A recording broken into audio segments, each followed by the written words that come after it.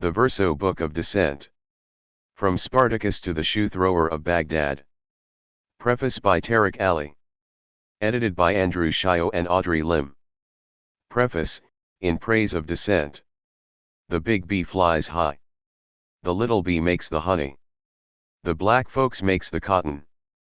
And the white folk gets the money. Lead belly.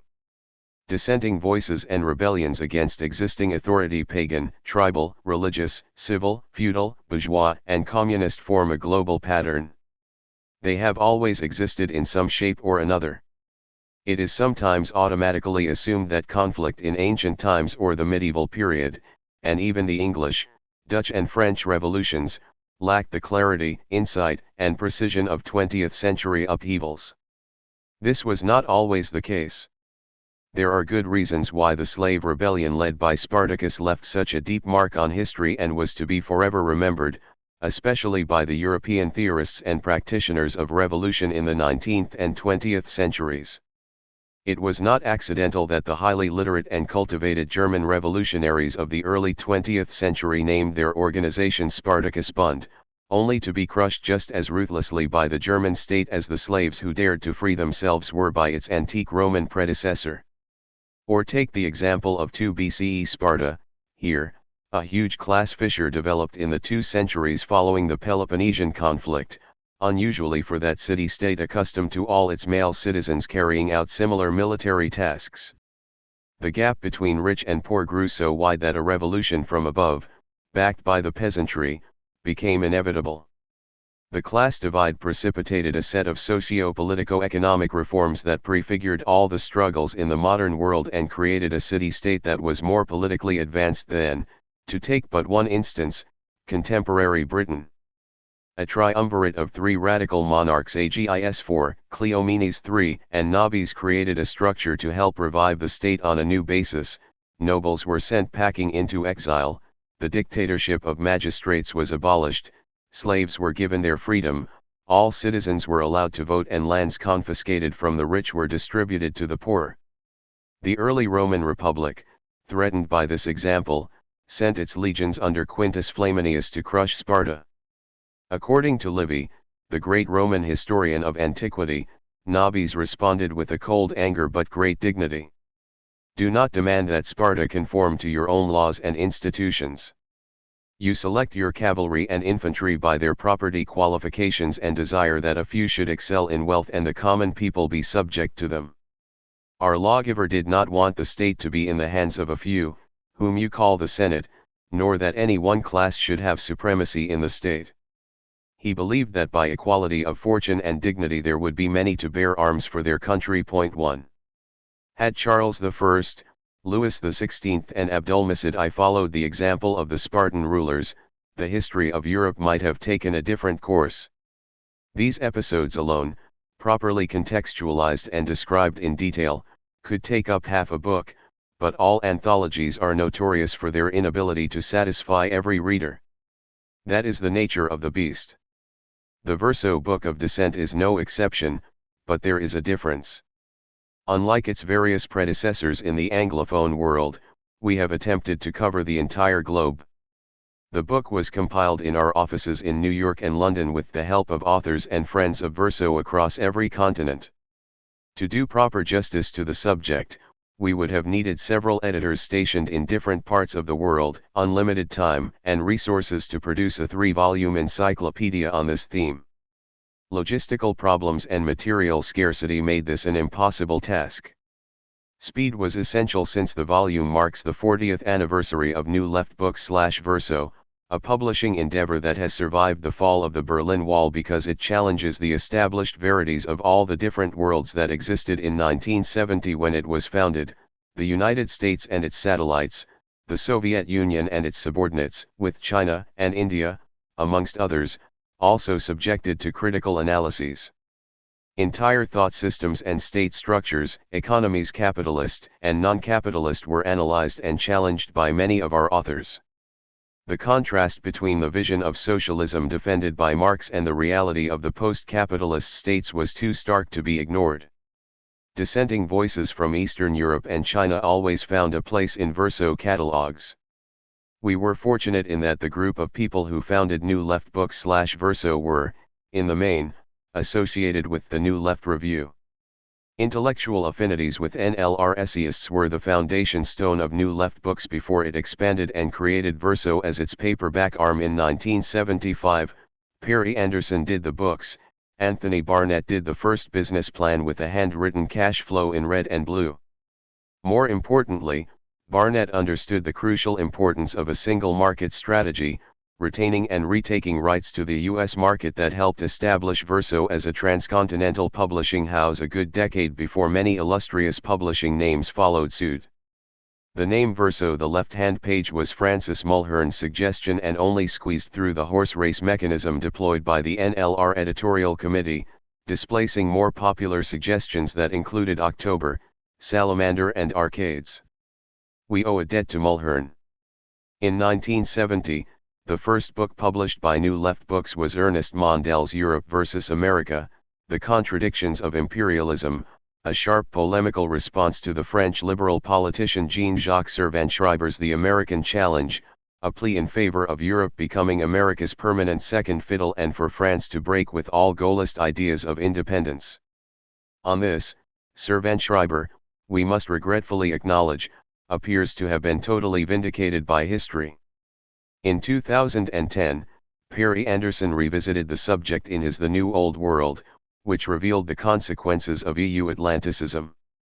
A deep crisis confronted the European elites, a growing democratic deficit at home, the adoption of the economically disastrous Wall Street system and the support for American wars and policies in the world, in many cases against the expressed desires of European citizens.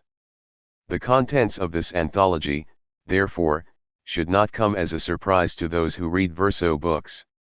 We have concentrated on dissenters and rebels who have attempted to move mountains, to improve, change, transform the world since the earliest times. There are, of course, forms of dissent within established structures whose aim is to strengthen the existing order by preventing obvious errors that might lead to the most extreme form of dissent, revolutions, from below. These we have avoided even though temptations were strong. Take for instance, a letter written, but not dispatched, by Emperor Joseph II of Austria to his flighty sister Marie Antoinette in her Versailles bunker, which is harsher in tone and far more insightful than the recent pseudo-feminist biographies of her that encourage gender sympathy while ignoring the larger picture. Joseph knew his sister rather better than her present-day fan club, and the letter is therefore worth quoting in some detail, a case of using the preface to cheat on the anthology.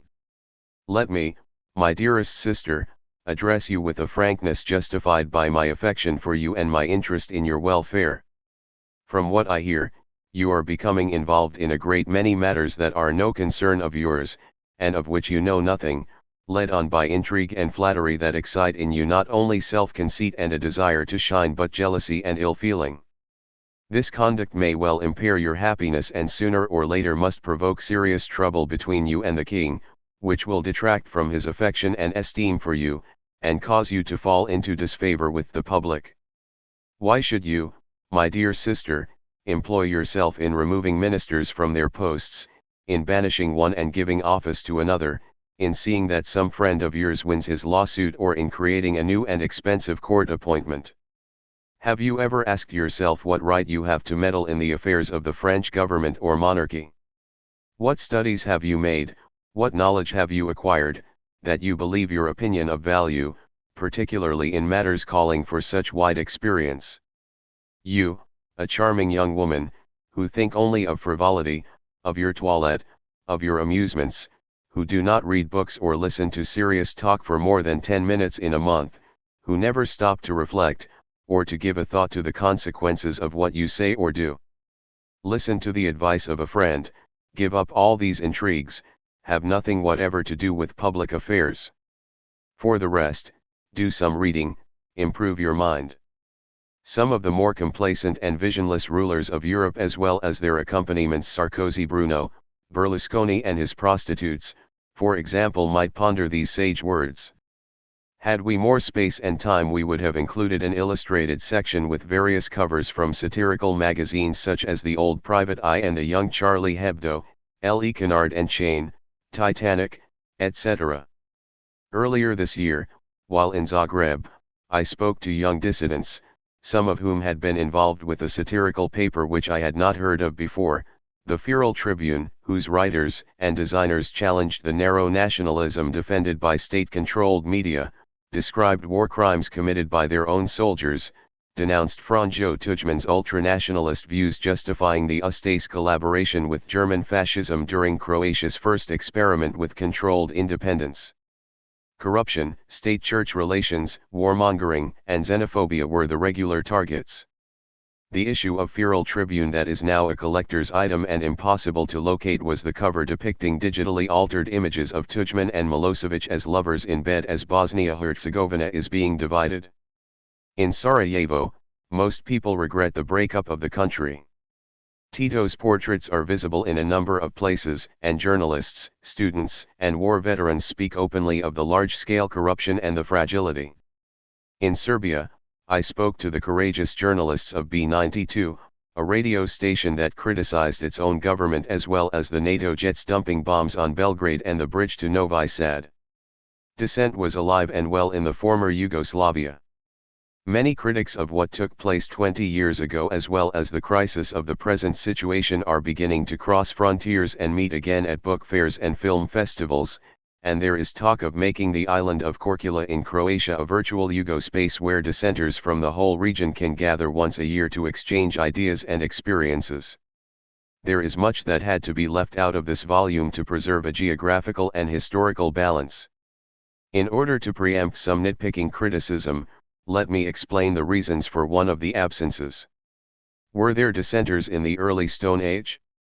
Despite the lack of any evidence, it's likely that primitive forms of dissent did exist, as they do in parts of the animal kingdom today. Disagreements before the emergence of language were expressed through gestures, still the case in Naples, Lahore, and elsewhere, as Sraffa pointed out to Wittgenstein in Cambridge after the latter claimed that all propositions have logical forms. Sraffa made a derogatory gesture in response and asked, "What is the logical form of this?" Or grunts, or in extreme cases, through violence, though probably far less frequently than in the agricultural civilizations that followed. Contrary to comic book clichés, there is nothing to suggest that early Stone Agers were either patriarchal or matriarchal. But since the emergence of a primitive alphabet was still several hundred centuries away and even cave art had not yet emerged, it was, regretfully, not possible to include a single dissenting voice or image from those times in this anthology. If a reader demonstrates our ignorance here, we will include the missing link in a subsequent edition. Andrew Hsiao and Audrey Lim, Verso, New York, have worked long and hard to prepare this volume, and to them and all those who helped, our thanks. Tariq Ali. August 2010. Underscore underscore underscore underscore underscore underscore underscore underscore underscore underscore underscore. One quoted in Perry Anderson, Passages from Antiquity to Feudalism, New Left Books, 1974. This work cannot be too strongly recommended for its Gibbonsian Marxist account of the rise and fall of the ancient empires of the European world. Acknowledgements. Let's begin with a quote. Did Malcolm X, or Alex Haley, with whose assistance his autobiography was written, thank the brothers who'd helped him in his life and work? Did Philip Roth thank Portnoy's mother? Did Emily Bronte thank her sisters? Of course not. Maybe in those psychologically naive days, authors weren't aware of how much the sometimes passive contributions of others helped them to pursue their dreams. Point 1. Malcolm X, who appears in this book, does not seem to us to have been naive, psychologically or otherwise. But perhaps he didn't have as much of a need to acknowledge others as we do, for the Verso Book of Dissent is truly the brainchild of many. This book is a testament to the community, global in scope, which Verso has built over its lifespan of 40 years. The book was born on a conference call and was nurtured by virtually everyone at Verso and many of our friends through each stage of its rapid growth. Tariq Ali shaped the book from its inception, and Jacob Stevens watched over it through final edits. Sebastian Budgen drew on his amazing knowledge of left theory and communism, Tom Penn helped with his precise view of English history, Tony Wood added expertise on Eastern Europe. Mark Martin, Tomer Schleim, and Rowan Wilson all made many contributions. Bob Bamra presided with calm over an impossible schedule. Our interns kept us afloat, Rahel Ama, Anwin Crawford with her trove of songs and poems, Pui Jeremiah, multilinguist, John Kwiatkowski, Josh Lamori, Marissa Salo, and Matt Turney with his diplomatic skills. Friends contributed essential insight and expertise, not only in areas where we knew we were lacking but also where we thought we were informed. Gilbert Ichkar's incisive understanding of the Middle Eastern left, Samar al-Bulashi's grasp of African radicalism, Benedict Anderson's sweeping and unparalleled knowledge of Southeast Asian history, Charles Anderson's sharp sense of bottom-up history in the Middle East, Matthew Brown's thorough understanding of Latin America in the 19th century. Paul Burrell's encyclopedic knowledge of the American left, which helped produce his, Mari Jo Burrells, and Dan Georgakis's Encyclopedia of the American Left, an indispensable resource, Mike Davis's Memory of What Has Been Forgotten, Adriana Diaz-Enciso's useful critique and respect for Latin American history, Neil Falker's vast knowledge of the British left, Bill Fletcher's insight into African social movements, Greg Grandin's broad view of imperialism in Latin America, Adam Hochschild's important recovery of African rebel voices, George Kachafikas's knowledge of global radicalism, especially Korean social movements, which will soon deliver a book on South Korea, Deliver Us from Evil, Navin Kishore's acumen about India, Hyenik Kwan's understanding of Korean history, Peter Kwang's judicious sense of Chinese radicalism, reform, and reaction, Francis Mulhern's keen judgments about European history, Todd Muller's devotion to America's hidden histories, Vijay Prashad's encouraging support of the project from its beginning and his astonishing erudition about global radical history, John Saul's critical and productive views on left movements in Africa, Lorna Scott Fox's insights on Latin American history, S. Shankar's knowledge and translations of Tamil writing, Christy Thornton's smart sense of Latin America, and Peter Zeinemann's precise and deep comprehension of Vietnamese history. Two more books deserve acknowledgement.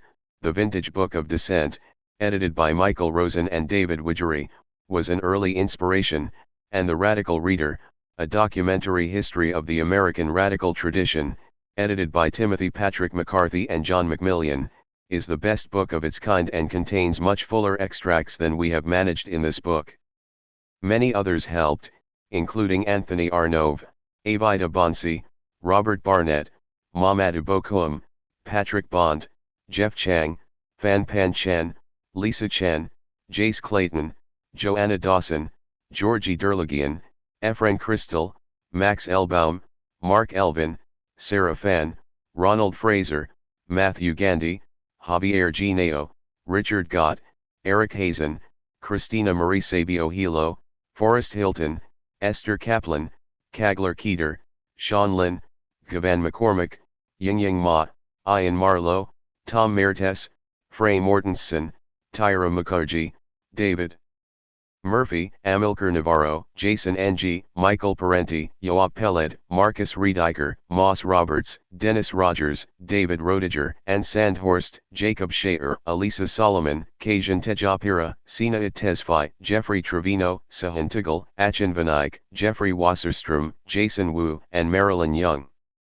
Two people deserve special mention.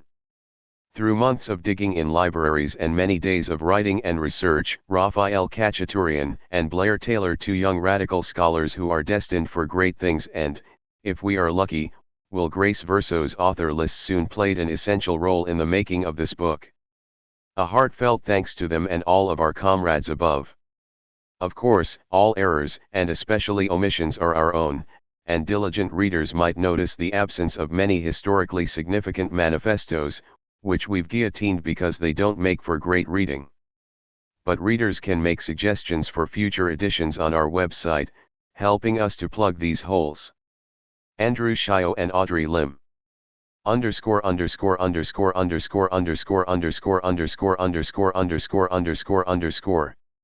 1 Sarah Nelson, So Many Books, So Little Time, Berkeley, 2004. From Spartacus to The Shoe Thrower of Baghdad. ca. 1800 BCE. Anonymous. The tale of the eloquent peasant. Your heart is greedy, it does not become you. You despoil, this is not praiseworthy for you.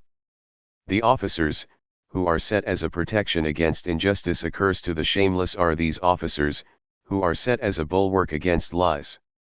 Fear of you has not deterred me from supplicating you, if you think so, you have not known my heart. The silent one, who turns to report to you his difficulties, is not afraid to present them to you. Do the truth for the sake of the Lord of truth. Does it then happen that the scales stand aslant? Or is it thinkable that the scales incline to one side? Behold, if I come not, if another comes, then you host opportunity to speak as one who answers, as one who addresses the silent, as one who responds to him who has not spoken to you. You have not fled, you have not departed. But you have not yet granted me any reply to this beautiful word which comes from the mouth of the Sun God himself. Speak the truth, do the truth, for it is great, it is mighty, it is everlasting. It will obtain for you merit, and will lead you to veneration. For does the scale stand aslant? It is their scale pans that bear the objects, and in just scales there is no wanting. The tale of the eloquent peasant tells of an Egyptian who was tricked into letting his donkey eat a noble's grain, after which the overseer of the noble's land took the donkey and beat the peasant. The peasant's subsequent appeals were so persuasive that his case was eventually brought to the pharaoh, who asked that his petition be put into writing. This is his petition. The pharaoh ordered the noble to transfer all of his property to the peasant's donkey was also returned. ca. 700 BCE. Hesiod. Works and days. For the gods keep hidden from men the means of life crops. Else you would easily do work enough in a day to supply you for a full year even without working, soon would you put away your rudder over the smoke, and the fields worked by ox and sturdy mule would run to waste. But Zeus in the anger of his heart hid it, because Prometheus the crafty deceived him, therefore he planned sorrow and mischief against men. He hid fire, but that the noble son of Iapetos stole again for men from Zeus the counselor in a hollow fennel stalk, so that Zeus who delights in thunder did not see it. But afterwards Zeus who gathers the clouds said to him in anger, Son of Iapetos, surpassing all in cunning, you are glad that you have outwitted me and stolen fire, a great plague to you yourself and to men that shall be. But I will give men as the price for fire an evil thing in which they may all be glad of heart while they embrace their own destruction. So said the father of men and gods, and laughed aloud. Hesiod's Works and Days is a didactic poem on the necessity of human labor. While Hesiod's early account of the Prometheus myth portrays him as a harmful figure for invoking Zeus's wrath, in modern times Prometheus has become a symbol of human ambition and defiance in the face of the gods. ca. 590 BCE. Sappho. Supreme sight on the black earth. Some say cavalry and others claim infantry or a fleet of long oars. Is the supreme sight on the black earth? I say it is. The one you love. And easily proved. Didn't Helen, who far surpassed all mortals in beauty, desert the best of men, her king, and sail off to Troy and forget her daughter and her dear parents? Merely Aphrodite's gaze made her readily bend, and led her far from her path. These tales remind me now of Anactoria, who isn't here. Yet I, for one, would rather see her warm supple step, and the sparkle in her face than watch all the chariots in Lydia and foot soldiers armored in glittering bronze. Sappho hailed from the Greek island of Lesbos. The lack of information about her life, coupled with the romantic and homoerotic subject matter of her surviving work, has led to much speculation about whether her poetry was autobiographical in nature. ca. 522 BCE. Herodotus. Otanes' speech. Then Otanes, whose proposal to give the Persians equality was defeated, spoke thus among them all, Fellow partisans, it is plain that one of us must be made king, whether by lot, or entrusted with the office by the choice of the Persians, or in some other way, but I shall not compete with you. I desire neither to rule nor to be ruled, but if I waive my claim to be king, I make this condition, that neither I nor any of my descendants shall be subject to any one of you. To these terms the 6 others agreed. Otanes took no part in the contest but stood aside, and to this day his house, and no other in Persia, remains free, and is ruled only so far as it is willing to be, so long as it does not transgress Persian law. Herodotus recounts Persian nobleman Otanes' speech during a debate between the Persian conspirators who overthrew the Magian usurper Gaumata. By asking neither to rule nor to be ruled, Otanes invokes the Greek idea of isonomia, roughly, equality under the law. Ca. 415 BCE. Thucydides. The Melian Dialogue. Melians, but we know that the fortune of war is sometimes more impartial than the disproportion of numbers might lead one to suppose. To submit is to give ourselves over to despair, while action still preserves for us a hope that we may stand erect. You may be sure that we are as well aware as you of the difficulty of contending against your power and fortune, unless the terms be equal. But we trust that the gods may grant us fortune as good as yours, since we are just men fighting against unjust. The 27-year-long conflict between Athens and Sparta documented by Thucydides drew in other Greek city-states. The people of Melos first wished to remain neutral but, facing a superior Athenian force and urged to surrender, they refused to yield and took up arms instead. Despite fighting bravely, the Melians finally succumbed, after which their men were put to death and their women and children enslaved. 399 BCE. Plato. The Apology of Socrates.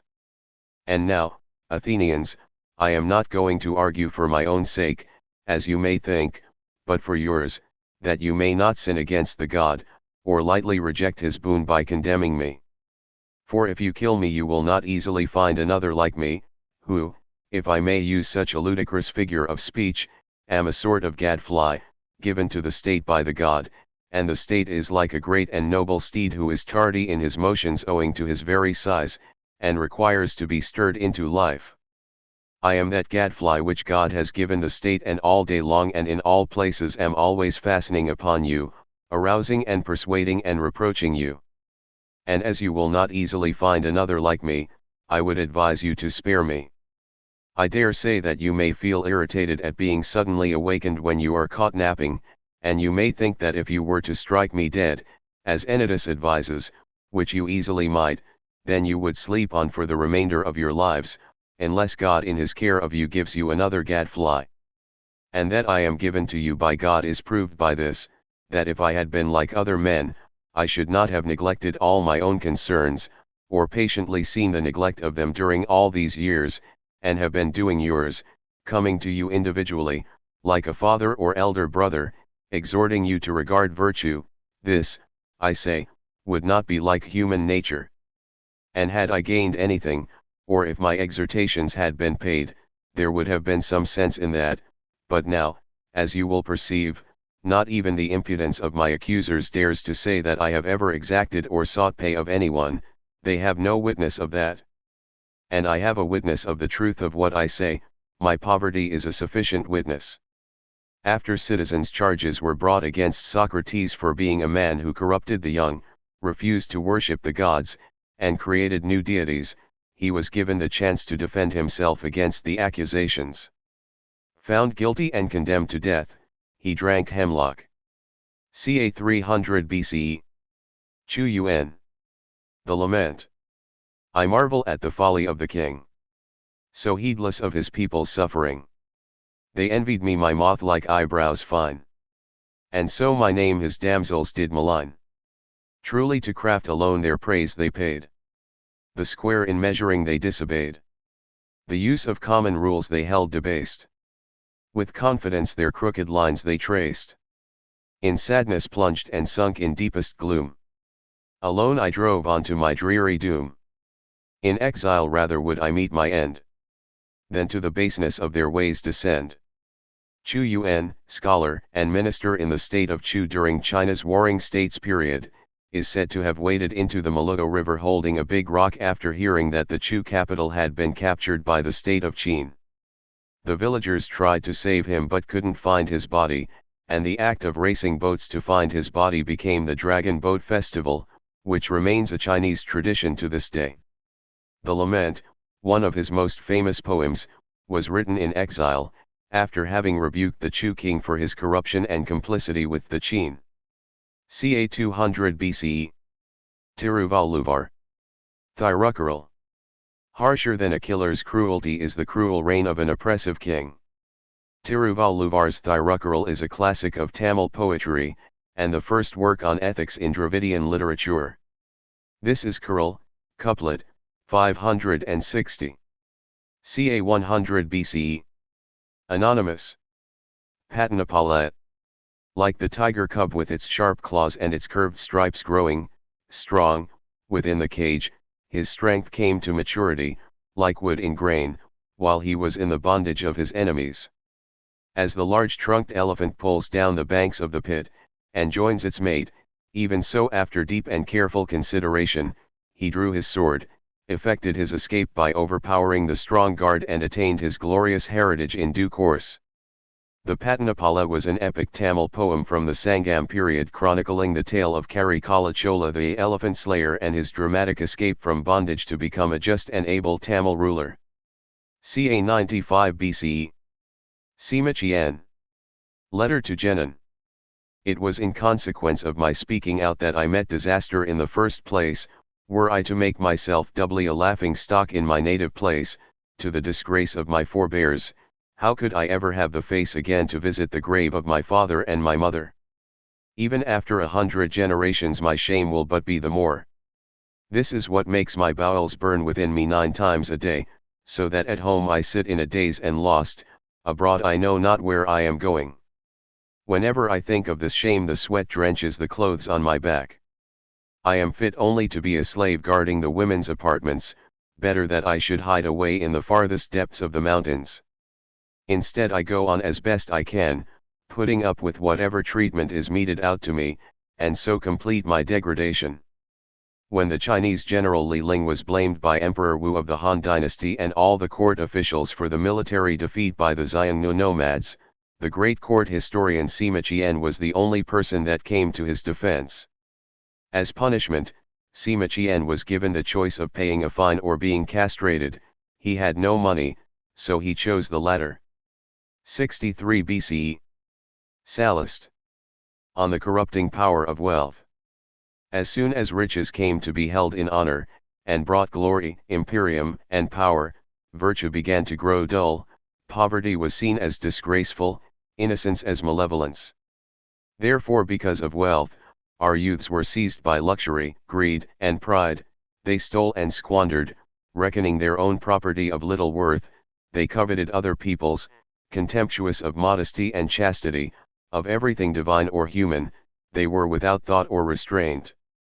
The politician and historian Sallust held that the defeat of Carthage, Rome's rival, led to a rapid decline in Roman morals. A supporter of Julius Caesar and opponent of Cicero, Sallust rose from plebeian origins to join the Roman Senate, where he sided with the popular against the aristocratic party. In retirement, he consistently portrayed a nation corrupted by wealth, yet as governor of North Africa he had bled the region dry. Ca 83 CE. Tacitus. Calgacus's speech. To us who dwell on the uttermost confines of the earth and of freedom, this remote sanctuary of Britain's glory has up to this time been a defense. Now, however, the farthest limits of Britain are thrown open, and the unknown always passes for the marvelous. But there are no tribes beyond us, nothing indeed but waves and rocks, and the yet more terrible Romans, from whose oppression escape is vainly sought by obedience and submission. Robbers of the world, having by their universal plunder exhausted the land, they rifle the deep. If the enemy be rich, they are rapacious; if he be poor, they lust for dominion. Neither the east nor the west has been able to satisfy them. Alone among men they covet with equal eagerness poverty and riches. To robbery, slaughter, plunder, they give the lying name of empire, they make a solitude and call it peace. According to the Roman historian Tacitus, Calgicus was a Caledonian chieftain who gave a rousing speech urging resistance against the encroaching Roman armies. Since there is little historical evidence about his existence, Calgicus could have been a literary creation of Tacitus. Ca 150. Spartacus. Slave uprising. At the same time Spartacus, a Thracian by birth, who had once served as a soldier with the Romans, but had since been a prisoner and sold for a gladiator, and was in the gladiatorial training school at Capua, persuaded about 70 of his comrades to strike for their own freedom rather than for the amusement of spectators. They overcame the guards and ran away, arming themselves with clubs and daggers that they took from people on the roads, and took refuge on Mount Vesuvius. There many fugitive slaves and even some freemen from the fields joined Spartacus, and he plundered the neighboring country, having for subordinate officers 2 gladiators named Oenomas and Crixus. As he divided the plunder impartially he soon had plenty of men. Varinius Glaber was first sent against him and afterwards Publius Valerius, not with regular armies, but with forces picked up in haste and at random, for the Romans did not consider this a war yet, but a raid, something like an attack of robbery. They attacked Spartacus and were beaten. Spartacus even captured the horse of Varinius, so narrowly did the very general of the Romans escape being captured by a gladiator. Appian, Appianus of Alexandria, the author of this excerpt, was a Roman historian of Greek background whose Roman history consists of 24 books. Spartacus's slave rebellion took place between 73 and 71 BCE, and is known as the Third Servile War. Roman forces eventually routed the slaves in southern Italy, and Spartacus is thought to have perished in battle. 300s. Basil of Caesarea. Which things are yours? Which things, tell me, are yours? Whence have you brought your goods into life? You are like one occupying a place in a theatre, who should prohibit others from entering, treating that as his own which was designed for the common use of all. Such are the rich. Because they preoccupy common goods, they take these goods as their own. If each one would take that which is sufficient for his needs, leaving what is superfluous to those in distress, no one would be rich, no one poor. The rich man is a thief. Basil of Caesarea was the bishop of Caesarea Mazzica in Cappadocia, Asia Minor, modern-day Turkey.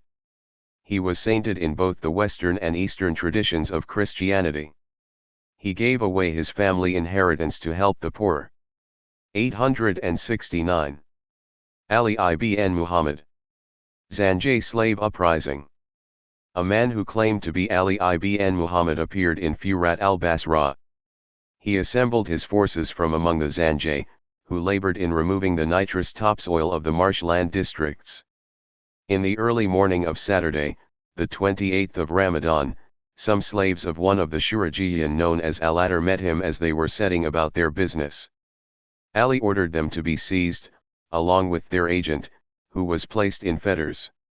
They numbered in all some 50 slaves. Ali next proceeded to a place where Al-Sana'i worked, and there around 500 slaves were seized, among them one known as Abu Hudayd. Their agent was likewise bound with fetters and taken along as well. Ali proceeded next to a place belonging to Al-Sarafi and captured there another 150 slaves. Ali continued to operate in this fashion all day until he had amassed a large number of the Shurajiyan slaves. Assembling them together, Ali rose and addressed them, raising their spirits by promising to lead and command them and to give them possession of property. He swore a solemn oath to them that he would neither deceive nor betray them and they would experience only kind treatment from him. Ali then summoned their masters and said to them, I wanted to behead you all for the way you have treated these slaves, with arrogance and coercion and, indeed, in ways that Allah has forbidden, driving them beyond endurance. But my companions have spoken to me about you, and now I have decided to set you free. Ali ordered their slaves to bring whips of palm branches and, while their masters and agents were prostrate on the ground, each one was given 500 lashes. He continued efforts to gather blacks to his camp right up to the time of the prayer breaking the fast of Ramadan. On the day of the celebration of the feast he summoned his followers to assemble for prayer. Ali said that he wanted to improve their condition, giving them slaves, money, and homes to possess for themselves, and that by them they could achieve the greatest things. In the 600s, and possibly even earlier, the Zanjay land of the Black, a term used by medieval Arab geographers to refer to Africans on the east coast, were being shipped as slaves to all the Arab countries bordering the Indian Ocean. From 869 to 883, a series of revolts took place in Basra, involving around 500,000 slaves. One of these revolts was led by Ali ibn Muhammad, who was captured and executed by the Abbasid dynasty in 881. This account is taken from the famous history of Ibn Jarir al-Tabari, available in English today in 39 volumes. Al-Tabari was a Persian historian who lived from 838 to 923. 900s. Kivavakai Aphorisms on Shiva. Suckled milk never returns to the udder. Churned butter never dissolves back into milk. The sound of the conch does not return to the broken shell, nor life to the broken body. The unfurled blossom, the fallen fruit do not reappear on the tree. And the dead are never, never, never reborn. Kivavakai is held by legend to have been a Tamil Brahmin who took a low-caste wife. Like other siddhas, yogis with supernatural powers, he argued against the institutionalization of religion, the efficacy of ritual, and the reality of caste. Ca 1000. Abu Allah al-Ma'ari. None to lead but reason. You've had your way a long, long time. You kings and tyrants. And still you work injustice hour by hour. What ails you that do not tread a path of glory? A man may take the field, although he love the bower. But some hope a divine leader with prophetic voice will rise amid the gazing silent ranks. An idle thought. There's none to lead but reason, to point the morning and the evening ways. Al-Ma'ari, a philosopher, poet, and writer born just outside Aleppo in what is now northern Syria, was a controversial figure of his time, a constant champion of reason against superstition, authority, and tradition.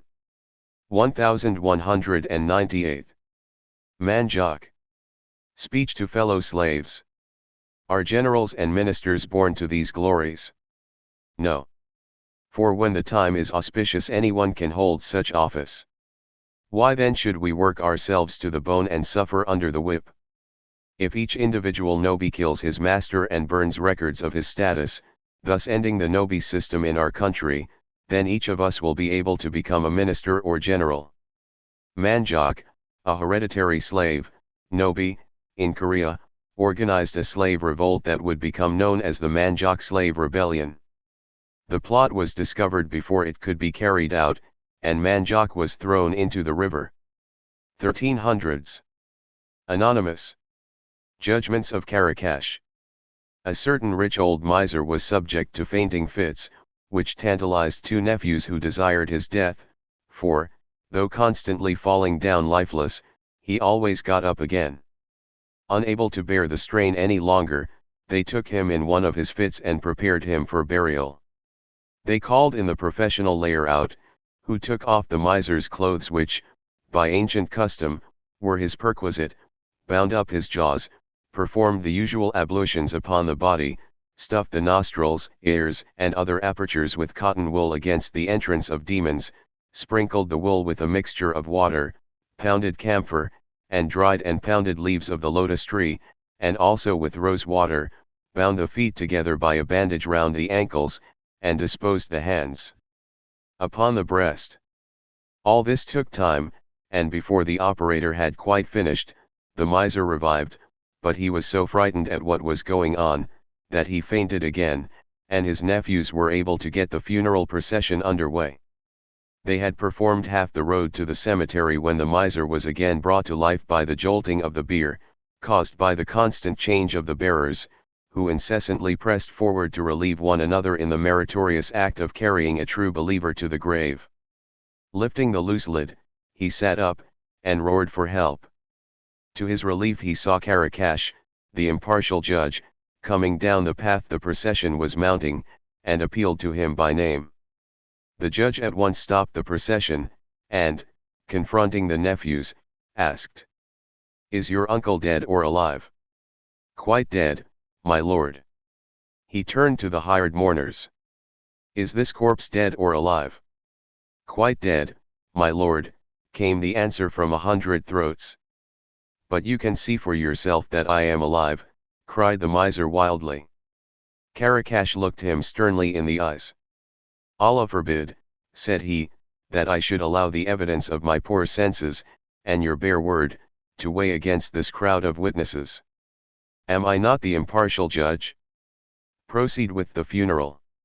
At this the old man once more fainted away, and in that state was peacefully buried. This is one of the judgments of Karakash, was a commonly used saying in Palestine through to the 1900s, meant to indicate that a decision or judgment was hopelessly absurd, despite having been arrived at on the basis of strict evidence. Karakash was a real judge. These are satirical indictments of the institution of law. 1381. John Ball. Sermon. When Adam delved and Eve span. Who was then the gentleman? Called the mad priest of Kent by the medieval chronicler Jean Froissart, John Ball was an English priest who took a prominent role in the Peasants' Revolt of 1381 by giving voice to the rebels' complaints through his speeches and sermons. When the revolt was crushed, Ball was ordered drawn and quartered by Richard II. 1400s. Pateri Kiriyar. Lamentations for True Knowledge. Oh, when will come the day when we shall live without caste distinctions? Pateri Kiriyar is said to have been a king who, after being converted to Siddhism, renounced his kingdom, became a mendicant, and composed the Lamentations for True Knowledge. 1400s. L. Eloy. The Elephant and the Grasshopper. Today it is a case of the grasshopper pitted against the elephant. But tomorrow the elephant will have its guts ripped out. From 1407 to 28, Vietnam was ruled by the Chinese Ming dynasty. After 10 years of rebellion led by the aristocrat L. Eloy, Vietnam achieved its independence again. This saying, later made famous to the rest of the world by Ho Chi Minh, who predicted victory over Vietnam's French colonialists with great confidence, is from Lee's victory speech. 1400s. Skanderbeg. Resistance to the Ottoman Empire. The bravest adventurers of France and Germany were allured by his fame and retained in his service. His standing militia consisted of 8,000 horse and 7,000 foot. The horses were small, the men were active, but he viewed with a discerning eye the difficulties and resources of the mountains, and, at the blaze of the beacons, the whole nation was distributed in the strongest posts. With such unequal arms, Skanderbeg resisted 23 years the powers of the Ottoman Empire, and two conquerors, Amurath II, and his greater son, were repeatedly baffled by a rebel whom they pursued with seeming contempt and implacable resentment. The Albanian prince may justly be praised as a firm and able champion of his national independence. Considered a national hero of Albania, Skanderbeg was initially an Ottoman officer. After rebelling against the empire in 1443, he waged a guerrilla war that managed to hold off annual Ottoman campaigns of conquest for 24 years. Skanderbeg fell ill and died in 1468. 10 years later, the Ottomans crushed the final Albanian resistance. 1450. Jack Cade. The Complaint of the Poor Commons of Kent. Item. They say that the Commons of England would first destroy the king's friends and afterward himself, and then bring the Duke of York to be king, so that by their false means and lies they may make him to hate and destroy his friends, and cherish his false traitors. They call themselves his friends, and if there were no more reason in the world to know, he may know they be not his friends by their covetousness. Item. They say that it were great reproof to the king to take again what he has given, so that they will not suffer him to have his own good, nor land, nor forfeiture, nor any other good, but they ask it from him, or else they take bribes of others to get it for him. Jack Cade was the nom de guerre of the anonymous leader of a popular revolt against King Henry VI. After organizing about 5,000 peasant rebels, Cade led the group through London, capturing and beheading the king's associates. After promising to fulfill the listed demands, of which a small extract is included here, the government set out to capture Cade, killing him in battle.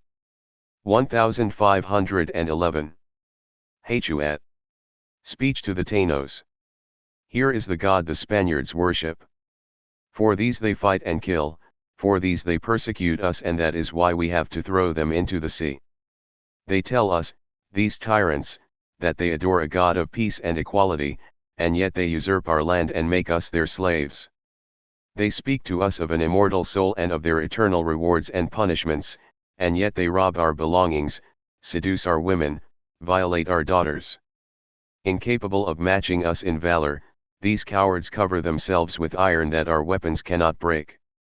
Hsiao, the legendary Taino chief who headed a native guerrilla resistance against Spanish colonists, led a siege against the Spanish fort at Baracoa, Cuba, pinning the Spanish in the fort for months.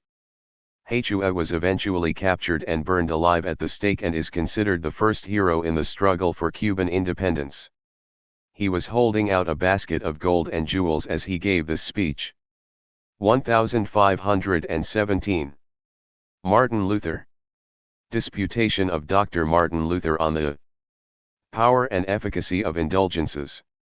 28. It is certain that when the penny jingles into the money box, gain and avarice can be increased, but the result of the intercession of the Church is in the power of God alone.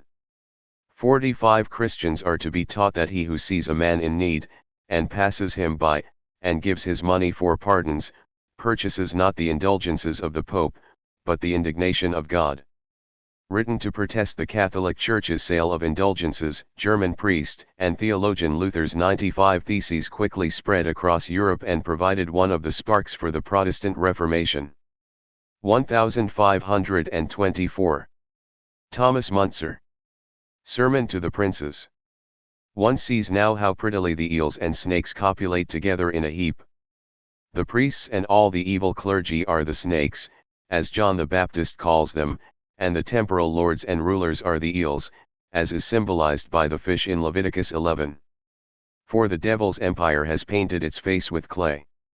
Oh, you beloved lords, how well the Lord will smash down the old pots of clay ecclesiastical authorities with his rod of iron. Therefore, you most true and beloved regents, learn your knowledge directly from the mouth of God, and do not let yourselves be seduced by your flattering priests and restrained by false patience and indulgence. For the stone Christ's Spirit torn from the mountain without human touch has become great. The poor laity and the peasants see it much more clearly than you do. Now, should you want to be true rulers, then you must begin government at the roots, as Christ commanded. Drive his enemies away from the elect, for that is your appointed task. Beloved ones, do not offer us any stale posturing about how the power of God should do it without your application of the sword. Otherwise, may the sword rust away in its scabbard on you. May God grant this. A German theologian who became a leader in the Peasants' War of 1524–26, Muntzer's radicalism superseded Martin Luther's. In his Sermon to the Princes, said to have been delivered to Duke John of Saxony, he presented himself as a visionary capable of seeing the eventual kingdom of God on earth. Captured during the following year, Muntzer confessed under torture that he believed omnia sunt communia, all things are in common. 1532. François Rabelais. Pantagruel. I want to tell you how Panurge treated his prisoner the king anarch. Oh, any day he dressed up his said king in a fine little linen doublet, all slashed like an Albion's cap, and nice sailor's breeches, without shoes, for, he said, they would spoil his vision, and a little blue cap with one big capon's feather. I'm wrong, I think he had two, and a handsome blue and green belt, saying that this livery served him well, seeing that he had been perverse upon on the French words for blue and green. In this state he brought him before Pantagruel and said to him, Do you recognize this clown?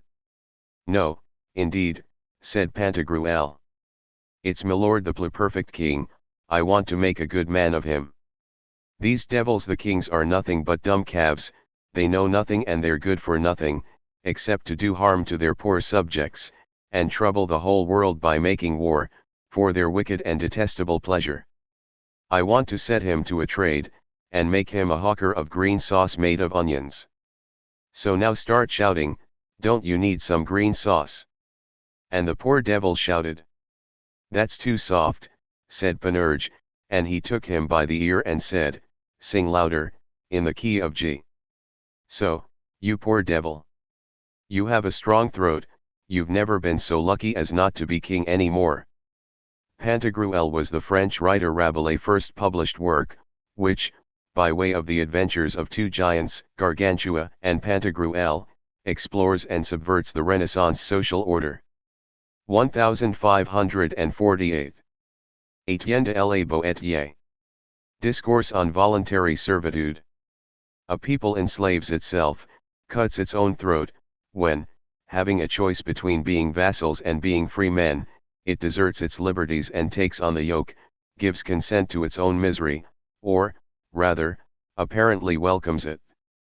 If it cost the people anything to recover its freedom, I should not urge action to this end, although there is nothing a human should hold more dear than the restoration of his own natural right, to change himself from a beast of burden back to a man, so to speak. I do not demand of him so much boldness, let him prefer the doubtful security of living wretchedly to the uncertain hope of living as he pleases. He who thus domineers over you has only 2 eyes, only 2 hands, only 1 body, no more than is possessed by the least man among the infinite numbers dwelling in your cities. He has indeed nothing more than the power that you confer upon him to destroy you. Where has he acquired enough eyes to spy upon you, if you do not provide them yourselves? How can he have so many arms to beat you with, if he does not borrow them from you? The feet that trample down your cities, where does he get them if they are not your own? How does he have any power over you except through you? How would he dare assail you if he had no cooperation from you? What could he do to you if you yourselves did not connive with the thief who plunders you, if you were not accomplices of the murderer who kills you, if you were not traitors to yourselves? From all these indignities, such as the very beasts of the field would not endure, you can deliver yourselves if you try, not by taking action, but merely by willing to be free. Resolve to serve no more, and you are at once freed. I do not ask that you place hands upon the tyrant to topple him over, but simply that you support him no longer, then you will behold him, like a great colossus whose pedestal has been pulled away, fall of his own weight and break in pieces. A French poet, political philosopher, and judge, Étienne de la Boétie wrote the Discourse on Voluntary Servitude when he was just 22 years old. La Boétie's argument that the exercise of power requires the cooperation of the governed provides a foundation for civil disobedience and nonviolent resistance. 1579. Stephen Junius Brutus. A Defense of Liberty Against Tyrants. Briefly, for so much as none were ever born with crowns on their heads and scepters in their hands, and that no man can be a king by himself nor reign without people, whereas on the contrary, the people might subsist of themselves, and were long before they had any kings, it must of necessity follow that kings were at the first constituted by the people. If, therefore, any offer either by fraud or force to violate this law, we are all bound to resist him, because he wrongs that society to which we owe all that we have, and would ruin our country, to the preservation whereof all men by nature, by law, and by solemn oath, are strictly obliged. The meanest private man may resist and lawfully oppose such an intruding tyrant. Stephen Junius Brutus was a pseudonym for a French writer widely thought to have been Hubert Languet. Languet belonged to a loose group of Huguenot diplomats and philosophers today referred to as the monarchomics, meaning those who fight against monarchs. They argued for the legitimacy of tyrannicide in cases where the implicit agreement between the sovereign ruler and the people had been violated. 1613. Fakhr al-Din II. Message to the people.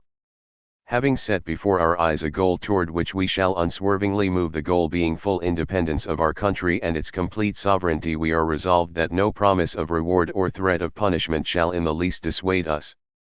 Fakhr al-Din was a Druze ruler in Mount Lebanon, where he fought to unite the families to fight for independence from the Ottoman Empire. In 1613 the empire moved against al-Din with 50,000 troops and a 60-galley fleet. He escaped and wrote this message. In 1635 he was executed along with 3 of his children, and today is considered one of Lebanon's first freedom fighters. 1615. Quamen Poma de Ayala. Letter to King Philip III of Spain. Your Majesty, in your great goodness you have always charged your viceroys and prelates, when they came to Peru, to look after our Indians and show favor to them, but once they disembark from their ships and set foot on land, they forget your commands and turn against us. Our ancient idolatry and heresy was due only to our ignorance of the true path. Our Indians, who may have been barbarous but were still good creatures, wept for their idols when these were broken up at the time of the conquest. But it is the Christians who still adore property, gold, and silver as their idols. Quamen Poma de Ayala was a Quechua Peruvian noble who sent an illustrated 1189-page letter to King Philip III of Spain, criticizing Spanish colonialism and advocating self-rule by Indians. Never read by its intended recipient, the letter was essentially forgotten until unearthed in 1908 in a Danish archive.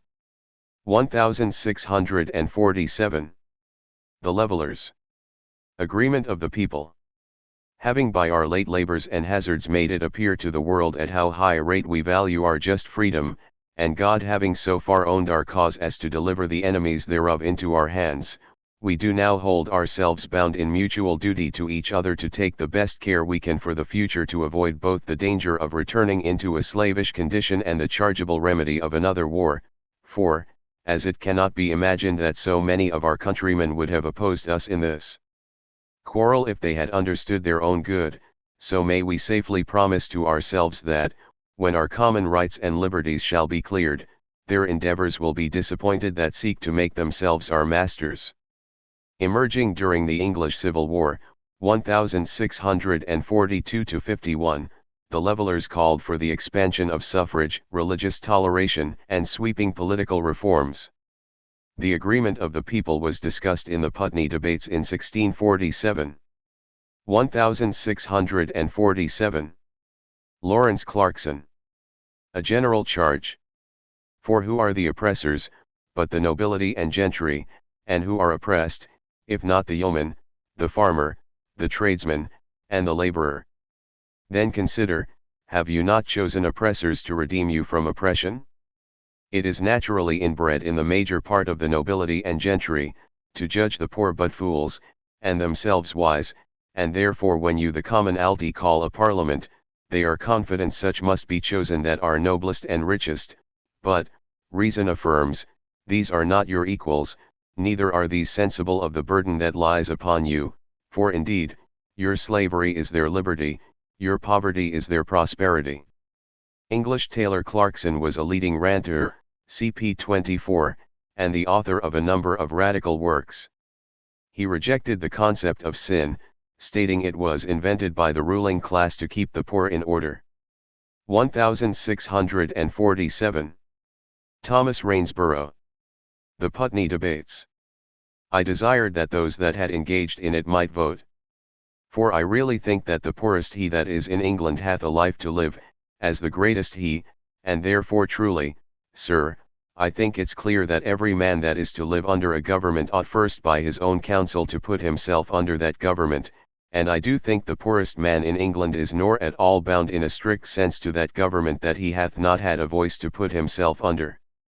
I do not find anything in the law of God, that a lord shall choose 20 burgesses, and a gentleman but 2, or a poor man choose 1. I found no such things in the law of nature, nor in the law of nations. But I do find that all Englishmen must be subject to English laws, and I do verily believe that there is no man but will say that the foundation of all law lies in. Colonel Rainsborough was the highest-ranking supporter of the Levelers in the New Model Army during the English Revolution, and argued for universal male suffrage at the Putney debates. 1649. Gerard Winstanley. Declaration from the Poor Oppressed People of England. We are resolved to be cheated no longer, nor be held under the slavish fear of you no longer, seeing the earth was made for us, as well as for you. And if the common land belongs to us who are the poor oppressed, surely the woods that grow upon the commons belong to us likewise, therefore we are resolved to try the uttermost in the light of reason, to know whether we shall be free men, or slaves.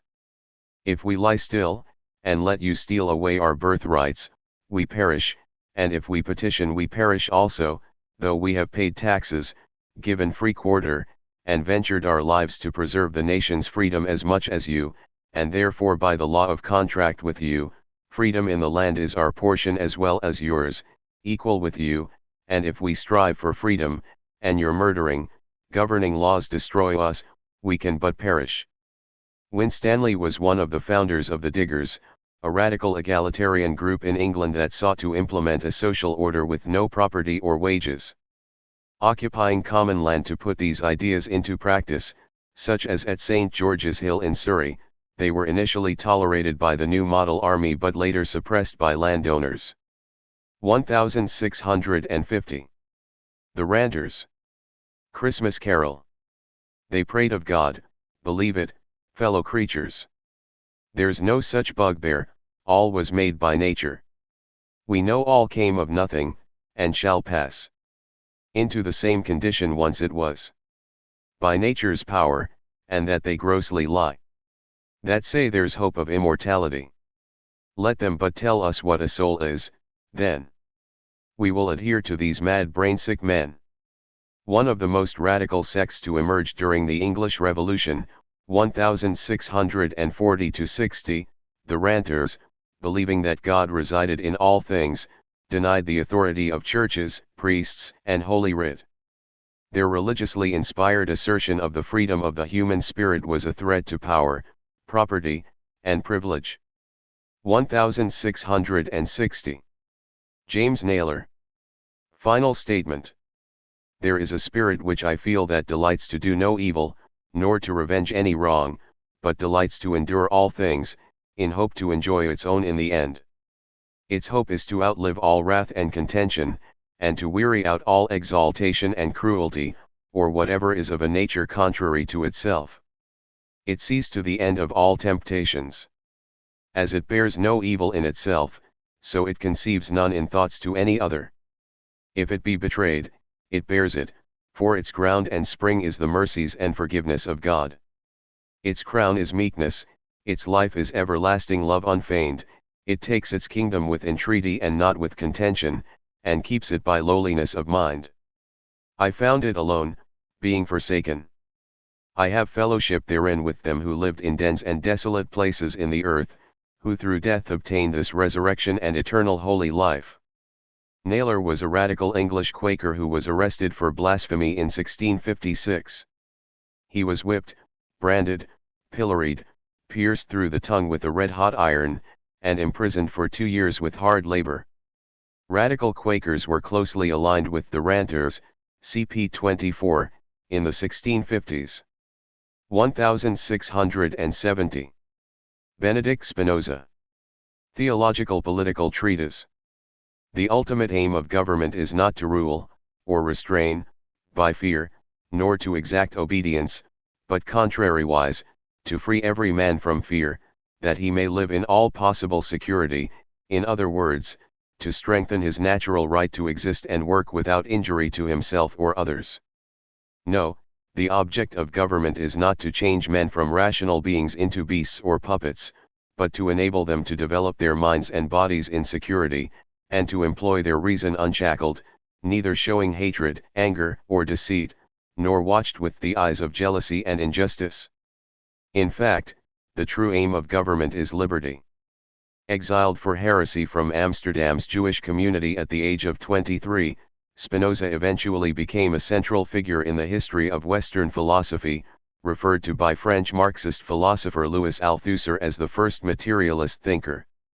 His theological political treatise is an early defense of secular government and a criticism of religious intolerance and superstition. 1674. John Milton. Paradise Lost. The mind is its own place, and in itself can make a heaven of hell, a hell of heaven. What matter where, if I be still the same? And what I should be, all but less than he, whom thunder hath made greater. Here at least we shall be free, Almighty hath not built. Here for his envy, will not drive us hence. Here we may reign secure, and in my choice. To reign is worth ambition though in hell. Better to reign in hell, than serve in heaven. But wherefore let we then our faithful friends, associates and co-partners of our loss, lie thus astonished on oblivious pool, and call them not to share with us their part in this unhappy mansion, or once more, with rallied arms to try what may be yet regained in heaven, or what more lost in hell. Telling the biblical story of humankind's expulsion from the Garden of Eden, Milton's aim in Paradise Lost was to justify the ways of God to men. The excerpt above is spoken by the fallen angel Lucifer upon his exile from heaven, as he plots his revenge against God. 1677. Andrew Marvell. An account of the growth of Popery and arbitrary government in England. Popery is such a thing as cannot, but for want of a word to express it, be called a religion, nor is it to be mentioned with that civility which is otherwise decent to be used in speaking about the differences of human opinion about divine matters. There has now for divers years a design been carried on, to change the lawful government of England into an absolute tyranny, and to convert the established Protestant religion into downright popery. An English poet and parliamentarian during the tumultuous years of the Anglo-Dutch Wars, Marvell wrote numerous tracts against the corruption of the English court, criticizing censorship and defending the individual rights of Puritan dissenters. An account of the growth of popery is his last known work. 1681. Juana Inés de la Cruz. Reply to Sor Filotea. If my crime lies in the letter worthy of Athena, was that anything more than a simple report of my opinion, with all the indulgences granted me by our Holy Mother Church? For if she, with her most holy authority, does not forbid my writing, why must others forbid it? Is it bold of me to oppose Vieira, yet not so for that reverend father to oppose the three holy fathers of the Church? Is my mind, such as it is, less free than his, though it derives from the same source? Is his opinion to be taken as one of the principles of the Holy Faith made manifest, that we must believe it blindly? Mexican writer, scholar, and poet of the Baroque school, Sor. Sister Juana, a 1600s nun of the Order of Saint Jerome, defended the right of women to study. As a result, she was often censured by her church superiors and finally forbidden from studying.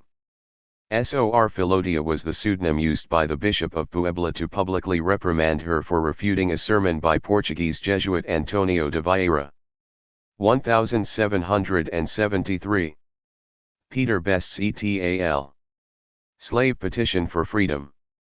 Sir, the efforts made by the legislative of this province in their last sessions to free themselves from slavery, gave us, who are in that deplorable state, a high degree of satisfaction.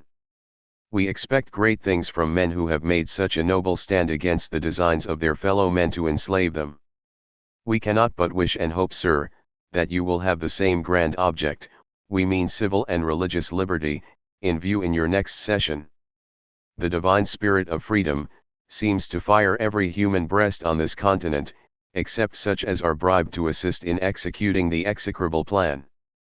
This letter, signed by African-American slaves Peter Bests, Sambo Freeman, Felix Holbrook, and Chester Joie in behalf of our fellow slaves in this province, and by order of their committee, was submitted to the provincial legislature in Massachusetts on April 20, 1773. 1775. Patrick Henry. Speech at the Second Virginia Convention. They tell us, sir, that we are weak, unable to cope with so formidable an adversary. But when shall we be stronger? Will it be the next week, or the next year? Will it be when we are totally disarmed, and when a British guard shall be stationed in every house? Shall we gather strength by irresolution and inaction? Shall we acquire the means of effectual resistance, by lying supinely on our backs, and hugging the delusive phantom of hope, until our enemies shall have bound us hand and foot?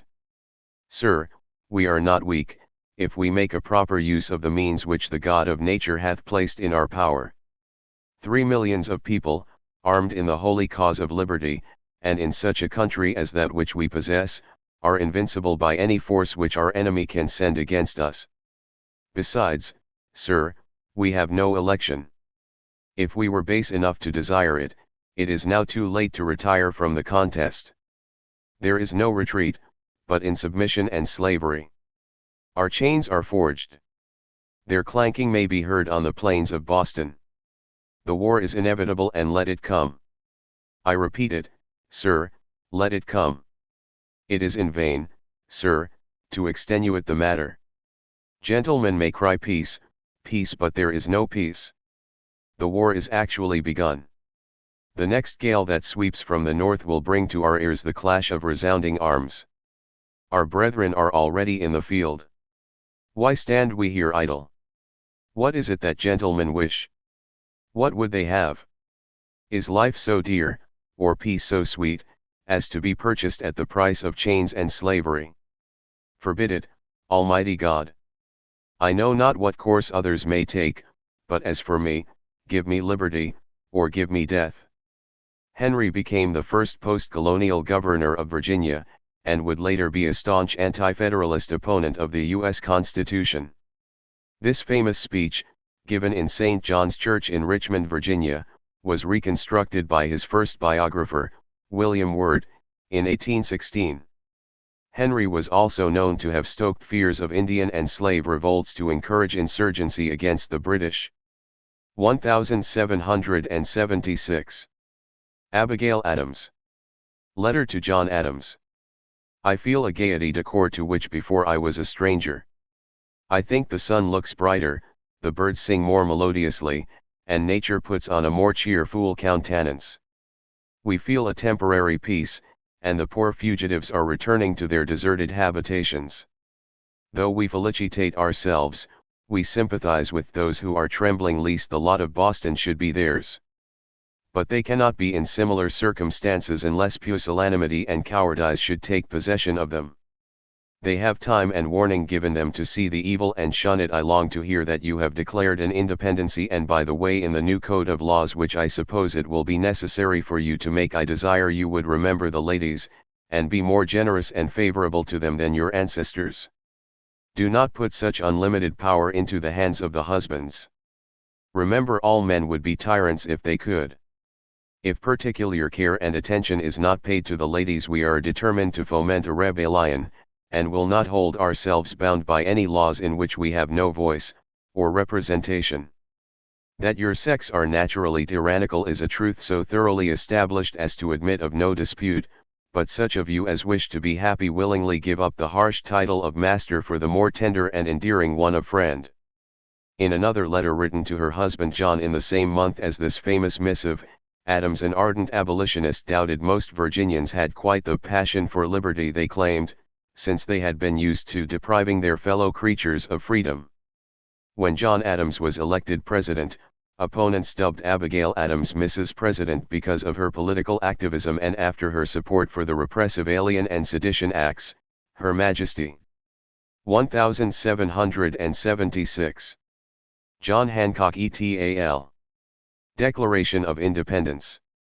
We hold these truths to be self-evident, that all men are created equal, that they are endowed by their Creator with certain unalienable rights, that among these are life, liberty, and the pursuit of happiness, that to secure these rights, governments are instituted among men, deriving their just powers from the consent of the governed, that whenever any form of government becomes destructive of these ends, it is the right of the people to alter or to abolish it, and to institute new government.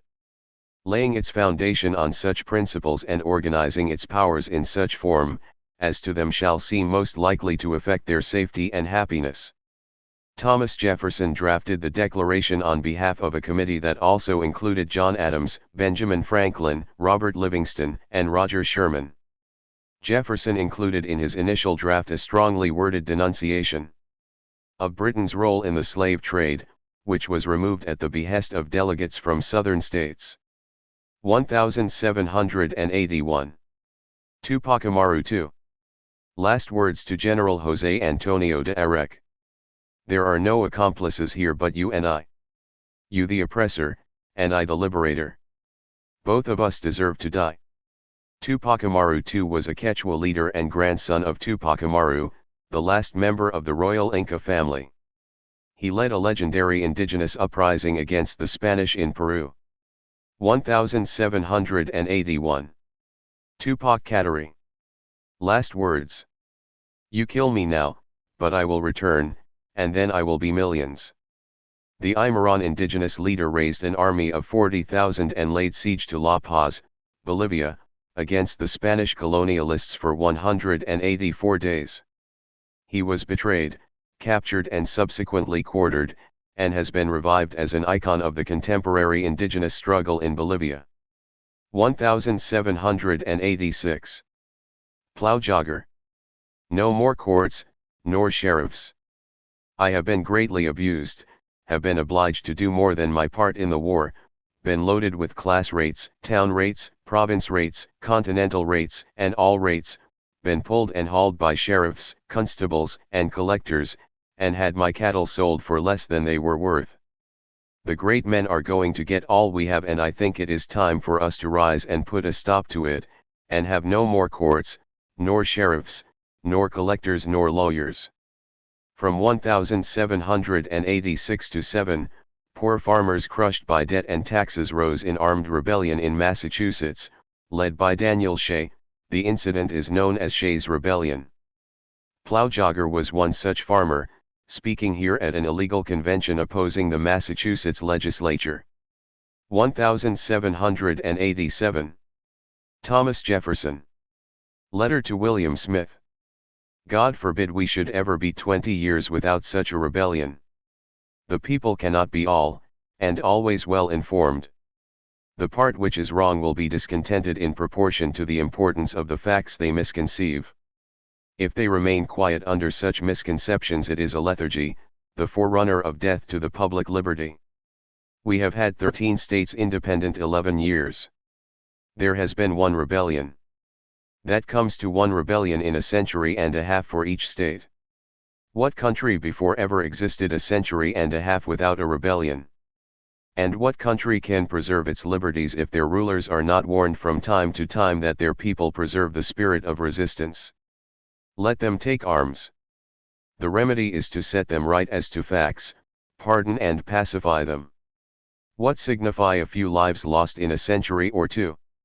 The tree of liberty must be refreshed from time to time with the blood of patriots and tyrants. It is its natural manure.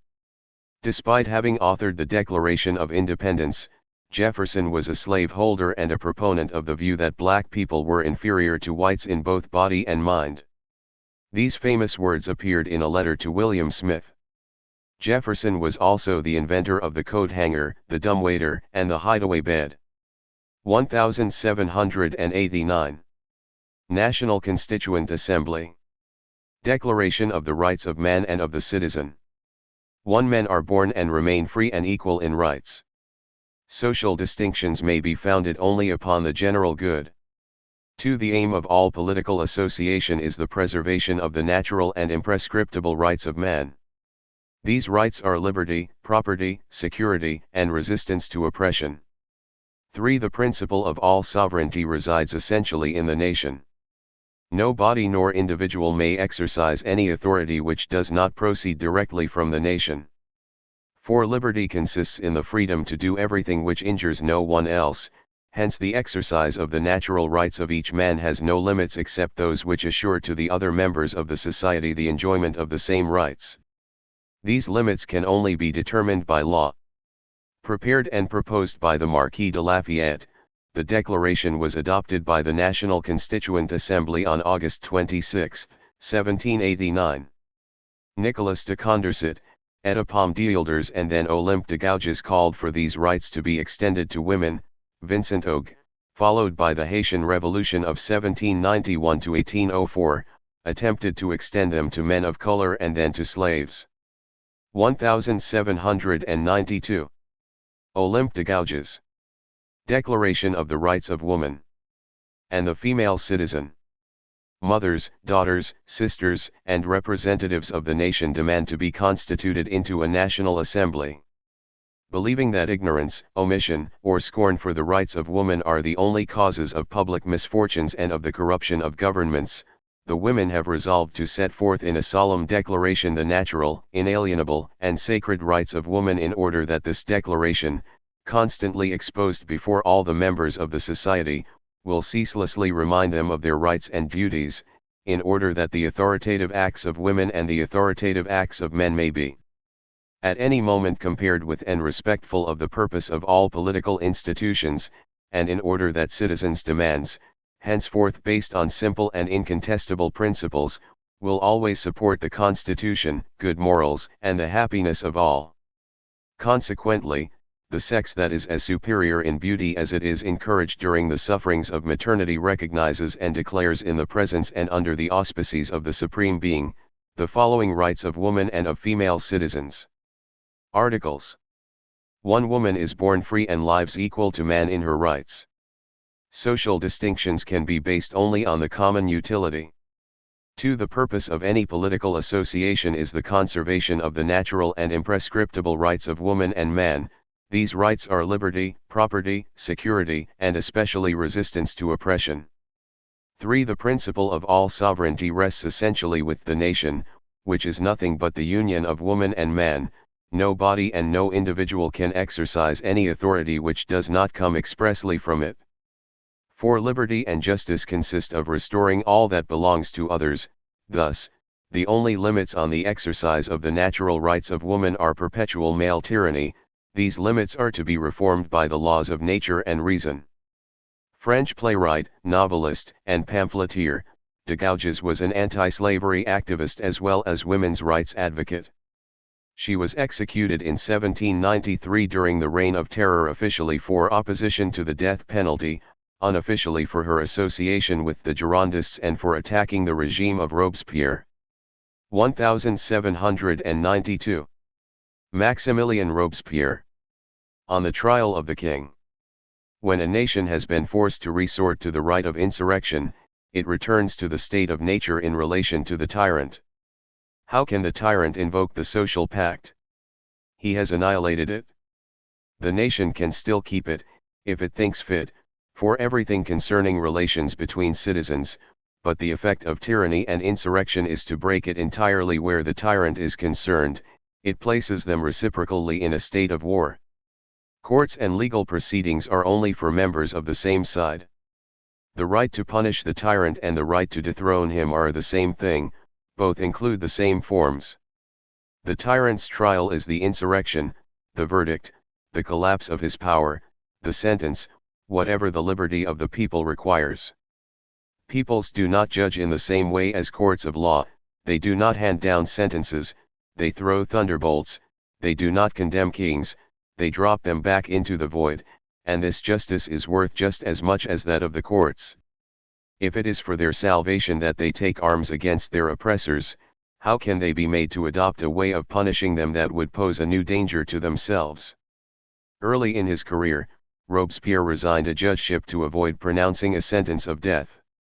Soon after giving this speech in December 1792, he became a driving force of the Reign of Terror. He met the guillotine in 1794. 1793. Thomas Paine. The Age of Reason, Part I.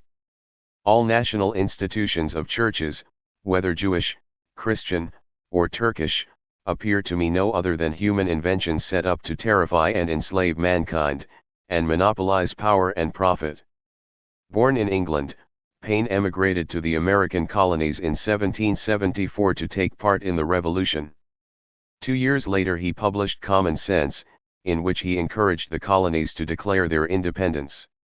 A participant in the French Revolution too, he nevertheless argued against the execution of Louis XVI as a member of the French National Convention, drawing the distrust of Robespierre and his followers. Jailed in Paris, Paine wrote the first part of The Age of Reason while awaiting execution, which he only narrowly escaped. 1794. Louis Antoine de Saint-Just. Speech to the National Convention. Dare. This word contains all the politics of our revolution.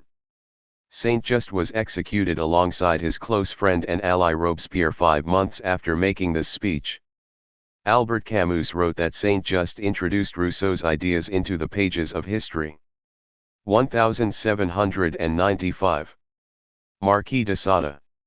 Philosophy in the bedroom. No act of possession can be exercised on a free being.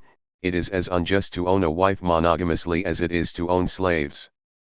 All men are born free, all are equal before the law. We must never lose sight of these principles. Hence, no sex is granted the legitimate right to seize the other sex exclusively, and never can any sex or any class possess the other arbitrarily. Donation Alphonse François, Marquis de Sade, lived as a libertine but drafted his first works in prison. After a series of scandals led his mother-in-law to secure his arrest. In this speech by the fictional libertine Dalmance, French Republicans are urged to overturn existing religions, laws, and morals, in favor of liberty and equality. Philosophy in the Bedroom was published anonymously during a single decade of freedom, before Sade was committed to the asylum where he died at age 74.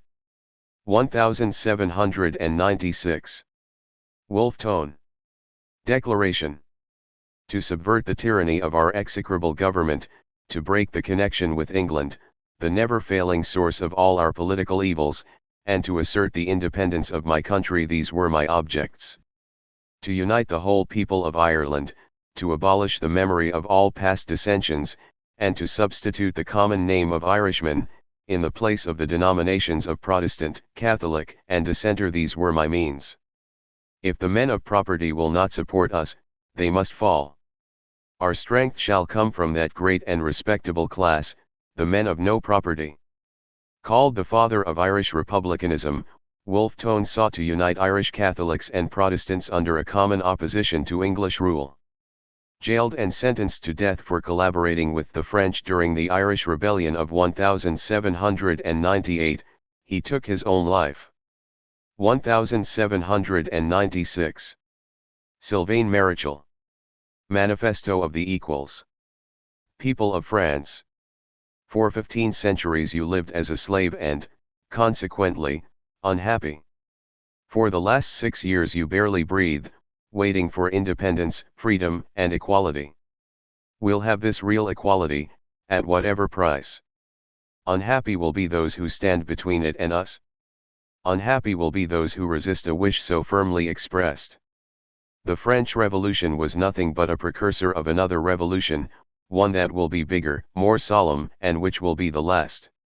The people marched over the bodies of kings and priests who were in league against it. It will do the same to the new tyrants, the new political Tartuffe seated in the place of the old. What do we need besides equality of rights?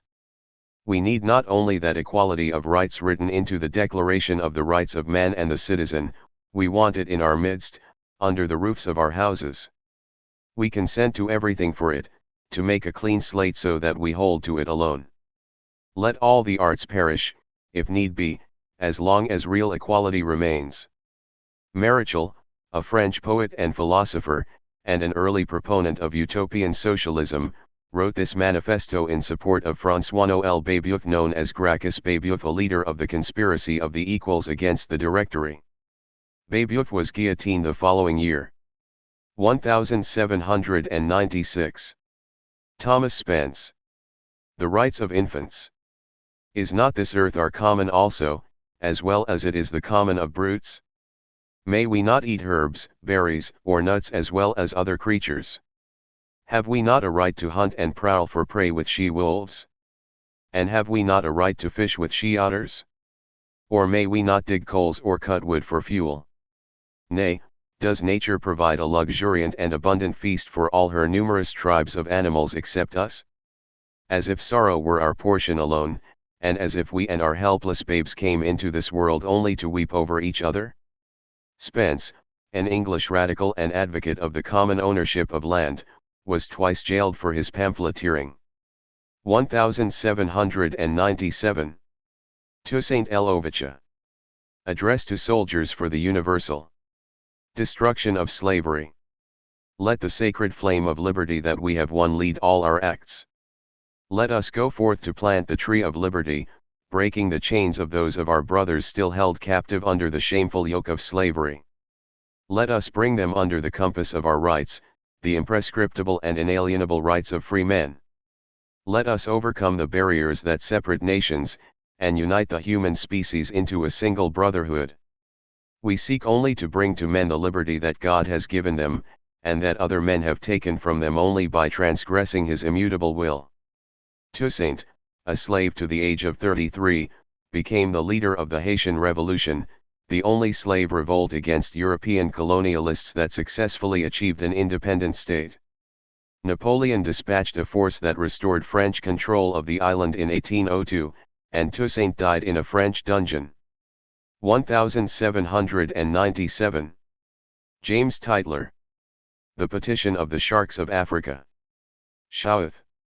That your petitioners are a numerous body, and at present in a very flourishing situation, owing chiefly to the constant visitation of the shipping of your island. That by hovering round these floating dungeons, your petitioners are supplied with large quantities of their most favorite food, human flesh. That your petitioners are sustained, not only by the carcasses of those who have fallen by distempers, but are frequently gratified with rich repasts from the bodies of living Negroes who voluntarily plunge into the abodes of your petitioners, preferring instant destruction by their jaws, to the imaginary horrors of a lingering slavery. That among the enormous breakers and surfs which roll on the shores of your petitioners, numbers of English boats are destroyed, the crews of which usually fall to their lot, and afford them many a delicious meal, but, above all, that large vessels crowded with Negroes, are sometimes dashed on the rocks and shoals which abound in the regions of your petitioners, whereby hundreds of human beings, both black and white, are at once precipitated into their element, where the gnawing of human flesh and the crashing of bones, afford to your petitioners the highest gratification which their natures are capable of enjoying. Thus benefited, as your petitioners are, by this widely extended traffic, a traffic which has never before been molested, it is with the utmost indignation they hear that there are in Britain men, who under the specious plea of humanity, are endeavoring to accomplish its abolition. But your petitioners trust that this attempt at innovation, this flourishing of the trumpet of liberty, by which more is meant than meets the ear, will be effectually frustrated.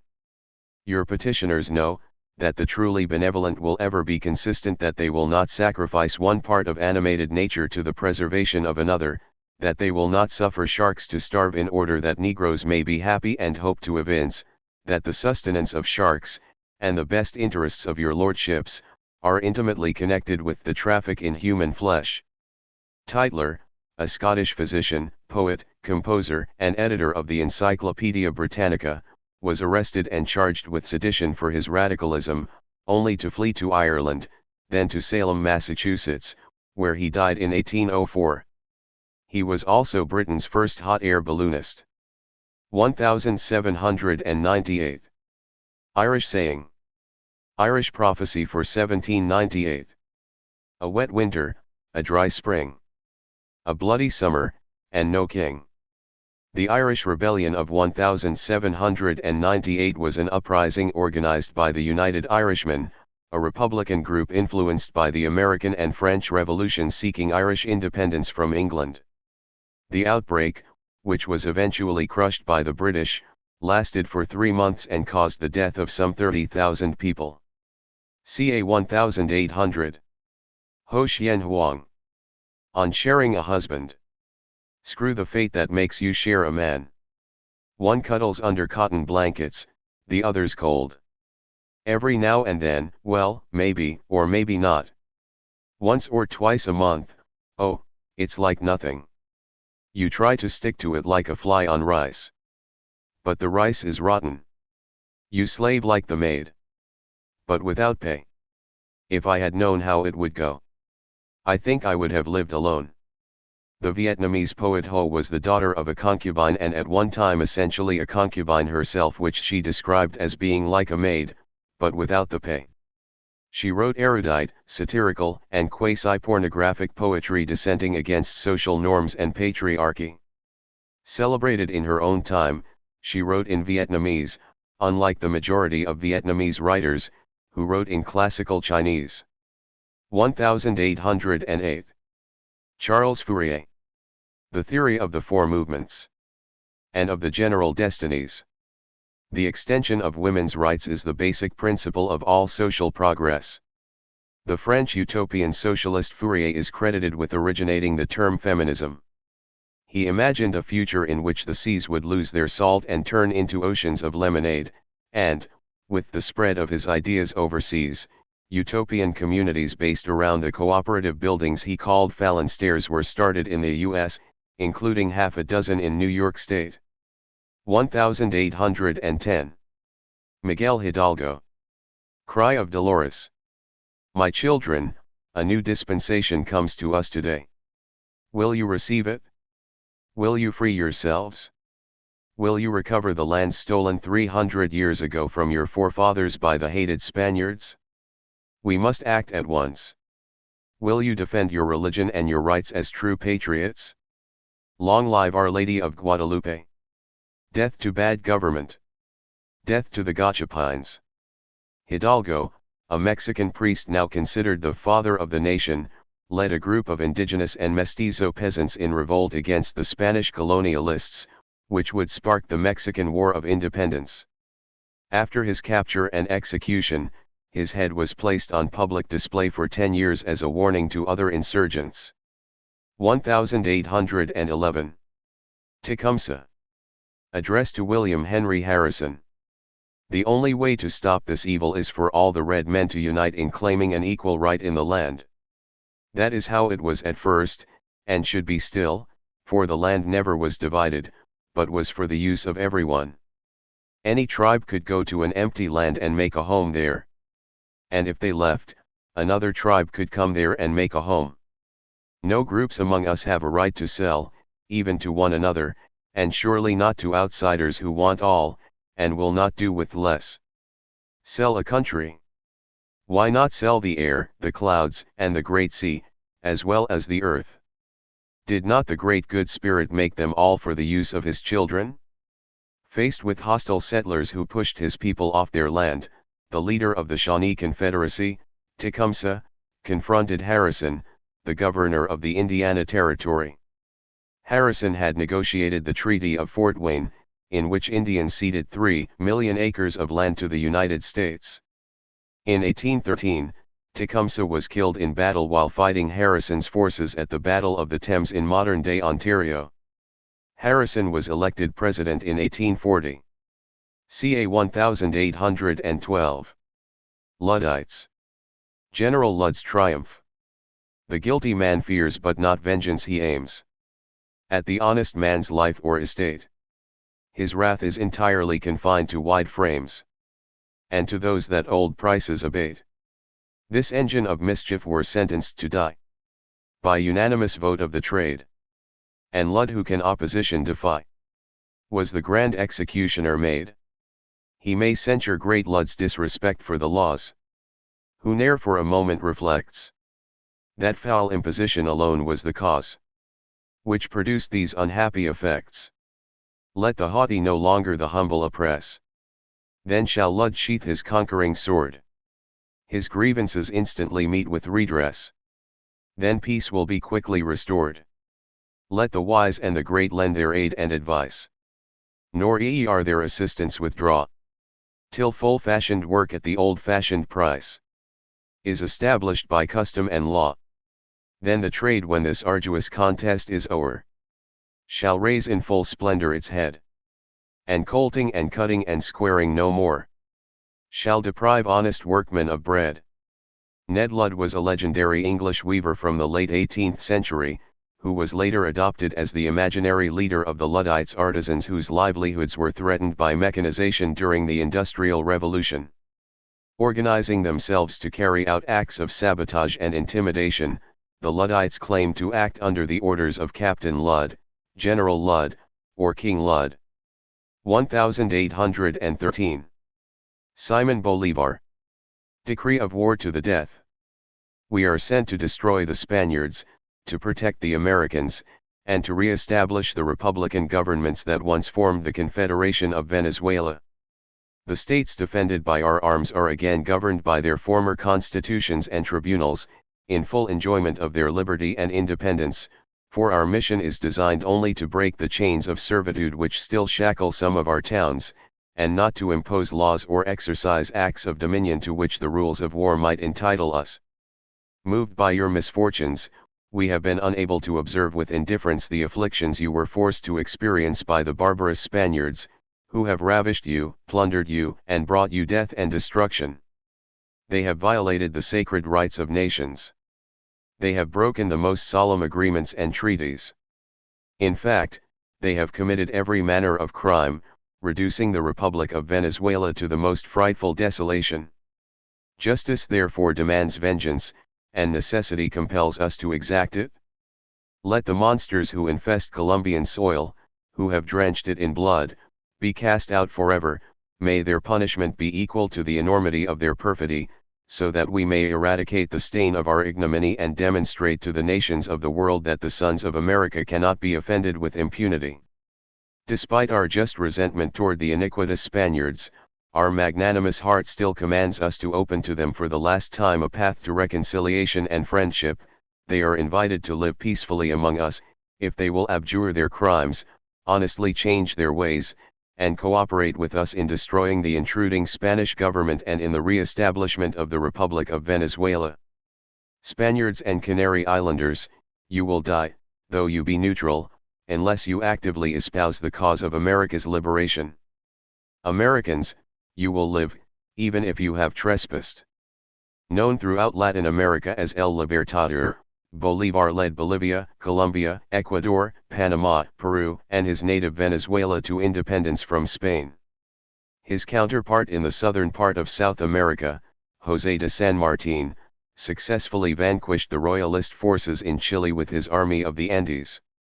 A year after Peruvian independence was declared in 1821, Bolívar took over the leadership of the independence campaign and San Martín retired from political life. 1815. Lord Byron. Ode, from the French. The chief has fallen, but not by you. Vanquishers of Waterloo. When the soldier citizen swayed not o'er his fellow men, save in deeds that led them on, where glory smiled on freedom's sun. Who, of all the despots banded, with that youthful chief competed? Who could boast o'er France defeated, till lone tyranny commanded? Till, goaded by ambition's sting, the hero sunk into the king? Then her fell so perish all, who would men by men enthrall. Byron, like fellow English romantics Keats and Shelley, was radicalized by the French Revolution and its subsequent betrayal by Napoleon, and later participated in the Italian Carbonari insurgency against Austrian rule. Ode, from the French, initially appeared in the Morning Chronicle and was jokingly attributed to Chateaubriand, a French poet who had written a pamphlet against Napoleon in 1814 upon Byron's suggestion. 1819. Percy Bysshe Shelley. Song to the Men of England.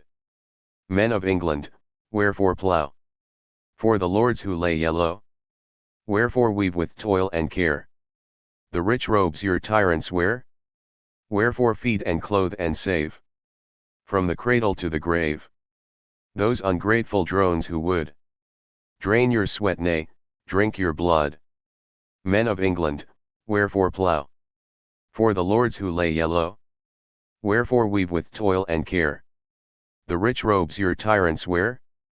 Wherefore feed and clothe and save, from the cradle to the grave, those ungrateful drones who would drain your sweat, nay, drink your blood? Sow seed but let no tyrant reap. Find wealth let no impostor heap. Weave robes let not the idle wear. Forge arms in your defense to bear. Shelley, the English poet who was much maligned in his lifetime for his radical views, famously wrote in The Mask of Anarchy, "Rise like lions after slumber / in unvanquishable number / shake your chains to earth like dew / which in sleep had fallen on you / yet are many they are few." 1829. George Henry Evans.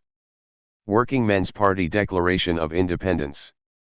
We hold these truths to be self-evident, that all men are created equal, that they are endowed by their Creator with certain unalienable rights, that among these are life, liberty, and the pursuit of happiness, that to secure these rights against the undue influence of other classes of society, prudence, as well as the claims of self-defense, dictates the necessity of the organization of a party, who shall, by their representatives, prevent dangerous combinations to subvert these infeasible and fundamental privileges.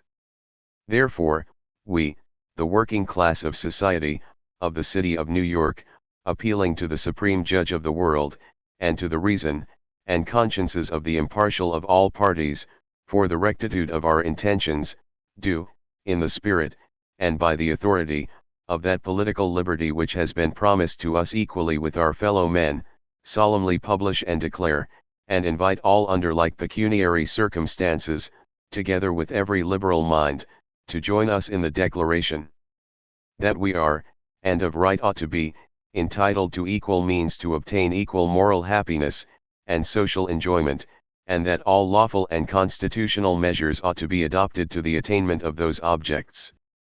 And for the support of this declaration, we mutually pledge to each other our faithful aid to the end of our lives. The father of the Homestead Act, Evans was also the publisher of The Man, The Radical, and Young America, among other broadsides. He was a founder of the National Reform Association, which pushed the U.S. government to grant free public land to homesteaders, often on land recently emptied of Native Americans. 1829. David Walker. An appeal to the colored citizens of the world. The whites want slaves, and want us for their slaves, but some of them will curse the day they ever saw us. As true as the sun ever shone in its meridian splendor, my color will root some of them out of the very face of the earth. They shall have enough of making slaves of, and butchering, and murdering us in the manner which they have. I aver, that when I look over these United States of America, and the world, and see the ignorant deceptions and consequent wretchedness of my brethren, I am brought ofttimes solemnly to a stand, and in the midst of my reflections I exclaim to my God, Lord, didst thou make us to be slaves to our brethren, the whites? But when I reflect that God is just, and that millions of my wretched brethren would meet death with glory, yea, more, would plunge into the very mouths of cannons and be torn into particles as minute as the atoms which compose the elements of the earth, in preference to a mean submission to the lash of tyrants, I am with streaming eyes, compelled to shrink back into nothingness before my Maker, and exclaim again, Thy will be done, O Lord God Almighty. Walker, a contributor to Freedom's Journal, the first African-American newspaper, was also the author of the incendiary Walker's Appeal, which prompted Southern plantation owners to put a $3,000 bounty on his head. 1830. Francis Wright. Address to Young Mechanics.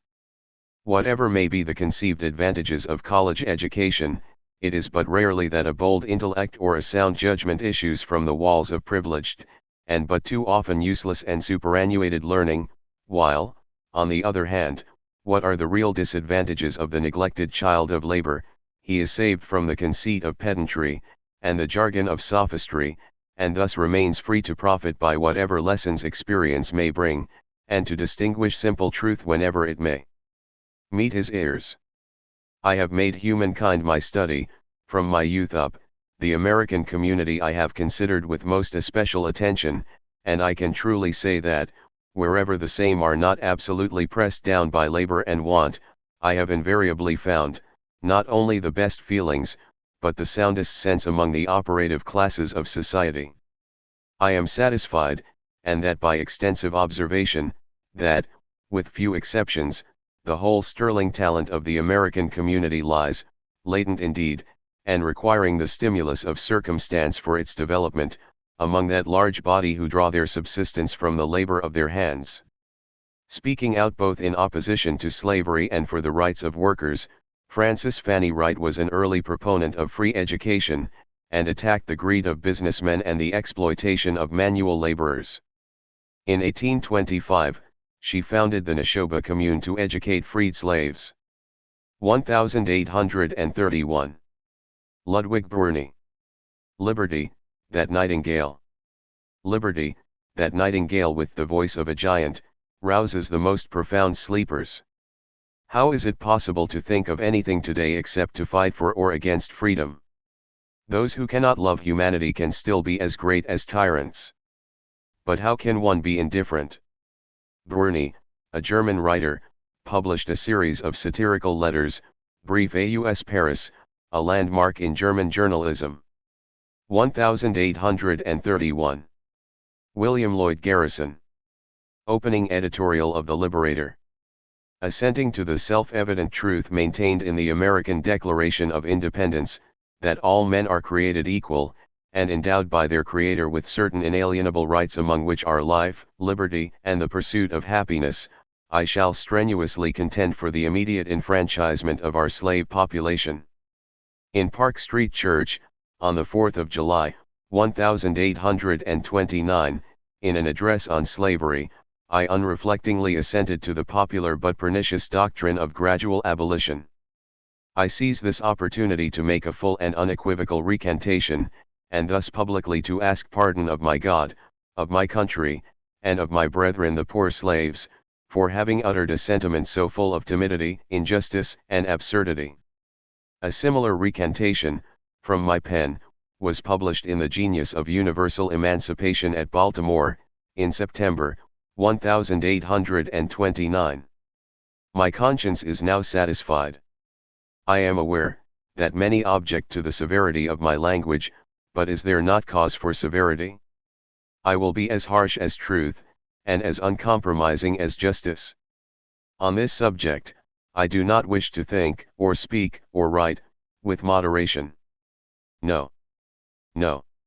Tell a man whose house is on fire, to give a moderate alarm, tell him to moderately rescue his wife from the hands of the ravisher, tell the mother to gradually extricate her babe from the fire into which it has fallen, but urge me not to use moderation in a cause like the present.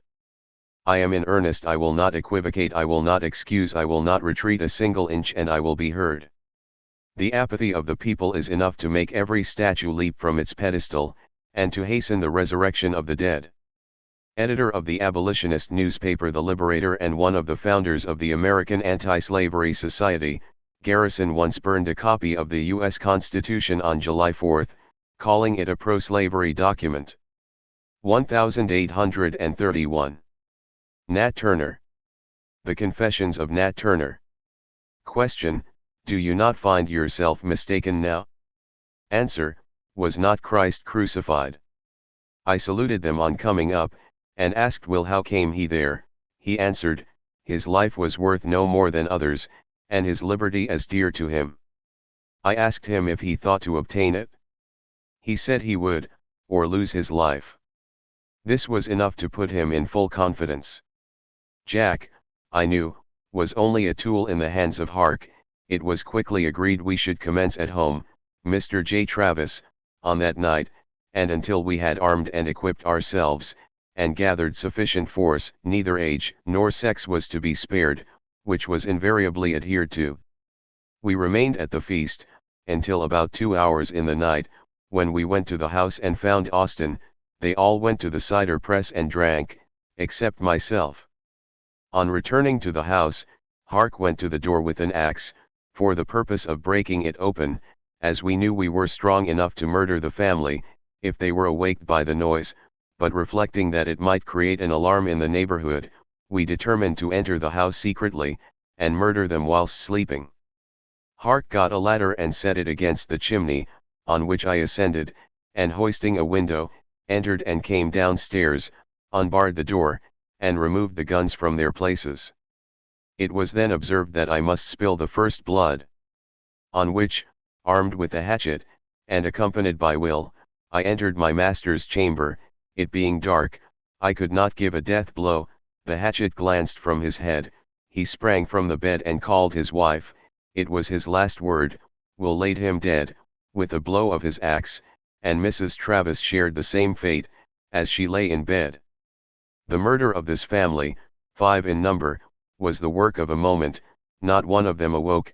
There was a little infant sleeping in a cradle, that was forgotten, until we had left the house and gone some distance, when Henry and Will returned and killed it.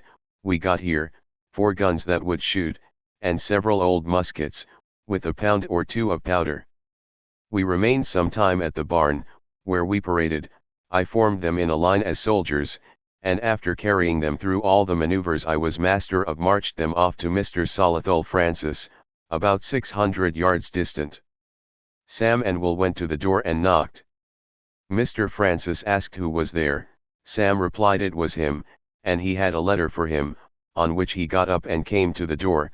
They immediately seized him, and dragging him out a little from the door, he was dispatched by repeated blows on the head. There was no other white person in the family.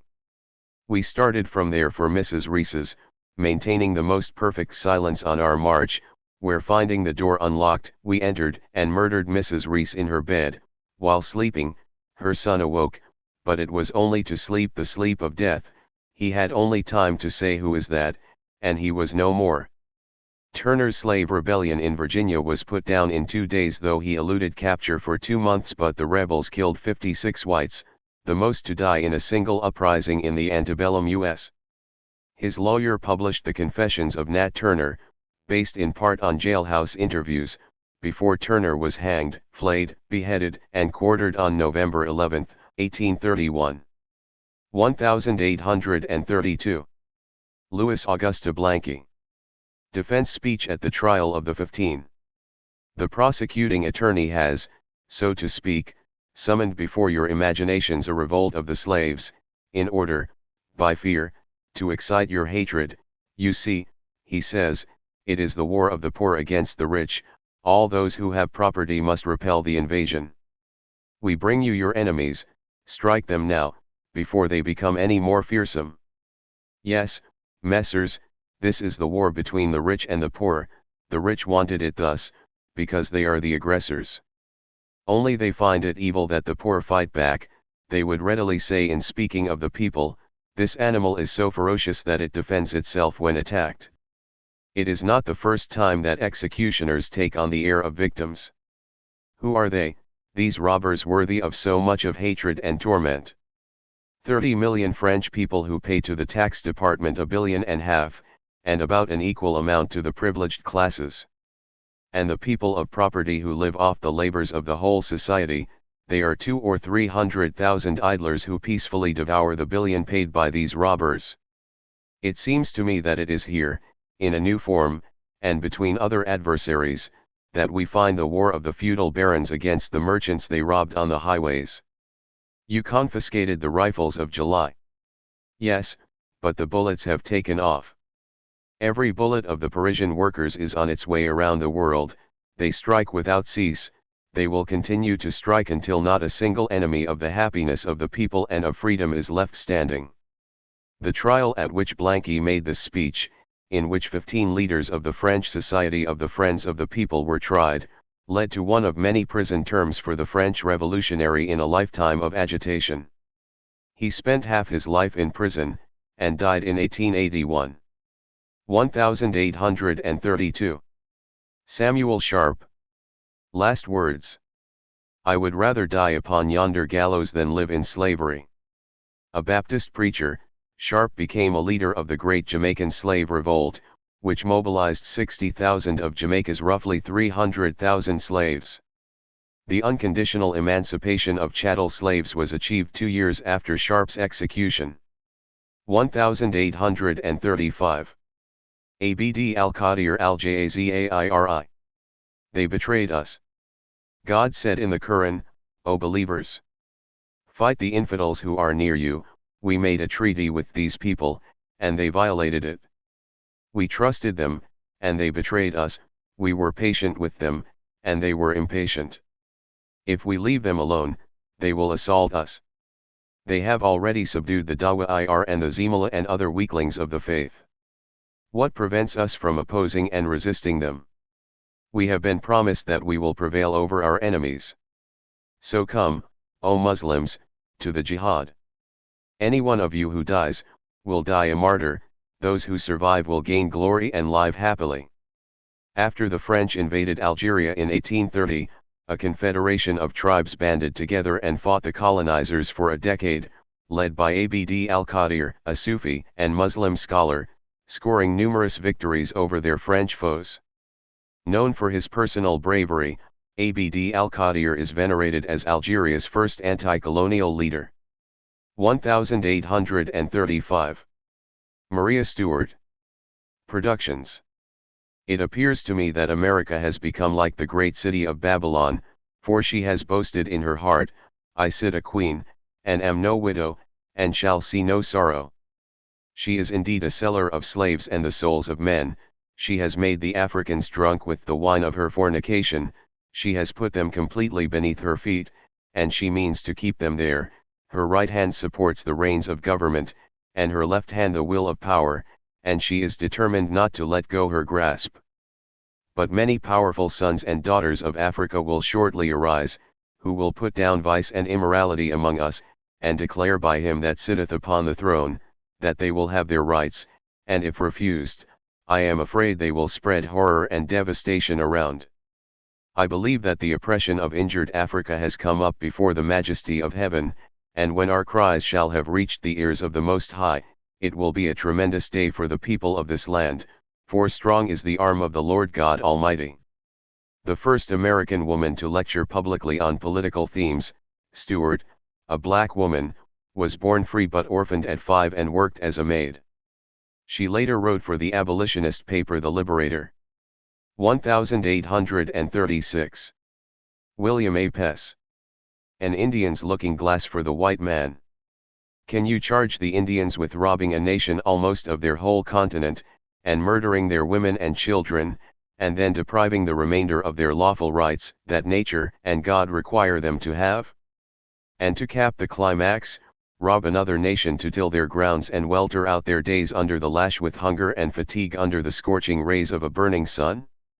I should look at all the skins, and I know that when I cast my eye upon that white skin, and if I saw those crimes written upon it, I should enter my protest against it immediately and cleave to that which is more honorable.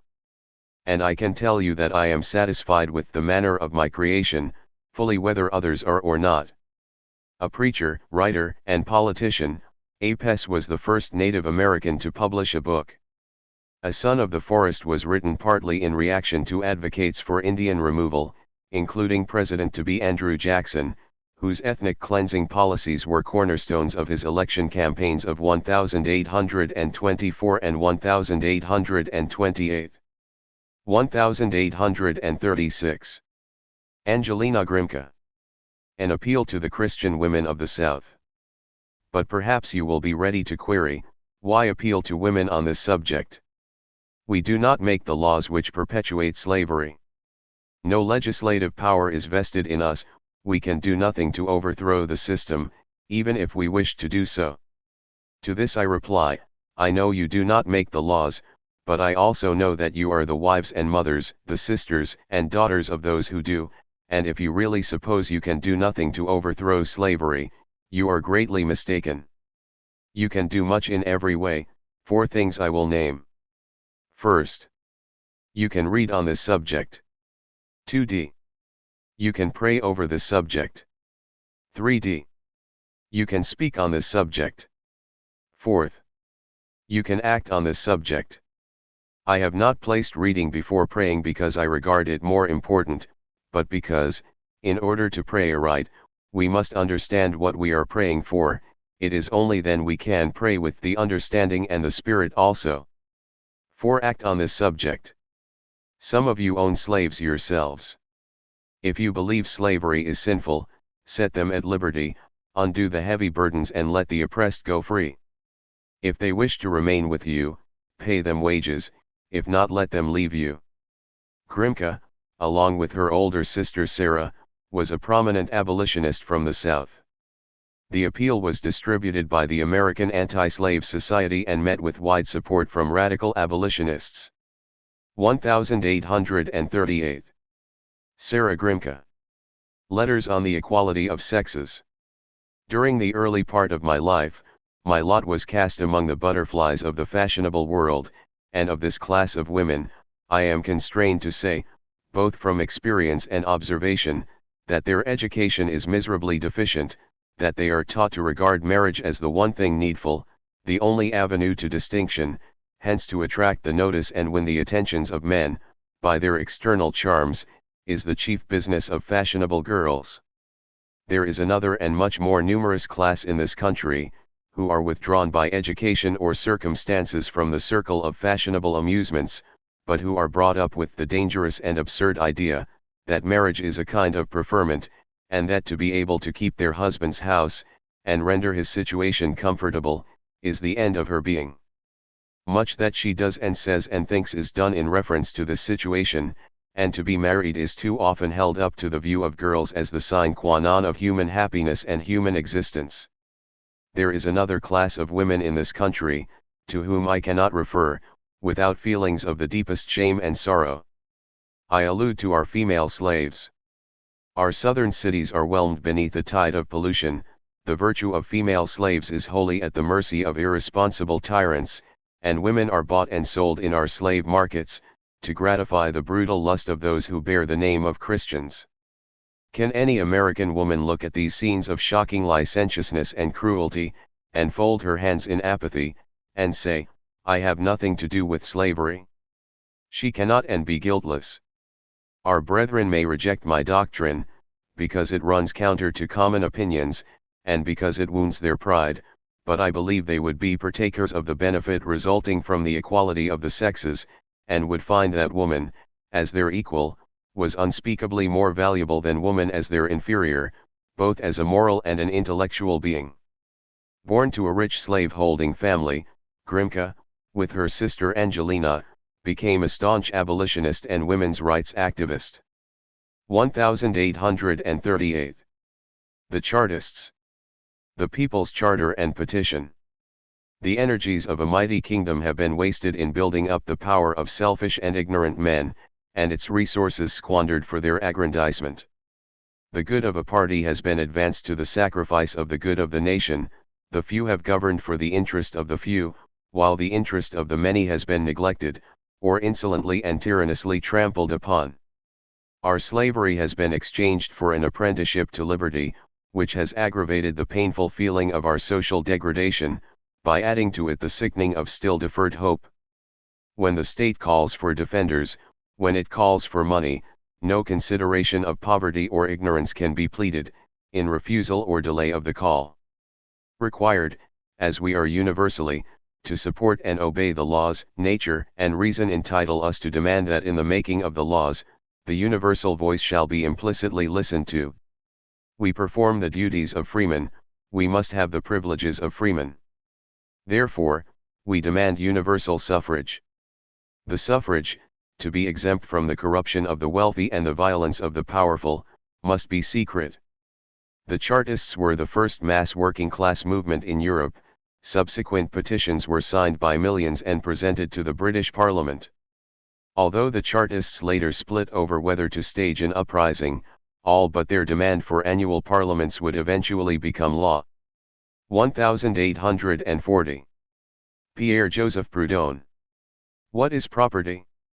If I were asked to answer the following question, what is slavery? And I should answer in one word, it is murder, my meaning would be understood at once. No extended argument would be required to show that the power to take from a man his thought, his will, his personality, is a power of life and death, and that to enslave a man is to kill him. Why, then, to this other question, what is property? May I not likewise answer, it is theft, without the certainty of being misunderstood, the second proposition being no other than a transformation of the first. The French revolutionary Proudhon was the first person to call himself an anarchist. In What is Property? He defined anarchy as the absence of a master, of a sovereign. He was a printer and later a member of parliament, a friend and then a foe of Marx, and he participated in the French Revolution of 1848. 1840. Louis Blanc. The Organization of Labor. What does competition mean to working men? It is the distribution of work to the highest bidder. A contractor needs a laborer, 3 apply. How much do you ask for your work? 3 francs, I have a wife and children. Good, and you? 2.5 francs, I have no children, but a wife. So much the better, and you? 2 francs will do for me, I am single. You shall have the work. With this the affair is settled, the bargain is closed. What will become now of the other 2 proletarians? They will starve, it is to be hoped. But what if they become thieves? Never mind, why have we our police? Or murderers? Well, for them we have the gallows. And the fortunate one of the 3, even his victory is only temporary. Let a 4th laborer appear, strong enough to fast 1 out of every 2 days, the desire to cut down the wages will be exerted to its fullest extent. A new pariah, perhaps a new recruit for the galleys. French socialist Blanc was a member of the provisional government following the revolution of 1848. Forced into exile, he completed a 12-volume history of the French Revolution of 1789. After the fall of the Second Empire he became a member of the National Assembly, and his last important act was to win amnesty for the Paris Communards. 1844. Heinrich Heine. Germany, A Winter's Tale. Ye fools, so closely to search my trunk. Ye will find in it really nothing. My contraband goods I carry about in my head, not hid in my clothing. Point lace is there that's finer far. A German Jewish poet best known for writing, where they burn books, they will eventually burn people. Heine was also very vocal in his criticism of nationalist sentiments in the German provinces in the 19th century. Germany, A Winter's Tale was prompted by a visit to his homeland from Paris, where he had been living. 1845. Friedrich Engels. The Condition of the Working Class in England. Having ample opportunity to watch the middle classes, your opponents, I soon came to the conclusion that you are right, perfectly right in expecting no support whatever from them. Their interest is diametrically opposed to yours, though they always will try to maintain the contrary and to make you believe in their most hearty sympathy with your fates. Their doings give them the lie. I hope to have collected more than sufficient evidence of the fact, that be their words what they please, the middle classes intend in reality nothing else but to enrich themselves by your labor while they can sell its produce, and to abandon you to starvation as soon as they cannot make a profit by this indirect trade in human flesh. What have they done to prove their professed goodwill towards you? Have they ever paid any serious attention to your grievances? Have they done more than paying the expenses of half a dozen commissions of inquiry, whose voluminous reports are damned to everlasting slumber among heaps of waste paper on the shelves of the Home Office? Not they indeed, those are things they do not like to speak of. They have left it to a foreigner to inform the civilized world of the degrading situation you have to live in. Engels spent several years of his youth in Manchester, the world's first industrial city, where his family owned a textile mill. Originally written for a German audience, his analysis of the working class in Manchester marked his radicalization and brought him into contact with Karl Marx, the beginning of a lifelong political and intellectual partnership. 1848. Karl Marx and Friedrich Engels. The Communist Manifesto. A spectre is haunting Europe, the spectre of communism. All the powers of old Europe have entered into a holy alliance to exorcise this spectre, Pope and Tsar, Metternich and Guizot, French radicals and German police spies.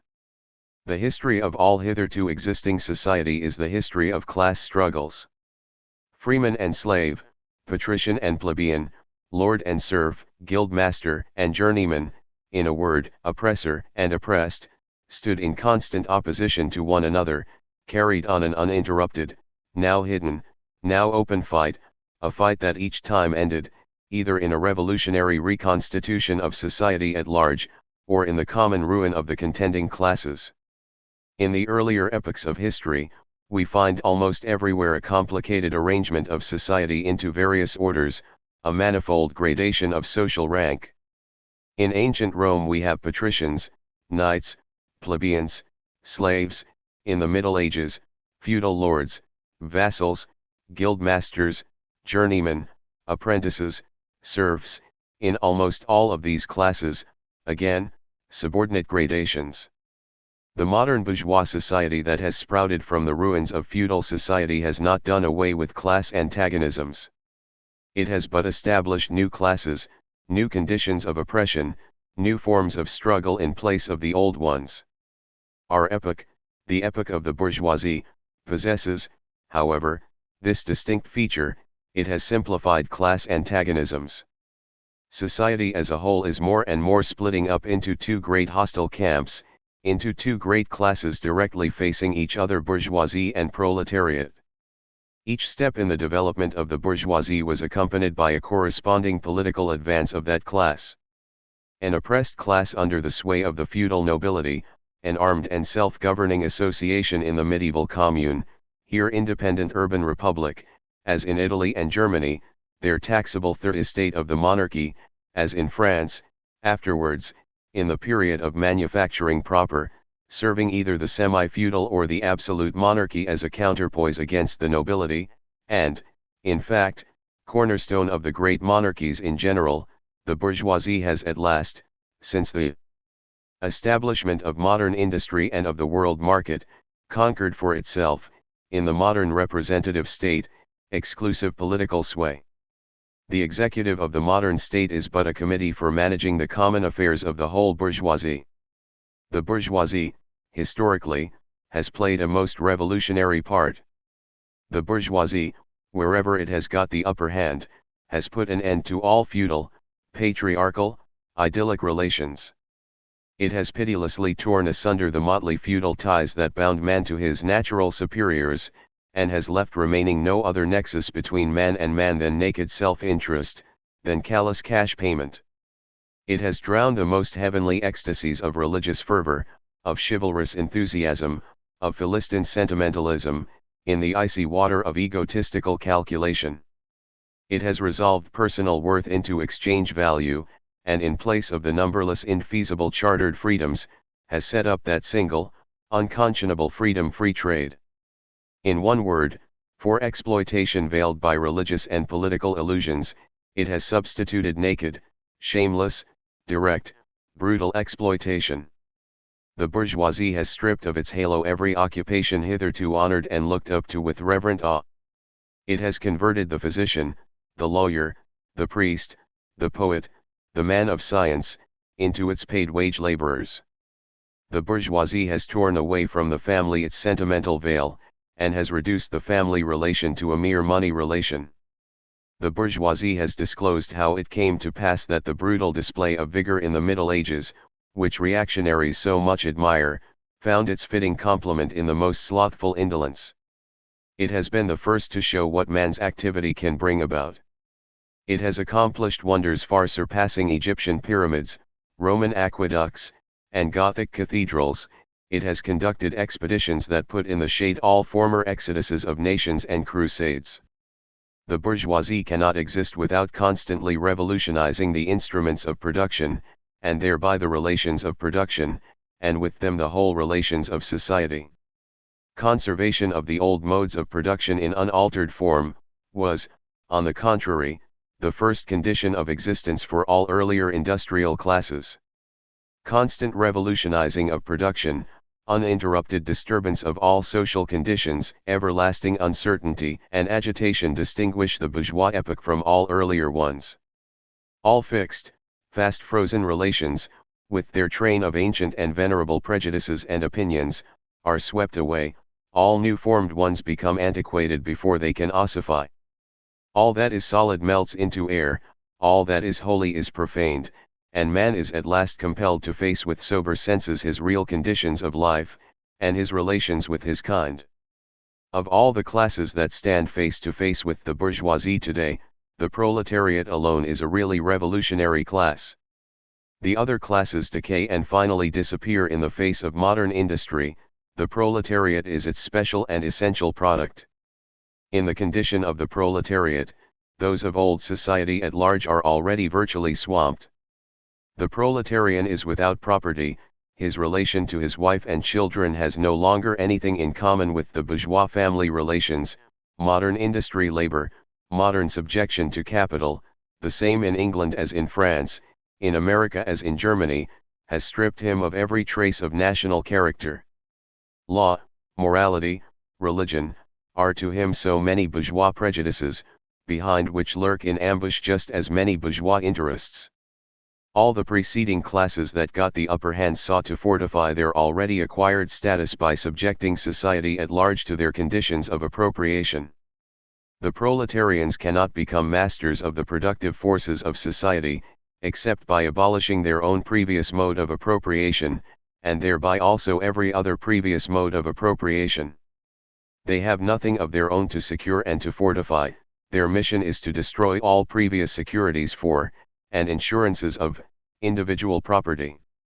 All previous historical movements were movements of minorities, or in the interest of minorities. The proletarian movement is the self-conscious, independent movement of the immense majority, in the interest of the immense majority. The proletariat, the lowest stratum of our present society, cannot stir, cannot raise itself up, without the whole superincumbent strata of official society being sprung into the air. The essential conditions for the existence and for the sway of the bourgeois class is the formation and augmentation of capital. The condition for capital is wage labor.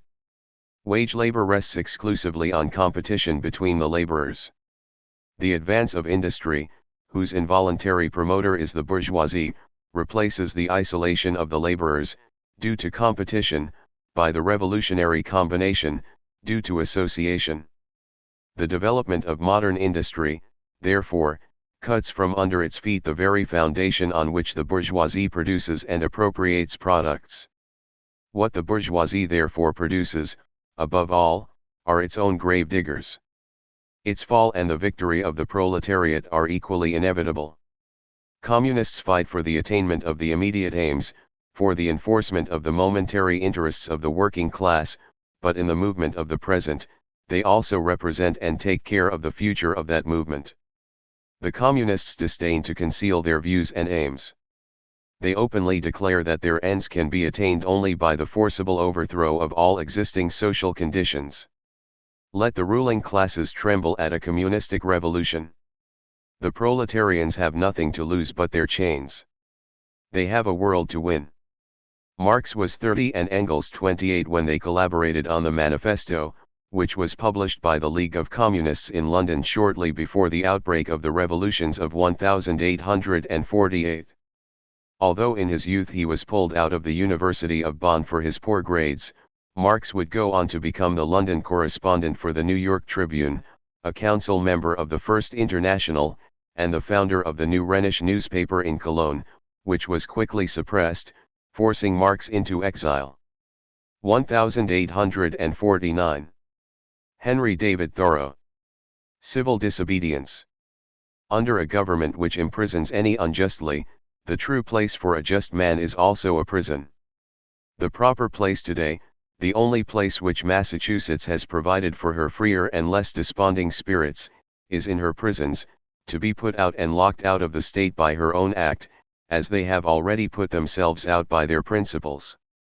It is there that the fugitive slave, and the Mexican prisoner on parole, and the Indian come to plead the wrongs of his race, should find them, on that separate, but more free and honorable ground, where the state places those who are not with her but against her, the only house in a slave state in which a free man can abide with honor. Thoreau refused to pay his poll tax in 1843 and spent a night in jail. One of his aunts paid the bill, to his chagrin. If the government requires you to be the agent of injustice to another, he wrote after his home state of Massachusetts voted to return escaped slaves, then, I say, break the law. What I have to do is to see, at any rate, that I do not lend myself to the wrong which I condemn. The essay was originally published as Resistance to Civil Government. 1850. Alexander Herzen. From the Other Shore. The world will not know liberty until all that is religious, political, is transformed into something simple and human, is made susceptible to criticism and denial. Logic, when it comes of age, detests canonized truths, it thinks nothing sacrosanct, and if the republic arrogates to itself the same rights as the monarchy, it will despise it as much, nay, more. It is not enough to despise the crown, one must not be filled with awe before the Phrygian cap, it is not enough to consider lese majesta crime, one must look on salus populi as being one. Herzen, the father of Russian socialism and a key figure in the rise of populism, was also Russia's first independent political publisher. He fought against serfdom and advocated for socialism and individualism. Tolstoy said he had never met a man with so rare a combination of scintillating brilliance and depth. 1850. Walt Whitman. Song for Certain Congressmen. Principal freedom, fiddlesticks. We know not where they're found. Rights of the masses progress, bah.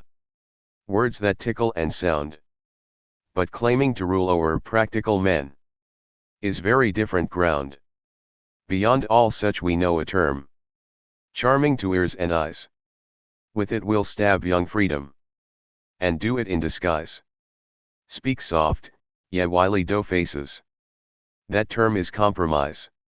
In the Compromise of 1850, 35 northern U.S. politicians agreed to implement tougher fugitive slave laws to appease Southerners, some of whom were mooting secession. Doughface was a contemptuous reference to those in the North who favored slavery.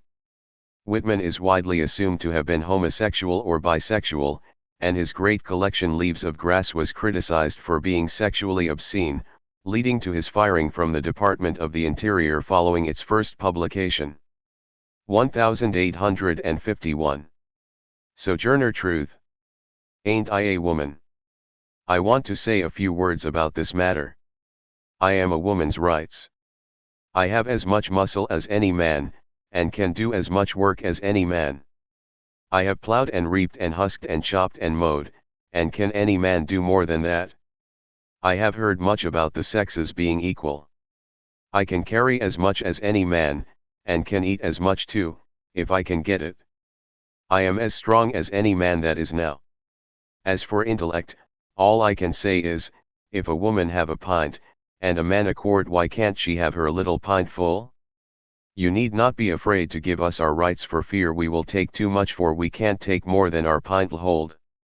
The poor men seems to be all in confusion, and don't know what to do. Why, children, if you have woman's rights, give it to her and you will feel better. You will have your own rights, and they won't be so much trouble. I can't read, but I can hear. I have heard the Bible and have learned that Eve caused man to sin. Well, if woman upset the world, do give her a chance to set it right side up again. Truth, the nom de guerre of Isabella Baumfree, delivered this impromptu speech at the Women's Rights Convention in Akron, Ohio. She campaigned for abolition, women's rights, prison reform, and against capital punishment. 1852. Frederick Douglass. The meaning of July 4th for the Negro. What, to the American slave, is your 4th of July? I answer, a day that reveals to him, more than all other days in the year, the gross injustice and cruelty to which he is the constant victim. To him, your celebration is a sham, your boasted liberty, an unholy license, your national greatness, swelling vanity, your sounds of rejoicing are empty and heartless, your denunciations of tyrants, brass-fronted impudence, your shouts of liberty and equality, hollow mockery, your prayers and hymns, your sermons and thanksgivings, with all your religious parade and solemnity, are, to him, mere bombast, fraud, deception, impiety, and hypocrisy, a thin veil to cover up crimes which would disgrace a nation of savages. There is not a nation on the earth guilty of practices more shocking and bloody than are the people of the United States, at this very hour. Go where you may, search where you will, roam through all the monarchies and despotisms of the Old World, travel through South America, search out every abuse, and when you have found the last, lay your facts by the side of the everyday practices of this nation, and you will say with me, that, for revolting barbarity and shameless hypocrisy, America reigns without a rival. The arm of the Lord is not shortened, and the doom of slavery is certain. I, therefore, leave off where I began, with hope. While drawing encouragement from the Declaration of Independence, the great principles it contains, and the genius of American institutions, my spirit is also cheered by the obvious tendencies of the age. Nations do not now stand in the same relation to each other that they did ages ago. No nation can now shut itself up from the surrounding world and trot round in the same old path of its fathers without interference. The time was when such could be done. Long-established customs of hurtful character could formerly fence themselves in, and do their evil work with social impunity. Knowledge was then confined and enjoyed by the privileged few, and the multitude walked on in mental darkness. But a change has now come over the affairs of mankind. Walled cities and empires have become unfashionable. The arm of commerce has borne away the gates of the strong city. Intelligence is penetrating the darkest corners of the globe. It makes its pathway over and under the sea, as well as on the earth. Wind, steam, and lightning are its chartered agents. Oceans no longer divide, but link nations together. From Boston to London is now a holiday excursion. Space is comparatively annihilated.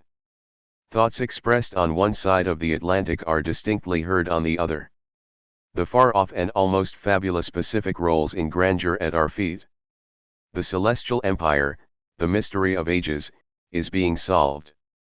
The fiat of the Almighty, "Let there be light," has not yet spent its force. No abuse, no outrage whether in taste, sport, or avarice, can now hide itself from the all-pervading light. The iron shoe, and crippled foot of China must be seen in contrast with nature.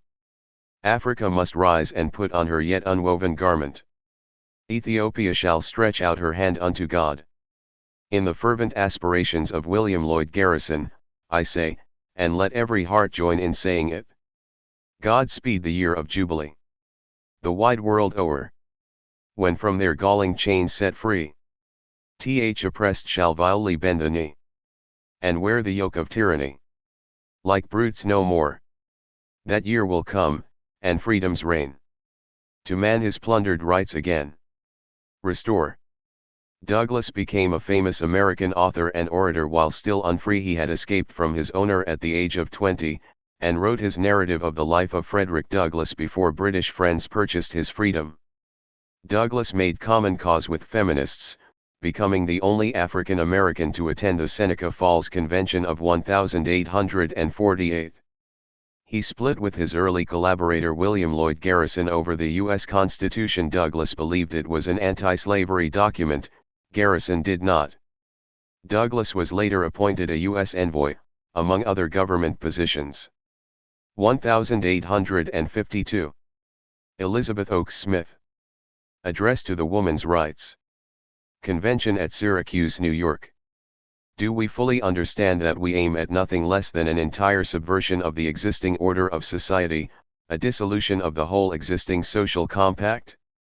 Do we see that it is not an error of today, nor of yesterday, against which we are lifting up the voice of dissent, but it is against hoary-headed error of all times, error born onward from the first footprints of the first pair ejected from paradise, intermingled in every aspect of civilization, down to our own times? Smith, a prolific poet, novelist, and newspaper woman, was nominated to be president of the convention where she gave this speech, but was rejected when she showed up in a dress bearing her neck and arms. She wrote a series of feminist articles for Horace Greeley's New York Tribune, just before Karl Marx became the London correspondent for the paper. 1855. Santhal Rebellion. Battle cry. Death to the money lenders, the police, the civil court officers and the landlords. The Santhal rebellion swept across the tribal regions of the Bengal Presidency, now the Indian state of Jharkhand, as peasants took up arms against the British Raj as well as landlords and exploitative traders. The rebels led by two brothers, Hsiao and Kanu of Baghdad, were joined by the poor and landless peasants of other lower castes. They defeated the British in several skirmishes, but were eventually crushed by British troops, with as many as 10,000 bow and arrow armed rebels perishing. 1855. Mutabai. On the griefs of the Mangs and Mahars. If one attempts to refute, on the basis of the Vedas, the argument of these Brahmins, the great gluttons, who consider themselves to be superior to us and hate us, they counter that the Vedas are their own property. Now obviously, if the Vedas are only for the Brahmins, they are absolutely not for us. Teach us, O Lord, thy true religion so that we all can lead our lives according to it. Let that religion, where only one person is privileged and the rest are deprived, perish from the earth, and let it never enter our minds to be proud of such a religion. Mutabai, a Dalit woman educated at the school of Savitribai and Jyotirao Phule, published this essay against the injustices of caste in an Ahmednagar periodical when she was 14 years old. 1856. Du Wengziu. Wall poster. Those local officials are all ruffians. They extort fortunes. They fleece sums of money. They turn nice scenery into hell. Alongside of extracting the land tax, they scrape from the earth even its skin. Du Wengziu was the leader of a separatist movement of the Muslim Hui people in China, called the Panthay Rebellion, against the Qing dynasty. These verses were posted in public places in Dali, Yunnan, and quickly became a sensation. 1 month later, the rebels captured Dali and drove away the foreigners and local officials. 1858. Tanayus Shahin. Letter to a Maronite emir in the service of the Ottoman government. Because you are Christian, and because your intentions are in alliance with the Druzes, we are warning you without haughtiness. If you desire to fight, we are more eager than you, and we are not afraid, because the death of a youth in his prime is like his wedding. In 1858, the Maronite peasants in Lebanon, led by the peasant Shahin, rebelled against the Ottoman agrarian order and high taxation. The peasants set up their own state after driving the Druze sheiks out of the province, but an armed uprising in 1859-60 ended with their defeat and the massacre of between 7,000 and 11,000 Maronites. 1858. Rani Lakshmibai. Letter of Proclamation. God has created you for the destruction of the destroyers of your creed, but it is evident to all men that these English are perverters of all men's religion. Various endeavors have they made to contaminate our creed. The Europeans deprive us of our thrones and wealth. They have forced the prisoners to eat their bread, they powdered bones and mixed them with flour, sugar, etc., and exposed it for sale. They ordered the Brahmins and others attached to the army to bite greased cartridges. I conjure the Hindus in the name of Gunga, Tulsi, and Salakram, and the Mahomedans in the name of God and the Quran, and entreat them to join us in destroying the English for their mutual welfare. Let not this opportunity pass away. Know, O people, you will never have such another. Rani Lakshmibai, the Queen of Jhansi and one of the leaders of the 1857 Indian Rebellion, became a symbol of resistance against British rule. This rebellion became known as the First Indian War of Independence, and erupted in various places throughout India. Here she calls for an alliance of Hindus and Muslims against the British. 1860. Giuseppe Garibaldi. Speech to his soldiers. To arms, then, all of you. All of you. And the oppressors and the mighty shall disappear like dust. You, too, women, cast away all the cowards from your embraces, they will give you only cowards for children, and you who are the daughters of the land of beauty must bear children who are noble and brave. Let timid doctrinaires depart from among us to carry their servility and their miserable fears elsewhere. This people is its own master. It wishes to be the brother of other peoples, but to look on the insolent with a proud glance, not to grovel before them imploring its own freedom. It will no longer follow in the trail of men whose hearts are foul. No. No. No. Credited with making the unification of Italy possible, Garibaldi also offered to command the Union forces in the American Civil War if Lincoln would declare abolition of slavery as the war's objective. Lincoln declined.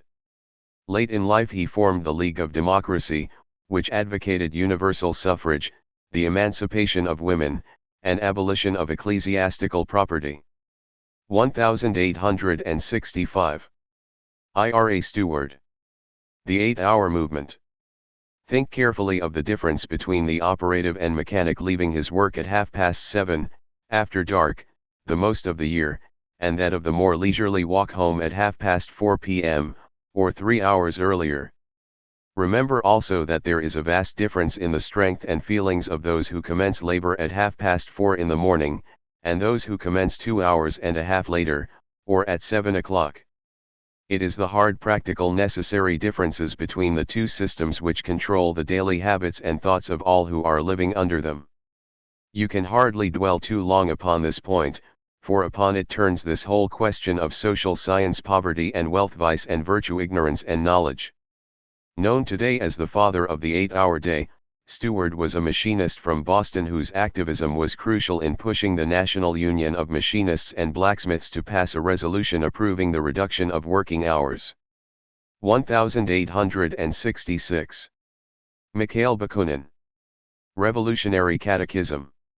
8. The political and economic organization of social life must not, as at present, be directed from the summit to the base, the center to the circumference, imposing unity through forced centralization. On the contrary, it must be reorganized to issue from the base to the summit, from the circumference to the center, according to the principles of free association and federation. 9. Political organization. It is impossible to determine a concrete, universal, and obligatory norm for the internal development and political organization of every nation.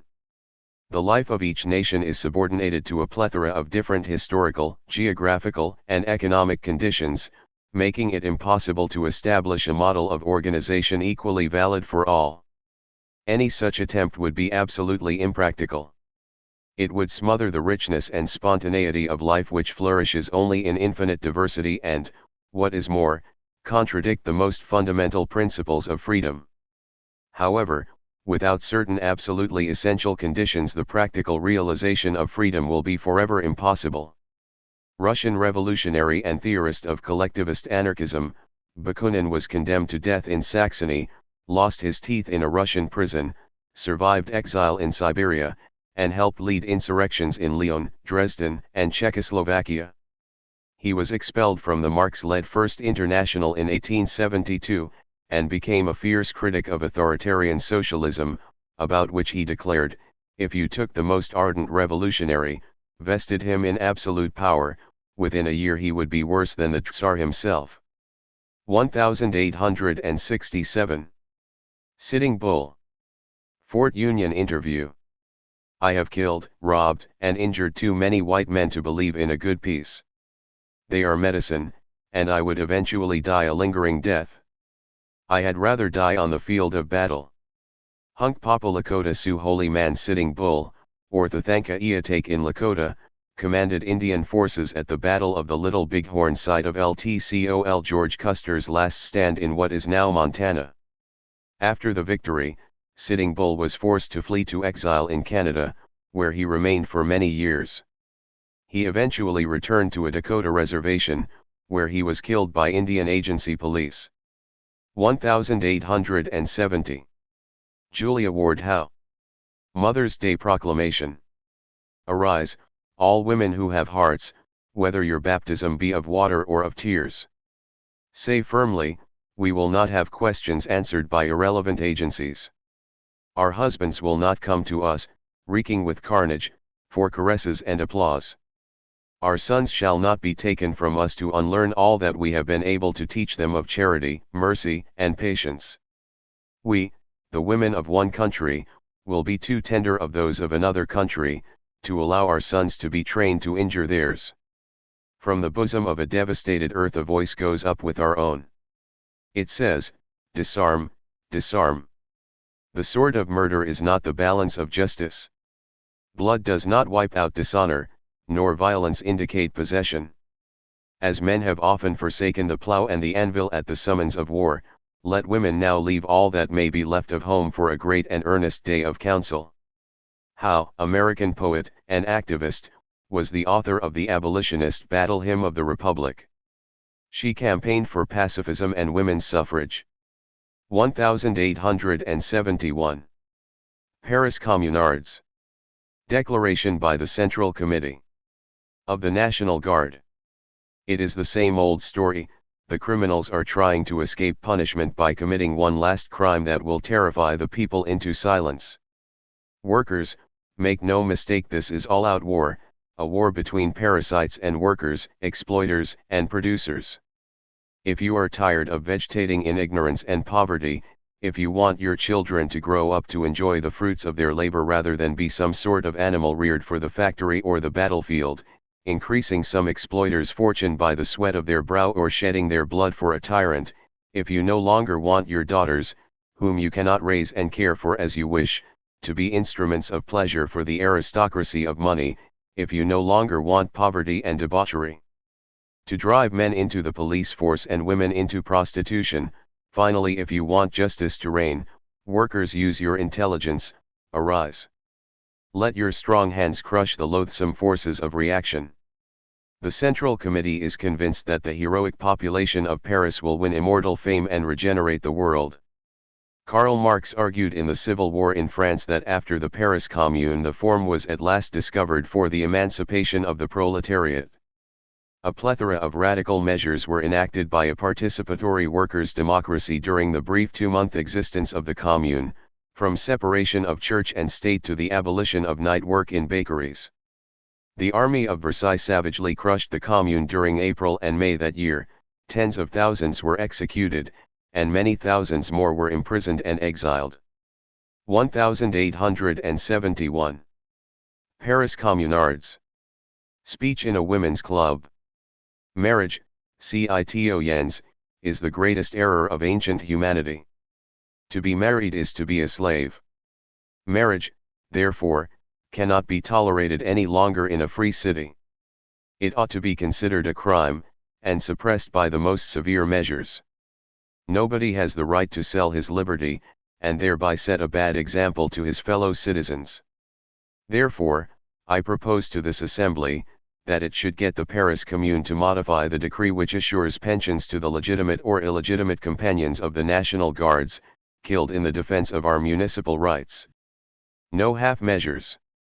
We, the illegitimate companions, will no longer suffer the legitimate wives to usurp rights they no longer possess, and which they ought never to have had at all. Let the decree be modified. All for the free women, none for the slaves. This speech was made in the church of Saint Eustache by a now unknown woman, and according to a contemporary report was greeted by thunders of applause. A women's union was active in the Commune, and included figures like Nathalie Lemel, a socialist bookbinder who created a cooperative restaurant that served free food to the poor, and who later fought on the barricades during the Bloody Week. 1871. Victoria Woodhull. And the truth shall make you free. Yes, I am a free lover. I have an inalienable, constitutional, and natural right to love whom I may, to love as long or as short a period as I can, to change that love every day if I please, and with that right neither you nor any law you can frame have any right to interfere. And I have the further right to demand a free and unrestricted exercise of that right, and it is your duty not only to accord it, but, as a community, to see that I am protected in it. I trust that I am fully understood, for I mean just that, and nothing less. Woodhull, suffragist, free love advocate, labor reformer, and spiritualist, was the first American woman to operate a brokerage firm, which she opened with her sister, Tennessee. They made a fortune on Wall Street and were dubbed the Bewitching Brokers. With their profits, they founded a newspaper, which published the first English edition of the Communist Manifesto. She ran for president in 1872, with Frederick Douglass as her running mate, on behalf of the Equal Rights Party. 1875. Sioux Warriors. Song. The Black Hills is my land and I love it. And whoever interferes will hear this gun. In September, Senator William Allison arrived in Sioux country to negotiate a land lease agreement with the Native Americans that would have allowed the United States government to mine the area for gold. His proposal was met with 300 mounted warriors, led by Little Big Man, who chanted the above song in response. 1876. Susan B. Anthony. Declaration of Rights for Women. Woman has not been a heedless spectator of the events of this century, nor a dull listener to the grand arguments for the equal rights of humanity.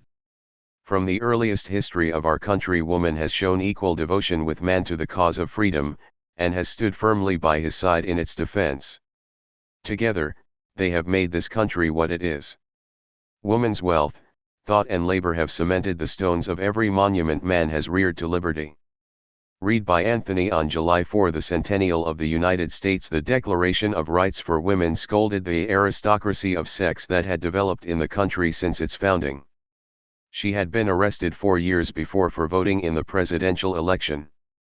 Anthony fought to unite the abolitionist, labor, and women's movements.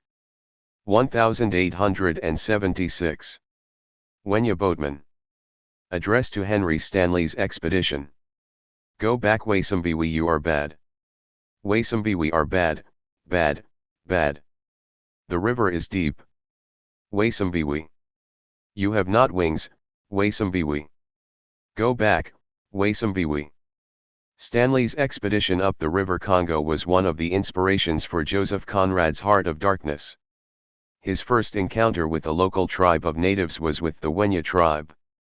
1877. Joseph A. Dacus. The Great Uprising. The strikers mounted a passing loaded coal train, put on the brakes, stopped the train and pushed back the caboose and several loaded cars, thus virtually blockading the down track. One of the 8-ton cars was dumped on the rails. At 10 minutes after 4 o'clock, July 25, the down express train came along slowly on the other track.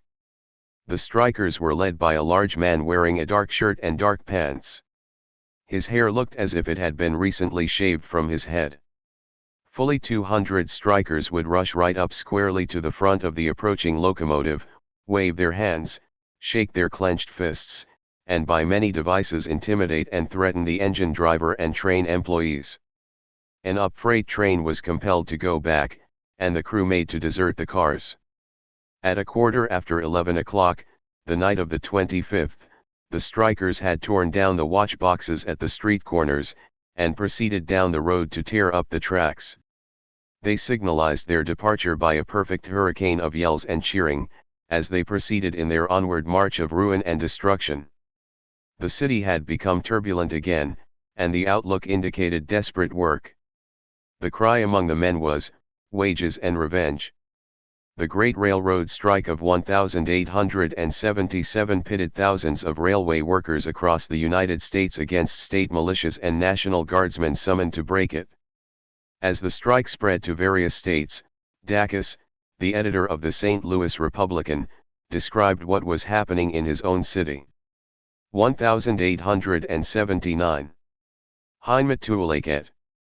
An Indian's View of Indian Affairs. The earth was created by the assistance of the sun, and it should be left as it was. The country was made without lines of demarcation, and it is no man's business to divide it. I see the whites all over the country gaining wealth and see their desire to give us lands which are worthless. The earth and myself are of one mind.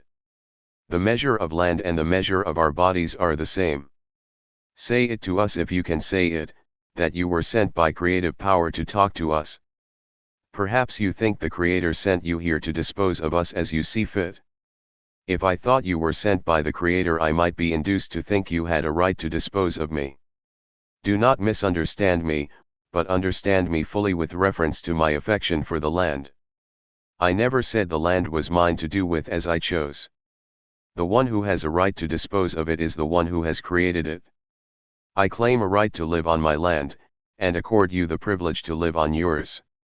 Heinrich Tuulaket, also known as Chief Joseph, was a leader of the Nez Perce tribe.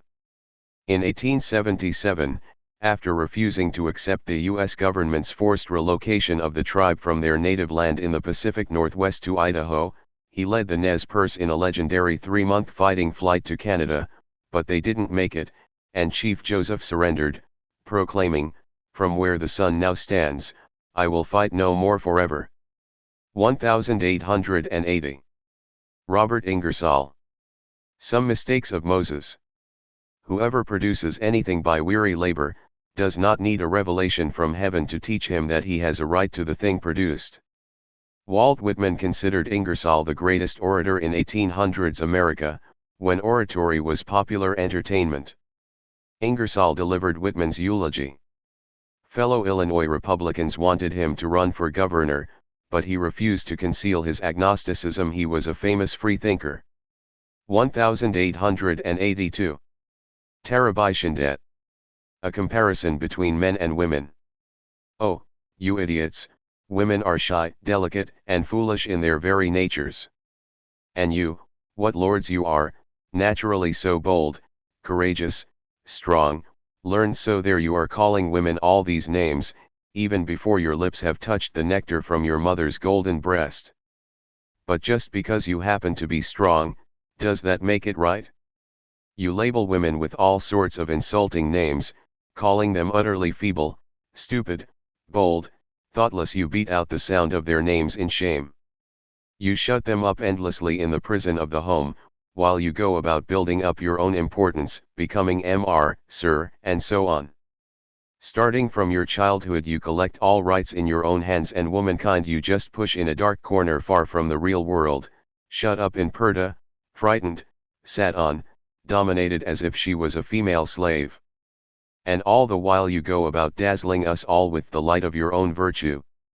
Learning isn't for women, nor can they come and go as they please. In fact, we women don't even need someone like the Rani of Jhansi to show us how. Just take 400 or 500 women who are free from attachments, put bayonets in their hands, then see what a time they'd give you. You wouldn't even find a place to hide near the stove. Shinde's 40-page essay appeared in response to a Pune, India, newspaper article about the conviction of a young widow who had killed her newborn illegitimate child, out of fear of ostracism. She worked with the activists Jyotirab and Savitribai Phule and was a member of their Satyashodak Samaj, truth-finding community, organization. The Phules started the first school for Dalit girls in 1848, as well as a shelter for upper caste widows, who were forbidden from remarrying, in 1854. 1884. Lucy Parsons. To tramps. Next winter, when the cold blasts are creeping through the rents in your seedy garments, when the frost is biting your feet through the holes in your worn-out shoes, and when all wretchedness seems to have centered in and upon you, when misery has marked you for her own and life has become a burden and existence a mockery, when you have walked the streets by day and slept upon hard boards by night, and at last determined by your own hand to take your life, for you would rather go out into utter nothingness than to longer endure an existence which has become such a burden, so, perchance, you determine to dash yourself into the cold embrace of the lake rather than longer suffer thus. But halt, before you commit this last tragic act in the drama of your simple existence. Stop. Is there nothing you can do to ensure those whom you are about to orphan, against a like fate? The waves will only dash over you in mockery of your rash act, but stroll you down the avenues of the rich and look through the magnificent plate windows into their voluptuous homes, and here you will discover the very identical robbers who have despoiled you and yours. Then let your tragedy be enacted here. Awaken them from their wanton sport at your expense. Send forth your petition and let them read it by the red glare of destruction. Thus, when you cast one long lingering look behind, you can be assured that you have spoken to these robbers in the only language which they have ever been able to understand, for they have never yet deigned to notice any petition from their slaves that they were not compelled to read by the red glare bursting from the cannons' mouths, or that was not handed to them upon the point of the sword. You need no organization when you make up your mind to present this kind of petition. In fact, an organization would be a detriment to you, but each of you hungry tramps who read these lines, avail yourselves of those little methods of warfare which science has placed in the hands of the poor man, and you will become a power in this or any other land. Learn the use of explosives. Parsons was likely born a slave in Texas to parents of Native American, Black, and Mexican heritage. She and her fellow anarchist husband Albert Parsons had to flee Texas for Chicago because of their interracial marriage. Albert was executed as a Haymarket conspirator. Lucy went on to participate in the founding of the IWW and many other radical causes, and was once described by the Chicago police as more dangerous than 1,000 rioters. 1880s. Nguyen Quang Bich. Letter to the French. As long as you continue to boast about your strength, your skills, we will continue to refuse to give up our failures, our weaknesses. Then, if we happen to win, to live, we will be the court's righteous men. If we are unlucky enough to lose and die, we will still be supernatural devils for killing bandits. Better to endure punishment from you than ever think of punishment from our monarch. Better to be sentenced once than be sentenced for eternity. The Kinh Vuong, Aid the King, movement was a widespread Vietnamese insurgency from 1885 to 89 against French colonial rule. Nguyen was appointed to coordinate resistance in North Vietnam. 1885. Louis Riel. Final statement to jury. I am glad that the Crown have proved that I am the leader of the half-breeds in the Northwest. I will perhaps be one day acknowledged as more than a leader of the half-breeds, and if I am I will have an opportunity of being acknowledged as a leader of good in this great country. Riel was one of the founders of Saskatchewan Province in Canada, who led the Métis, mixed French and First Nations, people of the prairies in the Red River Rebellion of 1869 and the Northwest Rebellion of 1885.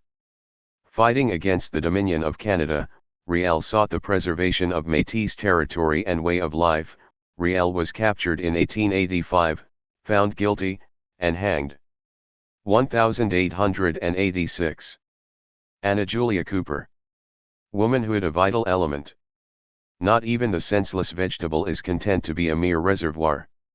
Receiving without giving is an anomaly in nature. Nature's cells are all little workshops for manufacturing sunbeams, the product to be given out to Earth's inhabitants in warmth, energy, thought, action. Inanimate creation always pays back an equivalent. Born to a slave woman, Cooper became a famous proponent of black feminism and one of the first African American women to earn a doctoral degree which she received at age 65. 1887.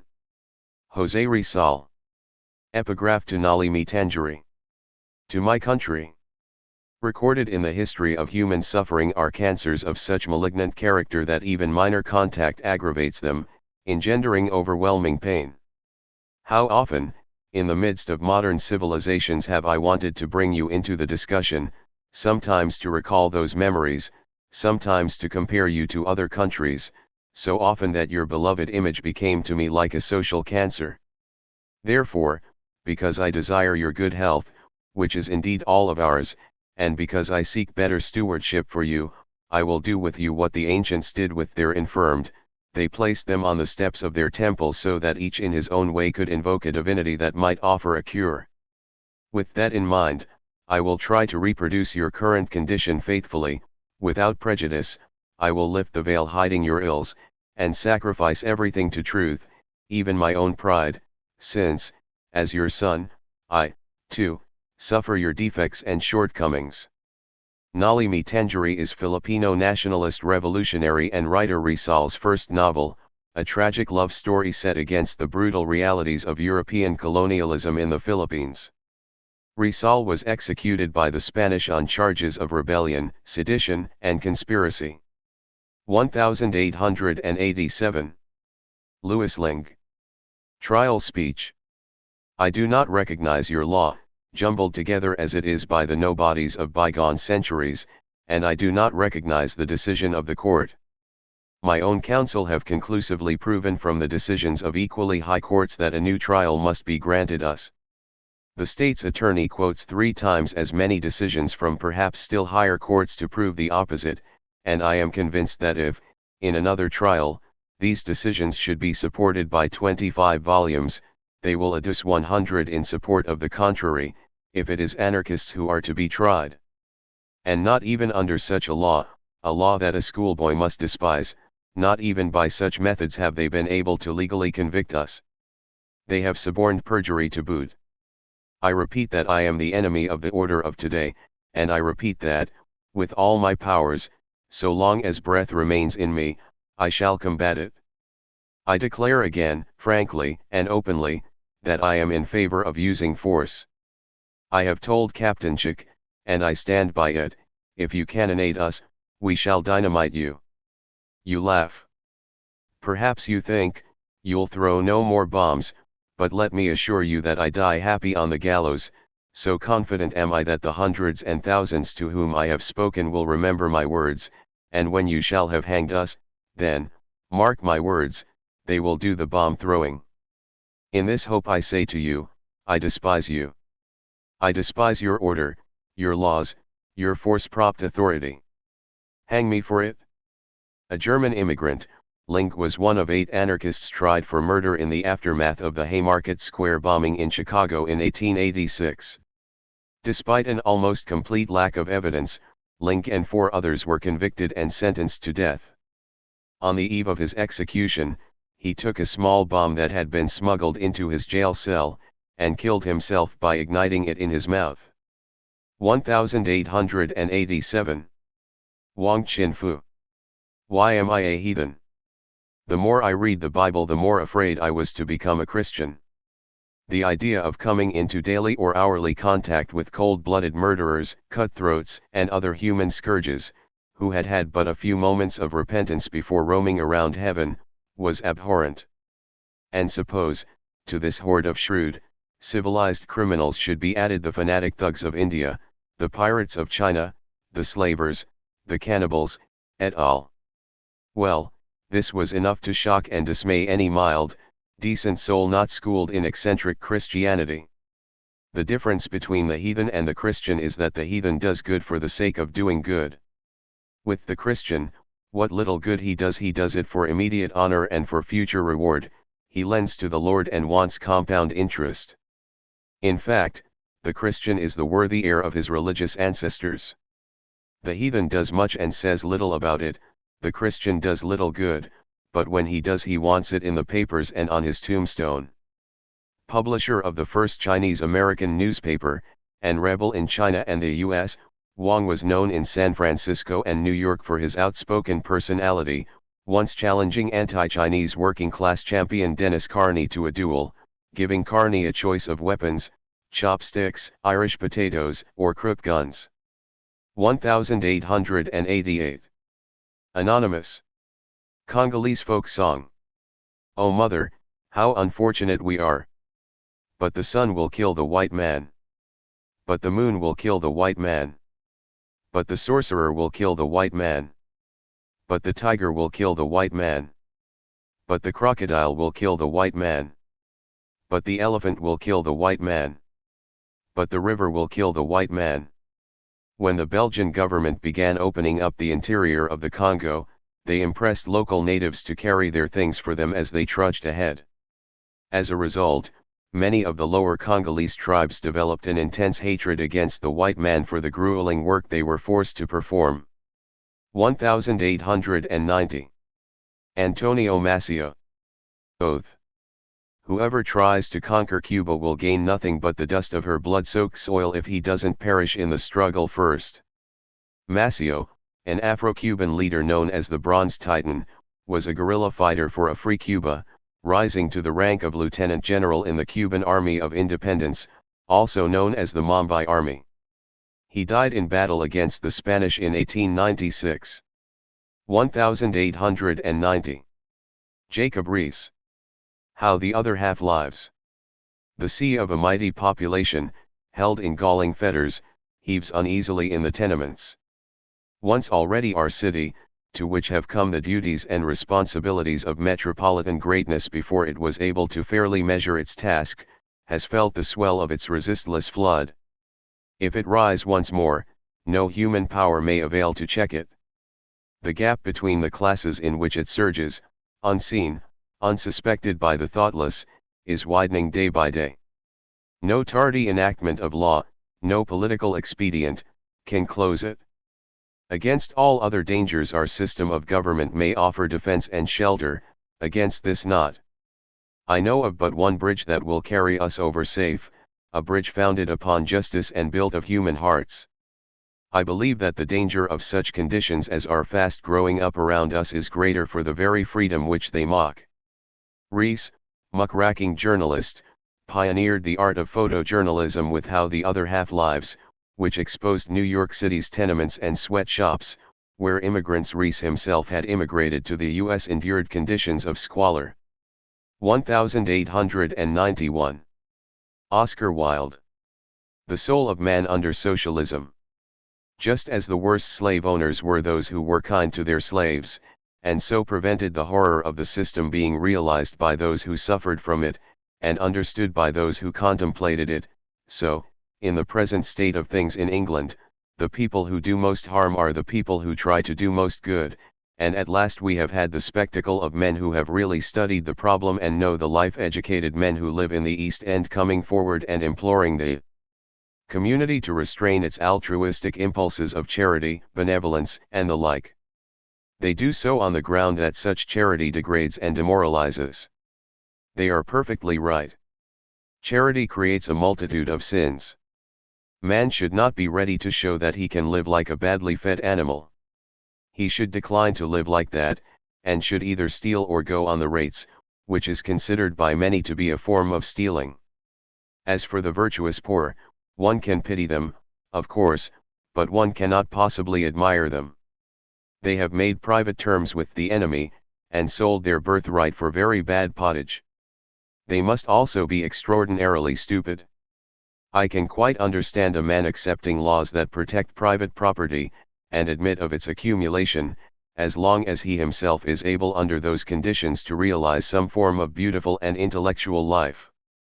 But it is almost incredible to me how a man whose life is marred and made hideous by such laws can possibly acquiesce in their continuance. Written after Wilde's encounter with the anarchist writings of Peter Kropotkin, The Soul of Man Under Socialism imagines the aesthetic and individualist benefits of socialist politics. In 1895, Wilde, who was homosexual, was convicted on charges of sodomy and gross indecency in a high-profile trial that stirred up mass hysteria, and was subsequently imprisoned for 2 years. 1891. José Martí. Our America. A cloud of ideas is a thing no armored prow can smash through. A vital idea set ablaze before the world at the right moment can, like the mystic banner of the Last Judgment, stop a fleet of battleships.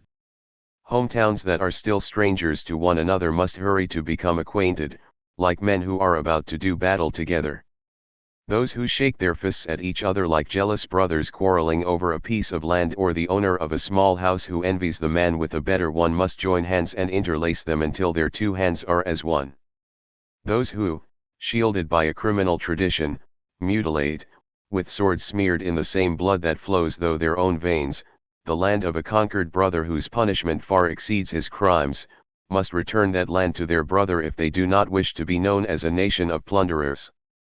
We can no longer be a nation of fluttering leaves, spending our lives in the air, our treetop crowned in flowers, humming or creaking, caressed by the caprices of sunlight or thrashed and felled by tempests.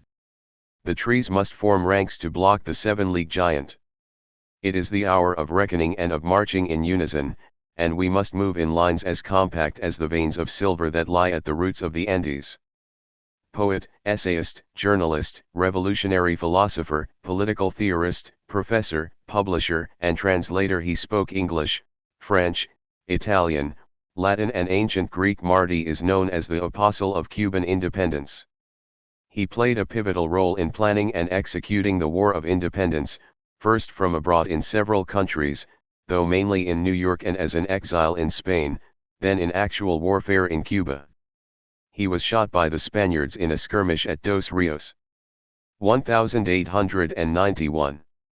Mary Elizabeth Leese. Raise hell. What you farmers need to do is raise less corn and more hell. Leese was an American activist in the Farmers Alliance and the Knights of Labor, famed for this apocryphal remark, which was said to have been delivered during a long stump speech in Halstead, Kansas. 1892. Ahashi Genzaburo. The rain still falls. An alliance for freedom. Taken with the idea of freedom, it all becomes clear in the small mirror of sincerity. Yet while we lament, asking why our insignificant selves were oppressed, the rain still falls heavily on the people. Ahashi was an uneducated farmer and Japanese Liberal Party member who had participated in the Kabazan incident of 1884, a small-scale insurrection that attempted to overthrow the government. This poem was written while he was in prison. He died shortly thereafter. 1892. Ida B. Wells Barnett. Southern Horrors, Lynch Law in all its phases. The lesson this teaches, and which every Afro-American should ponder well, is that a Winchester rifle should have a place of honor in every black home, and it should be used for that protection which the law refuses to give. When the white man who is always the aggressor knows he runs as great a risk of biting the dust every time his Afro-American victim does, he will have greater respect for Afro-American life. The more the Afro-American yields and cringes and begs, the more he has to do so, the more he is insulted, outraged, and lynched. African-American journalist and pioneering civil rights activist Wells Barnett refused to give up her seat on a segregated train 70 years before Rosa Parks, and in the end had to be dragged out of the car by 3 men. Having lost many friends to KKK lynching mobs, Wells Barnett became a documentarian of the practice of lynching throughout the United States. 1894. William Morris. How I Became a Socialist. It must be remembered that civilization has reduced the workman to such a skinny and pitiful existence, that he scarcely knows how to frame a desire for any life much better than that which he now endures perforce. It is the province of art to set the true ideal of a full and reasonable life before him, a life to which the perception and creation of beauty, the enjoyment of real pleasure that is, shall be felt to be as necessary to man as his daily bread, and that no man, and no set of men, can be deprived of this except by mere opposition, which should be resisted to the utmost. A member of the Pre-Raphaelite Brotherhood and founder of the arts and crafts movement, Morris was an English designer, craftsman, artist, poet, novelist, essayist, and libertarian socialist. He founded the Socialist League in 1884, and the journal Commonweal the following year, which published news from nowhere in serial form. In it he looked forward to a creative and fulfilling economy that worked in harmony with nature. 1894. Dong Hak Rebellion. Proclamation. The people are the root of the nation. If the root withers, the nation will be enfeebled. Heedless of their responsibility for sustaining the state and providing for its people, the officials build lavish residences in the countryside, scheming to ensure their own well-being at the expense of the resources of the nation. How can this be viewed as proper? We are wretched village people far from the capital, yet we feed and clothe ourselves with the bounty from the sovereign's land. We cannot sit by and watch our nation perish. The whole nation is as one, its multitudes united in their determination to raise the righteous standard of revolt, and to pledge their lives to sustain the state and provide for the livelihood of the people. However startling the action we take today may seem, you must not be troubled by it. For as we felicitously live out the tranquil years ahead, each man secure in his occupation, when all the people can enjoy the blessings of benevolent kingly rule, how immeasurably joyful will we be. The Dong Hak Rebellion, an anti-government, anti-establishment and anti-Yangban, upper-class scholar officials, Korean peasant uprising, initially began as a protest against political corruption in local government. It was eventually quashed only with the help of foreign troops. Donghak meaning Eastern thought was a cosmology and religion that emphasized the equality of all human beings. 1894. Edward Carpenter. Homogenic love. It has become clear that the number of individuals affected with sexual inversion in some degree or other is very great, much greater than is generally supposed to be the case. It is however very difficult or perhaps impossible to arrive at satisfactory figures on the subject, for the simple reasons that the proportions vary so greatly among different peoples and even in different sections of society and in different localities, and because of course there are all possible grades of sexual inversion to deal with, from that in which the instinct is quite exclusively directed towards the same sex, to the other extreme in which it is normally towards the opposite sex but capable occasionally and under exceptional attractions, of inversions towards its own, this last condition being probably among some peoples very widespread, if not universal. Although known primarily for his pioneering views on homosexuality, the English poet and philosopher Carpenter rethought almost every aspect of Victorian life, from literature and politics to food production and animal welfare. The first to propose in a pamphlet homogenic love that human sexuality lies on a spectrum between heterosexuality and homosexuality, Carpenter also pioneered early ideas of prison reform and sustainable living. 1894. Bada Hagos. Black snake, white snake. Once a white snake has bitten you, you will find no cure for it. In 1894, Bada led 1,600 men in revolt against Ethiopia's Italian colonizers, leading to the Battle of Adwa, in which Ethiopian troops defeated the Italians. Ethiopia subsequently became a symbol of African resistance in the face of European colonialism throughout Africa. This is one of his most well-known sayings. Bada was killed during the revolt and is now regarded as a martyr and hero. 1894. Pullman workers. Statement to the American Railway Union. Pullman, both the man and the town, is an ulcer on the body politic. He owns the houses, the schoolhouses, and churches of God in the town he gave his once humble name. The revenue he derives from these, the wages he pays out with one hand the Pullman Palace Car Company, he takes back with the other the Pullman Land Association. He is able by this to bid under any contract car shop in this country. His competitors in business, to meet this, must reduce the wages of their men. This gives him the excuse to reduce ours to conform to the market. His business rivals must in turn scale down, so must he.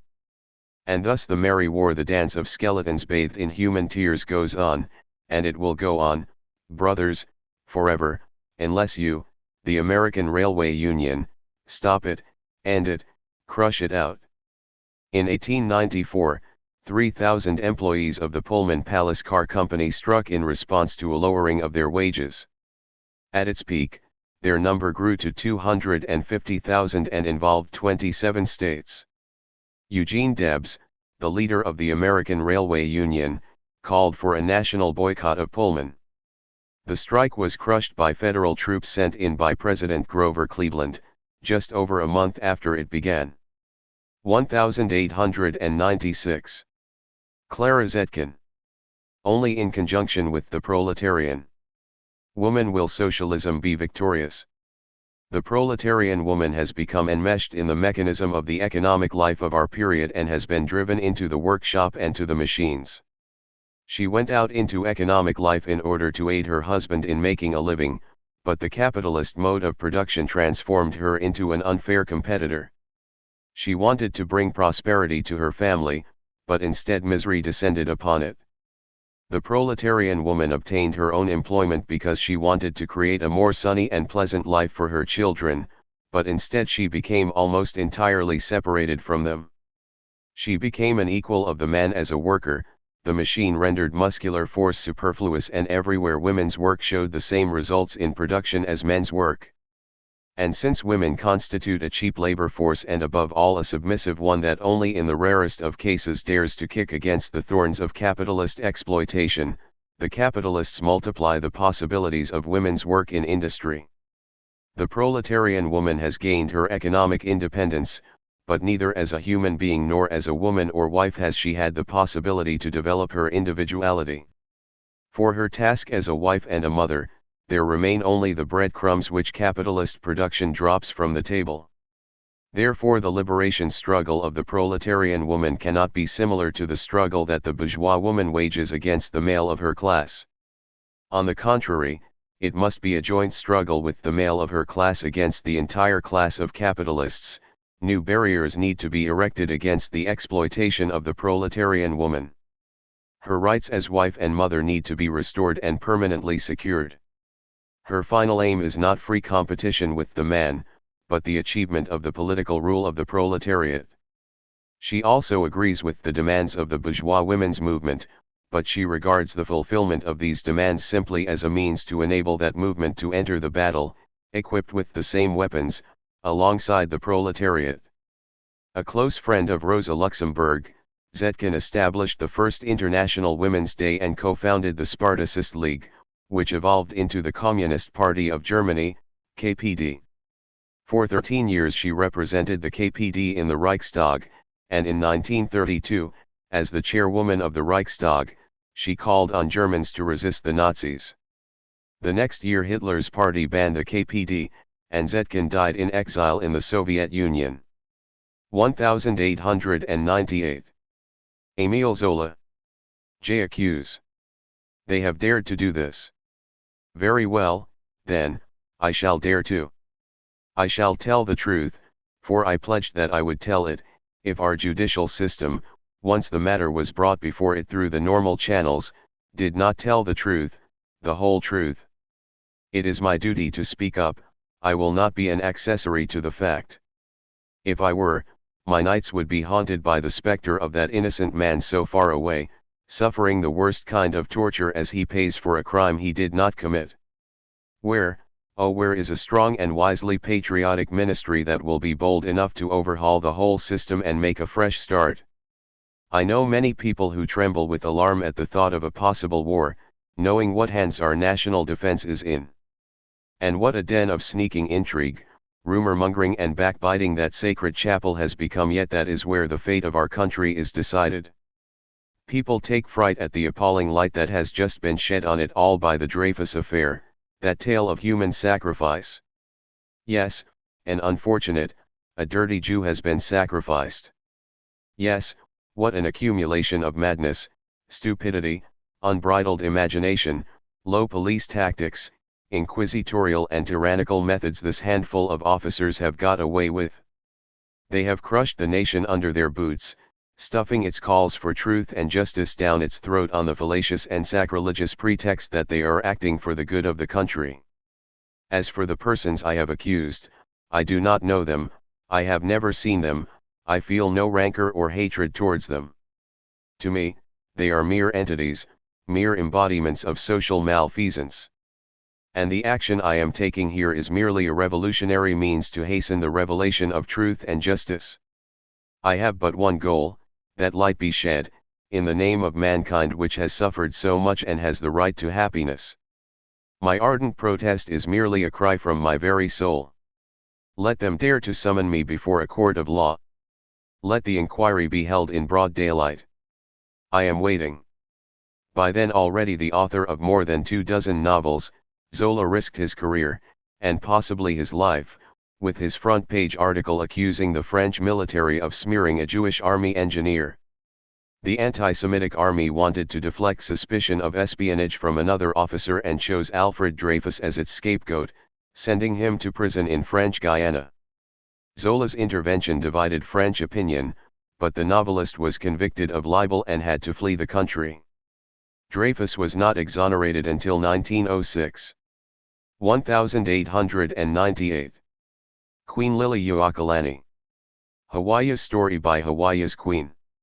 Oh, honest Americans, as Christians hear me for my downtrodden people. Their form of government is as dear to them as yours is precious to you. Quite as warmly as you love your country, so they love theirs. With all your goodly possessions, covering a territory so immense that there yet remain parts unexplored, possessing islands that, although new at hand, had to be neutral ground in time of war, Do not covet the little vineyard of Naboth's, so far from your shores, lest the punishment of Ahab fall upon you, if not in your day, in that of your children, for be not deceived, God is not mocked. The people to whom your fathers told of the living God, and taught to call Father, and now whom the sons now seek to despoil and destroy, are crying aloud to him in their time of trouble, and he will keep his promise, and will listen to the voices of his Hawaiian children lamenting for their homes. Hawaii's last monarch Liliuokalani sought to draft a new constitution that would restore power to the monarchy and voting rights to Native Americans and Asians, which the 1887 Bayonet Constitution, written by white anti-monarchists, had taken away. Feeling threatened, American and European businessmen organized against her, eventually leading to the overthrow of the monarchy and the annexation of Hawaii to the United States. 1898. Joseph Conrad. Heart of Darkness. The conquest of the earth, which mostly means the taking it away from those who have a different complexion or slightly flatter noses than ourselves, is not a pretty thing when you look into it too much. Conrad's great novel, set in a place much like the Congo, is often seen as a withering indictment of the European exploitation of Africa, though the Nigerian writer Chinua Achebe called the book racist, saying it dehumanized Africans. Conrad himself was repulsed by socialism and once said, "I have no taste for democracy." 1898. Bal Gangadhar Tilak. Slogan. Swaraj, self-rule is my birthright, and I shall have it. This motto was adopted by the first popular leader of the Indian independence movement, following his release from imprisonment for incitement to murder. Tilak had written in an editorial that no one could be blamed for killing an oppressor, so long as there was no reward. 1899. Boxers, righteous fists of harmony. Wall poster. Their men are all immoral. Their women truly vile. For the devil's its mother-son sex. That serves as the breeding style. No rain comes from heaven. The earth is parched and dry. And all because the churches have bottled up the sky. When at last all the foreign devils are expelled to the very last man, the great Qing, united, together, will bring peace to this our land. The Boxer Rebellion was a Chinese anti-colonial uprising organized by the Righteous Fists of Harmony Society, or Boxers, largely in response to European opium trading, political and economic manipulation, and missionary evangelism. The Boxers numbered in the hundreds of thousands. This poem was widely circulated and posted in many public places. 1900s. Kano Shuga. Women are slaves. For us women, the most urgent task at hand is to develop our self-awareness. In accordance with long-standing customs, we are seen as a form of property. Women in Japan are in a state of slavery. Kano was a Japanese socialist anarchist activist who fought to achieve equality for women and was condemned to death at the age of 30.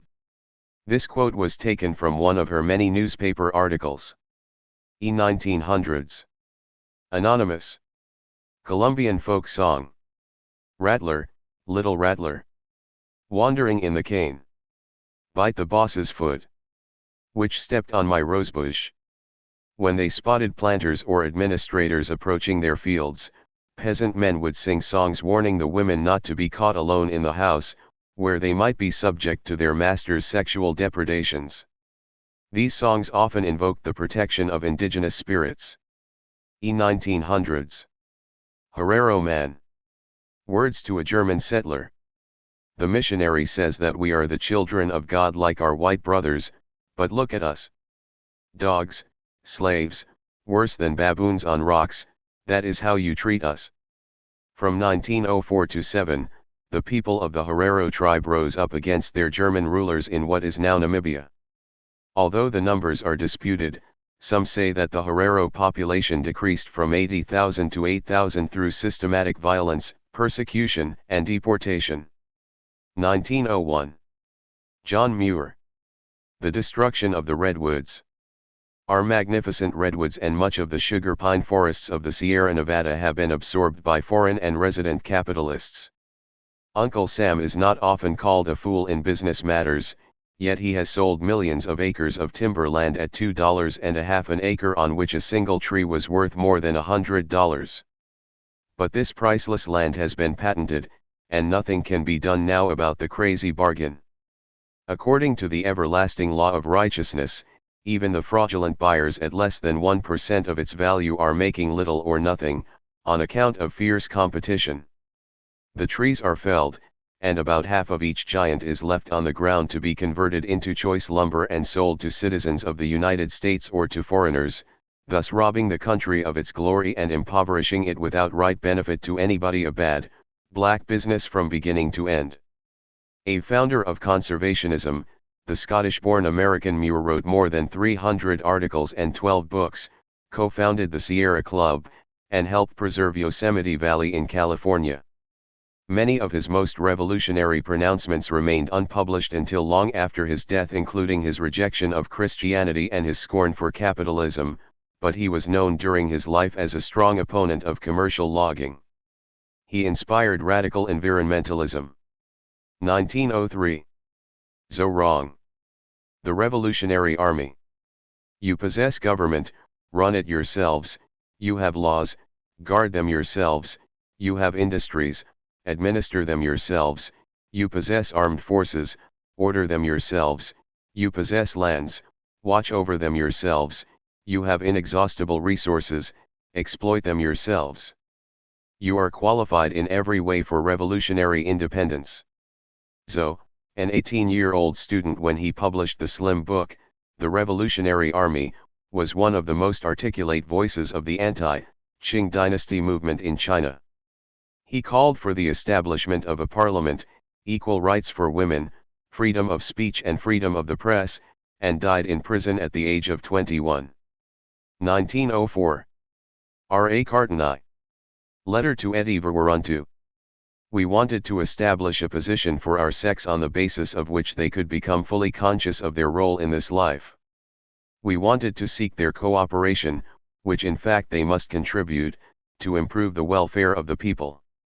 We wanted to provide education for women, wherever they have come to feel the need for becoming educated, to bring about an improvement in the moral state of the people, to shape them as a powerful force in general. How else would our struggle ever achieve a good result? Besides my sisters, I know others who could work to this end. But I know also that no matter how much they would perhaps like to in their hearts, they would not dare take up this work, because, as you know, our task is that of pioneers, isn't it, and that does not suggest to them a very rose-colored future. Cartani, a Javanese high aristocrat, became famous when a Dutchman published a selection, albeit Baudelarized, of her letters, all written in Dutch and mostly addressed to her Dutch women friends, although this one is addressed to an Indonesian friend. One of Indonesia's earliest proponents of women's rights, Cartani died very young, giving birth to a first child by a husband she had been forced by her parents to marry. 1905. Industrial Workers of the World. Preamble to the IWW Constitution. The working class and the employing class have nothing in common. There can be no peace so long as hunger and want are found among millions of working people, and the few, who make up the employing class, have all the good things of life. Between these two classes a struggle must go on until the workers of the world organize as a class, take possession of the earth and the machinery of production, and abolish the wage system. Instead of the conservative motto, "A fair day's wage for a fair day's work," we must inscribe on our banner the revolutionary watchword, "Abolition of the wage system." It is the historic mission of the working class to do away with capitalism. The army of production must be organized, not only for everyday struggle with capitalists, but also to carry on production when capitalism shall have been overthrown. By organizing industrially we are forming the structure of the new society within the shell of the old. Delegates to the IWW, or the Wobblies, founding convention in Chicago included Eugene Debs, Big Bill Haywood, Mother Jones, and Daniel de Leon, head of the Socialist Labor Party. Based on the principles of Marxist class conflict and the American philosophy of industrial unionism, the IWW sought to recruit immigrants, women, non-whites, and migrant workers who were excluded from the craft unions of the American Federation of Labor. It became famous for its revolutionary tactics of direct action, and for its songs and graphics. 1905. Rokia Sakawat Hossain. Sultana's Dream. We have no hand or voice in the management of our social affairs. In India man is lord and master, he has taken to himself all powers and privileges and shut up the women in the zenana. Why do you allow yourselves to be shut up? Because it cannot be helped as they are stronger than women. A lion is stronger than a man, but it does not enable him to dominate the human race. You have neglected the duty you owe to yourselves and you have lost your natural rights by shutting your eyes to your own interests. But my dear sister Sarah, if we do everything by ourselves, what will the men do then? They should not do anything, excuse me, they are fit for nothing. Only catch them and put them into the zenana. Rokia was a Bengali Muslim writer and feminist activist who founded the first Muslim girls' school in Calcutta in 1911. This story, which first appeared in a Madras English-language magazine, describes a feminist utopia, a tale of reverse purdah that imagines a world in which men are confined indoors and women rule public life. In Ladyland, women have also eliminated war and have harnessed science for progress, introducing air travel and solar power. 1905. Maji Maji Rebellion. Password. Hongo or the European, which is the stronger? Hongo. In 1905, several African tribes in Tanganyika rose up in violent protest against their German colonizers. After it was largely suppressed, the Germans proceeded to flush out the remaining rebels through a widespread and devastating famine. By the end, 15 Europeans and between 200,000 and 300,000 insurgents had died. 1905. Tonkin Free School. Indictment of corrupt customs. Why is the roof of the Western universe the broad lands and skies? While we cower and confine ourselves to a cranny in our house? Why can they jump straight, leap far? While we shrink back and cling to each other?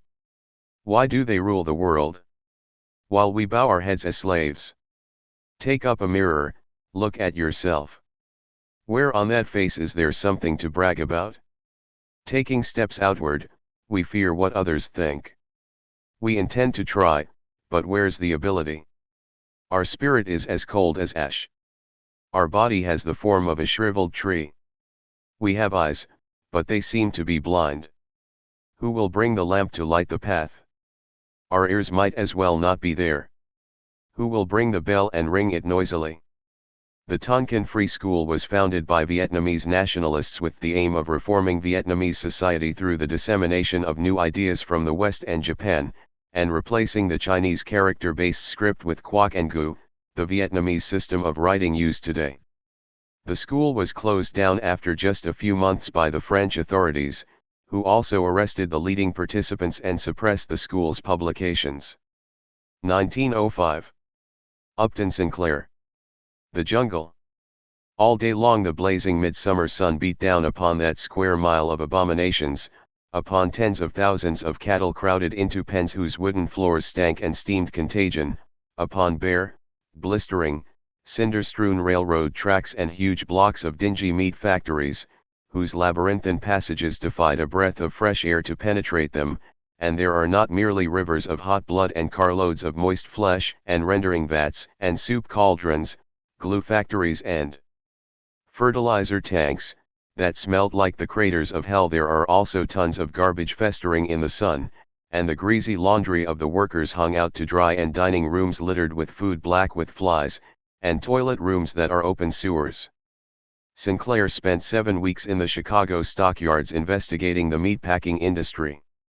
Socialist novelist Jack London called the novel that Sinclair subsequently wrote, that was serialized in The Appeal to Reason, the Uncle Tom's Cabin of Wage Slavery, and it helped to inspire the creation of federal meat inspection and Pure Food and Drug Acts.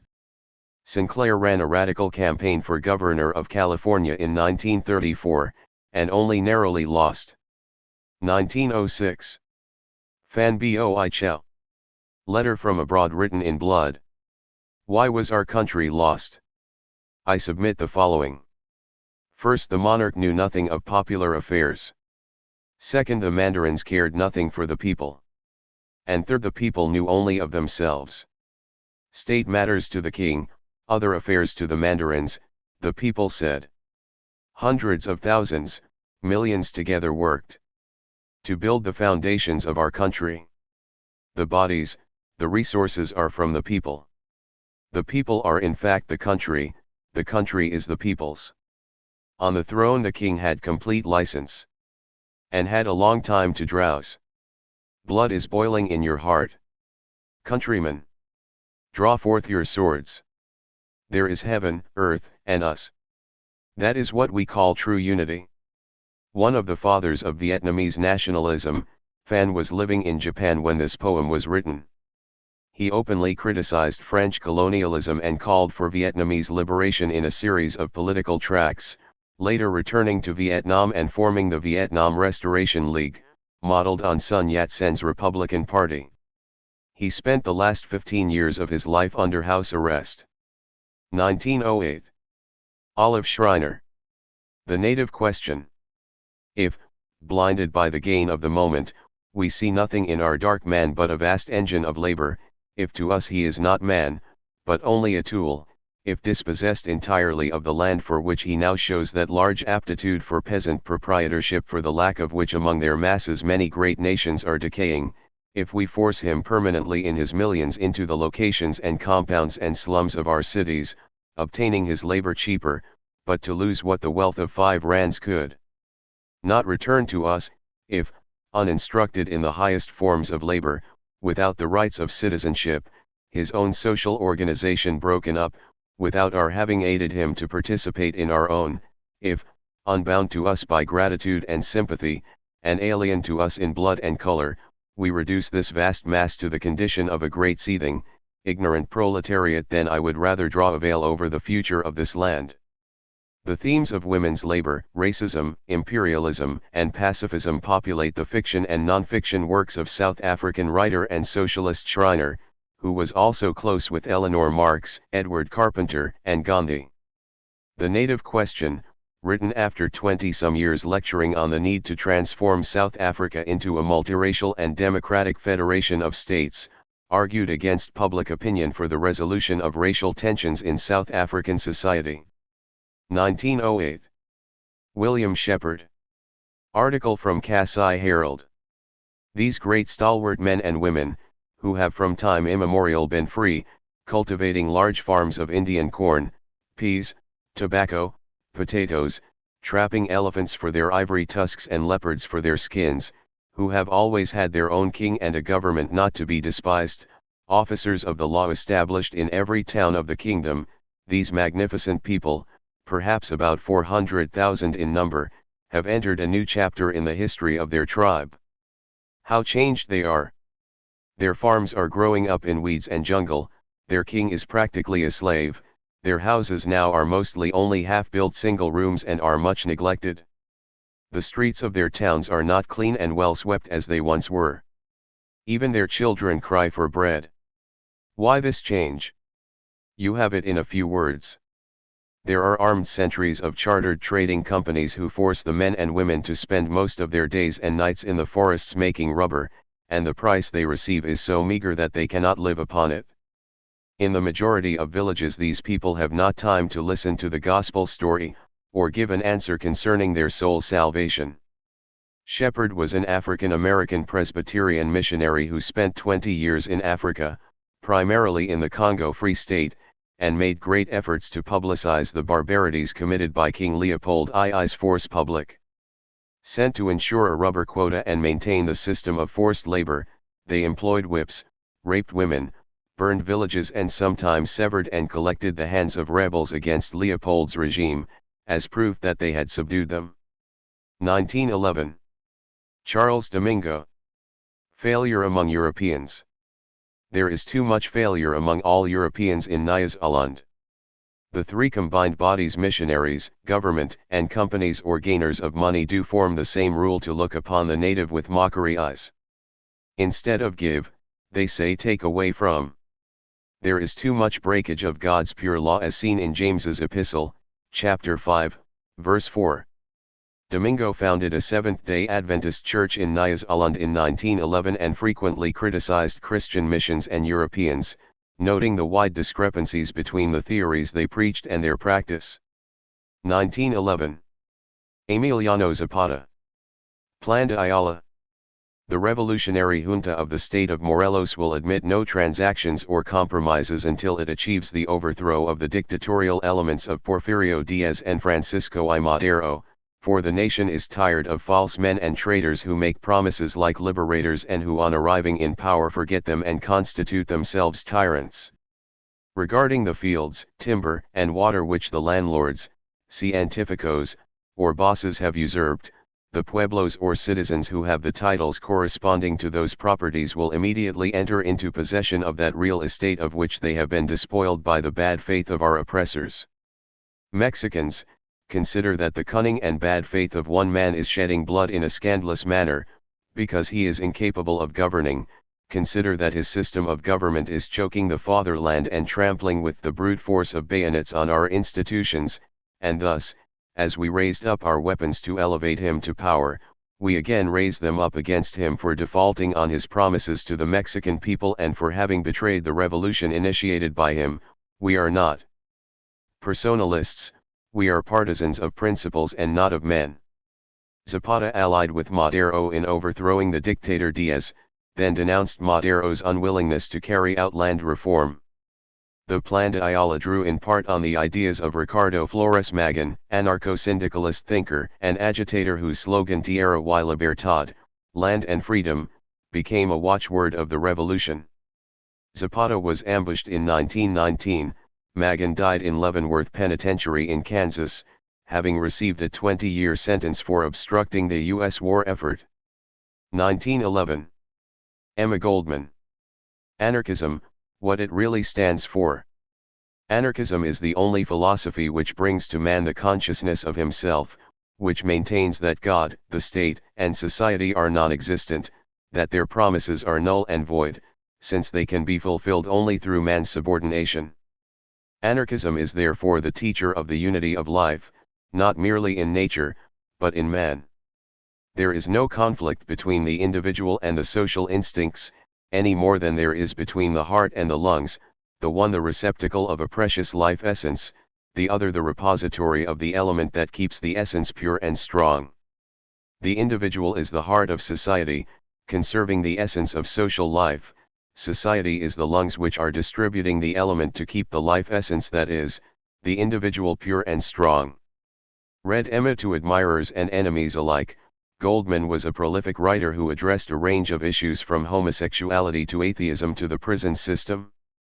Arrested at various times for inciting to riot, distributing information on birth control and opposing the draft, she was eventually deported by the United States to Russia, where she opposed Soviet state oppression, especially after being told by Lenin that there can be no free speech in a revolutionary period. 1911. Helen Keller. Why I Became a Socialist. The Brooklyn Eagle says, apropos of me, and socialism, that Helen Keller's mistakes spring out of the manifest limitations of her development. Oh, ridiculous Brooklyn Eagle! What an ungallant bird it is! Socially blind and deaf, it defends an intolerable system, a system that is the cause of much of the physical blindness and deafness which we are trying to prevent. The Eagle is willing to help us prevent misery, provided, always provided, that we do not attack the industrial tyranny which supports it and stops its ears and clouds its vision. The Eagle and I are at war. I hate the system which it represents, apologizes for and upholds. When it fights back, let it fight fair. Let it attack my ideas and oppose the aims and arguments of socialism.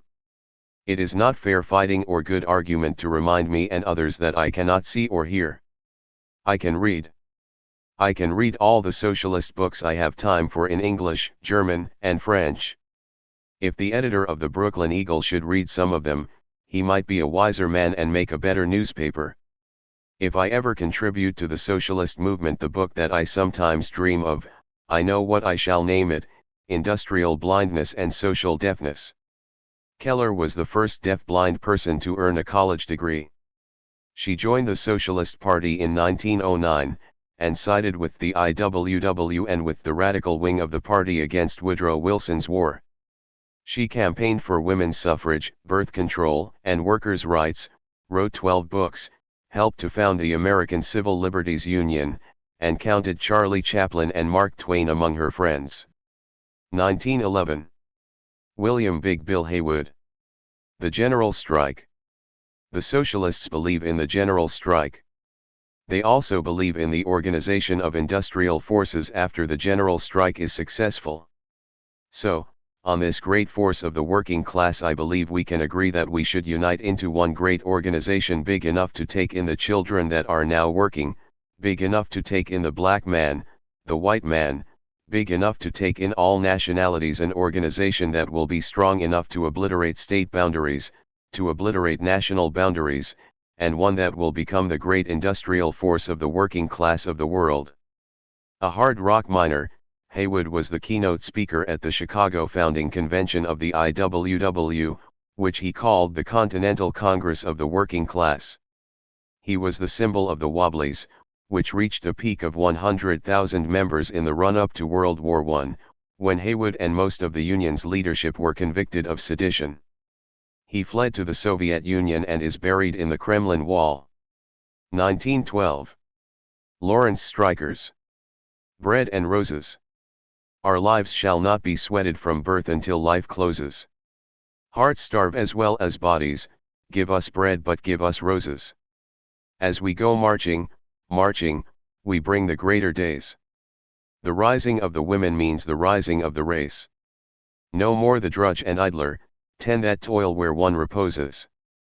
But a sharing of life's glories, bread and roses, bread and roses.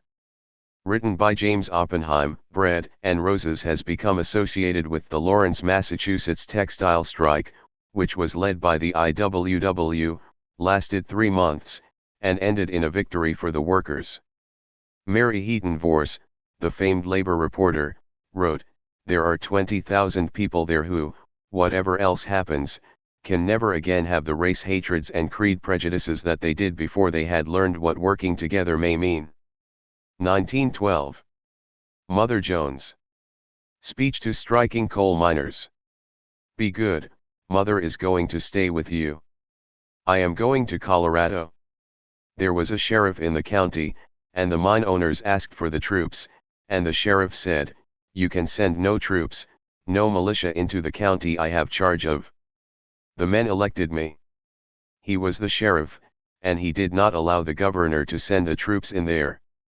There was no tyranny in that county. Once in a while we licked a scab, we wanted to put brains in him, he had none. That sheriff is going to run for Secretary of State, and I am going out to sweep the state with him. I will put him into office, if it is the last thing I do. I want to put in all the officers, and we have got to put out the fellows who stand with the robbing class, and we have got to put them out of business, we have got to make an honest nation. You can't be honest today. A girl goes to school, to church, and prays to Jesus. On Monday she acts like the devil when she sells to you. The whole machinery of capitalism is rotten to the core. This meeting tonight indicates a milestone of progress of the miners and workers of the state of West Virginia. I will be with you, and the Baldwin Guards will go. You will not be serfs, you will march, march, march on from milestone to milestone of human freedom, you will rise like men in the new day and slavery will get its death blow. It has got to die. Good night. An organizer and tribune of the United Mine Workers of America, the sometime socialist Jones also campaigned against child labor in the textile mills, for Mexican revolutionaries jailed in the U.S. and against feminists and the Chinese in America, not uncommon among white labor agitators. 1913. Black women's protest. Proclaim their womanhood. Too long have they submitted to white Molly goodnighty. No passes would they carry, but to assert their dignity. They vowed no more to fawn on or cringe, nor creep to the tyrant's power, but to proclaim their womanhood, their inherent, God-given dower.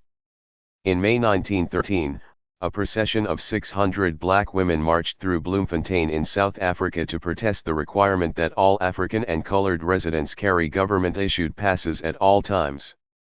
This poem was inspired by that event and appeared in the newspaper of the African political organization, which represented the colored voice in the Free State, signed by Johnny the Office Boy. 1914. Emmeline Pankhurst. My own story. The moving spirit of militancy is deep and abiding reverence for human life.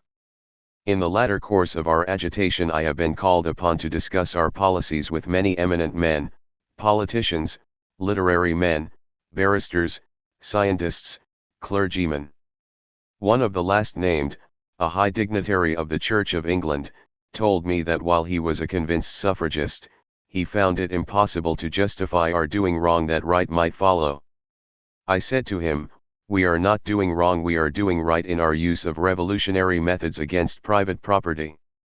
It is our work to restore thereby true values, to emphasize the value of human rights against property rights. You are well aware, sir, that property has assumed a value in the eyes of men, and the eyes of the law, that it ought never to claim. It is placed above all human values.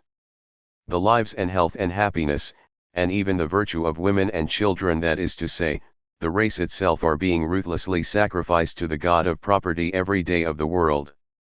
To this my reverend friend agreed, and I said, if we women are wrong in destroying private property in order that human values may be restored, then I say, in all reverence, that it was wrong for the founder of Christianity to destroy private property, as he did when he lashed the money changers out of the temple and when he drove the Gadarene swine into the sea. It was absolutely in this spirit that our women went forth to war. Pankhurst founded the Women's Social and Political Union, a militant all-women suffragist organization dedicated to deeds, not words. The guerrilla campaign of burning letters and destroying mailboxes defended here divided the suffragist movement in England. 1914. Ito no. Women's problems. Women's problems are not just women's problems. They are major problems for human beings. They pose issues that both men and women must think about. But men use traditional customs as shields. Relying on a large number of adherents, they brandish overhead the real power they hold over society and suppress the assertions of serious people, jeering at them and relying on unjust, cowardly means to get rid of them. Ignorant women who for millions of years past have been taught to remain as slaves are unable to escape from the slavish disposition that has seeped into each one of their physical cells. Without any self-awareness, they go along with the arrogant men, and they look down on those who are seeking to fight on their behalf. No one among them thinks seriously about the issues. What a sad state of affairs. Don't you recognize your wife and your children as human beings? Don't you recognize them as women? Oh, what a painful affair. A pitiful affair. Take care. We are unable to just listen silently. Ito was a feminist and anarchist activist and writer from a Japanese working-class family, who rebelled against her arranged marriage, wrote scathing critiques of misogynists, upper-class women, and communists alike, and was brutally murdered by the military police. Here, she responds to an article by Shimoda Jiro, a prominent progressive male educator, on his views regarding women. 1914. Miketa Lily W. Menza. Jiriyama tale. And the Jiriyama said, who will give away his sons to go and be killed? You try taking the chicks. And Champion took the chick and the hen flapped and attacked him. And the Jiriyama said, you see what this hen has done? If you take our sons, we will do the same. In 1913-14, an old woman, Miketa Lily, led the Kenyan Jiriyama people in resistance against the British, personified in this story in the figure of Arthur Champion, the district commissioner. Miketa Lily is the hen. The British demanded taxes and young men for labor from the Jiriyama. Mikhail Lily's charisma brought together Jiriyama women, powerless young men and elders to push back. 1914. James Connolly. War: what it means to you. You are asked to stop and consider what this war will mean to the working class of the city and country.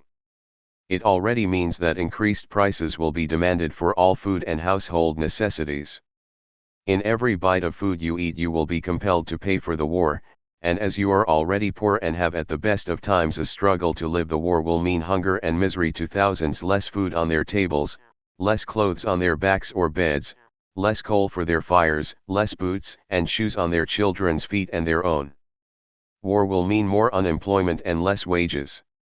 Already the mills of Belfast are put on short time, which means starvation wages, warerooms are closing down, and all foundries and engineering works which make machinery for the continent, if they have not closed down already, are getting ready to do so. Thus, before a shot has been fired by the British Army on land, before a battle has been fought at sea, ruin and misery are entering the homes of the working people. What will be your case?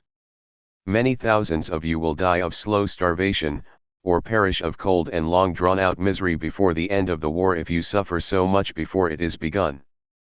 Some people tell you it will be over in a fortnight. They said the same about the Boer War, but it lasted 3 years. And the Boer War was a mere picnic compared to what this war will be. Born in Scotland to Irish immigrant parents, Connolly became a leader of the socialist movement in Scotland, Ireland, and the United States, where he was a member of the Socialist Party and the IWW. He helped lead the Easter Rising of 1916, the precursor to the declaration of the Irish Republic in 1919. For his role in the Easter Rising, he was tied to a chair and shot by the British government on May 12, 1916. 1914. Anonymous. Woe on us, Wingate! Woe on us, Wingate! Who has carried off our corn? Carried off our cotton? Carried off our camels? Carried off our children? Leaving us only our lives.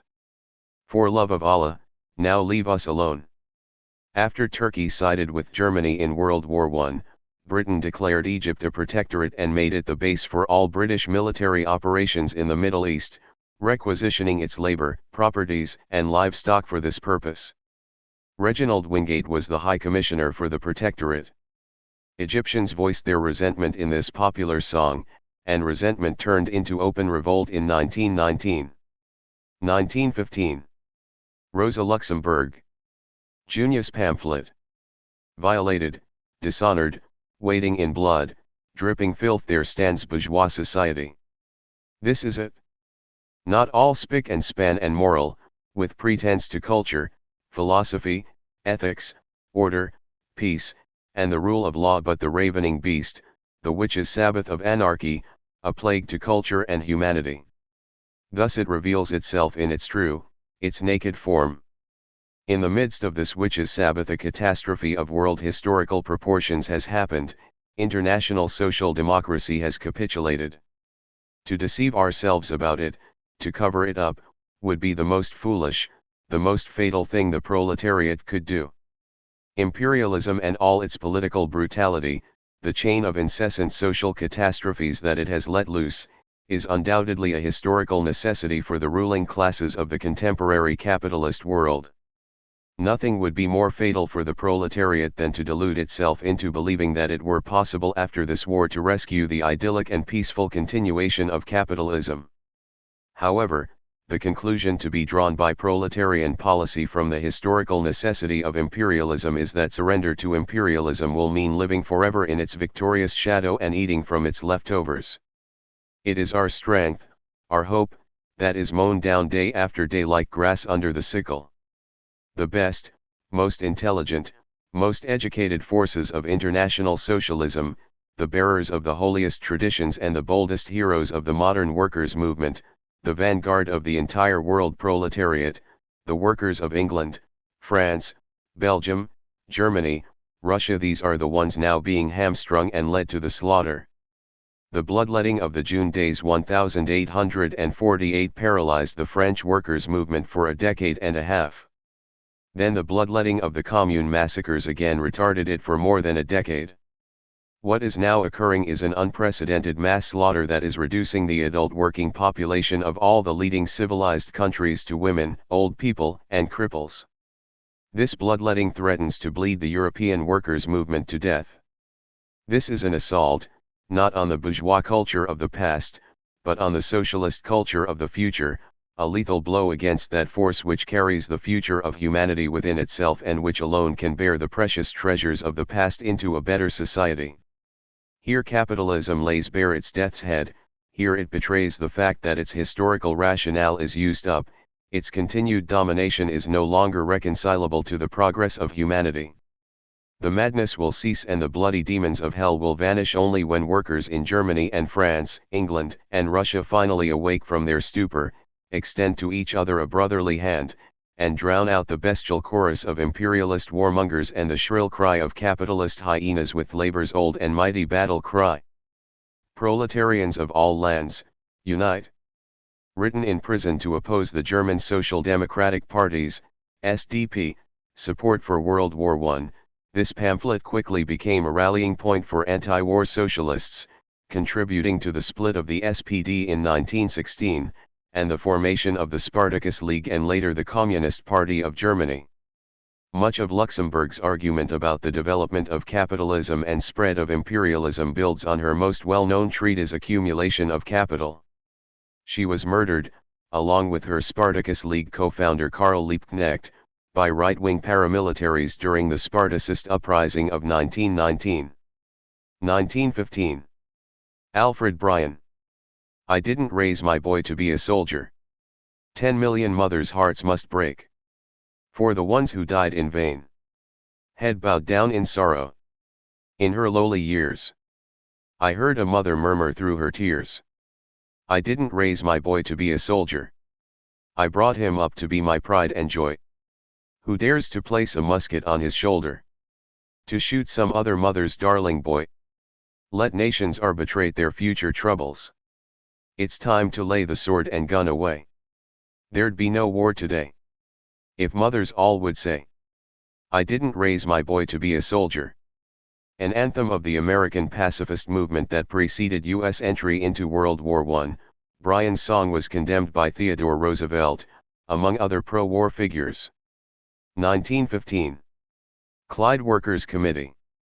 First agitational leaflet. We will support the officials just so long as they rightly represent the workers, but we will act independently immediately they misrepresent them. Being composed of delegates from every shop and untrammeled by obsolete rule or law, we claim to represent the true feeling of the workers. We can act immediately and according to the merits of the case and the desire of the rank and file.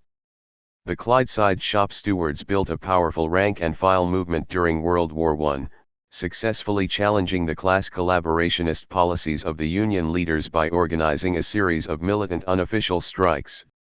Red Clydeside became one of the British Labour movement's strongest bastions. 1915.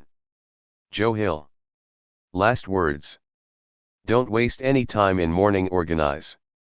The most popular songwriter of the IWW, the Swedish-born American immigrant Hill was a hobo agitator, taking part in the Mexican Revolution and singing for Canadian railroad strikers.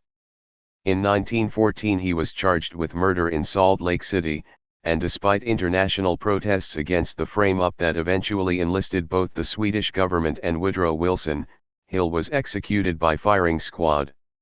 His famous last words were wired to fellow Wobbly Big Bill Haywood. 1915. William Blake. Jerusalem. I will not cease from mental fight. Nor shall my sword sleep in my hand. Till we have built Jerusalem. In England's green and pleasant land. Set to music by Sir Hubert Parry in 1916, Blake's poem, actually an excerpt of the preface to one of his prophetic books, Milton, became one of England's most popular patriotic songs, preferred by King George V over God Save the King. Blake himself had been tried for sedition for having uttered such expressions as "damn the king, damn all his subjects." He was acquitted. 1916. Easter Rising. The Dublin Brigade. There was much work to do in getting things right. But the old and the young were all anxious to fight. Every man worked hard at his own barricade. And rifles rang out from the Dublin Brigade. Though the Easter Rising of 1916 involved only a small military minority, it transformed Irish politics. Anger over its defeat and the execution of its leaders erupted into a decisive mass struggle during the War of Independence of 1919–21. 1917. Randolph Bourne. Twilight of Idols. In this difficult time the light that has been in liberals and radicals has become darkness. If radicals spend their time holding conventions to attest their loyalty and stamp out the enemies within, they do not spend it in breaking intellectual paths, or giving us shining ideas to which we can attach our faith and conscience. The spiritual apathy from which the more naive of us suffer, and which the others are so busy fighting, arises largely from sheer default of a clear vision that would melt it away. Our intellectuals consort with war boards in order to keep their minds off the question what the slow masses of the people are really desiring, or toward what the best hope of the country really drives. A policy of win the war first must be, for the radical, a policy of intellectual suicide. Their support of the war throws upon them the responsibility of showing inch by inch the democratic gains, and of laying out a charter of specific hopes. Otherwise they confess that they are impotent and that the war is submerging their expectations, or that they are not genuinely imaginative and offer little promise for future leadership. Bourne denounced progressives like John Dewey for their support of the US involvement in World War I. A Democrat and cosmopolitan, he savaged at once smug high culture and the ideal of the American melting pot, in the name of a transnational culture drawing on immigrant and native strains of expression. He died of influenza in 1918 at 32. 1917. V.I. Lenin. The State and Revolution. In capitalist society, providing it develops under the most favorable conditions, we have a more or less complete democracy in the democratic republic. But this democracy is always hemmed in by the narrow limits set by capitalist exploitation, and consequently always remains, in effect, a democracy for the minority, only for the propertied classes, only for the rich. Freedom in capitalist society always remains about the same as it was in the ancient Greek republics, freedom for the slave owners. Owing to the conditions of capitalist exploitation, the modern wage slaves are so crushed by want and poverty that they cannot be bothered with democracy, cannot be bothered with politics. In the ordinary, peaceful course of events, the majority of the population is debarred from participation in public and political life. Democracy for an insignificant minority, democracy for the rich, that is the democracy of capitalist society. In a higher phase of communist society, after the enslaving subordination of the individual division of labor, and with it also the antithesis between mental and physical labor, has vanished, after labor has become not only a livelihood but life's prime want, after the productive forces have increased with the all-around development of the individual, and all the springs of the cooperative wealth flow, only then can the narrow horizon of bourgeois law be crossed in its entirety, and society inscribe on its banners, from each according to his ability, to each according to his needs. Bolshevik revolutionary and Marxist theorist, Lenin governed the Soviet Union until he suffered a stroke in 1922, dying 2 years later. The State and Revolution argues that the state is an instrument of ruling class control, whether formally democratic or not. 1917. Mohammed Abdullah Hassan. Letter to Colonel Swan. If the country were cultivated, or if it contained houses or property, it would be worth your while to fight for it. But the country is all jungle, and that is no use to you. If you want bush and stones, you can get these in plenty. There are also many ant heaps, and the sun is very hot. All you can get from me is war and nothing else. Hassan was a Somali religious leader who established the dervish movement and state across the Horn of Africa, which fought an anti-imperialist war against the British, Italians and Ethiopians for over 20 years. The British people, whom he addresses here, knew him as the Mad Mullah. 1918. Sidney Webb. Clause 4 of the Labour Party Constitution. To secure for the workers by hand or by brain the full fruits of their industry and the most equitable distribution thereof that may be possible upon the basis of the common ownership of the means of production, distribution, and exchange, and the best obtainable system of popular administration and control of each industry or service. Clause 4 acquired iconic status in the British labour movement because of its explicit support of nationalisation, and the implication that the Labour Party's ultimate aim was a fully socialised economy. Labour leader Hugh Gaitskell failed to amend it in 1959, Tony Blair removed it in 1995, 2 years before becoming Prime Minister. 1918. Liu Sun. Diary of a Madman.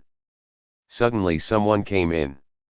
He was only about 20 years old and I did not see his features very clearly. His face was wreathed in smiles, but when he nodded to me his smile did not seem genuine. I asked him, "Is it right to eat human beings?" Still smiling, he replied, "When there is no famine how can one eat human beings?" I realized at once, he was one of them, but still I summoned up courage to repeat my question. "Is it right? What makes you ask such a thing? You really are fond of a joke. It is very fine today." "It is fine, and the moon is very bright. But I want to ask you, is it right?" He looked disconcerted, and muttered, "No. No. Then why do they still do it?" "What are you talking about?" "What am I talking about? They are eating men now in Wolf Cub Village, and you can see it written all over the books, in fresh red ink." His expression changed, and he grew ghastly pale. "It may be so," he said, staring at me. "It has always been like that." "Is it right because it has always been like that?" "I refuse to discuss these things with you. Anyway, you shouldn't talk about it. Whoever talks about it is in the wrong." I leaped up and opened my eyes wide, but the man had vanished. I was soaked with perspiration. He was much younger than my elder brother, but even so he was in it. He must have been taught by his parents. And I am afraid he has already taught his son, that is why even the children look at me so fiercely. Wanting to eat men, at the same time afraid of being eaten themselves, they all look at each other with the deepest suspicion. How comfortable life would be for them if they could rid themselves of such obsessions and go to work, walk, eat, and sleep at ease. They have only this one step to take. Yet fathers and sons, husbands and wives, brothers, friends, teachers and students, sworn enemies and even strangers, have all joined in this conspiracy, discouraging and preventing each other from taking this step. You should change from the bottom of your hearts," I said. "You must know that in future there will be no place for man-eaters in the world." Widely considered to be the father of modern Chinese literature, Liu Sun was also the co-founder of the League of Left-Wing Writers, the editor of several left publications, including New Youth, and an early supporter of the Esperanto movement in China. The Gogol-inspired Diary of a Madman, with its comparison of Chinese feudal society to cannibalism, became one of the representative works of the anti-Confucian New Culture movement, which called for the creation of a new Chinese culture and society based on democracy and science. Although the communists claimed him as one of their own, he was never a member of the party. 1918. Tristan Tzara. Dada Manifesto. I'm writing this manifesto to show that you can perform contrary actions at the same time, in one single, fresh breath. I am against action, as for continual contradiction, and affirmation too, I am neither for nor against them, and I won't explain myself because I hate common sense. We are like a raging wind that rips up the clothes of clouds and prayers. We are preparing the great spectacle of disaster, conflagration, and decomposition. Preparing to put an end to mourning, and to replace tears by sirens spreading from one continent to another. Clarions of intense joy, bereft of that poisonous sadness. Every product of disgust that is capable of becoming a negation of the family is dada, acquaintance with all the means hitherto rejected by the sexual prudishness of easy compromise and good manners, abolition of logic, dance of those who are incapable of creation, every hierarchy and social equation established for values by our valets, every object, all objects, feelings, and obscurities, every apparition and the precise shock of parallel lines, are means for the battle of, the abolition of memory, the abolition of archaeology, the abolition of prophets, the abolition of the future, the absolute and indisputable belief in every God that is an immediate product of spontaneity, the elegant and unprejudiced leap from one harmony to another sphere, the trajectory of a word, a cry, thrown into the air like an acoustic disc, to respect all individualities in their folly of the moment, whether serious, fearful, timid, ardent, vigorous, decided or enthusiastic, to strip one's church of every useless and unwieldy accessory, to spew out like a luminous cascade any offensive or loving thought, or to cherish it with the lively satisfaction that it's all precisely the same thing with the same intensity in the bush, which is free of insects for the blue-blooded, and gilded with the bodies of archangels, with one's soul. Liberty, the roar of contorted pains, the interweaving of contraries and all contradictions, freaks, and irrelevancies, life. Born in Romania and active in France, Zara was an avant-garde artist and self-proclaimed president of the Dada movement, whose oblique protests against bourgeois culture and politics would later inform the Situationists and the Beat generation. Zara's own political trajectory included fighting for the Spanish Republicans, joining the Communist Party, and participating in the French resistance during World War II. 1918. Eugene Debs. Address to the jury. When great changes occur in history, when great principles are involved, as a rule the majority are wrong. The minority are usually right. In every age there have been a few heroic souls who have been in advance of their time, who have been misunderstood, maligned, persecuted, sometimes put to death.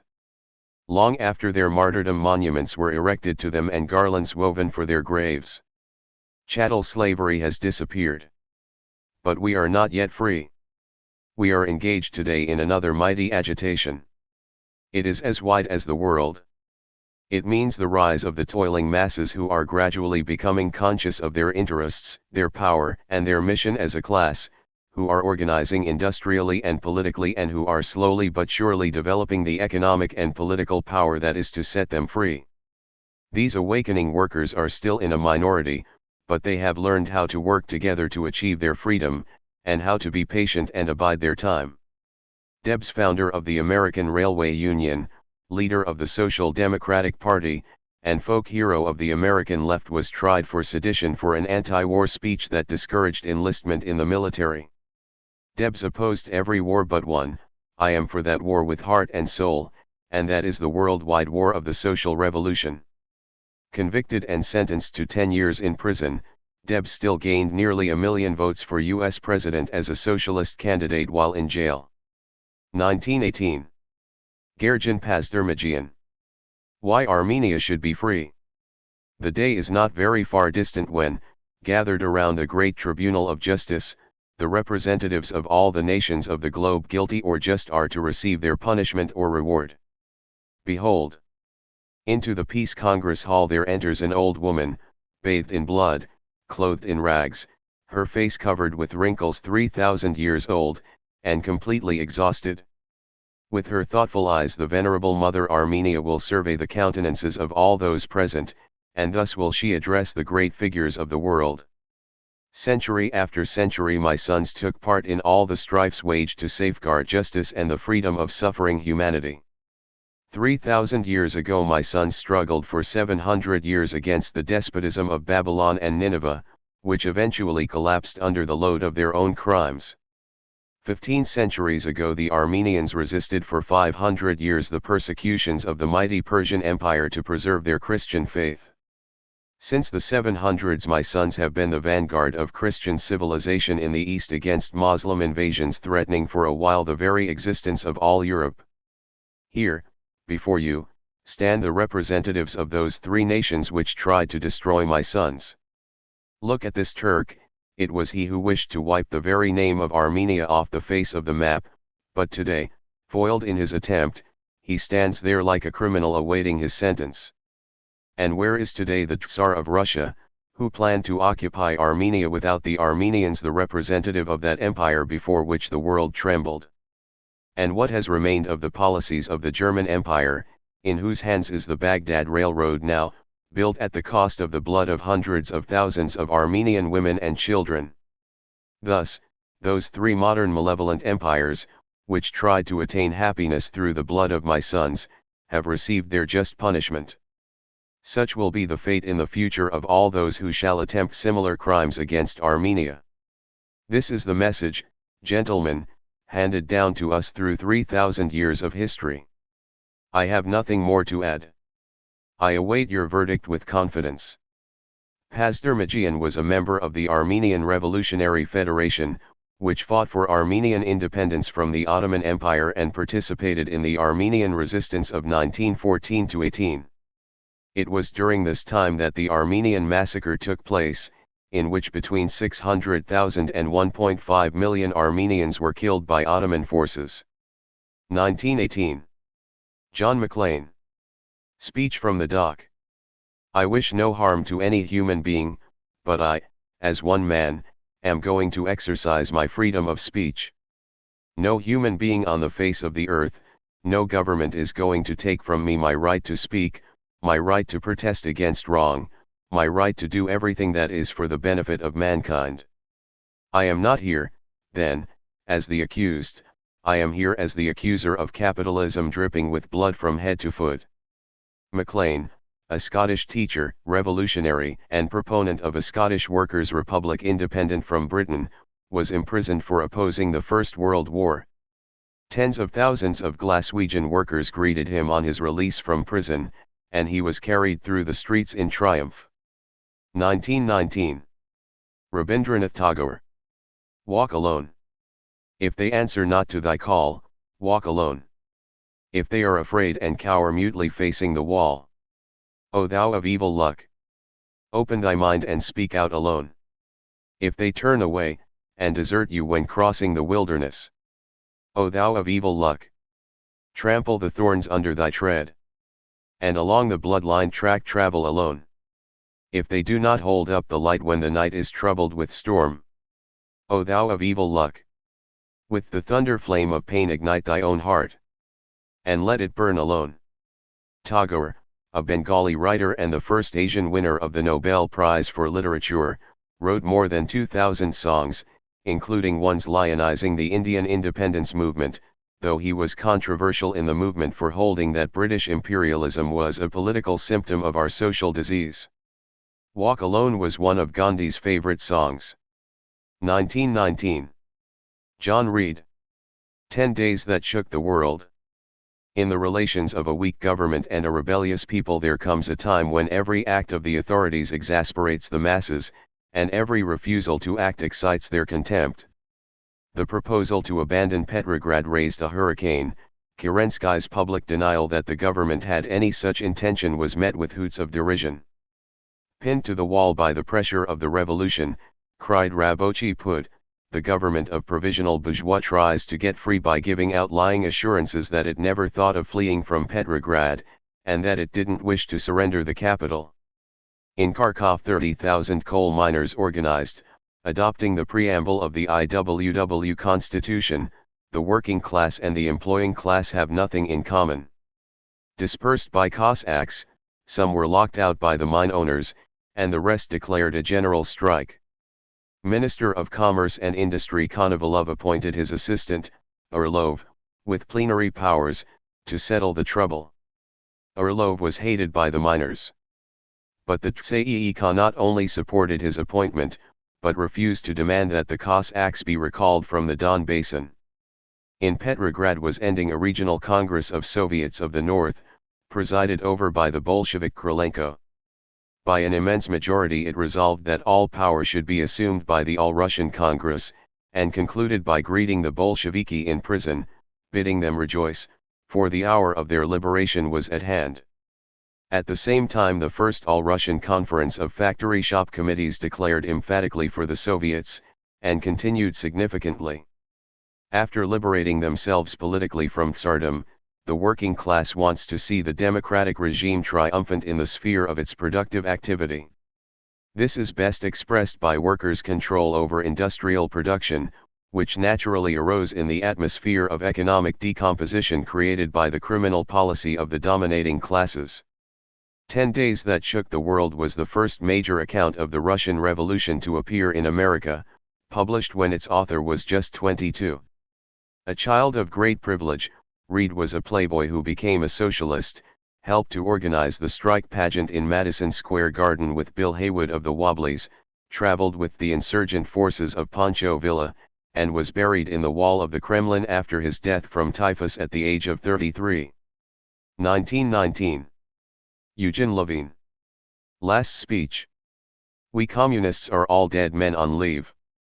Of this I am fully aware. I do not know if you will extend my leave or whether I will have to join Karl Liebknecht and Rosa Luxemburg. In any case, I await your verdict with composure and serenity. Whatever your verdict, events cannot be stopped. Pronounce your verdict if you deem it proper. I have only striven to foil your attempt to stain my political activity, the name of the Soviet Republic with which I feel myself so closely bound up, and the good name of the workers of Munich. Long live the Communist World Revolution. Levine, a revolutionary socialist and a leader of the German Spartacus League, thought the Munich uprising part of the German Revolution of 1918-9 was premature, but once overruled by Social Democrats and Independent Socialists, he assumed leadership. The Munich Commune controlled the city for a month before it was toppled by the military and local groups, many of whom would later back Hitler. Levine was found guilty of treason and executed on July 5, 1919. 1919. Chen Duxiu. Our final awakening. We, having been living in one corner of the world for several decades, must ask ourselves what is the level of our national strength and our civilization. This is the final awakening of which I speak. To put it another way, if we open our eyes and take a hard look at the situation within our country and abroad, what place does our country and our people occupy, and what actions should we take? Our task today can be said to be the intense combat between the old and the modern currents of thought. Those with shallow views all expect this to be our final awakening, without understanding how difficult it is to put constitutional government into practice. There is no difference between the shameful disgrace of submissiveness of men of ancient times hoping that sage rulers and wise ministers will practice benevolent government and present-day men hoping that dignitaries and influential elders will build a constitutional republic. Why should I reject the desires of dignitaries and influential elders, who are after all a part of the people, to build a constitutional republic? Only because a constitutional republic cannot be conferred by the government, cannot be maintained by one party or one group, and certainly cannot be carried on the backs of a few dignitaries and influential elders. A constitutional republic which does not derive from the conscious realization and voluntary action of the majority of the people is a bogus republic and bogus constitutionalism. Chen was the editor of China's most influential journal of the day, New Youth, a leader of the Xinhai Revolution of 1911 and the May 4th movement, and one of the co-founders, with Li Dazhao, of the Chinese Communist Party. 1919. Claude McKay. If we must die. If we must die, let it not be like hogs, hunted and penned in an inglorious spot, while round us bark the mad and hungry dogs, making their mock at our accursed lot. If we must die, oh let us nobly die, so that our precious blood may not be shed in vain. Then even the monsters we defy shall be constrained to honor us though dead. McKay, the Jamaican-born Harlem Renaissance poet, was once a maverick member of the Harlem-based African Blood Brotherhood, the black affiliate of the Communist Party, although he would become disenchanted with communism by the end of his life. If We Must Die addresses the racial violence perpetrated against blacks during the Red Summer of 1919, when whites attacked blacks in a series of bloody riots all over the U.S. 1919. Hubert R. Harrison. 2. Negro radicalisms. All over this land and in the West Indies, Negroes are responding to the call of battle against the white man's color line. And, so long as this remains, the international dogma of the white race, so long will the new Negro war against it. This is the very Ethiopianism which England has been combating from Cairo to the Cape. Undoubtedly some of these newly awakened Negroes will take to socialism and Bolshevism. But here again the reason is racial. Since they suffer racially from the world as at present organized by the white race, some of their ablest hold that it is good play to encourage and give aid to every subversive movement within that white world which makes for its destruction as it is. For by its subversion they have much to gain and nothing to lose. But they build on their own foundations. Parallel with the dogma of class consciousness they run the dogma of race consciousness. And they dig deeper. For the roots of class consciousness inhere in a temporary economic order, whereas the roots of race consciousness must of necessity survive any and all changes in the economic order. Accepting biology as a fact, their view is the more fundamental. At any rate, it is that view with which the white world will have to deal. An immigrant to the U.S. from the Virgin Islands, Harrison worked at different times for the Socialist Party and Marcus Garvey. Ultimately he promulgated his own radical nationalist thinking through 2 organizations he founded, the Liberty League and the International Colored Unity League. 1920. Alexandra Kollontai. Communism and the Family. The workers' state needs new relations between the sexes. Just as the narrow and exclusive affection of the mother for her own children must expand until it extends to all the children of the great proletarian family, the indissoluble marriage based on the servitude of women is replaced by a free union of 2 equal members of the workers' state who are united by love and mutual respect.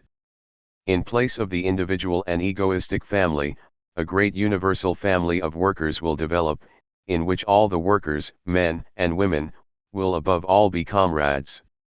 This is what relations between men and women in the communist society will be like. These new relations will ensure for humanity all the joys of a love unknown in the commercial society of capitalism, a love that is free and based on the true social equality of happy young people, free in their feelings and affections. Kollontai did not actually say that the satisfaction of one's sexual desires should be as simple as getting a glass of water. This was a misinterpretation of her statement that sexuality is as natural as hunger or thirst, but many were captivated by her argument that sex and the family needed to be shorn of bourgeois and patriarchal norms.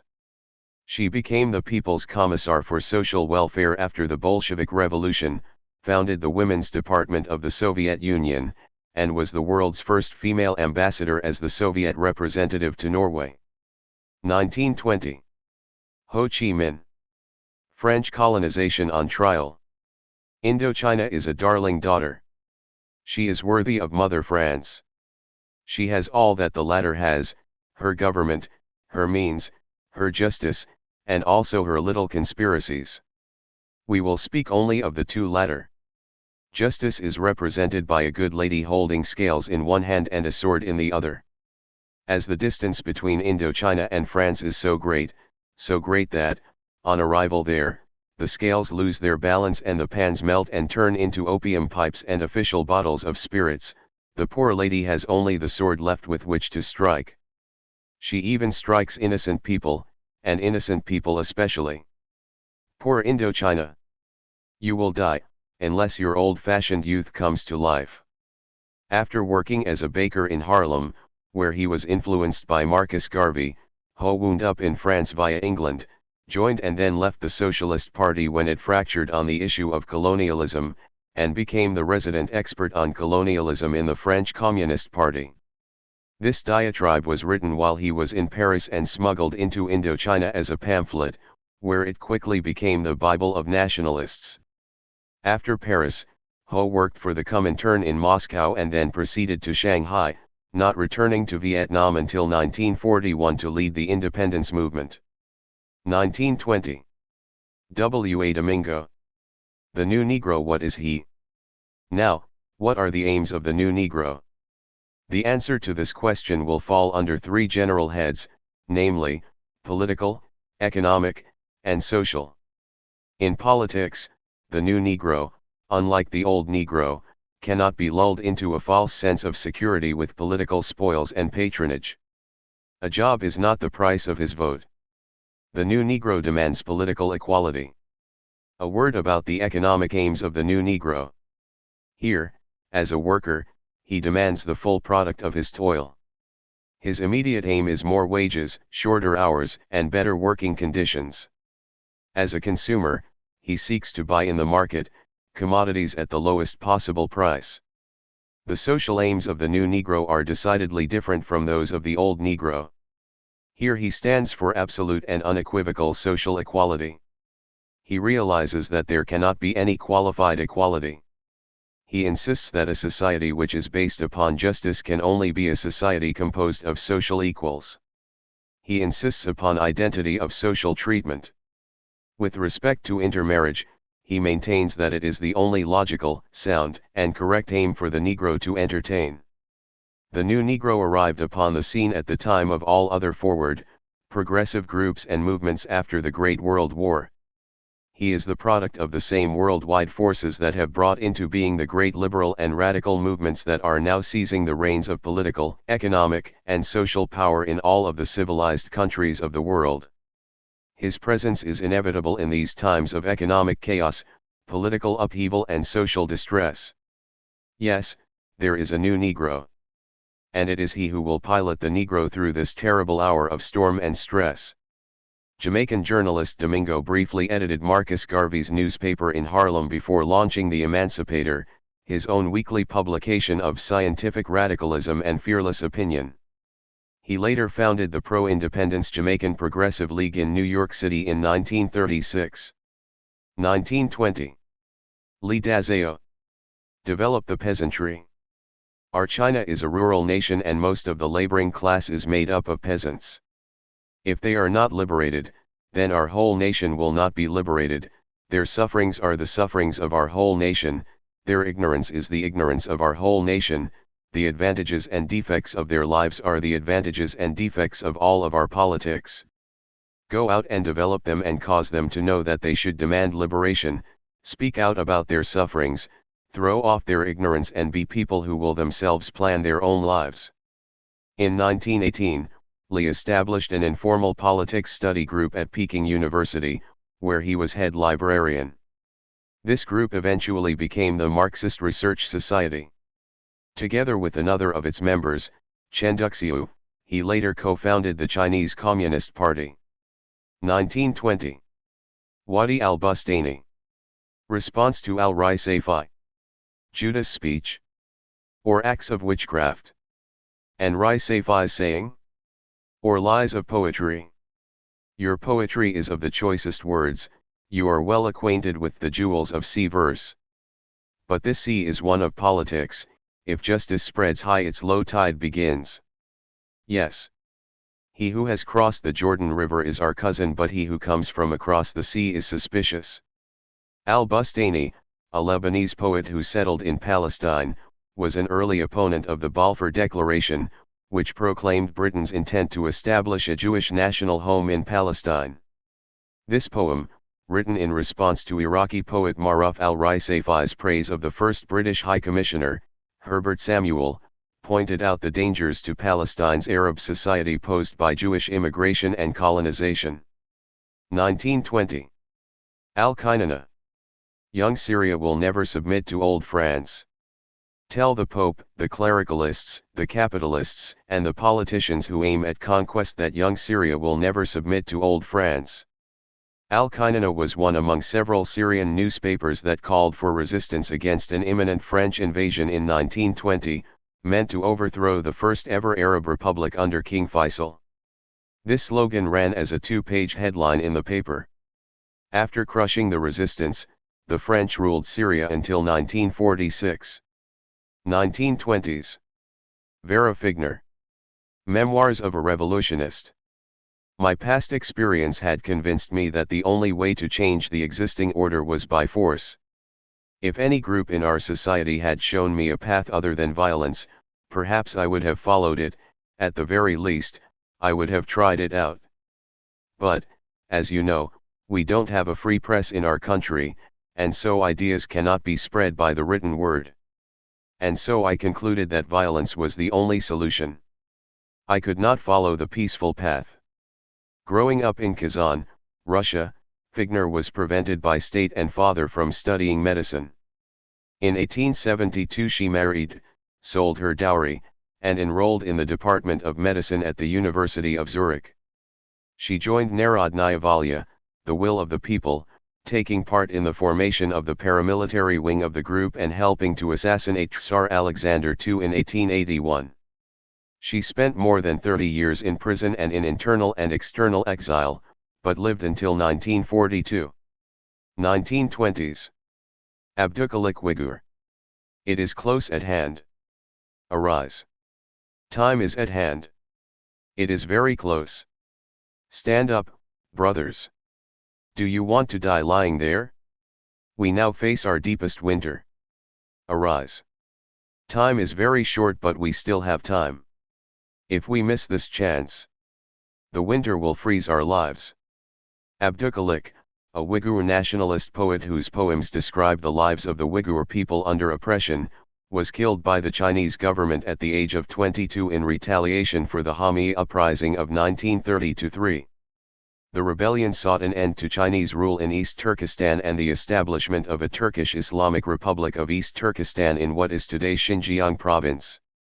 Uyghur was Abdülhalik's pen name, and when he adopted it, the Chinese saw it as a nationalistic move. 1920. Revolutionary War Council of the Persian Red Army. Letter to Trotsky. With great difficulty and enduring all manner of privations we have succeeded in defeating the internal counter-revolution, which was nothing more nor less than the hireling of international capitalism. By the will of the working people, Soviet power has been organized in Persia, and this has set about creating a Persian Red Army on the lines on which Russia's Red Army was formed, in order to destroy the enslavers of the Persian people. Long live the fraternal alliance of the Russian Red Army with the young Persian army. In 1920, the Republican Socialist Jangal movement formed the Persian Soviet Socialist Republic in the Gilan province of Iran. Jangal volunteers had been trained by German, Austrian, and Turkish officers. A year and a half later, the territory was captured by Reza Khan, and the Republic's leader, Mirza Kukuk Khan, was caught and executed. 1921. Kronstadt rebels. Petropavlovsk resolution and demands. Our country is enduring a difficult moment. Hunger, cold and economic ruin have held us in an iron vice these 3 years already. The Communist Party, which rules the country, has become separated from the masses, and shown itself unable to lead her from her state of general ruin. It has not faced the reality of the disturbances which in recent times have occurred in Petrograd and Moscow.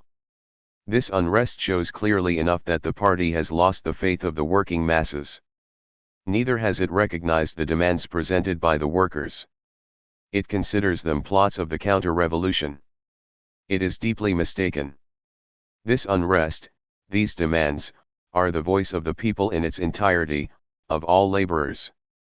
All workers, sailors, and soldiers see clearly at the present moment that only through common effort, by the common will of the laborers, is it possible to give the country bread, wood, and coal, to dress the barefoot and naked, and to lead the republic out of this dead end. This will of all laborers, soldiers, and sailors was definitively expressed at the garrison meeting of our town, in view of the fact that there were grounds to fear repression, and also due to threatening speeches by the representatives of authority. The conference decided to form a provisional revolutionary committee, to which to give all authority in governing the town and fortress. Comrades and citizens, the provisional committee is deeply concerned that there should not be spilled a single drop of blood. It has taken emergency measures for the establishment of revolutionary order in the town and fortress, and at the forts. Comrades and citizens, do not stop work. Workers, remain at your machines, sailors and soldiers in your units and at the forts. All Soviet workers and organizations must continue their work. The Provisional Revolutionary Committee calls all workers' organizations, all naval and trade unions, and all naval and military units and individual citizens to give it universal support and aid. The task of the Provisional Revolutionary Committee is a general, comradely effort to organize in the town and fortress means for proper and fair elections to a new Soviet. And so, comrades, to order, to calm, to restraint, and to a new socialist construction for the good of all laborers. The crews of the battleships Petropavlovsk and Sevastopol crafted these demands, and the next day, sailors, soldiers, and civilians in Kronstadt, a naval fortress in the Gulf of Finland, formed a Provisional Revolutionary Committee, one in a wave of left-wing rebellions against Soviet Russia. The Bolshevik government attacked Kronstadt on March 7, and took the city on March 17 at a cost of more than 10,000 deaths. Thousands of rebels were executed. 1922. Qazi Nazrul Islam. The rebel. I am the magic flute of Orpheus, its music lulls the heaving ocean into drowsy forgetfulness, and in sleep it kisses the earth and soothes it to complete silence. I am the flute in the hands of Krishna. As I rage and rush, enveloping the boundless heavens, the fires of all the hells down below flicker and die in panic. I am the carrier of rebellion all over the earth. And I shall rest, battle-weary rebel, only on the day when the wails of the oppressed shall not rend the air and sky, and the scimitar and the sword of the oppressor shall not clang in the fierce arena of battle. That day my rebel self, weary with fighting, shall rest appeased. Nazrul, known as the rebel poet of Bengali literature, was also a novelist, journalist, musician, songwriter, actor, and director. He was imprisoned often by the British, and this poem, his most famous, coincided with the non-cooperation movement, the first mass nationalist campaign of civil disobedience against British rule. 1922. Sen Katayama. To the soldiers of the Japanese army in Siberia. Against the will and wishes of the workers and the peasants of Japan, the Japanese government has sent a large army to Siberia to fight against the Red Army and to devastate the workers' and peasants' country. We, the revolutionary proletarians in Japan, are yet too weak and powerless against the aggressive and oppressive militarist government to stop this most inhuman and bloody slaughter by the Japanese imperialist army in Siberia. The Japanese army has been losing the people's confidence ever since the fall of German militarism and the unjust Siberian invasion that has been undertaken by the militarist clique. Proletarians of the world. This most outrageous invasion of the Japanese imperialists in Siberia can only be stopped by your concerted action at this critical moment. We, the Communist Party members and the revolutionary workers and peasants, are powerless before this powerful imperialist oppression, although we are fighting against the imperialists at every possible step.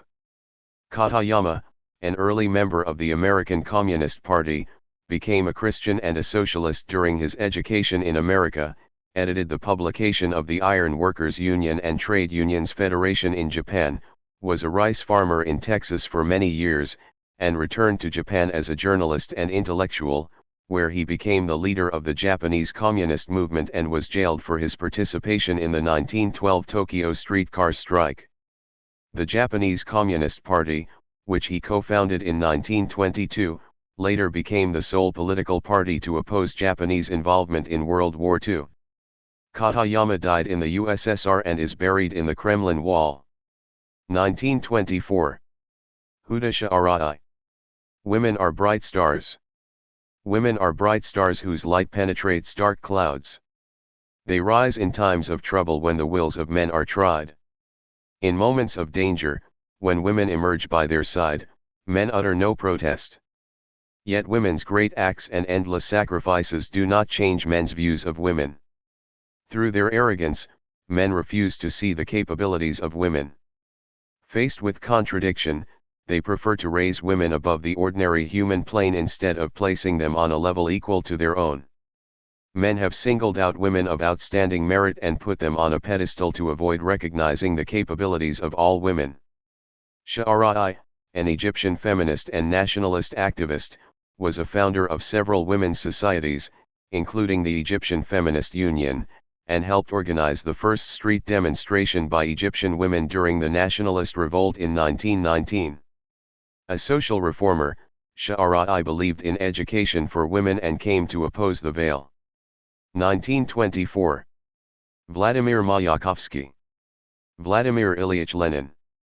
Just guzzling, snoozing, and pocketing pelf. Capitalism. Got lazy and feeble. All blubber. He sprawled. In history's way. No. Getting over. Or past him. So snug. In his worldwide bed. He lay. The one way out was to blast him.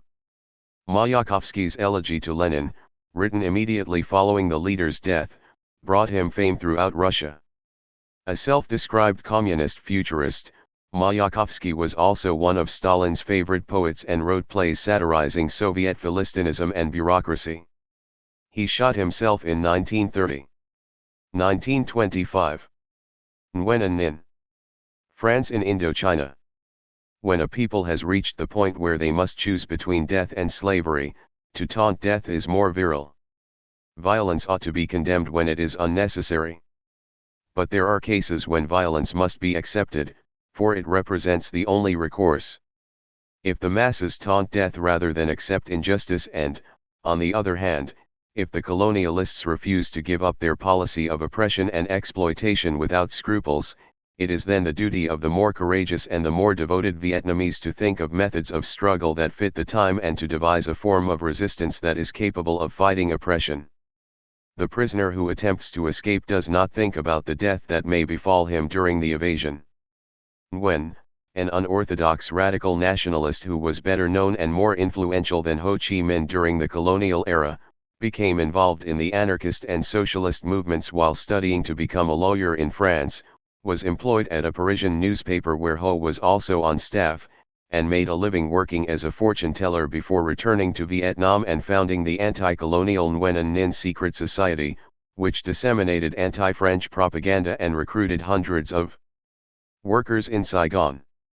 In 1926, he was arrested along with 115 members of his organization and deported to the island of Pulo Condor, where he died nearly 20 years later.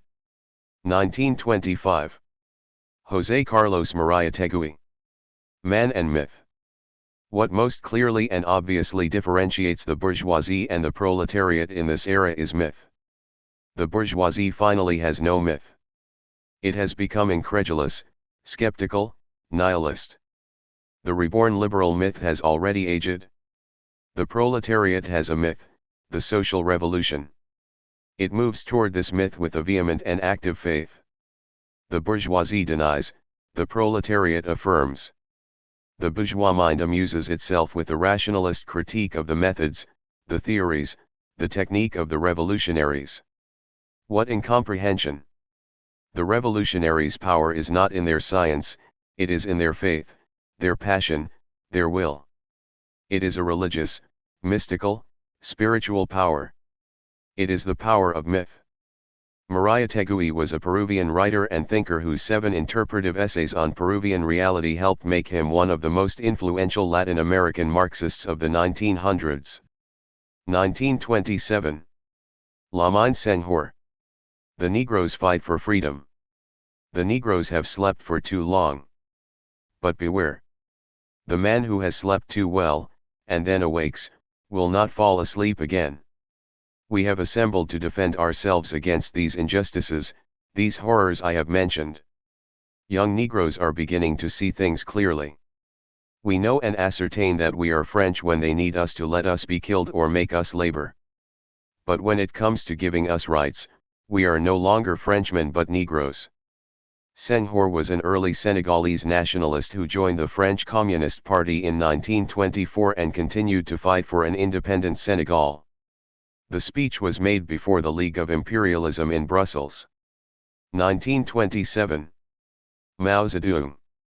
Report on the investigation of the peasant movement in Hunan. Down with the local tyrants and evil gentry. All power to the peasants' associations.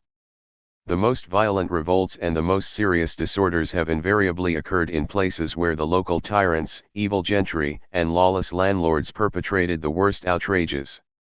The peasants are clear-sighted. Who is bad and who is not, who is the worst and who is not quite so vicious, who deserves severe punishment and who deserves to be let off lightly. The peasants keep clear accounts, and very seldom has the punishment exceeded the crime.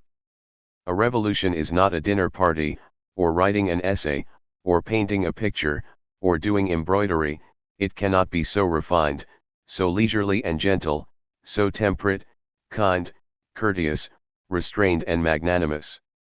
A revolution is an insurrection, an act of violence by which one class overthrows another. A rural revolution is a revolution by which the peasantry overthrows the power of the feudal landlord class.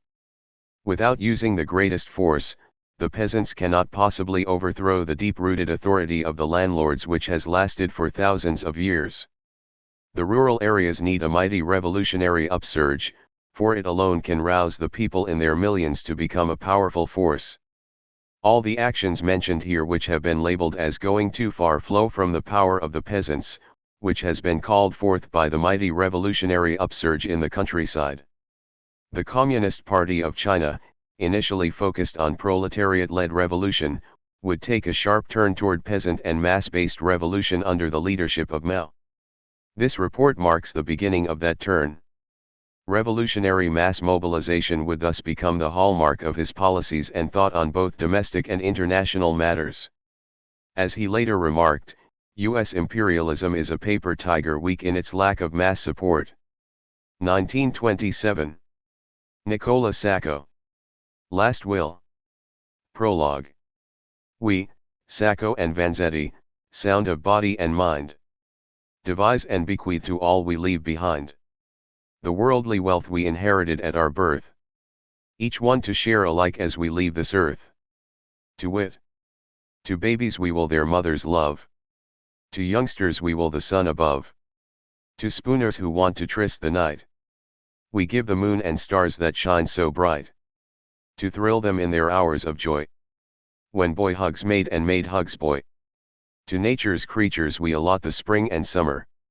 To the doe, the bear, the goldfinch and the hummer. To the fishes we ascribe the deep blue sea.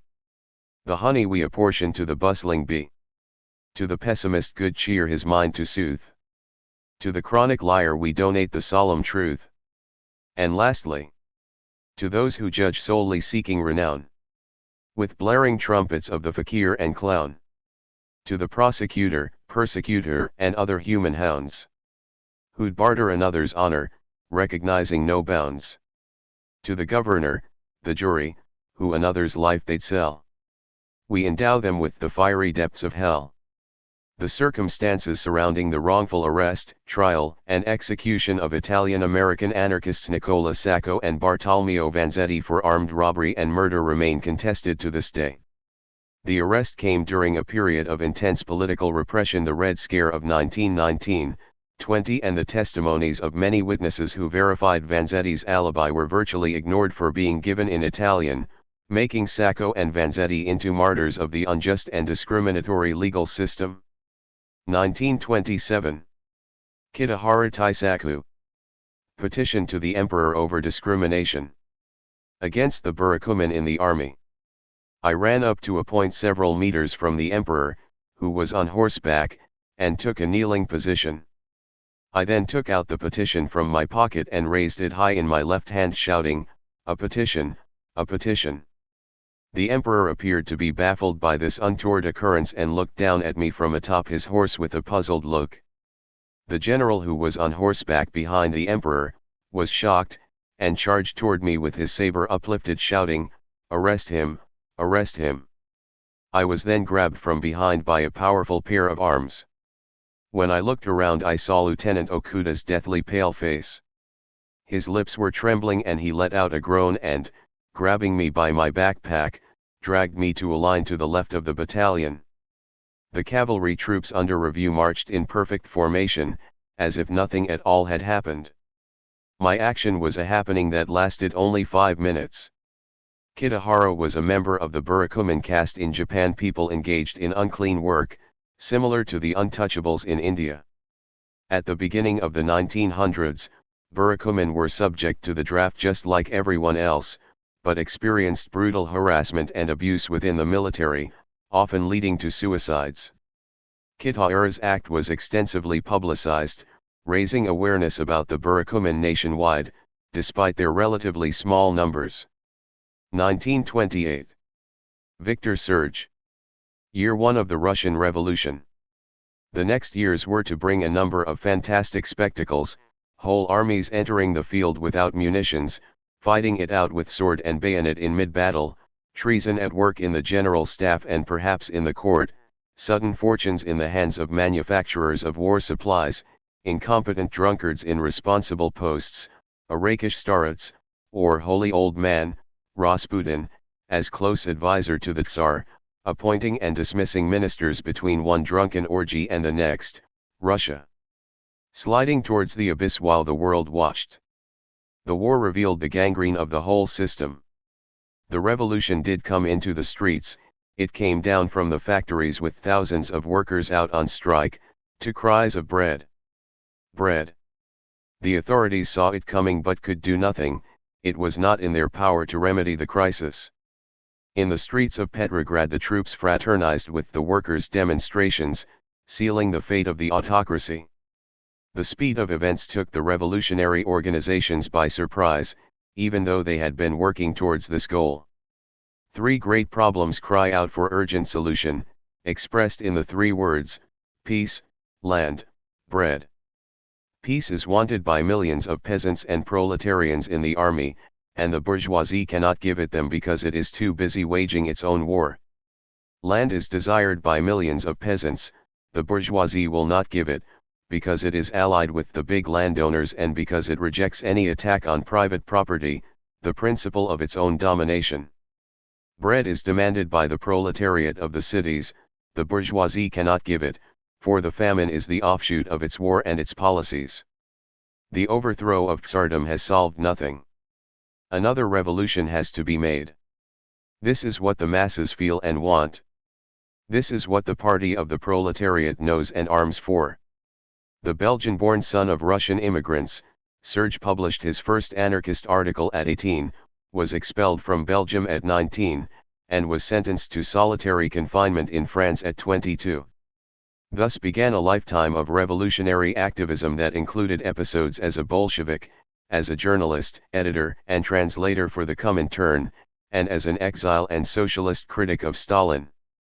He wrote this history of the Russian Revolution as well as numerous essays, analyses, and novels between stints in prison. 1930. Mohandas K. Gandhi. Letter to Viceroy Lord Irwin. I know the dangers attendant upon the methods adopted by me. But the country is not likely to mistake my meaning. I say what I mean and think, and I have been saying for the last 15 years in India, and outside for 20 years more, and repeat now that the only way to conquer violence is through non-violence pure and undefiled. I have said also that every violent act, word, and even thought interferes with the progress of non-violent action. If in spite of such repeated warnings, people will resort to violence, I must disown responsibility save such as inevitably attaches to every human being for the acts of every other human being. But the question of responsibility apart, I dare not postpone action on any cause whatsoever if nonviolence is the force the seers of the world have claimed it to be, and if I am not to belie my own extensive experience of its working. If you say, as you have said, that the civil disobedience must end in violence, history will pronounce the verdict that the British government, not bearing because not understanding nonviolence, goaded human nature to violence, which it could understand and deal with.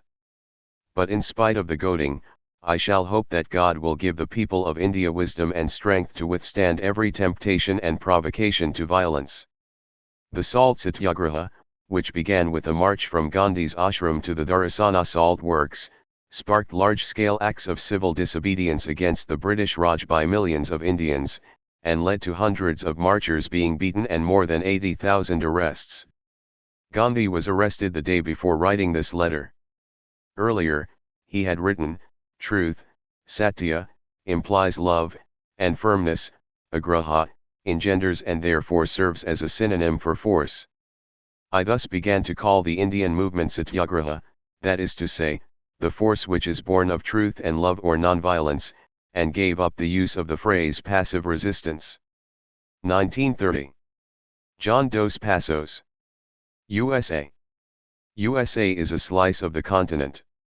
USA is a group of holding companies, some aggregations of trade unions, a set of laws bound in calf, a radio network, a chain of moving picture theaters, a column of stock quotations rubbed out and written in by a Western Union boy on a blackboard, a public library full of old newspapers and dog-eared history books with protests scrawled on the margins in pencil. USA is the world's greatest river valley fringed with mountains and hills. USA is a set of big-mouthed officials with too many bank accounts. USA is a lot of men buried in their uniforms in Arlington Cemetery. USA is the letters at the end of an address when you are away from home. But mostly USA is the speech of the people. The politics of Dos Passos trilogy USA, which provided a sweeping look at American culture using a blend of fictional biography, newsreels, and stream of consciousness, seemed to confirm his growing connection with the far left. But not long after, he began to drift toward the right, eventually coming to admire Joseph McCarthy. 1930. Pedro Albizu Campos. The empire is a system. The empire is a system. It can wait. It can fatten its victims to render its digestion more enjoyable at a later time. Known as El Maestro, Albizu Campos was a leader of the Puerto Rican independence movement. He was leader of the Nationalist Party in Puerto Rico from 1930 until his death in 1965, and was imprisoned a number of times in the United States and Puerto Rico, including on charges of trying to overthrow the U.S. government. 1930s. Ibrahim Tukin. Lest we lose. You're the ones loyal to the cause. You're the ones who carry its burden. You're the ones who act without speech. God bless your strong arms. A declaration from you equals an army. With all its military might. Your gatherings restore the glory lost since Umayyad conquests. But we still have bits of country left in our hands. So rest a while, lest we lose what remains. Tukin was Palestine's foremost revolutionary poet during the period of the British Mandate, 1917–48, and the author of what is informally considered the Palestinian national anthem. 1930s. Anonymous. Poem in blood. A rosy-cheeked woman, here I am fighting side by side with you men.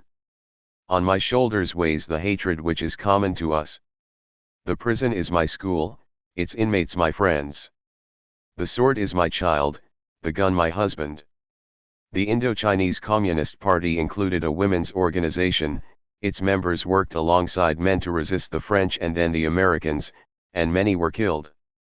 This poem was written by a female guerrilla on the walls of her prison cell, in her own blood, before she died. She had been tortured. 1931. Aunt Molly Jackson. I am a Union woman. I was raised in old Kentucky. Kentucky born and bred. But when I joined the Union, they called me a Russian Red. The bosses ride fine horses, while we walk in the mud. Their banner is the $sign, while ours is striped with blood. After losing her husband and having her father and brother blinded in separate mining accidents, Jackson became an activist, joining the United Mine Workers and writing protest songs, including I Am a Union Woman. 1931. Bhagat Singh. Why I am an atheist. Let me tell you, British rule is here not because God wills it but because they possess power and we do not dare to oppose them. Not that it is with the help of God that they are keeping us under their subjection, but it is with the help of guns and rifles, bombs and bullets, police and militia and our apathy that they are successfully committing the most deplorable sin against society, the outrageous exploitation of one nation by another. Where is God? What is he doing? Is he enjoying all these woes of the human race? A Nero, a Changes, down with him. In 1929, at the age of 20 and in response to the passage of the Defence of India Act, which gave British police more power, Singh threw a bomb into the Central Legislative Assembly as well as leaflets saying it takes a loud voice to make the deaf hear. A revolutionary influenced by anarchism and Marxism, he wrote this pamphlet in prison, where he confessed to another murder in order to turn his trial into a platform for the cause of independence and revolution. He was hanged in March, 1931. 1931. Victor Raoul Hayat La Touré. Speech at Plaza de Echo. Even after 110 years of independence, forgotten are the true inheritors and masters of this land, the 3 million indigenous people who cannot read nor write. We must fight for the Peruvianization of the state and the economic incorporation of the majorities, the nation's vital force and the ones who have a right to take part in directing our destiny because of their great number and ability. Consequently, we are a political force that means to rescue for the nation's majorities the mastery of the state. Hayat La Touré was a Peruvian political theorist and the founder of the American Popular Revolutionary Alliance, which he hoped would become a continent-wide party. 1932. Lala Hardale. Hints of Self-Culture. The nation-state may be truly compared to the dinosaurs and the Tyrannosaurus of the Mesozoic age. Like those gigantic reptiles, the sovereign nation-state has a very small brain with which to think and plan, but tremendously powerful teeth and claws to tear and rend, to destroy and dismember. The Oxford-educated Indian anarchist Dale moved to America at the age of 25, where he founded the pro-Indian Independence Ghadar Party and became involved with the IWW. In 1914, he was arrested for spreading anarchist literature. 1933. Osip Mandelstam. The Stalin Epigram. Our lives no longer feel ground under them. At 10 paces you can't hear our words.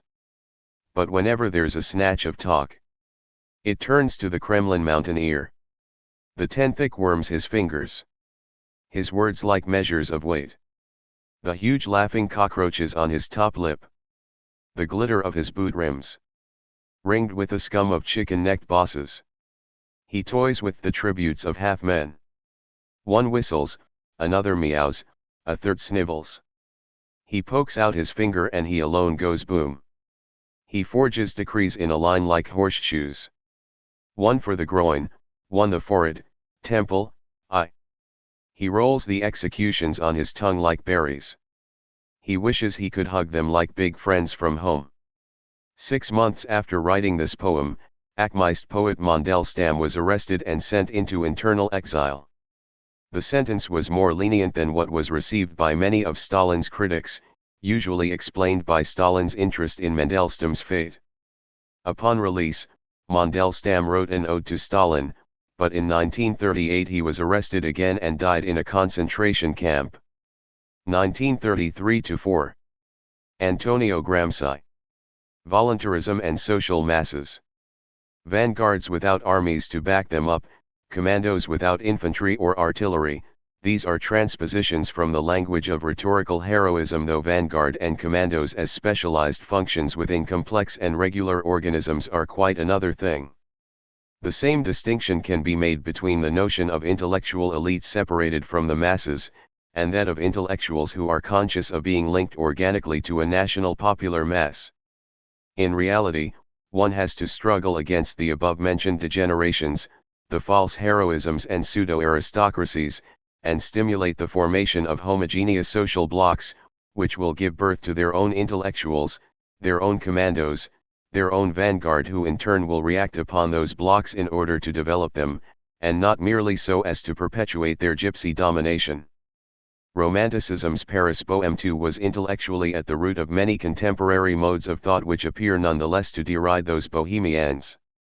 A founder and leader of the Communist Party of Italy, Gramsci was imprisoned by the fascist government in 1926. At his trial, the prosecutor famously stated, "We must stop this brain from functioning for 20 years." Gramsci wrote more than 30 notebooks in prison that would revolutionize Marxist thought, most notably with his theory of hegemony and the role of the organic intellectual, and his critique of materialism. he died shortly after his release at the age of 46. 1935. Abd al-Rahim Mahmud. The Aqsa Mosque. Honorable Prince. Before you stands a poet, whose heart harbors bitter complaint. Have you come to visit the Aqsa Mosque? Or to bid it farewell before its loss? This land, this holy land, is being sold to all intruders. And stabbed by its own people. And tomorrow looms over us, nearer and nearer. Nothing shall remain for us but our streaming tears. Our deep regrets. Mahmud was known as the Cavalier Poet or Poet Martyr of Palestine for fighting against his homeland's aggressors and dying on the battlefield in 1948. This poem was addressed to Prince Saud ibn Abd al-Aziz of Saudi Arabia. The Al-Aqsa Mosque is part of the noble sanctuary in Jerusalem, Islam's third holiest site. Although Prince Saud was a reactionary figure, the poem reflects the efforts made by the Palestinian national movement to win support from other Arab states and princes against Zionist ambitions. 1935. Carlos Bulasan. Factory Town. These were the longest years of their lives.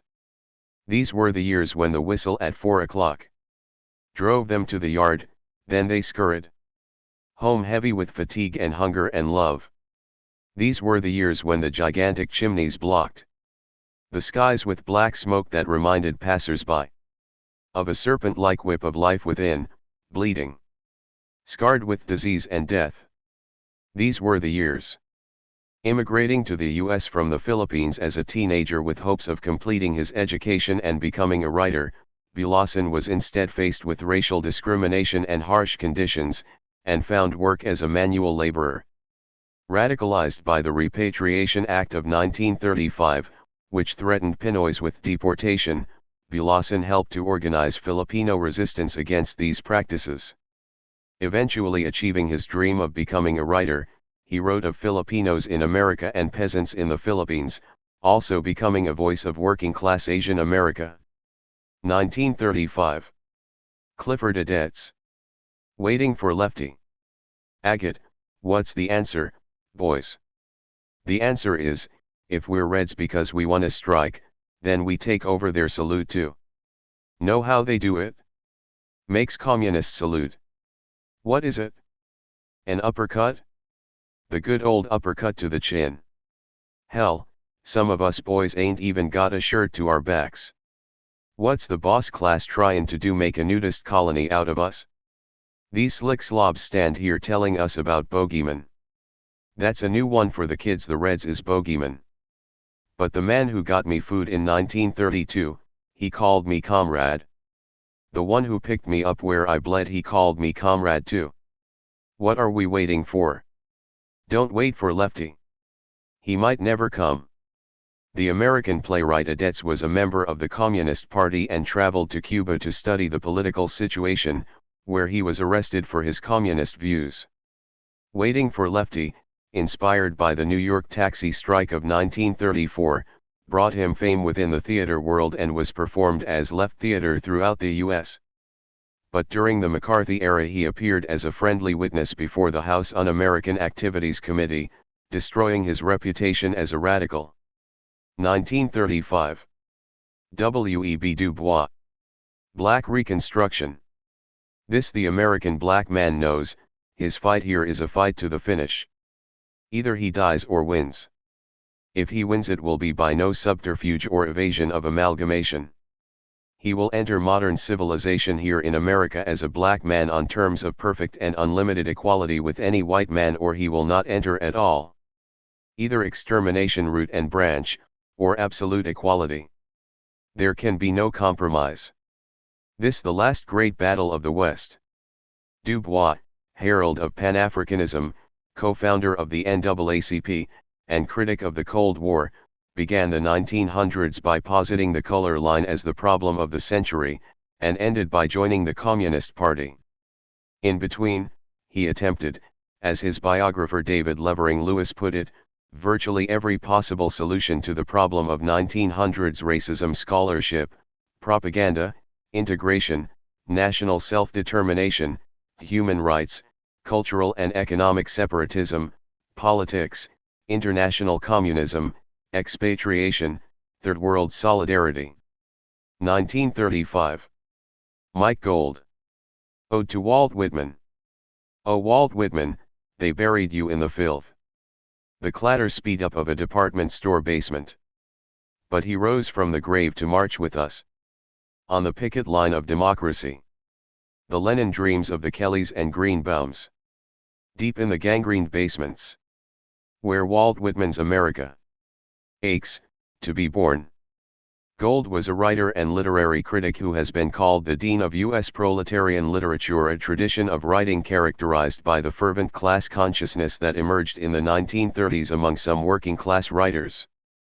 Gold's most famous work is his fictionalized autobiography, Jews Without Money, a coming-of-age story ending with a leftist conversion, but his writings and poems, including this one, frequently appeared in the socialist journal New Masses, which he edited for many years. 1936. Buenaventura Durruti. Interview. We have always lived in slums and holes in the wall. We will know how to accommodate ourselves for a while. For you must not forget that we can also build. It is we who built these palaces and cities, here in Spain and America and everywhere. We, the workers. We can build others to take their place. And better ones.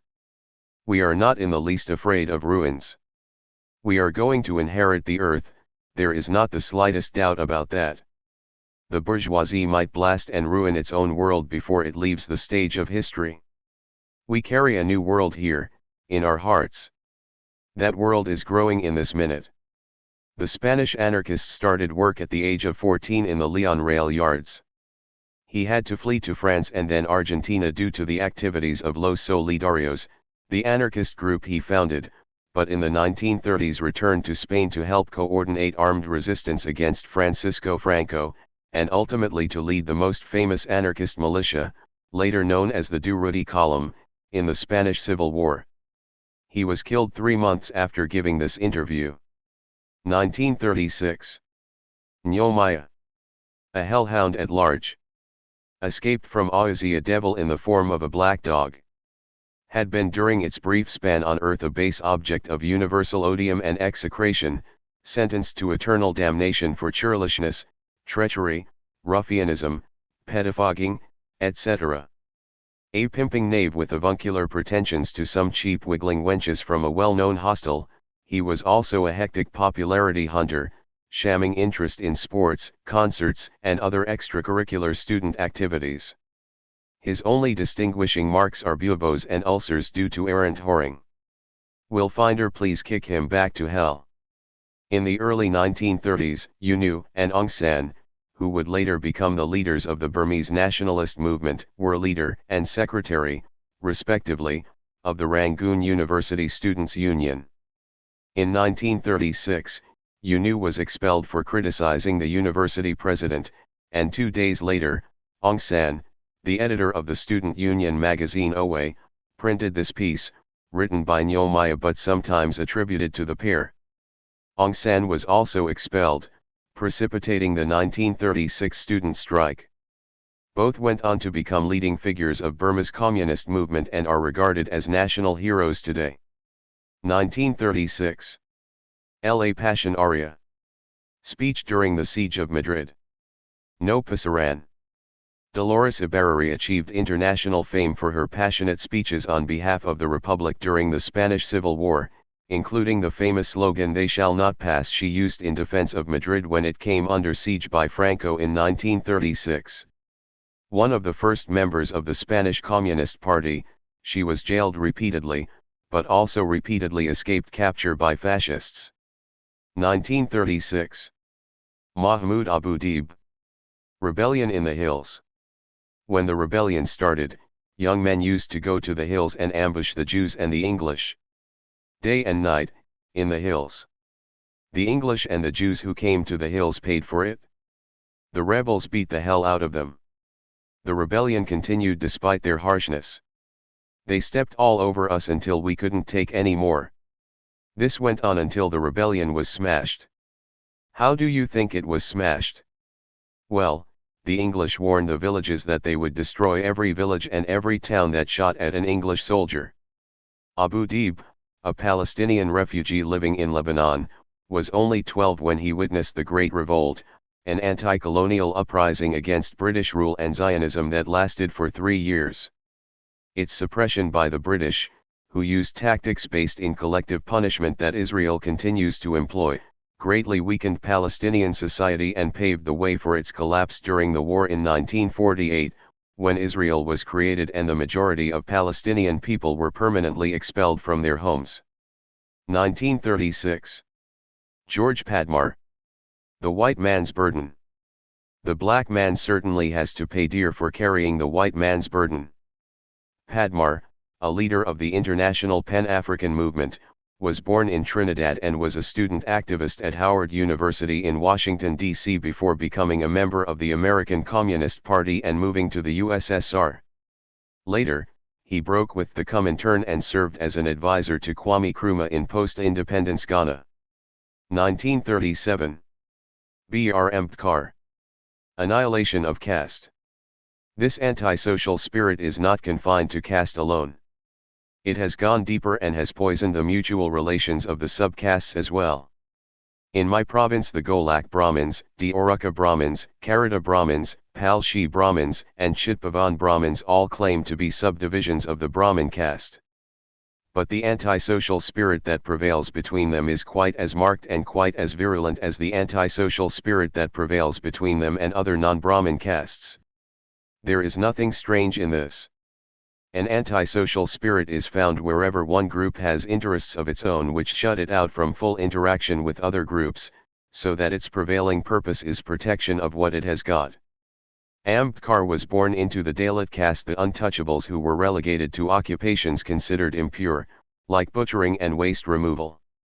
He was one of the first Dalits to obtain a college degree in India, eventually earning a law degree and multiple doctorates, and became the chief architect of the Indian Constitution. This book is his most well-known, though he sparked the rise of many Dalit political parties and publications, as well as a revival of Buddhism in India. 1937. Angelo Herndon. You cannot kill the working class.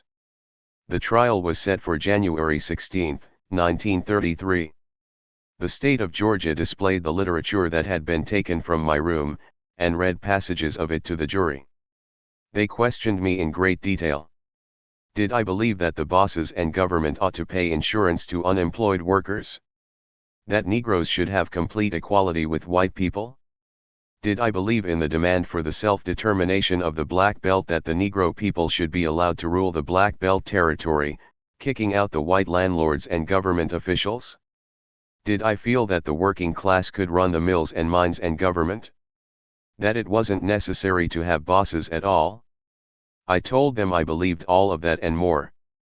The state held that my membership in the Communist Party, my possession of communist literature, was enough to send me to the electric chair. They said to the jury, stamp this damnable thing out now with a conviction that will automatically carry with it a penalty of electrocution. And the hand-picked lily-white jury responded, we, the jury, find the defendant guilty as charged, but recommend that mercy be shown and fix his sentence at from 18 to 20 years. I had organized starving workers to demand bread, and I was sentenced to live out my years on the chain gang for it. But I knew that the movement itself would not stop. I spoke to the court and said, they can hold this Angelo Herndon and hundreds of others, but it will never stop these demonstrations on the part of Negro and white workers who demand a decent place to live in and proper food for their kids to eat. I said, you may do what you will with Angelo Herndon. You may indict him. You may put him in jail. But there will come thousands of Angelo Herndons. If you really want to do anything about the case, you must go out and indict the social system. But this you will not do, for your role is to defend the system under which the toiling masses are robbed and oppressed. You may succeed in killing 1, 2, even a score of working class organizers. But you cannot kill the working class. In 1932, the 19-year-old black communist Herndon organized a peaceful interracial hunger march and was arrested a week later for attempting to incite insurrection, found guilty and sentenced to 20 years. However, the broad support he received from labor unions and civil rights groups eventually helped convince the Supreme Court to overturn the verdict, and the national publicity surrounding his trial helped to educate Northerners about discrimination in the Southern legal system. 1937. International African Service Bureau. Editorial. No people, race, or nationality has been oppressed, exploited and humiliated as the black people for centuries past up to the present day, and the Bureau was formed to assist by all means in our power the uncoordinated struggle of Africans and people of African descent against the oppression from which they suffer in every country. Our people are becoming alive to the nature of the struggle ahead. That struggle we shall pursue to the end, until economically, politically and socially, the Negro is everywhere as free as other men are. The International African Service Bureau was a radical anti-colonial, Pan-African group founded in London and included West Indians, such as George Padmar, as well as African activists from Kenya to Sierra Leone, such as Jomo Kenyatta and Ras Makonnen. 1938. C. L. R. James. A History of Negro Revolt. Today the Rhodesian copper miner, living the life of 3 shillings a week, is but another cog in the wheels of a creaking world economy, as uneconomic in the 1900s as a naked slave in the cotton fields of Alabama 100 years ago. But Negro emancipation has expanded with the centuries. What was local and national in San Domingo and America is today an international urgency, entangled in the future of 100 million Africans with all the hopes and fears of Western Europe. Though dimly, the political consciousness immanent in the historical process emerges in groping and neglected Africa. The African bruises and breaks himself against his bars in the interests of freedoms wider than his own. James, a Trinidadian-born historian, novelist, critic, and peerless follower of cricket, it was he who wrote What Do They Know of Cricket Who Only Cricket Know, helped organize the militant anti-colonial African Service Bureau in London and, at the urging of Trotsky, several American radical political and intellectual groups. 1938. Lead Belly. Bourgeois Blues. Well, them white folks in Washington they know how to call a colored man a nigger just to see him bow. Lord, it's a bourgeois town. I got the bourgeois blues. Gonna spread the news all around. Lead Belly twice got himself released from jail using his musical talents, the first time by writing a song for Governor Pat Morris Neff, appealing for a pardon which he got, and the second time by being discovered by musicologist Alan Lomax on a visit to Angelo Prison Farm. Described by newspapers as the singing convict, Lead Belly became a musical celebrity and a close friend of Richard Wright. 1939. Richard Wright. FBI Blues. Woke up this morning. FBI under my bed. Said I woke up this morning. FBI under my bed. Told me all I dreamed last night, every word I said.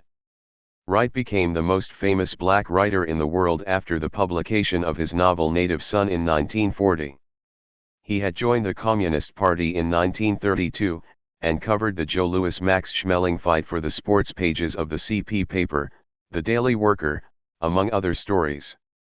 He later wrote approvingly of the Third World Movement Bandung Conference, and died in exile in Paris. 1939. Abel Mirapole. Strange fruit. Southern trees bear strange fruit. Blood on the leaves and blood at the root. Black body swinging in the southern breeze. Strange fruit hanging from the poplar trees. Pastoral scene of the gallant South. The bulging eyes and the twisted mouth. Scent of magnolia sweet and fresh. Then the sudden smell of burning flesh. Here is fruit for the crows to pluck. For the rain to gather, for the wind to suck. For the sun to rot, for the trees to drop. Here is a strange and bitter crop. Billie Holiday's record label wouldn't let her record this song, which originated in a poem that high school teacher and communist Mirapole writing as Lewis Allen had published in the New York Teacher, a Union publication. So Holiday got a one-song exemption from her label and made the song a staple of her performances. Mirapole, whose two children Louis and Alan died as infants, later adopted Robert and Michael Rosenberg when their parents Julius and Ethel were executed by the U.S. government. 1939. Dalton Trumbo. Johnny got his gun. Remember this well, you people who plan for war.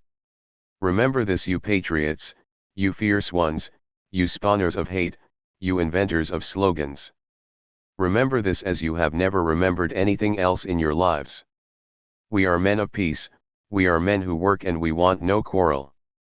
But if you destroy our peace, if you take away our work, if you try to range us one against the other, we will know what to do.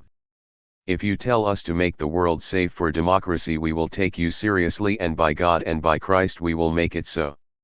We will use the guns you force upon us, we will use them to defend our very lives, and the menace to our lives does not lie on the other side of a no man's land that was set apart without our consent. It lies within our own boundaries here and now. We have seen it and we know it. Trumbo, the screenwriter for Spartacus and Roman Holiday, was also a member of the Communist Party USA and one of the Hollywood 10, the first group of writers and directors to be blacklisted by the House Committee on Un-American Activities in 1947. Johnny Got His Gun is Trumbo's anti-war novel, which was serialized in the Daily Worker and piqued the interest of the FBI. Long after the McCarthy era had passed, Trumbo would direct the film adaptation. 1939. Josephine Herbst. Rope of Gold. Yes, they can shuffle the cards and stuff the deck and draw every ace but one. They can buy guns and bombs and bring in a crew from Germany, from Italy to rub us off. England will snuffle in the corner, France can hide her head. Satisfy the gluttons, spread the butter of peace. The smell of death. The sellout. But they haven't got one little card. We got the living, they got the dead. There's some guys won't sell out for a crust of bread. Herbst was a prominent left journalist and one of America's foremost proletarian novelists. Rope of Gold, her most accomplished work, drew on her experience touring the fronts of the Spanish Civil War in 1937, an experience that left her in personal despair. 1940. Bertolt Brecht. Short description of a new technique of acting. An old tradition leads people to treat a critical attitude as a predominantly negative one. Many see the difference between the scientific and artistic attitudes as lying precisely in their attitude to criticism. People cannot conceive of contradiction and detachment as being part of artistic appreciation. Of course, such appreciation normally includes a higher level, which appreciates critically, but the criticism here only applies to matters of technique. It is quite a different matter from being required to observe not a representation of the world but the world itself in a critical, contradictory, detached manner. To introduce this critical attitude into art, the negative element which it doubtless includes must be shown from its positive side. This criticism of the world is active, practical, positive. Criticizing the course of a river means improving it, correcting it. Criticism of society is ultimately revolution. There you have criticism taken to its logical conclusion and playing an active part. A critical attitude of this type is an operative factor of productivity. It is deeply enjoyable as such, and if we commonly use the term arts for enterprises that improve people's lives, why should art proper remain aloof from arts of this sort? Marxist poet and playwright Brecht's mordant pen was aimed at many targets, foremost among them the Nazis who forced him into exile in 1933, as well as the U.S. Congress, which ordered his appearance before the House Un-American Activities Committee. As one of his poems from exile put it, in the dark times / will there also be singing? / yes, there will also be singing / about the dark times. 1940. Leon Trotsky. Testament. For 43 years of my conscious life I have remained a revolutionist, for 42 of them I have fought under the banner of Marxism. If I had to begin all over again I would of course try to avoid this or that mistake, but the main course of my life would remain unchanged. I shall die a proletarian revolutionist, a Marxist, a dialectical materialist, and, consequently, an irreconcilable atheist. My faith in the communist future of mankind is not less ardent, indeed it is firmer today, than it was in the days of my youth. Natasha has just come up to the window from the courtyard and opened it wider so that the air may enter more freely into my room. I can see the bright green strip of grass beneath the wall, and the clear blue sky above the wall, and sunlight everywhere. Life is beautiful. Let the future generations cleanse it of all evil, oppression and violence, and enjoy it to the full. Exiled from the Soviet Union in 1929 after losing his power struggle with Stalin, Trotsky spent the last 3 years of his life in Mexico. Long ill and fearing his impending death, he wrote the above testament. Mere months later, he was assassinated in his home by a Stalinist agent. 1940. J.B. Priestley. Out of the people. It so happens that this war, whether those at present in authority like it or not, has to be fought as a citizens' war. There is no way out of that because in order to defend and protect this island, not only against possible invasion but also against all the disasters of aerial bombardment, it has been found necessary to bring into existence a new network of voluntary associations such as the Home Guard, the Observer Corps, all the ARP and firefighting services, and the like. They are a new type, what might be called the organized militant citizen. And the whole circumstances of their wartime life favor a sharply democratic outlook. Men and women with a gift for leadership now turn up in unexpected places. The new ordeals blast away the old shams. Britain, which in the years immediately before this war was rapidly losing such democratic virtues as it possessed, is now being bombed and burned into democracy. During the summer of 1940, as many as 1 in 3 Britons tuned into the radio to listen to novelist and Yorkshire radical J.B. Priestley's postscript radio broadcasts. Once the immediate crisis of the Blitz was past, these broadcasts were dropped, being considered altogether too anti-establishment. 1940. Nazim Hikmet. Invitation. Galloping from farthest Asia. And jutting out into the Mediterranean. Like a mare's head. This country is ours. Wrists in blood, teeth clenched, feet bare. On this soil that's like a silk carpet. This hell, this paradise is ours. Shut the gates of servitude, keep them shut. Stop man worship another man. This invitation is ours. To live, free and single like a tree. But in brotherhood like a forest. This longing is ours. Turkish poet and writer Hikmet was frequently persecuted by the Turkish state and was imprisoned from 1940 to 50 for his revolutionary and pro-communist views. Invitation is one of his best-known poems. 1940. George Orwell. Article in the Evening Standard. The totalitarian states can do great things, but there is one thing they cannot do: they cannot give the factory worker a rifle and tell him to take it home and keep it in his bedroom. That rifle hanging on the wall of the working-class flat or laborer's cottage is the symbol of democracy. It is our job to see that it stays there. Having fought with the Workers' Party of Marxist Unification, POUM, militia in Spain during the Civil War, Orwell envisioned the Home Guard, a defense organization in the British Army made up of volunteers, as a potential Red Guard. He was an enthusiastic member of his local unit in Hampstead. 1940. Walter Benjamin. Theses on the Philosophy of History. To articulate the past historically does not mean to recognize it the way it really was, Ranke. It means to seize hold of a memory as it flashes up at a moment of danger. Historical materialism wishes to retain that image of the past which unexpectedly appears to man singled out by history at a moment of danger. The danger affects both the content of the tradition and its receivers. The same thread hangs over both, that of becoming a tool of the ruling classes. In every era the attempt must be made anew to wrest tradition away from a conformism that is about to overpower it. The Messiah comes not only as the Redeemer, he comes as the subduer of Antichrist. Only that historian will have the gift of fanning the spark of hope in the past who is firmly convinced that even the dead will not be safe from the enemy if he wins.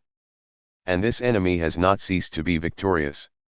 Blending Marxist and Jewish thought, lyrically and across many disciplines, Benjamin was a friend and interlocutor of Bertolt Brecht, Theodor Adorno, and George Lukács. Fleeing Vichy France across the French-Spanish border, his group was detained by Spanish troops. Benjamin took his own life that night.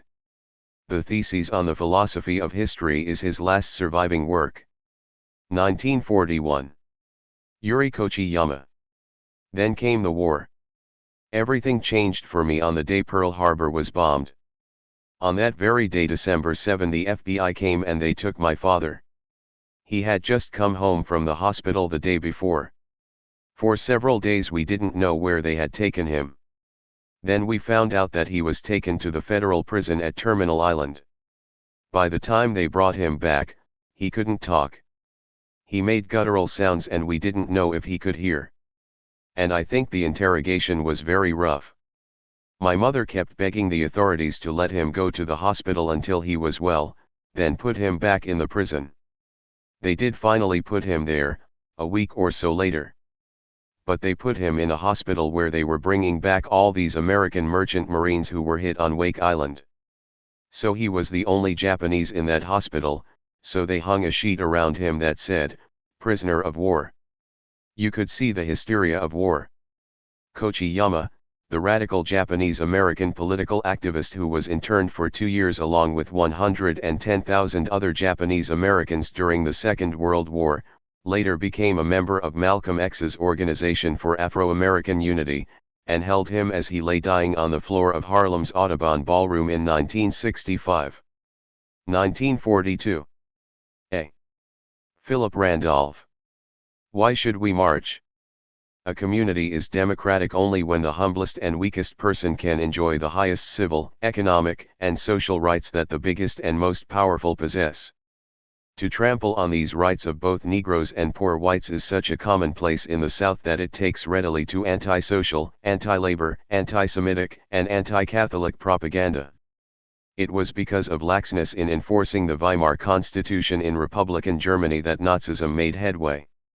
Oppression of the Negroes in the United States, like suppression of the Jews in Germany, may open the way for a fascist dictatorship. By fighting for their rights now, American Negroes are helping to make America a moral and spiritual arsenal of democracy. Their fight against the poll tax, against lynch law, segregation, and Jim Crow, their fight for economic, political, and social equality, thus becomes part of the global war for freedom. Emerging from a poverty-stricken background in Florida, Randolph built the Brotherhood of Sleeping Car Porters into one of the most powerful unions of black workers in America. Earlier he had been dubbed the most dangerous black in America by Attorney General Mitchell Palmer, and had organized support for strikers in Paterson, New Jersey, and Lawrence Mott, as well as opposition to World War I. He co-founded the black socialist magazine The Messenger, and his threatened 1941 March on Washington pressured the U.S. to desegregate the defense industries. 1943. Merrick Edelman. The Ghetto Fights. The partisan stand was so determined that the Germans were finally forced to abandon all ordinary fighting methods and to try new, apparently infallible tactics. Their new idea was to set fire to the entire brushmakers' block from the outside, on all sides simultaneously. In an instant fires were raging over the entire block, black smoke choked one's throat, burned one's eyes. The partisans, naturally, did not intend to be burned alive in the flames. We decided to gamble for our lives and to attempt to reach the central ghetto area regardless of consequences. In the period preceding the last German extermination drive, the Bund's activities were closely intertwined with the history of the ZOB Jewish Combat Organization. I think that never before had there existed a similar degree of unanimity and coordination of people of different political parties as during the various groups' collaboration in that period. We were all fighters for the same just cause, equal in the face of history and death. Every drop of blood was of precisely the same value. On May 10, 1943, the first period of our bloody history, the history of the Warsaw Jews, came to an end. The site where the buildings of the ghetto had once stood became a ragged heap of rubble reaching 3 stories high. Those who were killed in action had done their duty to the end, to the last drop of blood that soaked into the pavements of the Warsaw ghetto. We, who did not perish, leave it up to you to keep the memory of them alive forever. Edelman was one of a handful of young leaders of the Jewish Combat Organization, a force of some 220 poorly armed men and women who staged a desperate and doomed armed uprising in the Warsaw Ghetto in April 1943. He survived the war, remained in Poland and became an activist with the Polish Union Federation Solidarity. 1943. The White Rose. Fourth leaflet. We will not be silent. We are your bad conscience. The White Rose will not leave you in peace. Beginning in June 1942, a group of students at the University of Munich formed a clandestine group and carried out a leafleting campaign calling for active opposition to the Nazi regime. The 6 core members of the group, including the sister and brother Sophie and Hans Scholl, were arrested in February 1943 and decapitated. In 2006, the anti-Iraq war blogger Ray Jarrer was prevented from boarding an airplane in New York until he changed his shirt, which bore the phrase "We will not be silent" in English and Arabic. 1944. Eric Williams. Capitalism and Slavery. The history of our West Indian islands can be expressed in 2 simple words: Columbus and sugar. Williams was a historian and the founder of the People's National Movement in Trinidad and Tobago, which would usher in independence with Williams as its first president. His masterpiece, Capitalism and Slavery, argued that the emancipation of slaves in Britain and elsewhere was motivated by economic and not humanitarian concerns. The work was so controversial in Britain that it would not be published there until 1964, 20 years after its U.S. publication. 1944. Theodore Adorno. Imaginative excesses. Today, when the concept of the proletariat, unshaken in its economic essence, is so occluded by technology that in the greatest industrial country there can be no question of proletarian class consciousness, the role of intellectuals would no longer be to alert the torpid to their most obvious interests, but to strip the veil from the eyes of the wise guys, the illusion that capitalism, which makes them its temporary beneficiaries, is based on anything other than their exploitation and oppression. The deluded workers are directly dependent on those who can still just see and tell of their delusion. Their hatred of intellectuals has changed accordingly. It has aligned itself to the prevailing common sense views. The masses no longer mistrust intellectuals because they betray the revolution, but because they might want it, and thereby reveal how great is their own need of intellectuals. Only if the extremes come together will humanity survive.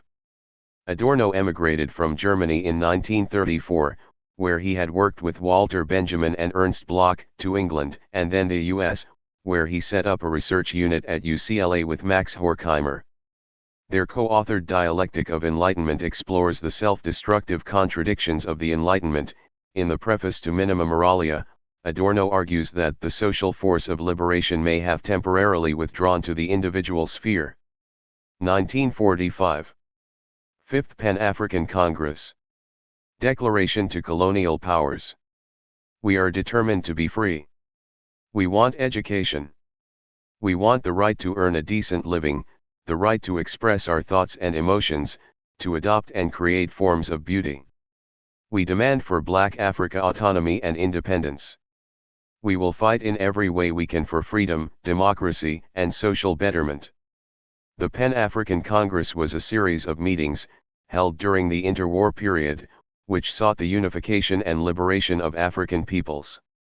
But it was not until the Fifth Congress, organized by Africans in Manchester, that members of the African diaspora, including Afro-Caribbeans and African Americans, were included. 1945. Leopold Senghor. The Message. I left my warm meal and the handling of many disputes, wearing nothing more than a pigny for the dewy mornings. I had only words of peace as protection and to open every road. And I too traversed rivers and forests full of dangers, where vines hung more treacherous than snakes. I went among people who would easily let fly a poisoned greeting. But I held on the sign of recognition. And the spirits watched over my breath. I saw the ashes of burned-out barracks and royal homes. And under the mahogany trees we exchanged long speeches. And ceremonial gifts. And I arrived at Elissa, the nest of falcons. Defying the pride of conquerors. I saw once again the old dwelling on the hill. A village of long and lowering eyelashes. I recited the message to the guardian of our blood. The diseases, the ruined trade, organized hunts. And bourgeois decorum and the unlubricated scorn. Swilling the bellies of the slaves. Senghor was the first Senegalese president, as well as a world-renowned cultural theorist, poet, and originator of the concept of negritude, which embraces African culture in the face of Western colonialism. In the message, he laments the destruction of African tradition and returns to the age of the African empires. 1946. Matsushima Shotaro. Food May Day Protest Placard. Front. Imperial Edict. The national polity has been maintained. I am eating my fill. You people, starve and die. Imperial sign and seal. Back. Why are we starving no matter how much we work? Answer, Emperor Hirohito. The Japanese government's broken food delivery system was the target of the Food May Day demonstrations, which attracted between 1.25 and 2 million participants nationwide. Matsushima, a communist in Tokyo, was subsequently arrested for lèse-majesty insulting the emperor and found guilty, though he was pardoned soon after. 1946. Juan José Arevalo. Speech on Labor. We are socialists because we live in the 1900s. Our revolution is not explained by the hunger of the masses but by their thirst for dignity. Our socialism does not, therefore, aim at ingenious distribution of material wealth to economically equalize men who are economically different. Our socialism aims at liberating men psychologically and spiritually.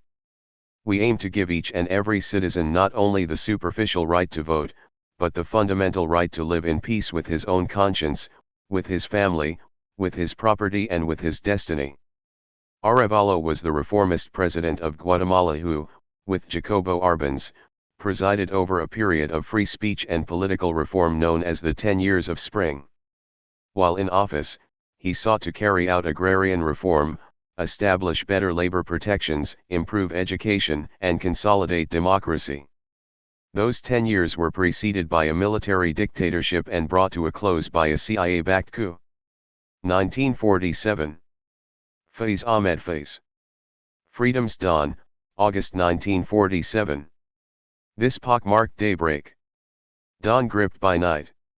This is not that much awaited light. For which friends set out filled with hope. That somewhere in the desert of the sky, the stars would reach a final destination. The ship of grief would weigh anchor. Our leader's style is changing. Sexual pleasure permitted. Sadness for separation forbidden. The cure does not help the fevered liver, heartburn, or the settled eye. That sweet morning breeze. Where did it come from? Where did it disappear? The roadside lamp has no news. The heavy night weighs the same. The heart and I await deliverance. Forward, we have not yet reached our goal. Pakistani journalist Faiz, one of the greatest Urdu language poets, spent 4 years in jail for complicity in the Rawalpindi conspiracy of 1951, a failed attempt to overthrow the government, one of a succession that suppressed the Communist Party of Pakistan, with which Faiz was associated. He would be imprisoned several more times by various military dictators. 1947. Min Shengpao. Complete exposure of the cruel countenance. Imperialism wants to suppress our struggle for better living conditions with guns and knives, and we must answer with more vigorous and larger-scale unified struggle. Imperialism declared trade unions to be illegal, or any other organization to be illegal, and not allowed to remain in public. Then we are not afraid of being illegal and strongly determined to turn underground and to carry out secret activities. Imperialism wants to arrest the leaders of the workers and responsible members of the people's organizations, then they must use every method to protect the safety of our personnel. Imperialism orders its running dogs and their followers to oppress us, then we will use the same method against them. All in all, for the sake of our lives, we cannot procrastinate any more, nor can we give in any further but to fight our way out through struggle. Widely known as the voice of the Malayan Communist Party, the Min Shengpao was the most widely distributed Chinese language paper in the Federation of Malaya. Around this time, its editorials were becoming increasingly inflammatory, and a few days before this editorial was published, the paper's editor, Liu Yitfan, was arrested for sedition. 1947. Abu Salma. My country on partition day. Rise, friend, see how many people drag their chains of dented steel. Behold the serpents slithering endlessly among them. They prohibited oppression among themselves. But for us they legalized all prohibitions. They proclaim, trading with slaves is unlawful. But isn't the trading of free people more of a crime? In the West man's rights are preserved. But the man in the East is stoned to death. Justice screams loudly protecting Western lands. But grows silent when it visits us? Maybe justice changes colors and shapes. Live embers scorch our lips. So listen to our hearts speaking. Call on free men in every land to raise the flag of justice where we stand. The United Nations approved the partition of Palestine in 1947, despite its rejection by Palestinian Arabs and the fact that 90% of privately held land was Arab-owned. The partition initiated a civil war between the Arab and Jewish communities, leading to the expulsion of Palestinians by Zionist militias and culminating in the loss of Arab Palestine in 1948. Abu Salma, a Palestinian poet, was known as the Olive Tree of Palestine. 1947. Jawaharlal Nehru. Tryst with Destiny. Long years ago we made a tryst with destiny, and now the time comes when we shall redeem our pledge, not wholly or in full measure, but very substantially. At the stroke of the midnight hour, when the world sleeps, India will awake to life and freedom. A moment comes, which comes but rarely in history, when we step out from the old to the new, when an age ends, and when the soul of a nation, long suppressed, finds utterance. It is fitting that at this solemn moment we take the pledge of dedication to the service of India and her people and to the still larger cause of humanity. The achievement we celebrate today is but a step, an opening of opportunity, to the greater triumphs and achievements that await us. Are we brave enough and wise enough to grasp this opportunity and accept the challenge of the future? A new star rises, the star of freedom in the East, a new hope comes into being, a vision long cherished materializes. May the star never set and that hope never be betrayed. Given before the Indian National Congress close to midnight on the eve of India's independence, this speech represented a culminating moment in the 100-year struggle against British rule. Nehru had been a leading figure in the movement and was independent India's first Prime Minister. Ca 1947. Kurihara Sadeko. Let us shake hands. Hello American soldiers. Call out little militarists. Throwing away their toy guns. They were busy with their game of war. Until only yesterday. Hello American soldiers, they call. In their little hearts spring out longings. Toward people of unfamiliar race. Hello American soldiers. Was it you who fought our fathers until only yesterday? But you smile at us brightly. You are not the beast that grown UPS had made us believe. We want to touch your big hands. We want to shake hands with you. Although Kurihara lived in Hiroshima during World War II, only 4 miles from where the bomb was dropped, she survived and achieved fame for her poems about her city. Let Us Shake Hands was censored by the Supreme Commander of the Allied Powers. 1948. Jorge Eliar Gaitan. Oration for Peace. Señor Presidente, our flag is in mourning, this silent multitude, the mute cry from our hearts, asks only that you treat us, as you would have us treat you. We say to you finally, Your Excellency, fortunate are those who understand that words of peace and harmony should not conceal sentiments of rancor or enmity. Badly advised are those in the government who conceal behind kind words their lack of respect for all people. They will be marked in the pages of history by the finger of infamy. Gaitan, the leader of the Colombian Liberal Party, delivered this speech at the conclusion of his March of Silence, a memorial for victims of state violence that Gabriel Garcia Marquez called the most moving of all the marches ever held in Colombia. He was assassinated on the street just a few months later, touching off the Bogotazo, a popular uprising that left thousands dead and much of the city in ruins, and marking the beginning of the period known as La Violencia. 1948. Muhammad Mahdi al-Jawahiri. The Martyrs' Day.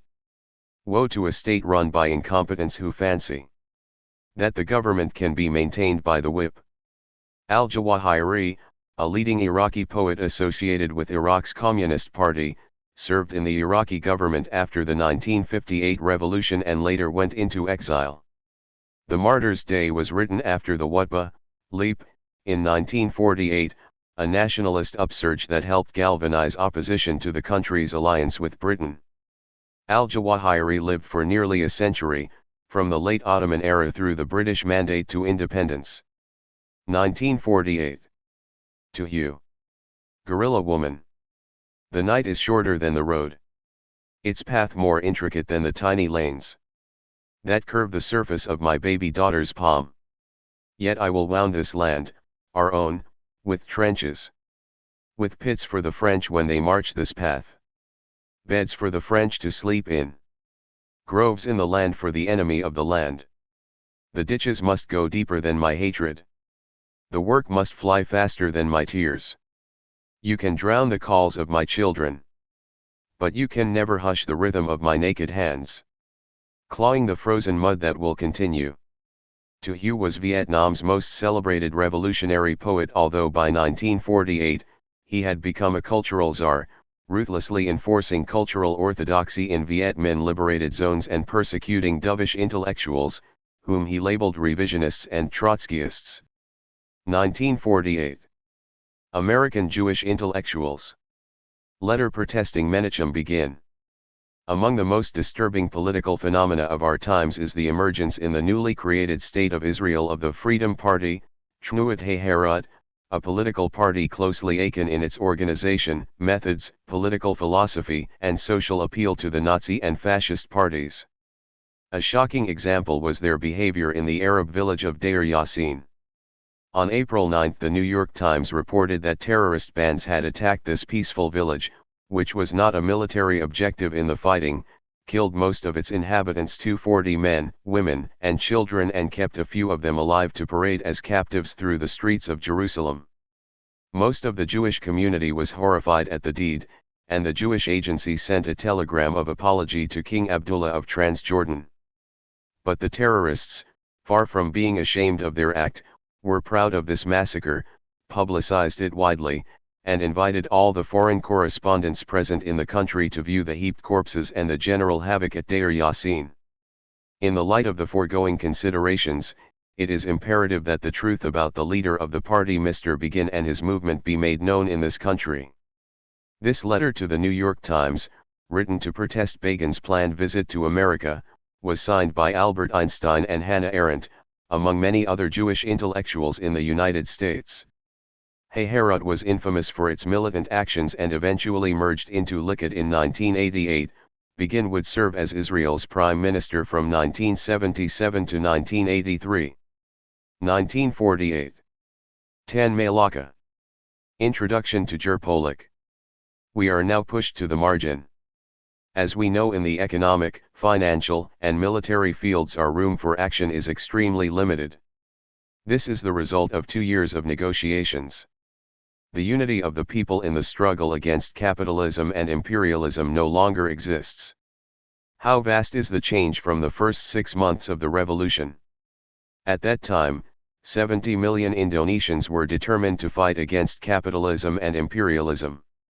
All the instruments and resources of power were then in the hands of the Indonesian people. the entire people took the initiative in creating an army and paramilitary forces, which guarded our coasts while all the towns and all the villages were firmly united, for defense and attack.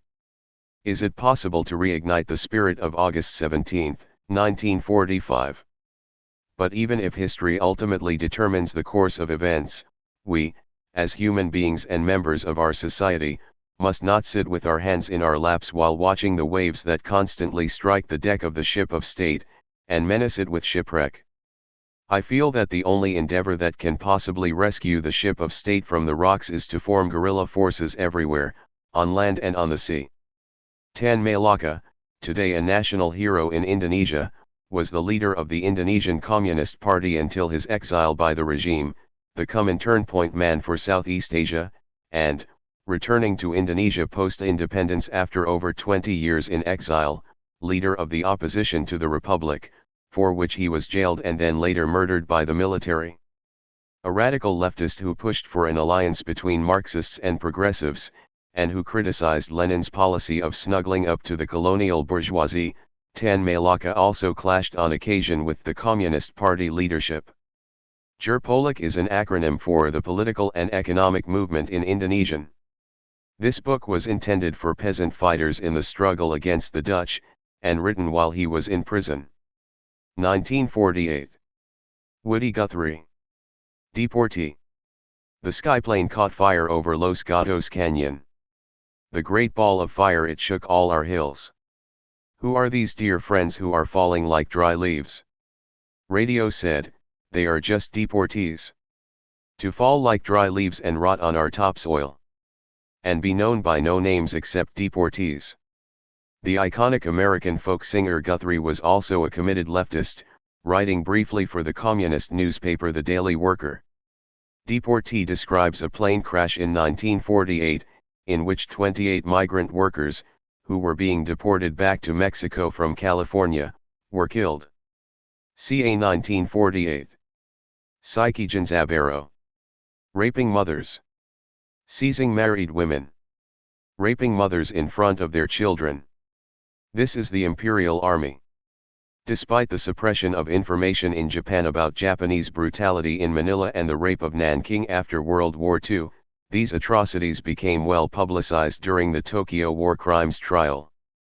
Some of Psyche's poems were censored by the Supreme Commander of the Allied Powers. 1949. Albert Einstein.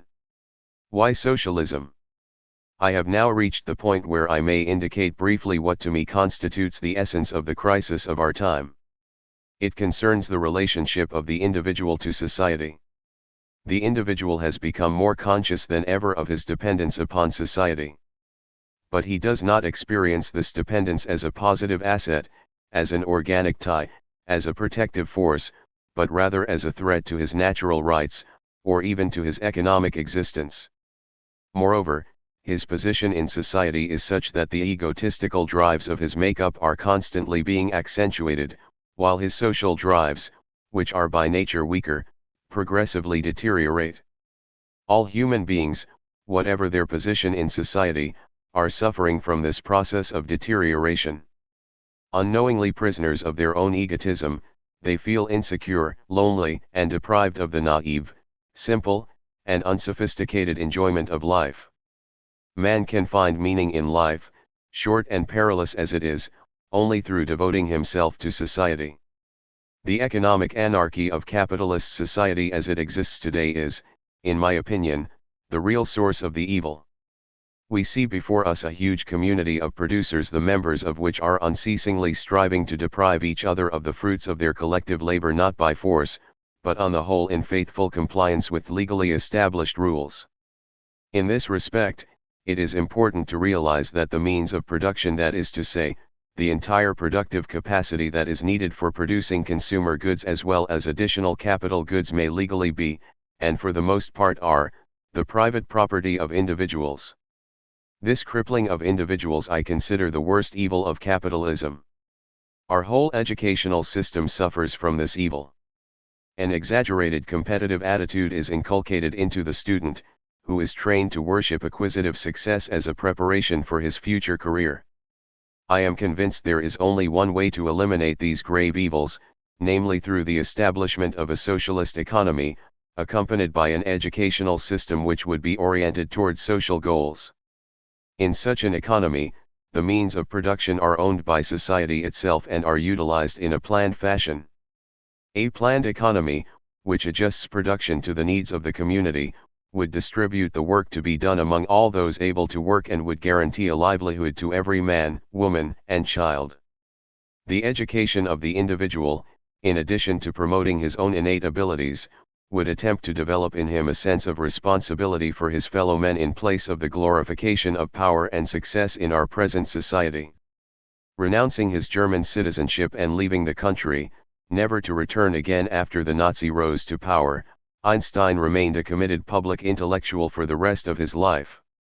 His democratic socialist beliefs were reaffirmed in his various political activities, including his membership in the NAACP, opposition to nuclear proliferation, and criticism of the prevailing McCarthyist attitudes in the United States. 1949. Aldo Leopold. A Sand County Almanac. Our bigger and better society is now like a hypochondriac, so obsessed with its own economic health as to have lost the capacity to remain healthy. The whole world is so greedy for more bathtubs that it has lost the stability necessary to build them, or even to turn off the tap. Nothing could be more salutary at this stage than a little healthy contempt for a plethora of material blessings. The American conservationist Leopold was a founder of the Wilderness Society, one of the most radical environmental organizations from the 1930s to the 1970s. 1949. Simone de Beauvoir. The second sex.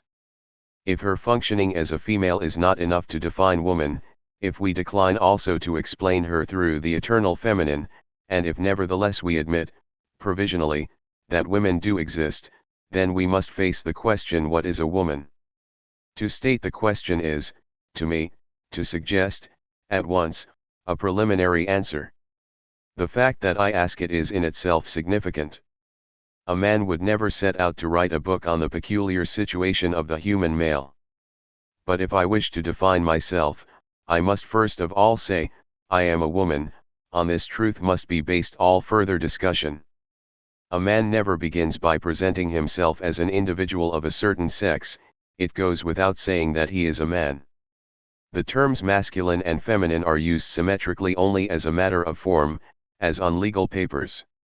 In actuality, the relation of the two sexes is not quite like that of two electrical poles, for man represents both the positive and the neutral, as is indicated by the common use of man to designate human beings in general, whereas woman represents only the negative, defined by limiting criteria, without reciprocity.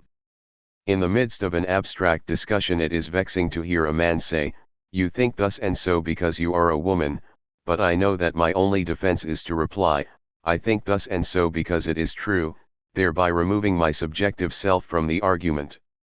It would be out of the question to reply, "And you think the contrary because you are a man," for it is understood that the fact of being a man is no peculiarity. A man is in the right in being a man, it is the woman who is in the wrong. She is simply what man decrees, thus she is called the sex, by which is meant that she appears essentially to the male as a sexual being. For him she is sex, absolute sex, no less. She is defined and differentiated with reference to man and not he with reference to her. She is the incidental, the inessential as opposed to the essential. He is the subject, he is the absolute, she is the other. First published in Les Temps Modernes, the journal Beauvoir co-founded with Jean-Paul Sartre and Maurice Merleau-Ponty the second sex-linked existentialist philosophy to feminism. In 1971, she signed the manifesto of the 343 women admitting to having had an abortion, which was then illegal. Ca. 1950. Yamashiro Tomo. Bog rhubarb shoots. Witchy's wife wondered if she had not lost her mind, and went near the well. There, some women from the neighborhood were saying, "He won his gold stripes by doing brutal things to the Koreans. He did shady things to get wealthy. The mighty gods made it possible for him to keep a mistress who herself has done shady, dishonest things." Nothing good ever comes of people who bring into their home someone who has earned the hatred of others. After all, there is a God. People who are hated will bring trouble by fire or by water. Just wait and see. Nothing good will come of this. But when they saw Wichi's wife, they made no effort to include her in their circle and did not even speak to her. Toward evening, the woman and her maid arrived from the town in a rickshaw. The mistress stepped onto the new tatami in the annex with her pure white silk socks and quietly closed the sliding doors. Wichi's wife could not remember anything about the house after that. The only thing she remembers is the laughter that came from the room in the annex. She set the house on fire and grabbed the rope by the well that she had used for 30 years and slid down into the bottom, hoping to vanish from the world. She doesn't know how or by whom she was restored to this world. When she regained consciousness, she was being questioned by the police. She set the fire, but she did not see what happened. The flames shot upwards through the night already darkened by the blackouts to guard against air raids. The main house, the shed, the storehouse, and the annex turned into pillars of fire. They did not have time to save the town woman's chests or dressers. They all turned into ashes. When Wichi's wife, now an arsonist, was told all this, she was bewildered. Because she had set fire to the house during the blackouts, she was sentenced to 10 years in prison. Because of extenuating circumstances, however, the sentence was reduced to 8 years, and she was sent to the Mayashi penitentiary to serve her sentence. Here, she was dressed in red like the other prisoners. Yamashiro, a novelist, communist labor organizer and activist in Japan's post-war agrarian reform and anti-war movements, spent much of World War II imprisoned for harboring dangerous thoughts. There, she met a woman serving time for arson, whose life story became the basis for this non-fiction novelette. Most of her novels are about poor rural women. 1950s. Dodon Kamatha. I do not lead rebels. I do not lead rebels, but I lead Africans who want their self-government and land. My people want to live in a better world than they met when they were born. I lead them because God never created any nation to be ruled by another nation forever.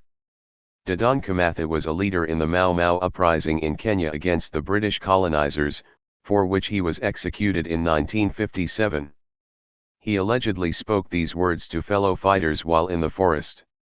During the 8-year Mau Mau uprising in Kenya, 32 European settlers and 200 British soldiers were killed, compared with 20,000 Mau Mau rebels and 1,000 of their supporters. An additional 70,000 Kikuyu civilians were interned under brutal conditions for many years. 1950. Pablo Neruda. United Fruit Company. When the trumpet blared, everything on earth was prepared. And Jehovah distributed the world. To Coca-Cola Incorporated, Anaconda, Ford Motors and other entities. The United Fruit Inc. reserved for itself the juiciest. The central seaboard of my land. America's sweet waste. It rebaptized these lands as banana republics. And over the slumbering corpses. Upon the restless heroes. Who conquered renown. Freedom and flags. It established the comic opera. It alienated self-destiny. Regaled Caesar's crowns. Unsheathed envy, drew. The dictatorship of flies. Trujillo flies, Taco flies. Carias flies, Martinez flies. Ubico flies, flies soaked in humble blood and jam. Drunk flies that drone over the common graves. Circus flies, clever flies. Versed in tyranny. Among the bloodthirsty flies. The fruitco disembarks. Ravaging coffee and fruits. For its ships that spirit away. Are submerged land's treasures. Like serving trays. Meanwhile, in the seaports. Sugary abysses. Indians collapsed, buried. In the morning mist. A body rolls down, a nameless thing, a fallen number. A bunch of lifeless fruit. Dumped in the rubbish heap. Neruda, the Nobel Prize-winning poet, was also a one-time Chilean Communist Party senator. The United Fruit Company came to control vast tracts of land in Central and South America.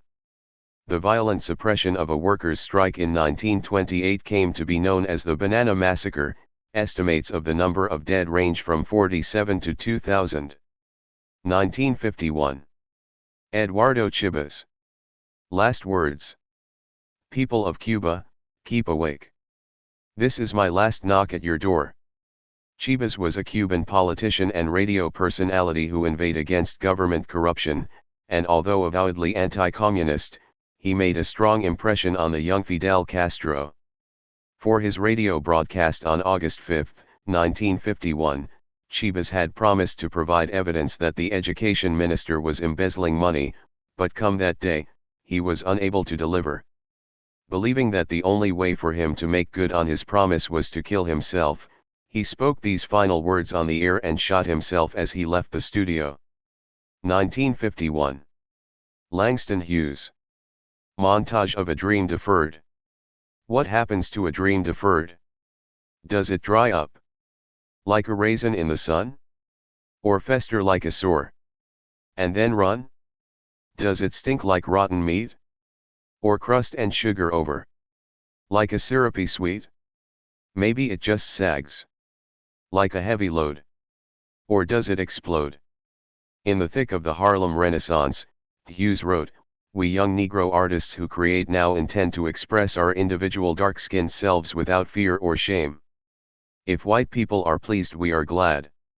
If they are not, it doesn't matter. We know we are beautiful. And ugly too." In the 1930s, Hughes spent a year in the Soviet Union and campaigned with leftists, but in later years he had an ambivalent relationship to the left. 1952. Lillian Hellman.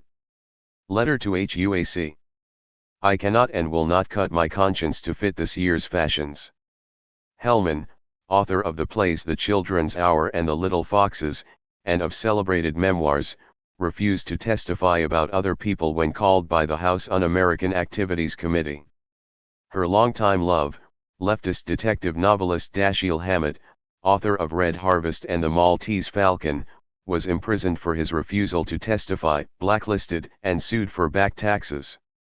1953. Louise Tarrack. Born of the People. All the hundreds of peasants, soldiers, and civilians, who have died in the fields and barrios. None will be forgotten, all will be remembered, all honored. Our friends in Manila refer to us as being outside. That is incorrect terminology. For 7 of the past 8 years I've lived as I am living now, in the forests, in the swamps, wanted and hunted, with a price of 100,000 pesos on my head today, dead or alive, but never have I felt truly outside. Rather, we are on the inside, close to the heart of the people. We are on the inside of the struggle. Whoever joins in the struggle today, whoever joins the people's movement, has an inside place in the most decisive events of our time. That is a proud and enviable role. We do not live normally, of course. The life of a guerrilla has many strange features. The soldiers in the nearby huts, for instance, are sleeping in the daytime. They do so because at night is the time they move. They are more content with a moonless night than with the midday sun, for then they are unseen. The plain below changes hands at night. In the daytime it is an oppressed area, ruled by MPs, military police and civilian guards, but when night falls it becomes a liberated region, where the people receive our soldiers with open arms. Soon, when the sun of our victory comes, the day, too, will be ours. I could show the exact places where I worked in the fields, the places where the constabulary shot down striking peasants, and the locations of the largest landed estates. I could point out the barrio and tell them how its people live, the possessions they have, the extent of their education, and how much of a chance they have to be happy. I could indicate the barrios where landlords ejected tenants before, and where the PCs shoot them now. I could show them Clark Field, where the American Army owns a whole corner of Pampanga for 99 years. I would prove that any ideology that would better the lives of the people is foreign to those who rule and exploit the people.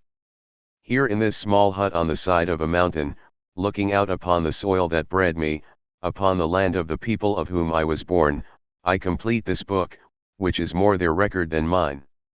The struggle of which I have written, and to which I have tried to contribute, is still not completed, but it will be, and the people will triumph. The sun is going down. The squadron awakes. I must go. In the barrios the people are waiting for us. It is necessary now to get on with the work that needs to be done. Tariq was a peasant leader of the Huk Balahop rebellion, a peasant-based communist insurgency against the Philippine government that lasted for 8 years. In 1944 it had 10,000 to 12,000 active male and female members. Born of the People is Tariq's memoir of his guerrilla fighting years. Nelson Mandela used it as a reference in guerrilla warfare during his time as Commander-in-Chief of Spear of the Nation, the military arm of the African National Congress. 1953. Mohammed Mossadegh. My greatest sin. Yes, my sin, my greater sin, and even my greatest sin is that I nationalized Iran's oil industry and discarded the system of political and economic exploitation by the world's greatest empire. This at the cost to myself, my family, and at the risk of losing my life, my honor, and my property. With God's blessing and the will of the people, I fought this savage and dreadful system of international espionage and colonialism. A popular and respected leader, Mossadegh was Iran's democratically elected prime minister until he was deposed in a CIA-backed coup d'état, tried and placed under house arrest for much of the remainder of his life. These words are from a speech he gave during his trial. The incident remains a source of anger in Iran toward the United States, and served as one of the ideological motivations for the overthrow of the Shah in 1979. 1954. Adelaide Casely Hayford. Opposition. Truly a prophet is without honor in his own country. I can never quite fathom why I met with such universal opposition. Had I been starting a brothel, the antagonism could not have been worse. Hayford was a Sierra Leonean crusader for women's rights and one of the first black West African women to enter into public life, establishing a girls' school that promoted the cause of cultural nationalism and fighting against the inequities of British colonial rule, the first African-owned and run schools in Freetown. Here, she reflects upon the community reaction to her efforts, including the widespread skepticism among whites about the need to educate women or Africans in general. 1954. Edward Murrow. See it now. We must not confuse dissent with disloyalty. We must remember always that accusation is not proof and that conviction depends upon evidence and due process of law. We will not walk in fear, one of another. We will not be driven by fear into an age of unreason, if we dig deep in our history and our doctrine, and remember that we are not descended from fearful men, not from men who feared to write, to speak, to associate and to defend causes that were, for the moment, unpopular. Murrow, the CBS journalist whose signature sign-off "Good night, and good luck" was a testament to the uncertainty of his times, is best known for his critical analysis of McCarthyism and the Red Scare on his show, See It Now. Senator McCarthy appeared on the show to offer his rebuttal just 1 month after the segment. Murrow's commentary contributed to McCarthy's downfall. 1954. Lolita LeBron. Words upon arrest. I did not come here to kill. I came here to die. Dolores Lolita LeBron Sotomayor was a Puerto Rican nationalist who was imprisoned for 25 years for an attack on the United States House of Representatives in 1954. After her release, she returned to Puerto Rico and continued to fight for Puerto Rican independence, including the struggle to remove the U.S. Navy from Vieques Island. 1954. Lynn Pedersen. The importance of being different. Homosexuals have some problems heterosexuals don't have. Agreed. That's as far as we go. Once we try to list or analyze the problems, or suggest remedies, agreement vanishes. The Mattachine Society, NA Foundation, and One Magazine hope to tackle said problems, but the means remain in dispute. And there is no little disagreement on the ends. Are homosexuals in any important way different from other people? If so, ought that difference be cultivated, or hidden under a bushel, or extirpated altogether? For myself, I must say with the French legislator, who had something quite different on his mind, vive la différence. Jim Kepner, pioneering leader and documenter of the gay rights movement from the 1940s through to his death in 1997, claimed that homosexuals are natural rebels for their nonconformity to the heteronormative world. But his defense of the right to be different was also directed at the gay community itself, within which he sought to be an individual. Here he writes under a pseudonym, Lynn Pedersen. 1955. Alex Comfort. Speech at inaugural meeting of the CND. For many years now, and most evidently since last year, the salient new factor in the politics of Europe has been the growing discontent of ordinary men and women with the policies of inhumanity, of anger and disillusion with compromises, double talk and cruelty, and with the complete lack of principle which has become the rule in government since Hitler. That is the function of the campaign which we are launching here tonight, to make every individual reassume the moral responsibility for opposing public insanity. The issue is one for direct action by every one of us. We are not at the mercy of the government, nor of events, nor of the policy of other nations, nor of the world's situation, if we are prepared as a public to be sufficiently combative. Within the coming weeks we intend to raise throughout the country a solid body of opposition to the whole strategy of moral bankruptcy and ceremonial suicide which the hydrogen bomb epitomizes, to all the mentally underprivileged double talk by which it has been justified.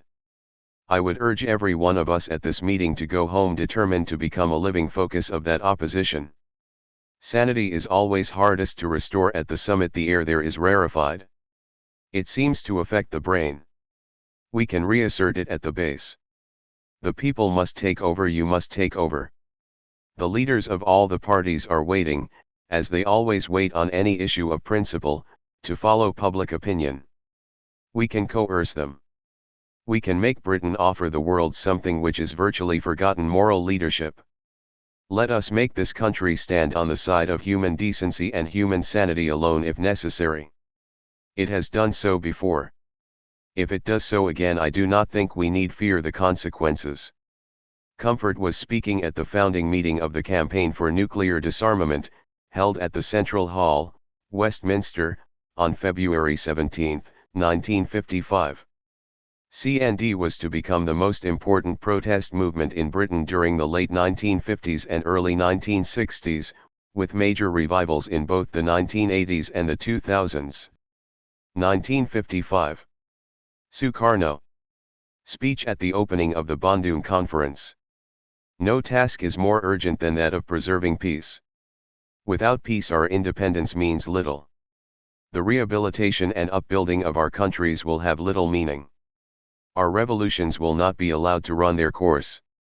We, the peoples of Asia and Africa, 1,400,000,000 strong, far more than half the human population of the world, we can mobilize what I have called the moral violence of nations in favor of peace.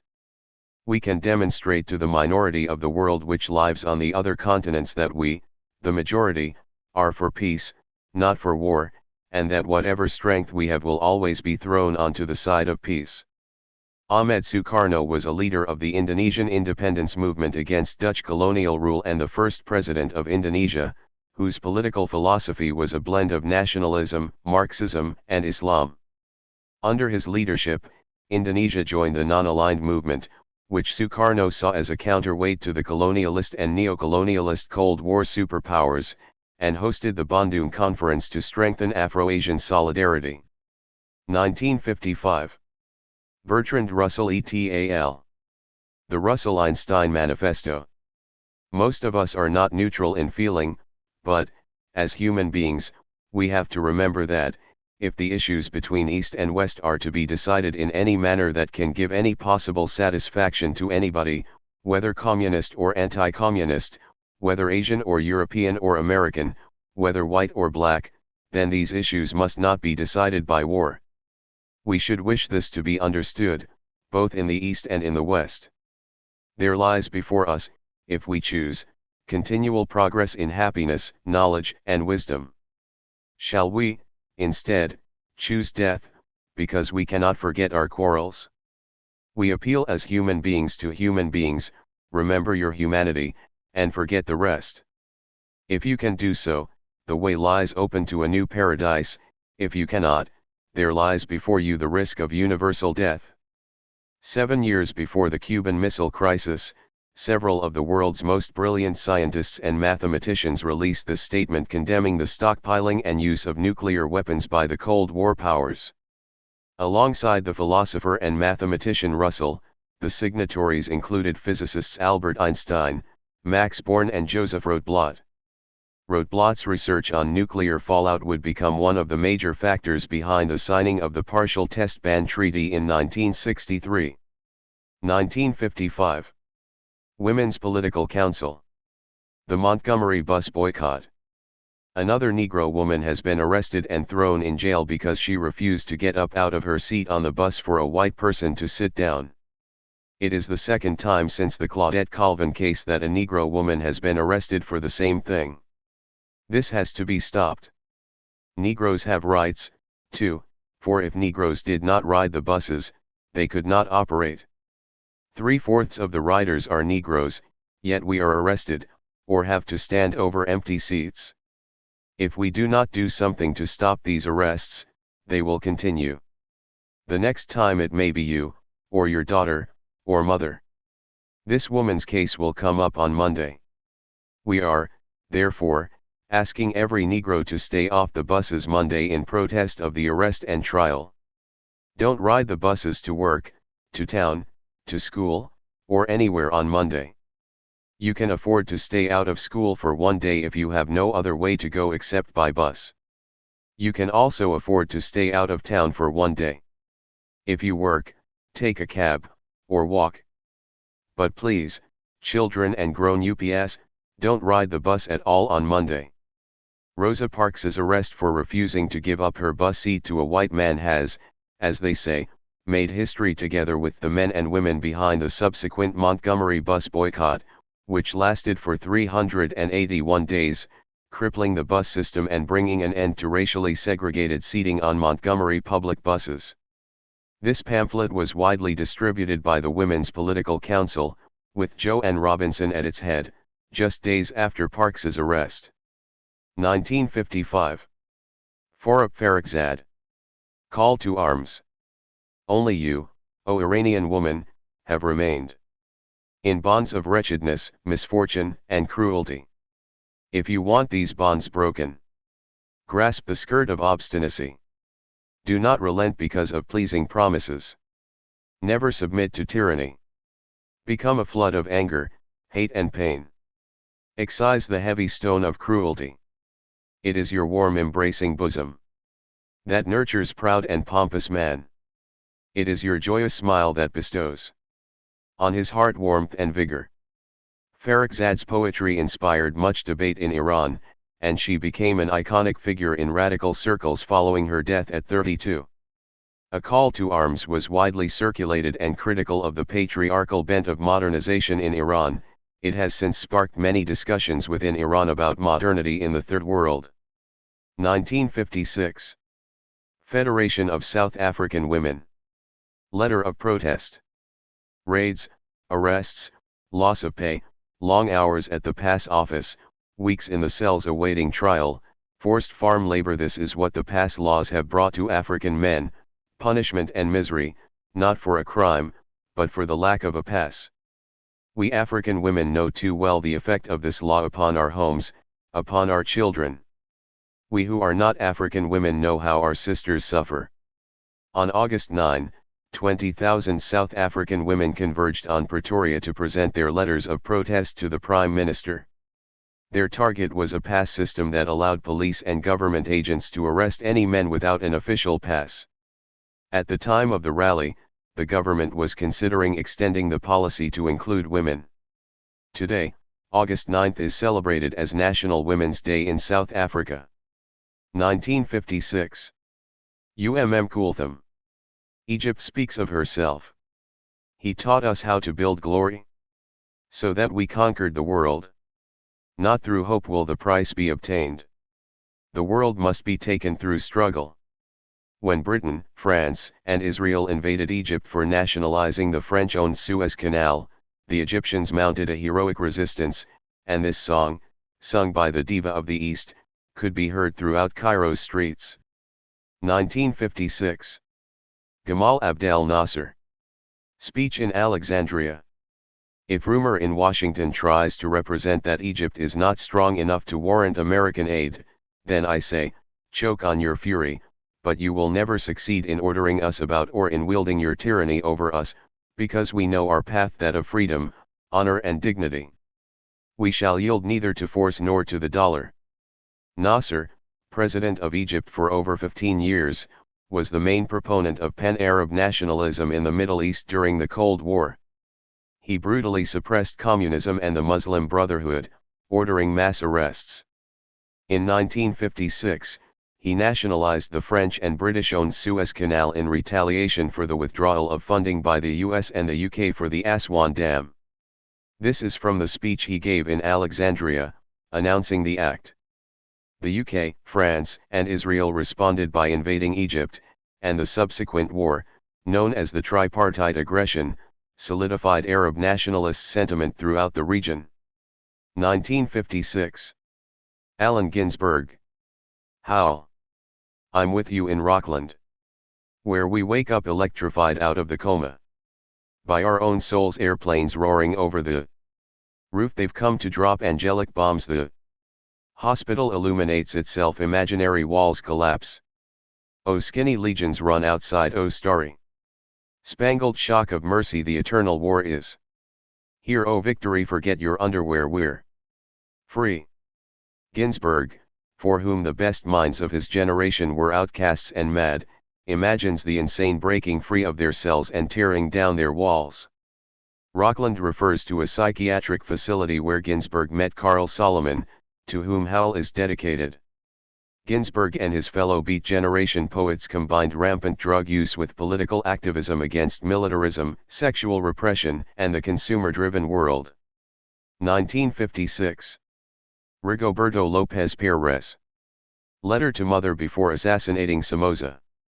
Seeing that all efforts to return Nicaragua to being, or becoming for the first time, a free country without shame or stain have been futile, I have decided that I should be the one to try to initiate the beginning of the end of this tyranny. I hope you will take this calmly.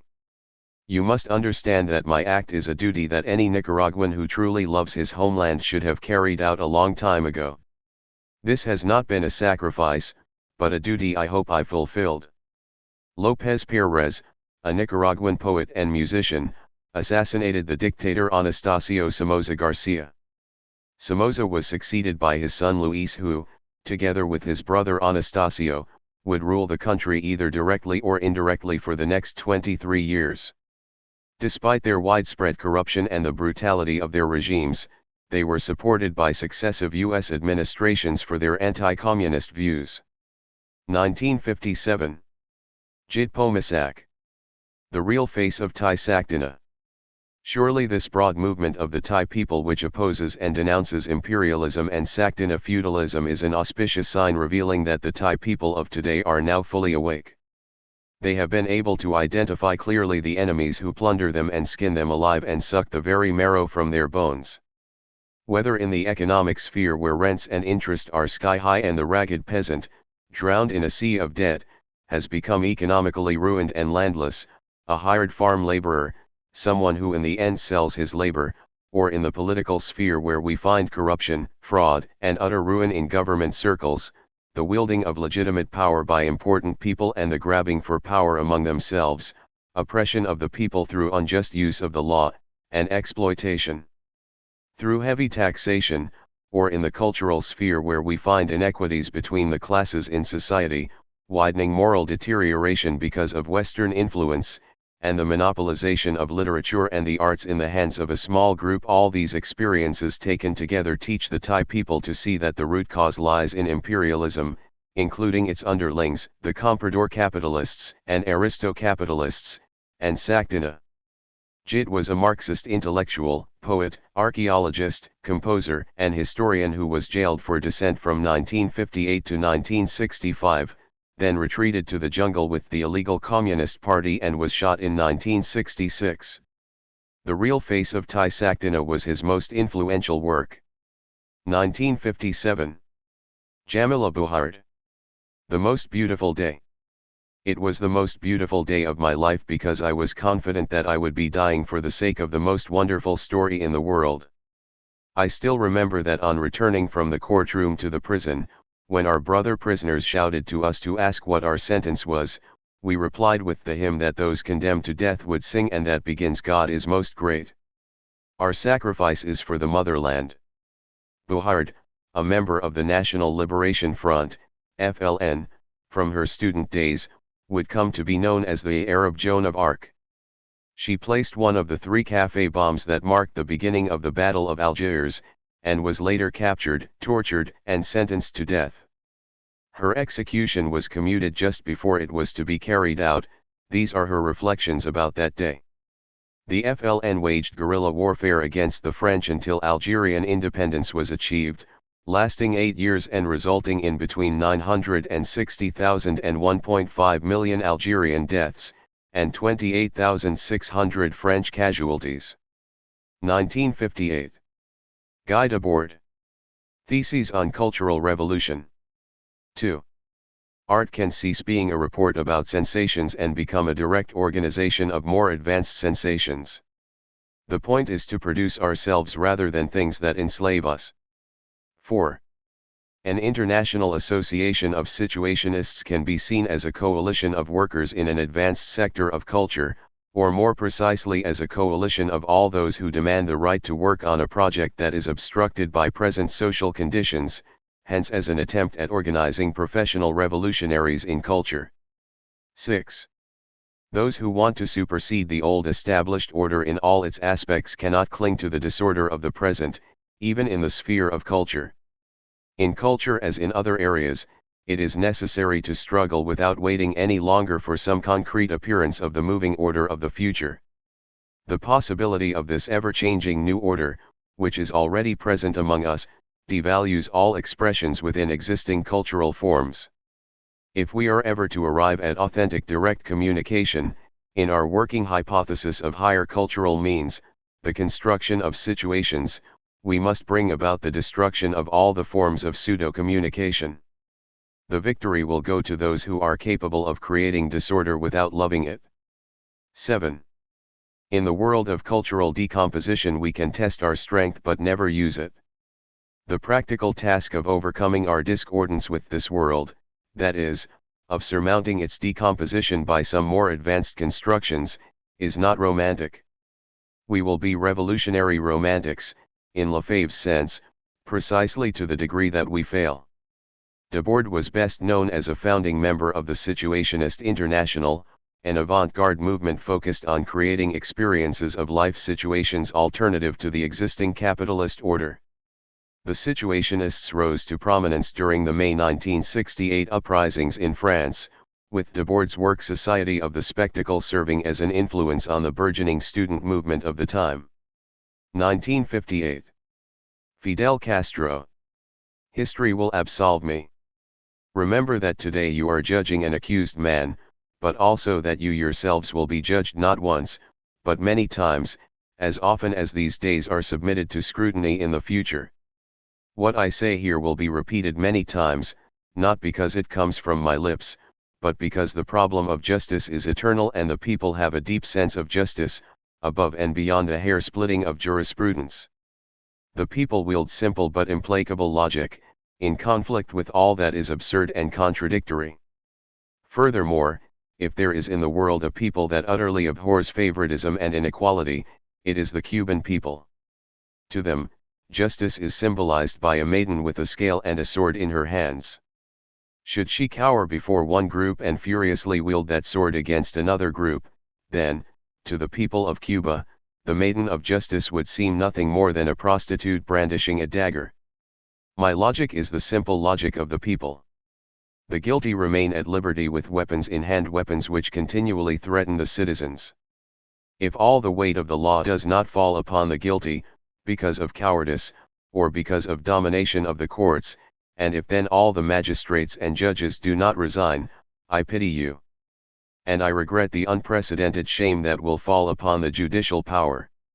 I know that imprisonment will be as hard for me as it has ever been for anyone, filled with cowardly threats and wicked torture. But I do not fear prison, as I do not fear the fury of the miserable tyrant who took the lives of 70 of my comrades. Condemn me. It does not matter. History will absolve me. Castro made this speech just before being sentenced to 15 years in prison for his role in the attack on the Moncada barracks, an opening blow in the Cuban Revolution that ultimately overthrew dictator Fulgencio Batista. Castro, a lawyer, led the defense of his fellow defendants, and spoke extemporaneously for 4 hours. He wrote up the speech in prison and smuggled it out in matchboxes. 1959. Robert F. Williams. We must fight back. Some Negro leaders have cautioned me that if Negroes fight back, the racist will have cause to exterminate the race. This government is in no position to allow mass violence to erupt, let alone allow 20 million Negroes to be exterminated. It is instilled at an early age that men who violently and swiftly rise to oppose tyranny are virtuous examples to emulate. I have been taught by my government to fight. Nowhere in the annals of history does the record show a people delivered from bondage by patience alone. Williams formed the Black Armed Guard against racist violence in Monroe, North Carolina, where KKK membership numbered over 10,000, and was a proponent of armed self-defense against the pacifist and nonviolent stance of Martin Luther King, Jr. Facing persecution from both the FBI and opponents of desegregation, he fled to Cuba and then China, returning to the U.S. several years later. 1959. C. Wright Mills. The Power Elite.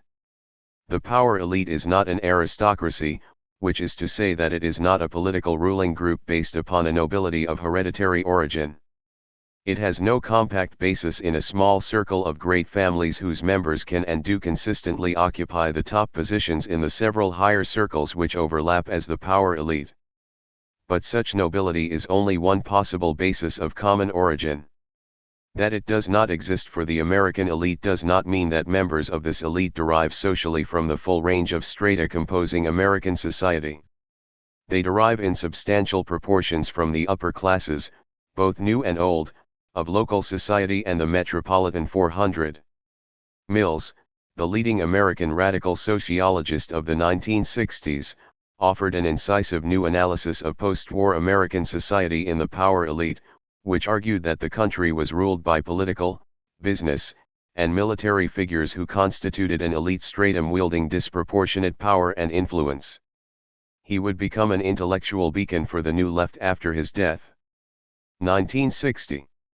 Isaac Dutcher. The Roots of Bureaucracy.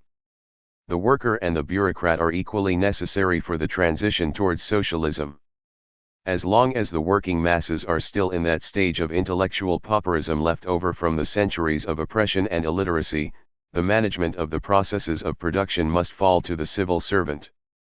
Officialdom still dominates society and lords over it, yet it lacks the cohesion and unity which would make of it a separate class in the Marxist sense of the word. The bureaucrats enjoy power and some measure of prosperity, yet they cannot bequeath their prosperity and wealth to their children. They cannot accumulate capital, invested for the benefit of their descendants, they cannot perpetuate themselves or their kith and kin. Of course, even small privileges contribute to the tension between the worker and the bureaucrat, but we should not mistake that tension for a class antagonism, in spite of some similarities which on closer examination would prove only very superficial. What we observe here is rather the hostility between members of the same class, between, say, a skilled miner and an unskilled one, between the engine driver and a less expert railwayman.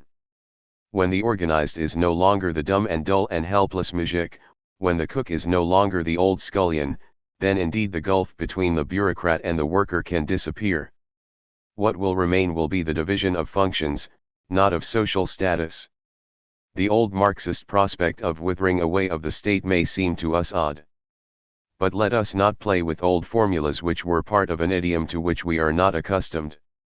What Marx really meant was that the state should divest itself of its oppressive political functions. And I think this will become possible only in a society, free from cults, dogmatism, and orthodoxies. In such a society the antagonism between brain work and manual labor will really wither away, as will the division between the organizers and the organized. Then, and only then, it will be seen that if bureaucracy was a faint prelude to class society, bureaucracy will mark the fierce ferocious epilogue to class society no more than an epilogue. Born in Poland, Deutscher joined the Polish Communist Party as a young man, moved to the UK just months before the German invasion that would spark the Second World War, and became a popular left intellectual in the 1960s through his work as a Marxist academic and journalist. Today he is best remembered for his authoritative, 3-volume biography of Leon Trotsky. The Roots of Bureaucracy was a lecture delivered when he was teaching at the London School of Economics. 1960. Anonymous. Poem by Korean elementary school student. On the way home from school, bullets flew through the air, and blood covered the streets. The lonely discarded book bag was as heavy as it could be. I know, yes, we all know. Even if mom and dad say nothing. Why our brothers and sisters were bleeding. On March 15, 1960, a student demonstration against the fraudulent election victory of South Korean strongman Syngman Rhee was attacked by police. 1 month later, the body of student protester Kim Ju-yeol washed ashore, his skull split open by a tear gas grenade. The public outrage would eventually result in the April Revolution, which would end Rhee's rule. 1960. Maurice Blanquat, Claude Lanzmann. Jean-Paul Sartre, et.al. Manifesto of the 121. Neither a war of conquest nor a war of national defense nor a civil war, the war in Algeria has little by little become an autonomous action on the part of the army and a caste which refused to submit in the face of an uprising which even the civil power, aware of the general collapse of colonial empires, seems ready to accept. Today, it is principally through the will of the army that this criminal and absurd combat is maintained, and this army, by the important political role that many of its higher representatives have at play at times acting openly and violently outside any form of legality, betraying the ends confided in it by the nation, compromises and risks perverting the nation itself by forcing the citizens under its orders to become the accomplices of a seditious and degrading action. Must we be reminded that 15 years after the destruction of the Hitlerite order, French militarism has managed to bring back torture and restore it as an institution in Europe? The undersigned, declare. We respect and judge justified the refusal to take up arms against the Algerian people. We respect and judge justified the conduct of those French men and women who consider it their obligation to give aid and protection to the Algerians, oppressed in the name of the French people. The cause of the Algerian people, which contributes decisively to the ruin of the colonial system, is the cause of all free men and women. When the Manifesto of the 121 was published, the Algerian War had already been underway for 6 years. Criticizing the government's war against the native Algerian population, including the French forces' resort to torture, the 121 intellectuals who signed the manifesto included some of the most recognized names in French public life. With mounting domestic opposition, France and Algeria negotiated independence, bringing an end to the war 2 years later. 1960s. Dom Helder Camara. When I give food to the poor. When I give food to the poor, they call me a saint. When I ask why the poor have no food, they call me a communist. Camara was Archbishop of Olinda and Recife in Brazil. He was active in the Catholic Action Movement, preached nonviolence, and was famous for creating the Church of the Poor, a group of Third World bishops concerned with issues of social justice. 1960s. Smash the Security Treaty. The Constitution of Japan, a correct interpretation. We, the armed forces of the United States occupying Japan, acting on behalf of the United States and in place of the parliament chosen in Japan by menaces and bribery, determined that we shall secure for ourselves the fruits of peaceful cooperation with all nations under the control of the United States and the blessings accruing from money-making ventures throughout the Japanese archipelago, and resolved to stir up the calamities of war willingly and whenever it is in the interests of the United States, do proclaim that sovereign power does not reside in the Japanese people and do firmly establish this Constitution. The governance of Japan shall be in accordance with the strict dictates of the government of the United States, its authority stemming from the military might of the occupying army, its power exercised as proxy for the occupation forces, and its benefits enjoyed by monopoly enterprises. This is the principle established by the government of the United States upon which this Constitution is founded.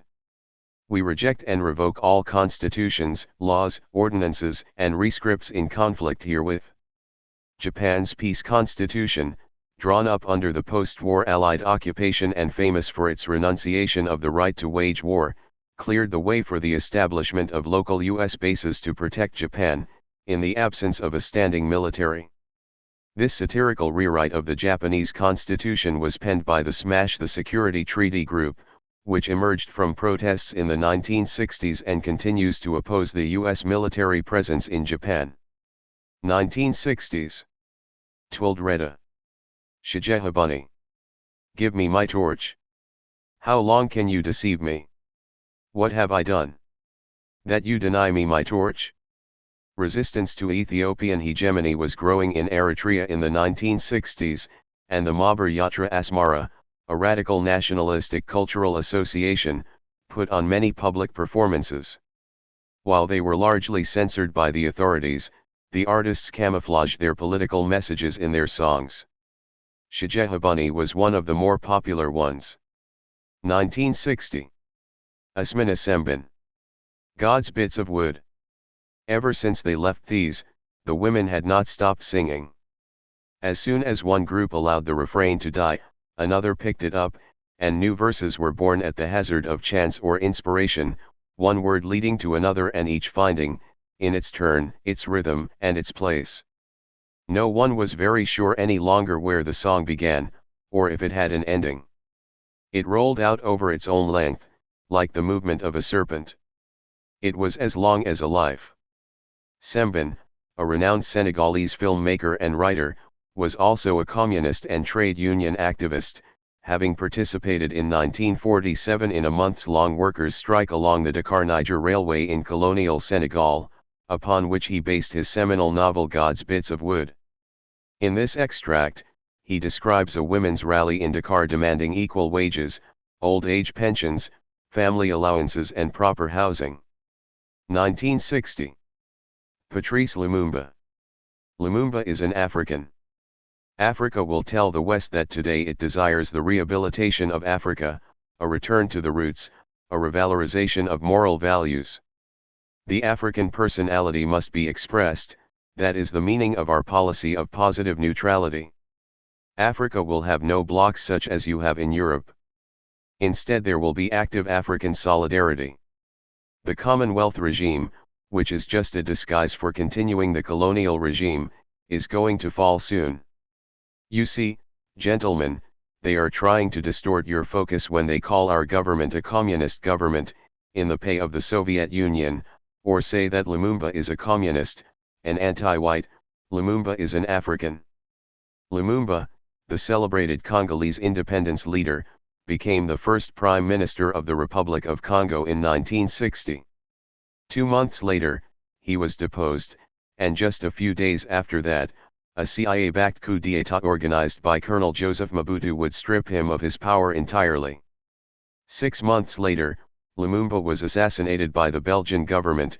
Mobutu would rule using authoritarian means for over 30 years. 1960. Phyllis Antantala.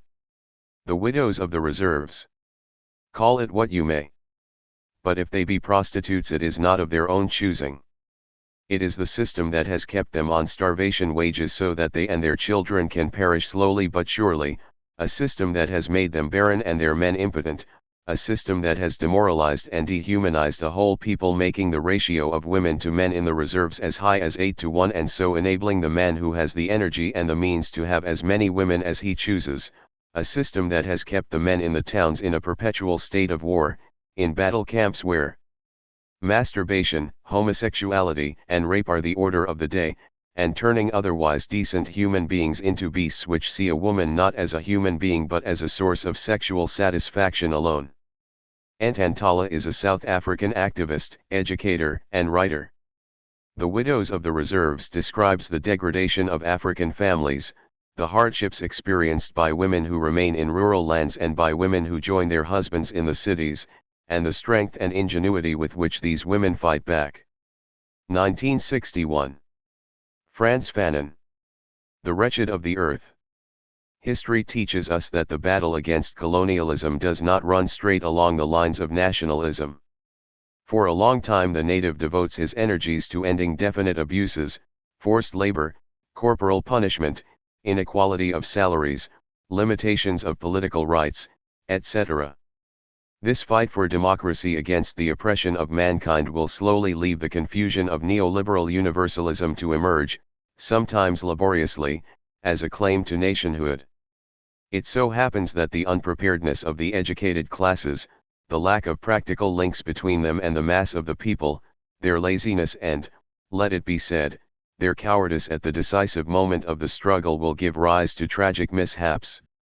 National consciousness, instead of being the all-embracing crystallization of the innermost hopes of the whole people, instead of being the immediate and most obvious result of the mobilization of the people, will be in any case an empty shell, a cruel and fragile travesty of what it might have been. The faults that we find in it are quite sufficient explanation of the facility with which, when dealing with young and independent nations, the nation is passed over, for the race and the tribe is preferred to the state.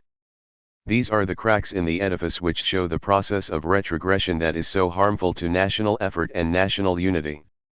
We shall see that such retrograde steps, with the weaknesses and serious dangers they entail, are the historic result of the incapacity of the national middle class to nationalize popular action, that is to say their incapacity to see into the reasons for that action.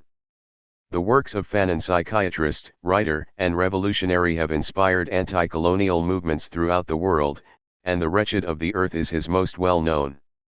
Born in Martinique, Fanon studied with Aimé Césaire, fought in the French army, became a psychiatrist, joined Algeria's National Liberation Front and dictated Wretched on his deathbed. 1961. Wuhan. Hai Rui's dismissal. Hai Rui. You say the common people are tyrannized.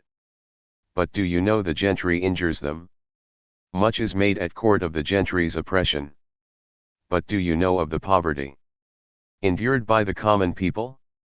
You pay lip service to the principle that the people are the roots of the state. But officials still oppress the masses.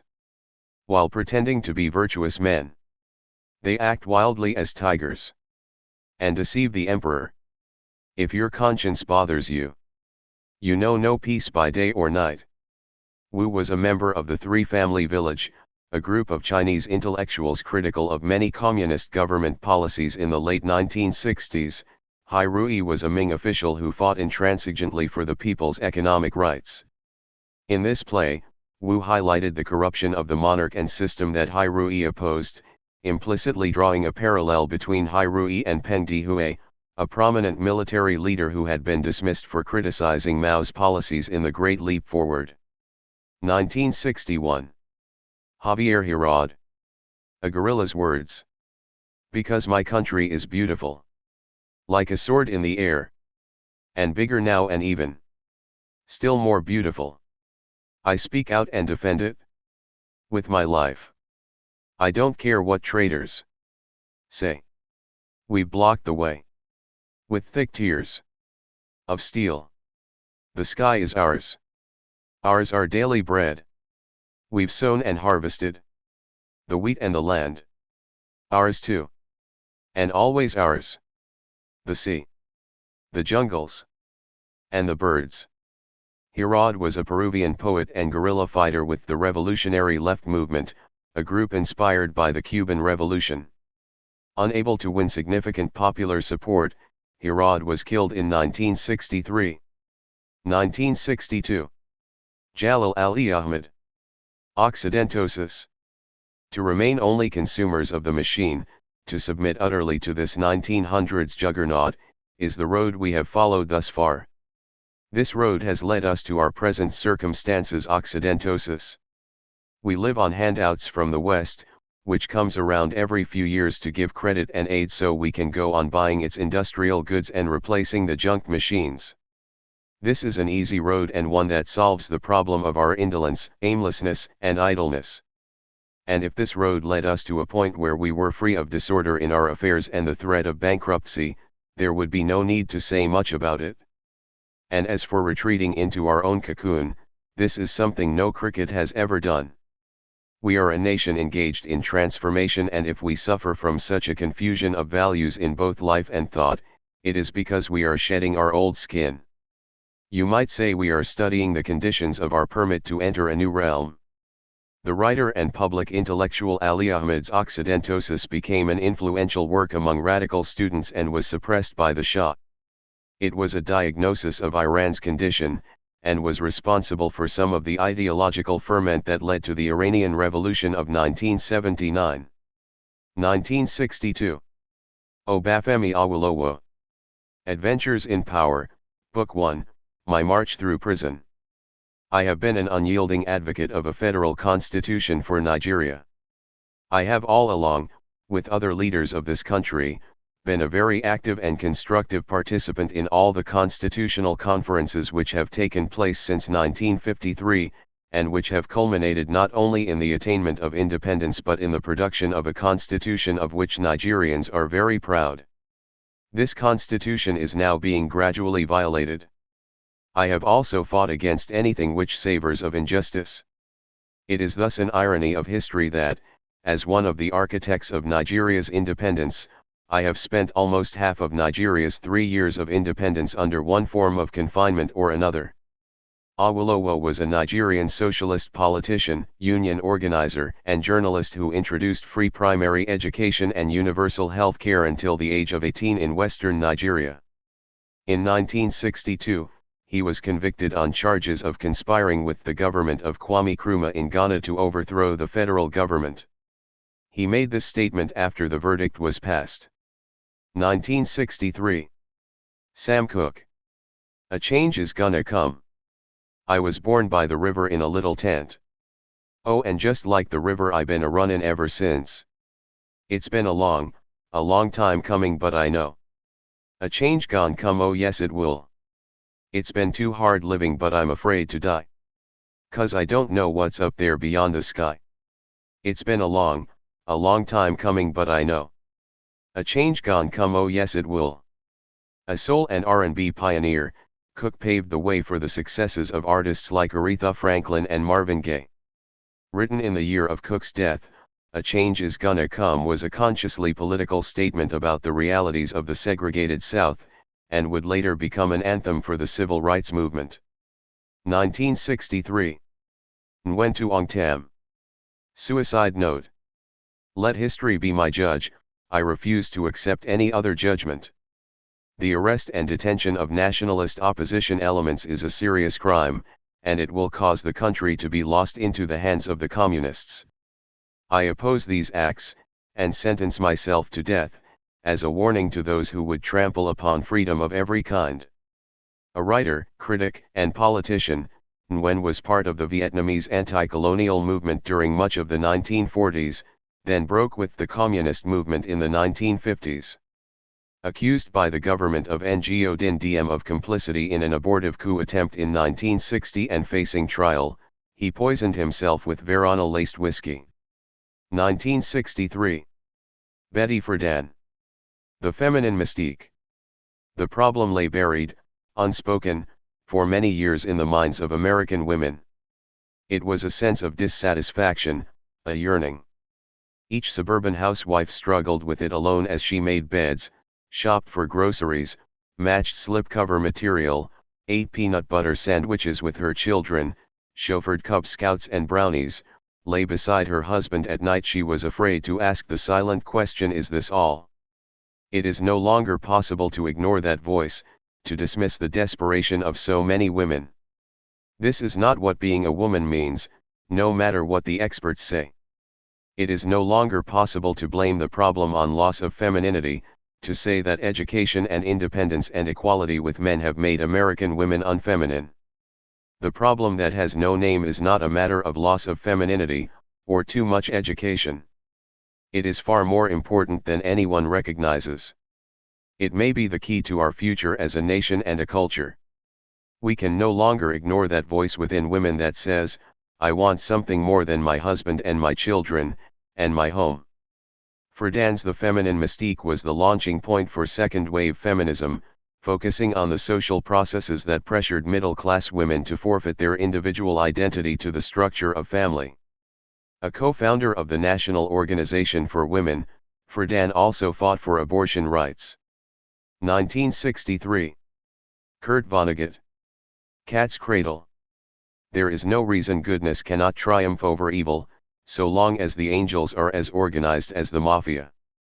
In the course of his literary career, the American novelist Vonnegut often addressed the themes of anti-authoritarianism, free will and technology from a humanistic perspective, and has named characters after Eugene Debs and Leon Trotsky.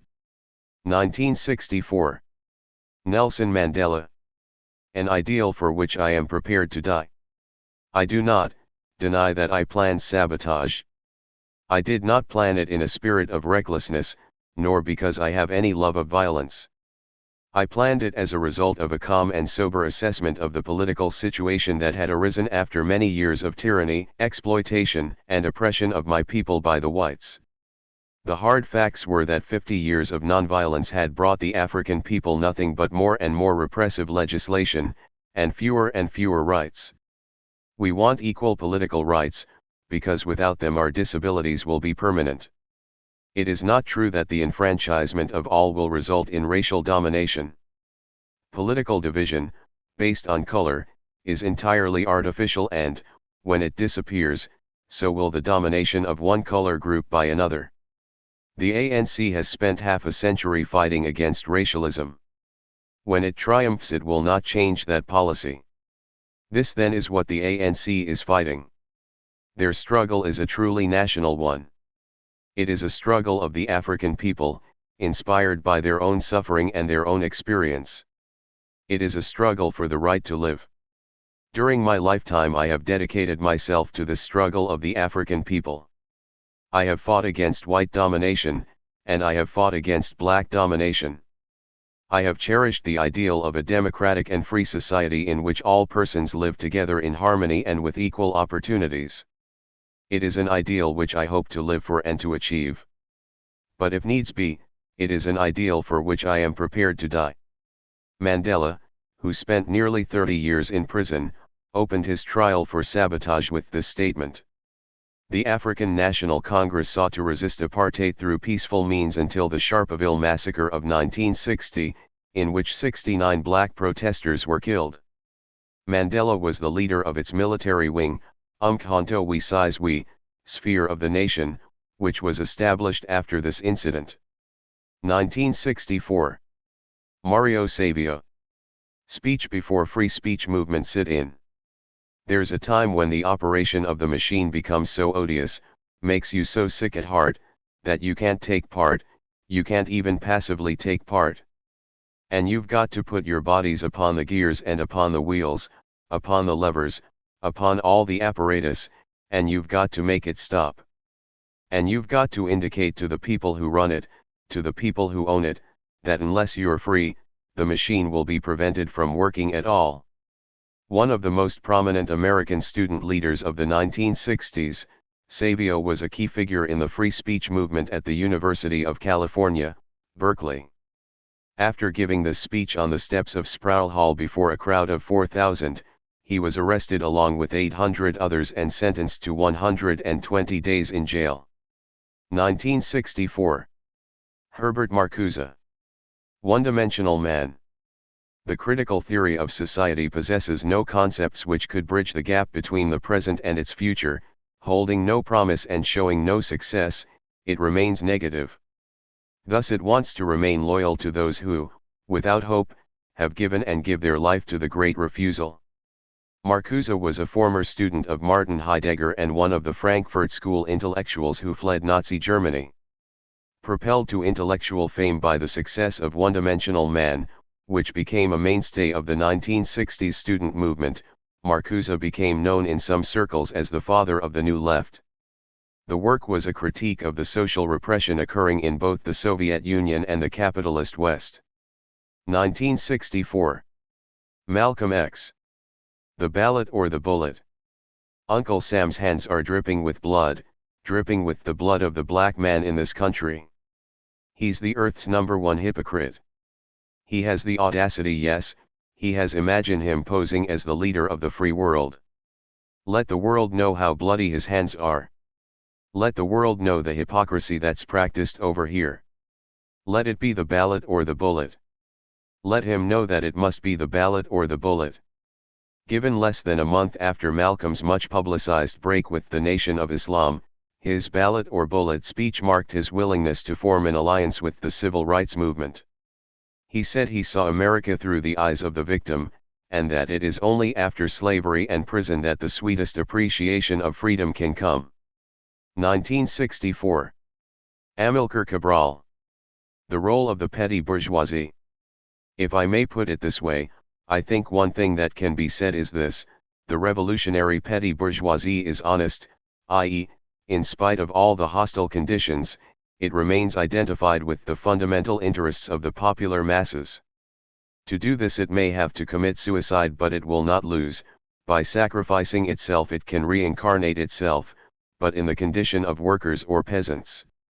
In speaking of honesty, I am not trying to establish moral criteria for judging the role of the petty bourgeoisie when it is in power. What I mean by honesty, in a political context, is total commitment and total identification with the toiling masses. Cabral, a communist intellectual, guerrilla and leader in the anti-colonial movements in the Portuguese colonies of Guinea-Bissau and Angola, was assassinated just months before Guinea-Bissau achieved independence. Some 6,000 of Cabral's guerrilla fighters were killed in the course of the 11-Year War. 1964. Jean-Paul Sartre. Why I decline the Nobel. A writer must refuse to allow himself to be transformed into an institution. Sartre was the first winner to voluntarily decline the Nobel Prize. In 1945, he had declined France's highest honor, the Légion d'honneur. In a public letter, Sartre added that if he accepted the award, he would effectively be taking sides in the Cold War, which he refused to do. 1964. Nina Simone. Mississippi, goddamn. You don't have to live next to me. Just give me my equality. Everybody knows about Mississippi. Everybody knows about Alabama. Everybody knows about Mississippi, goddamn. Written in response to the murder of civil rights activist Medgar Evers in Mississippi and the burning of a church in Birmingham, in which 4 African American children died, Nina Simone's Mississippi Goddamn was boycotted in several southern states. The song was performed before a crowd of 40,000 at one of the Selma to Montgomery marches that marked a high point of the civil rights movement. 1965. Fannie Lou Hamer. Sick and tired. I am sick and tired of being sick and tired. Born in Jim Crow, Mississippi and sterilized without her knowledge by a white doctor, Hamer shot to fame in 1964 when she helped challenge the all-white Mississippi delegation to the Democratic Party convention, prompting Democratic President Lyndon Johnson to deride her as that illiterate woman. She later ran for Congress and became a critic of the Vietnam War. 1965. Casey Hayden and Mary King. Sex and caste. The caste system perspective dictates the roles assigned to women in the movement, and certainly even more to women outside the movement. Within the movement, questions arise in situations ranging from relationships of women organizers to men in the community, to who cleans the Freedom House, to who holds leadership positions, to who does secretarial work, and who acts as a spokesman for groups. Regarded as one of the first documents of the women's liberation movement, Sex and Caste addressed the author's experiences as volunteers in the Student Nonviolent Coordinating Committee, which, though committed to achieving racial equality, was run by men who expected the women in the organization simply to cook meals and take notes. 1965. Paul Potter. We must name that system. We must name that system. We must name it, describe it, analyze it, understand it, and change it. For it is only when that system is changed and brought under control that there can be any hope for stopping the forces that create a war in Vietnam today, or a murder in the South tomorrow, or all the incalculable, innumerable more subtle atrocities that are worked on people all over all the time. Potter was president of Students for a Democratic Society, which grew from a tiny offshoot of a long-standing socialist group to a national organization with some 350 chapters, the flagship group of the American Student New Left. Potter delivered this speech to a crowd of 25,000, at an SDS-organized anti-Vietnam War march on Washington. 1965. Jorge Rebello. Poem. Come, brother, and tell me your life. Come, show me the marks of revolt, which the enemy left on your body. Come, say to me here. My hands have been crushed, because they defended the land which they own. Here my body was tortured, because it refused to bend to invaders. Here my mouth was wounded, because it dared to sing my people's freedom.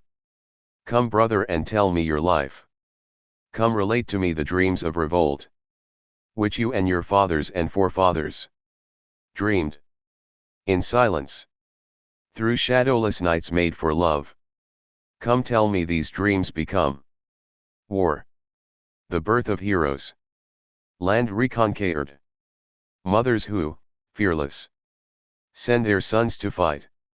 Come, tell me all this, my brother. And later I will forge simple words, which even the children can understand. Words which will enter every house, like the wind, and fall like red-hot embers on our people's souls. In our land, bullets are beginning to flower.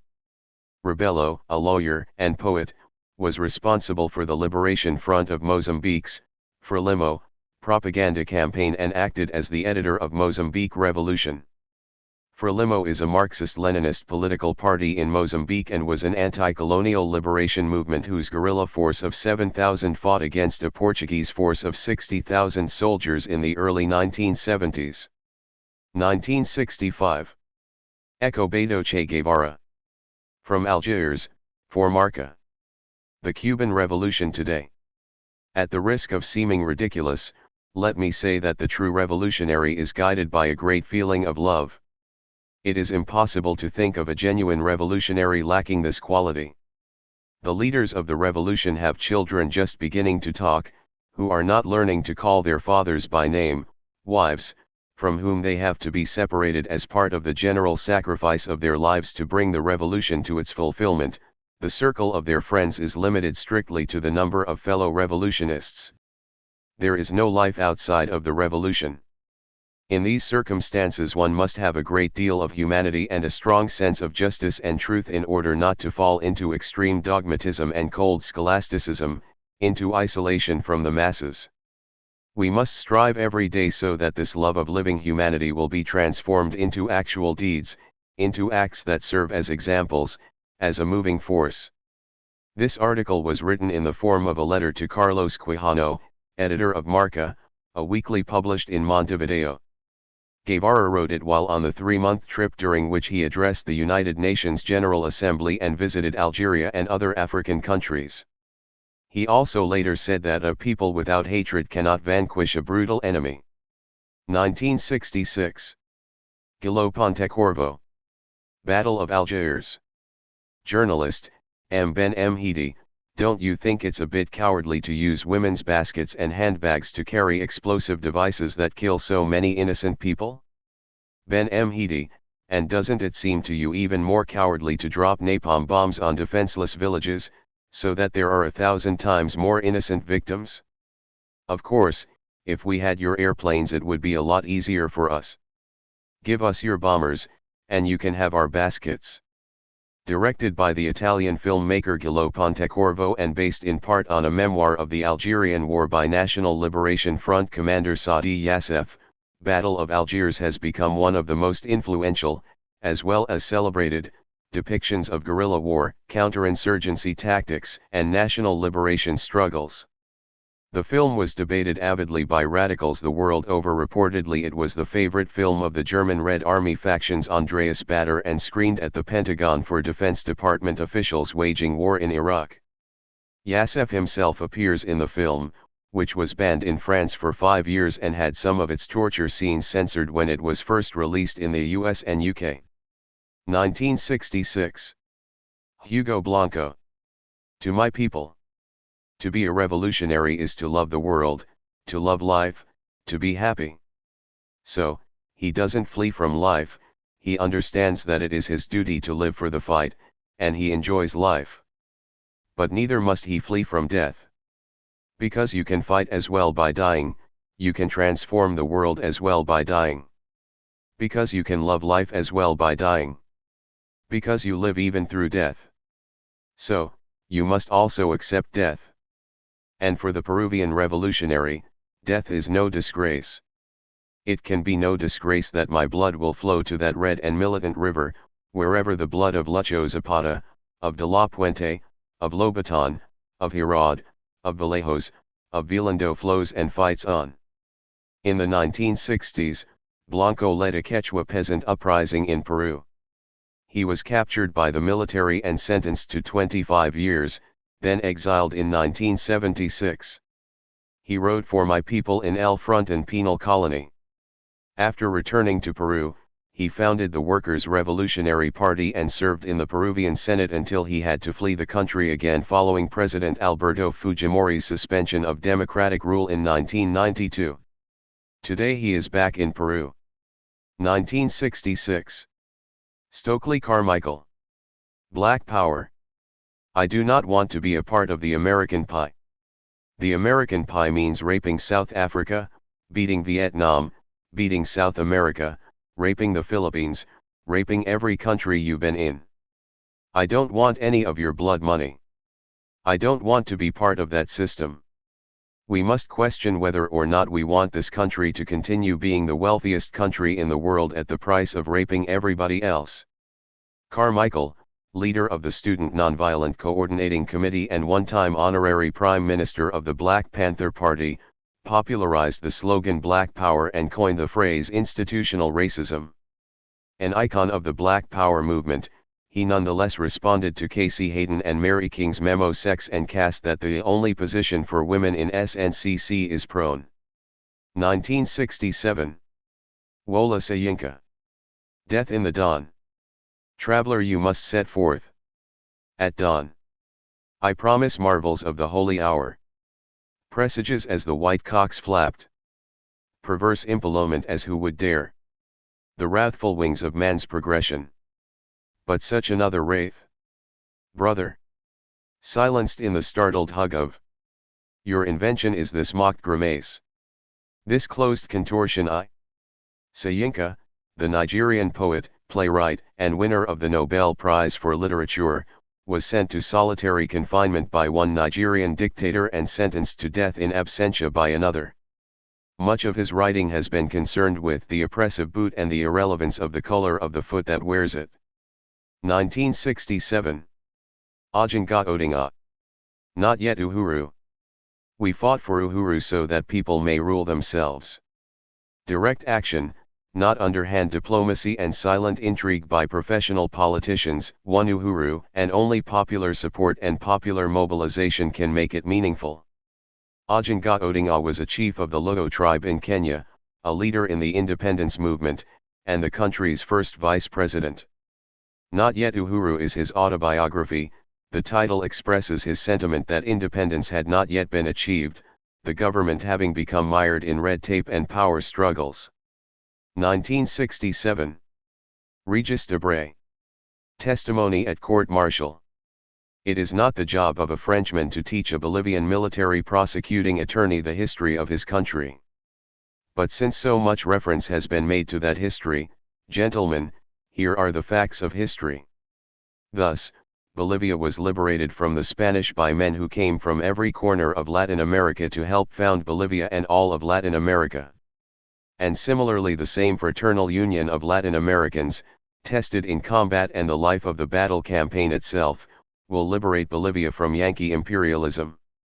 For Che, the true difference, the true frontier, is not the one which separates a Bolivian from a Peruvian from an Argentinian from a Cuban. It is the one which separates Latin Americans from Yankees. Debray, the distinguished French philosopher and historian, was invited by Che Guevara to join his ill-fated guerrilla expedition to Bolivia in 1966 as a chronicler. Debray accepted, and was eventually arrested by the Bolivian military, tortured, brought to trial, found guilty and sentenced to 30 years in prison. A worldwide campaign in his favor won the support of French President Charles de Gaulle, and after a few years he was released. 1967. Kwame Nkrumah. African Socialism Revisited. Islamic civilization and European colonialism are both historical experiences of the traditional African society, profound experiences that have permanently changed the complexion of the traditional African society. They have introduced new values and a social, cultural, and economic organization into African life. Modern African societies are not traditional, even if backward, and they are clearly in a state of socio-economic disequilibrium. They are in this state because they are not anchored to a steadying ideology. The way out is certainly not to regurgitate all Islamic or Eurocolonial influences in a futile attempt to recreate a past that cannot be resurrected.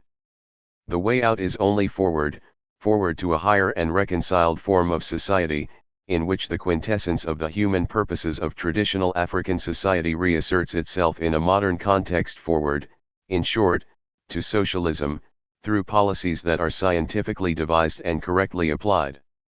It is the elimination of fancifulness from socialist action that makes socialism scientific.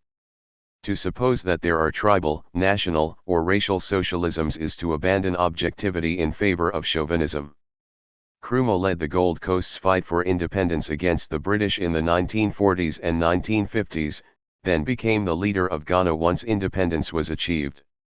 Here, he argues against Leopold Senghor's African socialism for its romanticizing of traditional African society. Despite his avowed socialist stance and his work as a labor organizer prior to becoming prime minister, once in power he introduced the 1955 Trade Union Act, which made strikes illegal. 1967. Nizar Kabani. Footnotes to the Book of Setback. 3. My Grieved Country. In a flash. You changed me from a poet who wrote love poems to a poet who writes with a knife. 20. Arab Children. Corn ears of the future. You will break out chains. Kill the opium in our heads. Kill the illusions. Arab children. Don't read about our windowless generation. We are a hopeless case. We are as worthless as watermelon rind. Don't read about us. Don't ape us. Don't accept us. Don't accept our ideas. We are a nation of crooks and jugglers. Arab children. Spring rain. Corn ears of the future. You are a generation that will overcome defeat. Assyrian poet, publisher, and diplomat, Kabani was one of the most revered contemporary poets in the Arab world. Footnotes was composed immediately after the Arab defeat in the Six-Day War, and is highly critical of the Arab leadership. As a result, Kabani's books were banned in Egypt, and he was barred from entering the country. 1967. Miguel Angel Asturias. The Latin American novel, Testimony of an Epoch. If you write novels merely to entertain, then burn them. This might be the message delivered with evangelical fervor, since if you do not burn them they will anyway be erased from the memory of the people where a poet or novelist should aspire to remain. Just consider how many writers there have been who down the ages have written novels to entertain. And who remembers them now? On the other hand, how easy it is to repeat the names of those amongst us who have written to bear witness. To bear witness. The novelist bears witness like the apostle. Like Paul trying to escape, the writer is confronted with the pathetic reality of the world that surrounds him, the stark reality of our countries that overwhelms and blinds us and, throwing us to our knees, forces us to shout out, "Why do you persecute me?" Our books do not search for a sensationalist or horrifying effect in order to secure a place for us in the Republic of Letters. We are human beings linked by blood, geography, and life to those hundreds, thousands, millions of Latin Americans that suffer misery in our opulent and rich American continent. Our novels attempt to mobilize across the world the moral forces that have to help us defend those people. Asturias, a Guatemalan writer, won both the Lenin Peace Prize and the Nobel Prize for Literature. These words are taken from his Nobel Prize acceptance speech. He devoted much of his work to the struggles of the indigenous people of his native country, and was a diplomat under socialist Jacobo Arbenz, whose government was toppled by a US-backed military coup d'état in 1954, after which Asturias was stripped of his citizenship and exiled. 1967. Huey P. Newton. The correct handling of a revolution. The people make revolution, the oppressors, by their brutal actions, cause resistance by the people. The vanguard party only teaches the correct methods of resistance. Newton was a student of Marxist political theory, co-founded the Black Panther Party, and was sentenced to 15 years in prison for the alleged murder of a police officer, although the conviction was eventually overturned. Newton was also shot in the incident, and although he was admitted to hospital, he was chained to the bed and recalls being interrogated while he was in the operating room. 1967. H. Rap Brown. Violence is as American as cherry pie. A justice minister of the Black Panther Party and a chairman of the Student Nonviolent Coordinating Committee, Brown spent the greater part of his youth ducking weapons and rioting charges. In 2000, he was sentenced to life in prison for the murder of a police officer. 1967. Martin Luther King, Jr. Beyond Vietnam, a time to break silence. A true revolution of values will soon look uneasily on the glaring contrast of poverty and wealth. With righteous indignation, it will look across the seas and see individual capitalists of the West investing huge sums of money in Asia, Africa, and South America, only to take the profits out with no concern for the social betterment of the countries, and say, "This is not just." 4 years after he famously proclaimed "I have a dream" in one of the defining moments of the civil rights movement, Martin Luther King, Jr. spoke out against U.S. involvement in the Vietnam War and became the subject of much criticism among civil rights leaders, the public, and the press. Lyndon Johnson withdrew an invitation for him to the White House. 1968. Tariq Ali. Street fighting years. As the Vietnamese successes inspired the students, so now the triumph of the students inspired the workers. France slipped into a pre-revolutionary solution without an awareness on the part of the workers who made it possible that their actions had begun to pose the question as to who ruled France. The upsurge swept the whole country. Then 1 million workers went on strike. It was the biggest general strike in the history of capitalism, and the scale of the events was much greater than the 1905 upheavals in Tsarist Russia. It was no longer just the students and the workers who were involved. Farmers and peasants brought their tractors and compost onto the streets, lawyers and magistrates, architects and astronomers came out for change. They were backed by the news readers of ORTF, who declared that they were fed up with feeding shit to the population. And, as if to stress the truly national character of the discontent, the striptease artistes of the Folies Bergère joined the big marches, chanting "De Gaulle assassin." Lahore-born British writer, filmmaker, and activist Ali was the president of the Oxford Union in 1965, visited Regis Debray in prison in Bolivia just before Che was assassinated in 1967, where he told Bolivian officials, "If you torture me the whole night and I can speak Spanish in the morning, I'll be grateful to you for the rest of my life." Led an anti-Vietnam War march on the American Embassy in London in 1968, and became a leading figure of the British New Left. An editor of New Left Review, he has written the Islam Quintet and 24 books on world history and politics. 1968. Paulo Freire. Pedagogy of the Oppressed. This, then, is the great humanistic and historical task of the oppressed, to liberate themselves and their oppressors as well. The oppressors, who oppress, exploit, and rape by virtue of their power, cannot find in this power the strength to liberate either the oppressed or themselves. Only power that springs from the weakness of the oppressed will be sufficiently strong to free both. Any attempt to soften the power of the oppressor in deference to the weakness of the oppressed almost always manifests itself in the form of false generosity.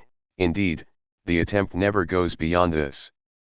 In order to have the continued opportunity to express their generosity, the oppressors must perpetrate injustice as well. An unjust social order is the permanent fount of this generosity, which is nourished by death, despair, and poverty. That is why the dispensers of false generosity become desperate at the slightest threat to its source.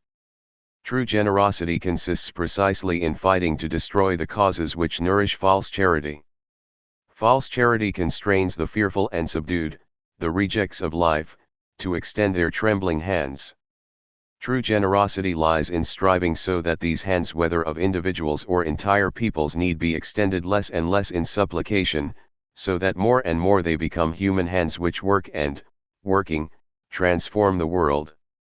One of the world's most influential educators, Freire won international recognition for his breakthroughs in teaching literacy in northeastern Brazil.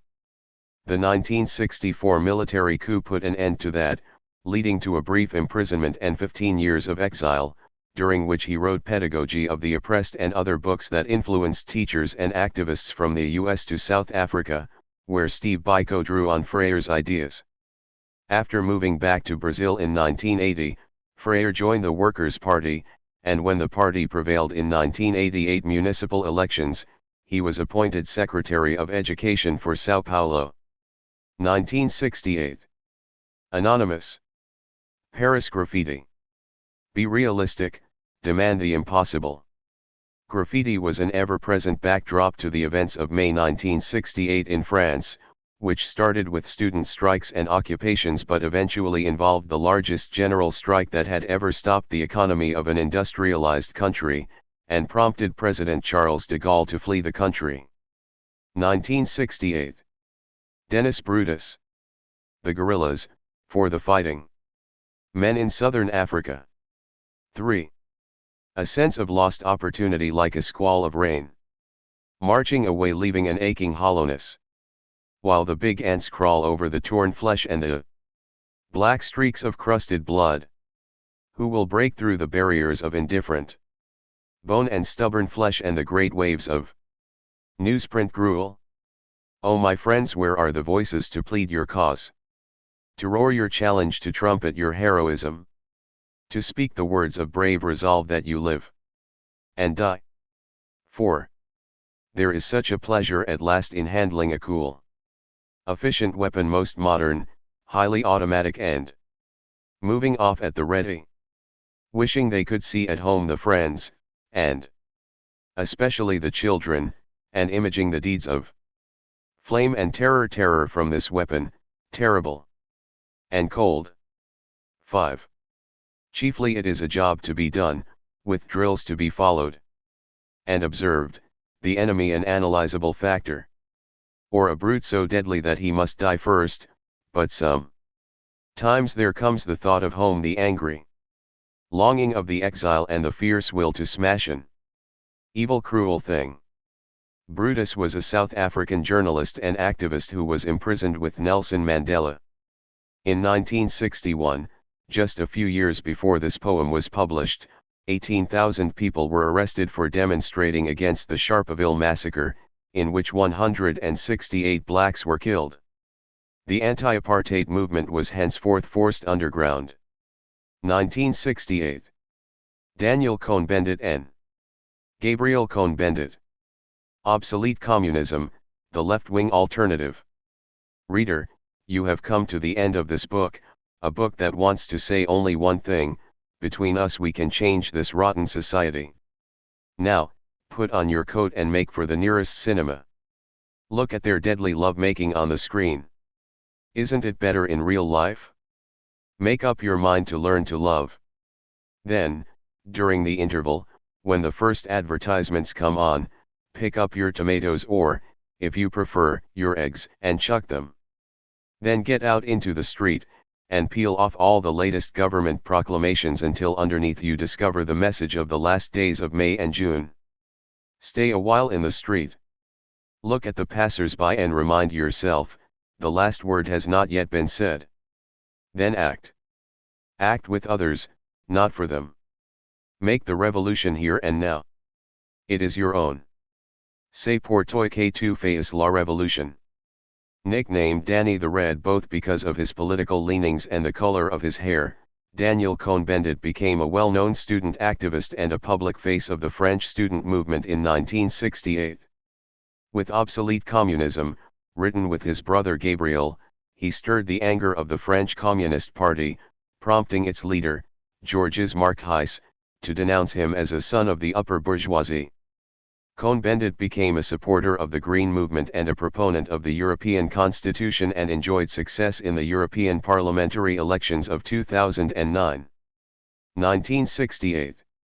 Columbia student demonstrations. Graffiti. Up against the wall motherfuckers. Discovering that their university was working with the Institute for Defense Analyses, a think tank linked to the U.S. Department of Defense, Columbia University students occupied several of its buildings in the spring of 1968 in protest.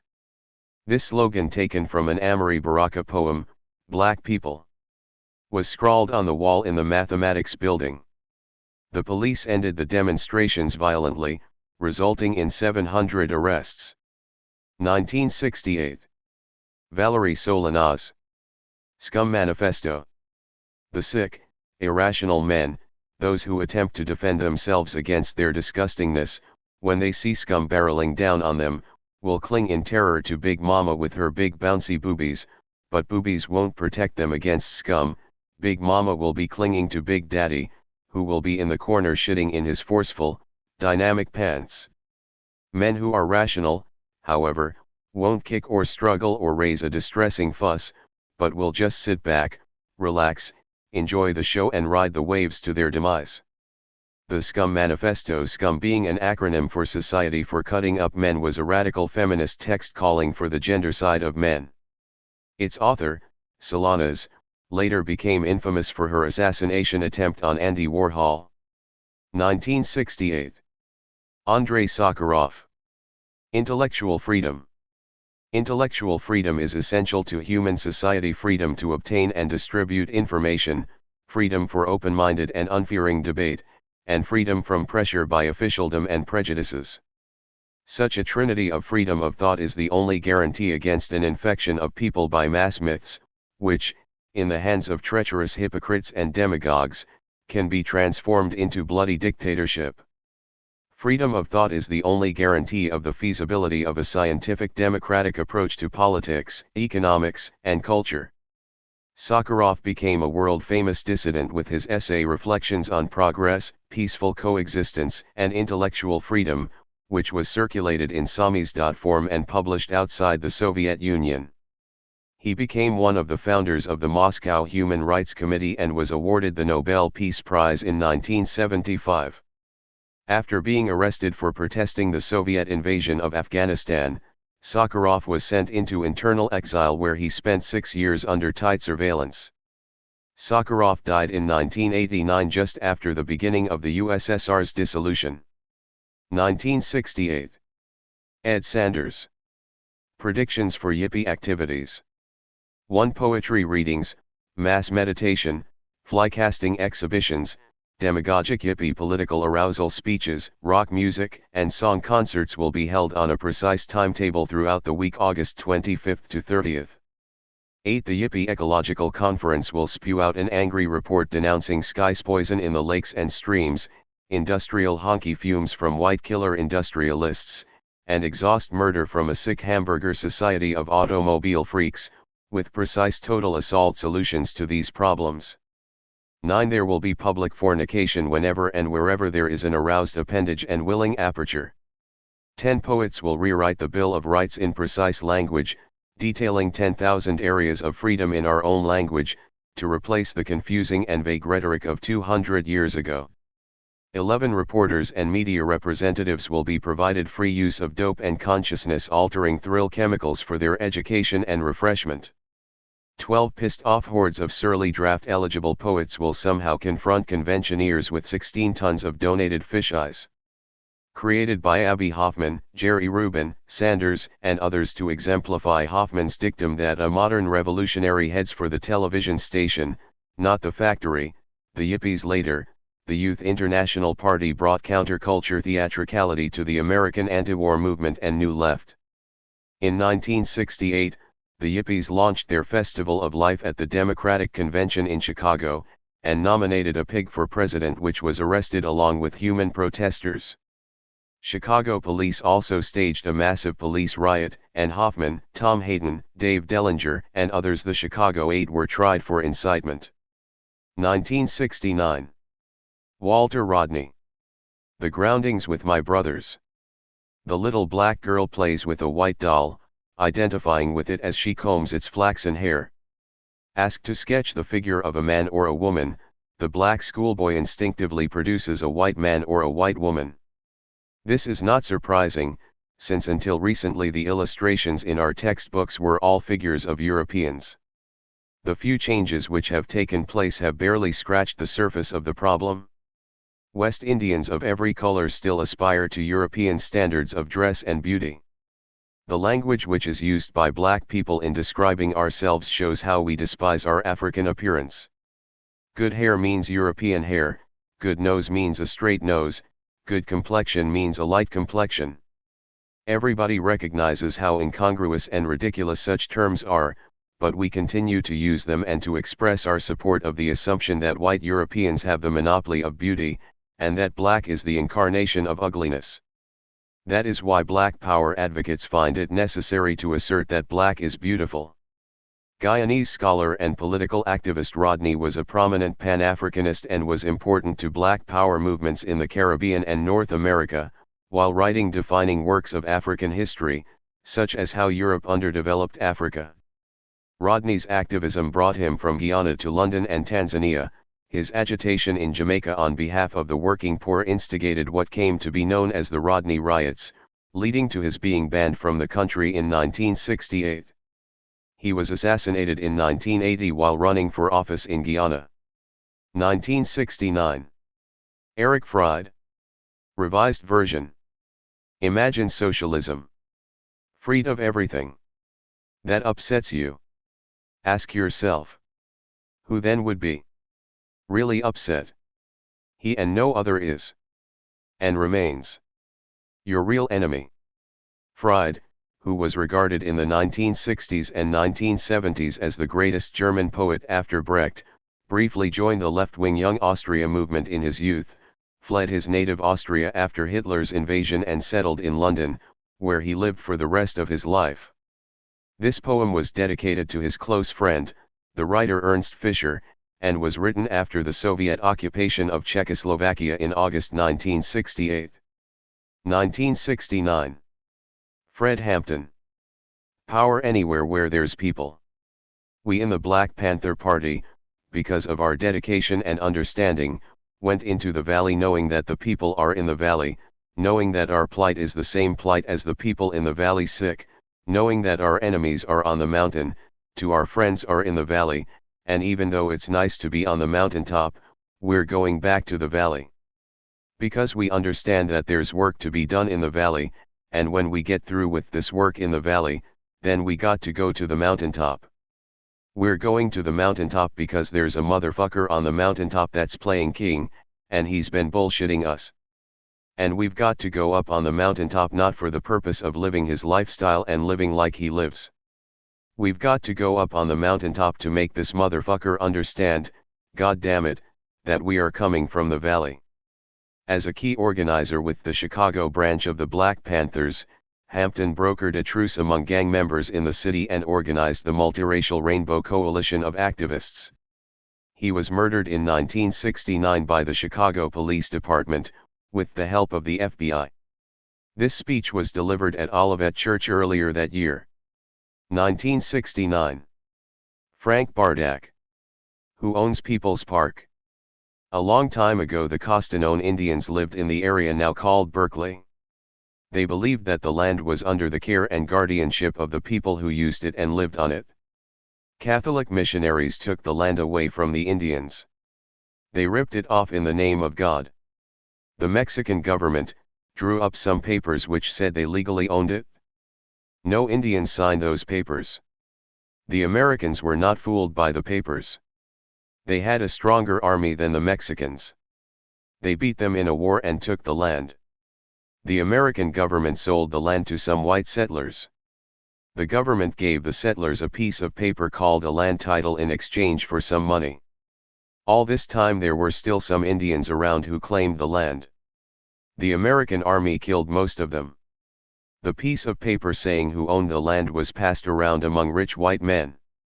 Finally some very rich men, who run the University of California, bought the land. Immediately these men destroyed the houses that had been built on the land. The land went the way of so much other land in America, it became a parking lot. We are building a park on the land. We will take care of it and guard it, in the spirit of the Costanoan Indians. When the university comes with its land title we will tell them, your land title is covered with blood. We won't touch it. Your people ripped off the land from the Indians a long time ago. If you want it back now, you will have to fight for it again. Built as a community project near the University of California, Berkeley, People's Park drew the ire of Governor Ronald Reagan, and became the scene of a confrontation between students and police in May 1969, leading to numerous injuries before the park was allowed to remain open. 1969.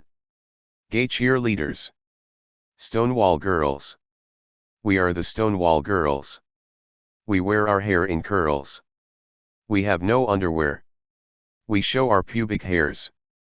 During the Stonewall riots, a series of spontaneous demonstrations against a police raid on the Stonewall Inn, a gay bar in Greenwich Village, a group of gay cheerleaders chanted gay power along with this cheer. The riots would spark the gay rights movement, spawning the Gay Liberation Front that would lead the movement for years. 1969. Cesar Chavez. Letter from Delano. Our strikers here in Delano and those who represent us throughout the world are well trained for this struggle.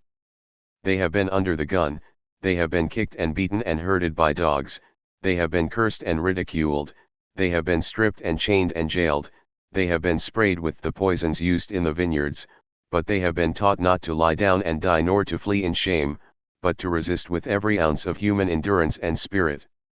To resist not with retaliation in kind but to overcome with love and compassion, with ingenuity and creativity, with hard work and longer hours, with stamina and patient tenacity, with truth and public appeal, with friends and allies, with mobility and discipline, with politics and law, and with prayer and fasting. They were not trained in a month or even a year. After all, this new harvest season will mark our fourth full year of strike, and even now we continue to plan and prepare for the years to come. Time accomplishes for the poor what money does for the rich. A migrant farm worker in California who wasn't able to attend high school, Chavez, with Dolores Huerta, formed the United Farm Workers, which brought a modicum of justice to the fields through strikes and boycotts of grapes and lettuce. The UFW slogan "SISEPUD" became a watchword of renewed Latino and immigrant militancy in the U.S. 1969. Indians of all tribes. Alcatraz Proclamation. We, the Native Americans, reclaim the land known as Alcatraz Island in the name of all American Indians by right of discovery. We wish to be fair and honorable in our dealings with the Caucasian inhabitants of this land, and hereby offer the following treaty. We will purchase said Alcatraz Island for $24.24, in glass beads and red cloth, a precedent set by the white man's purchase of a similar island about 300 years ago.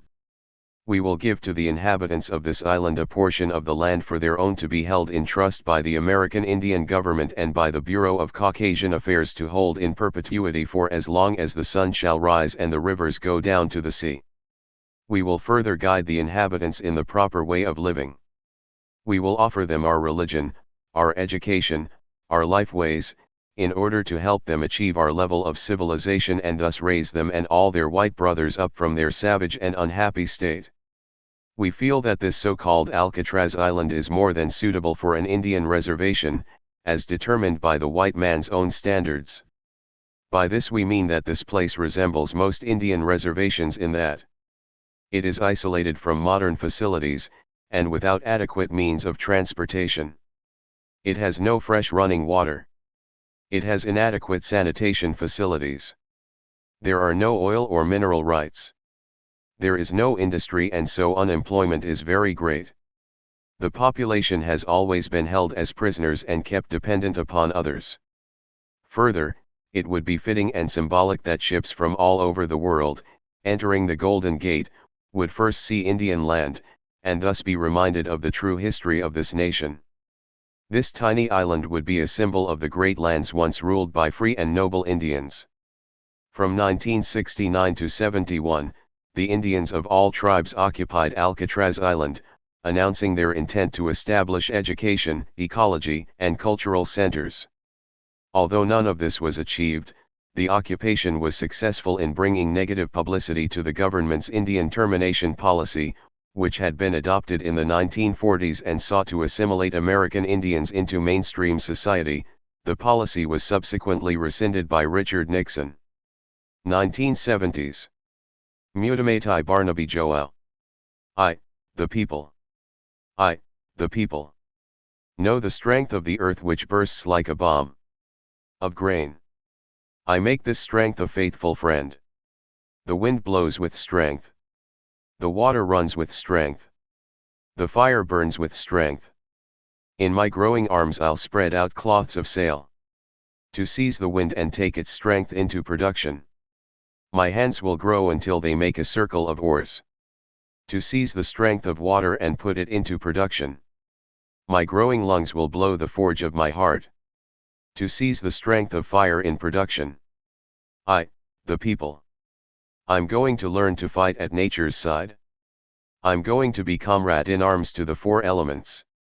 The colonial tactic is to abandon the people in nature, making the people nature's enemy.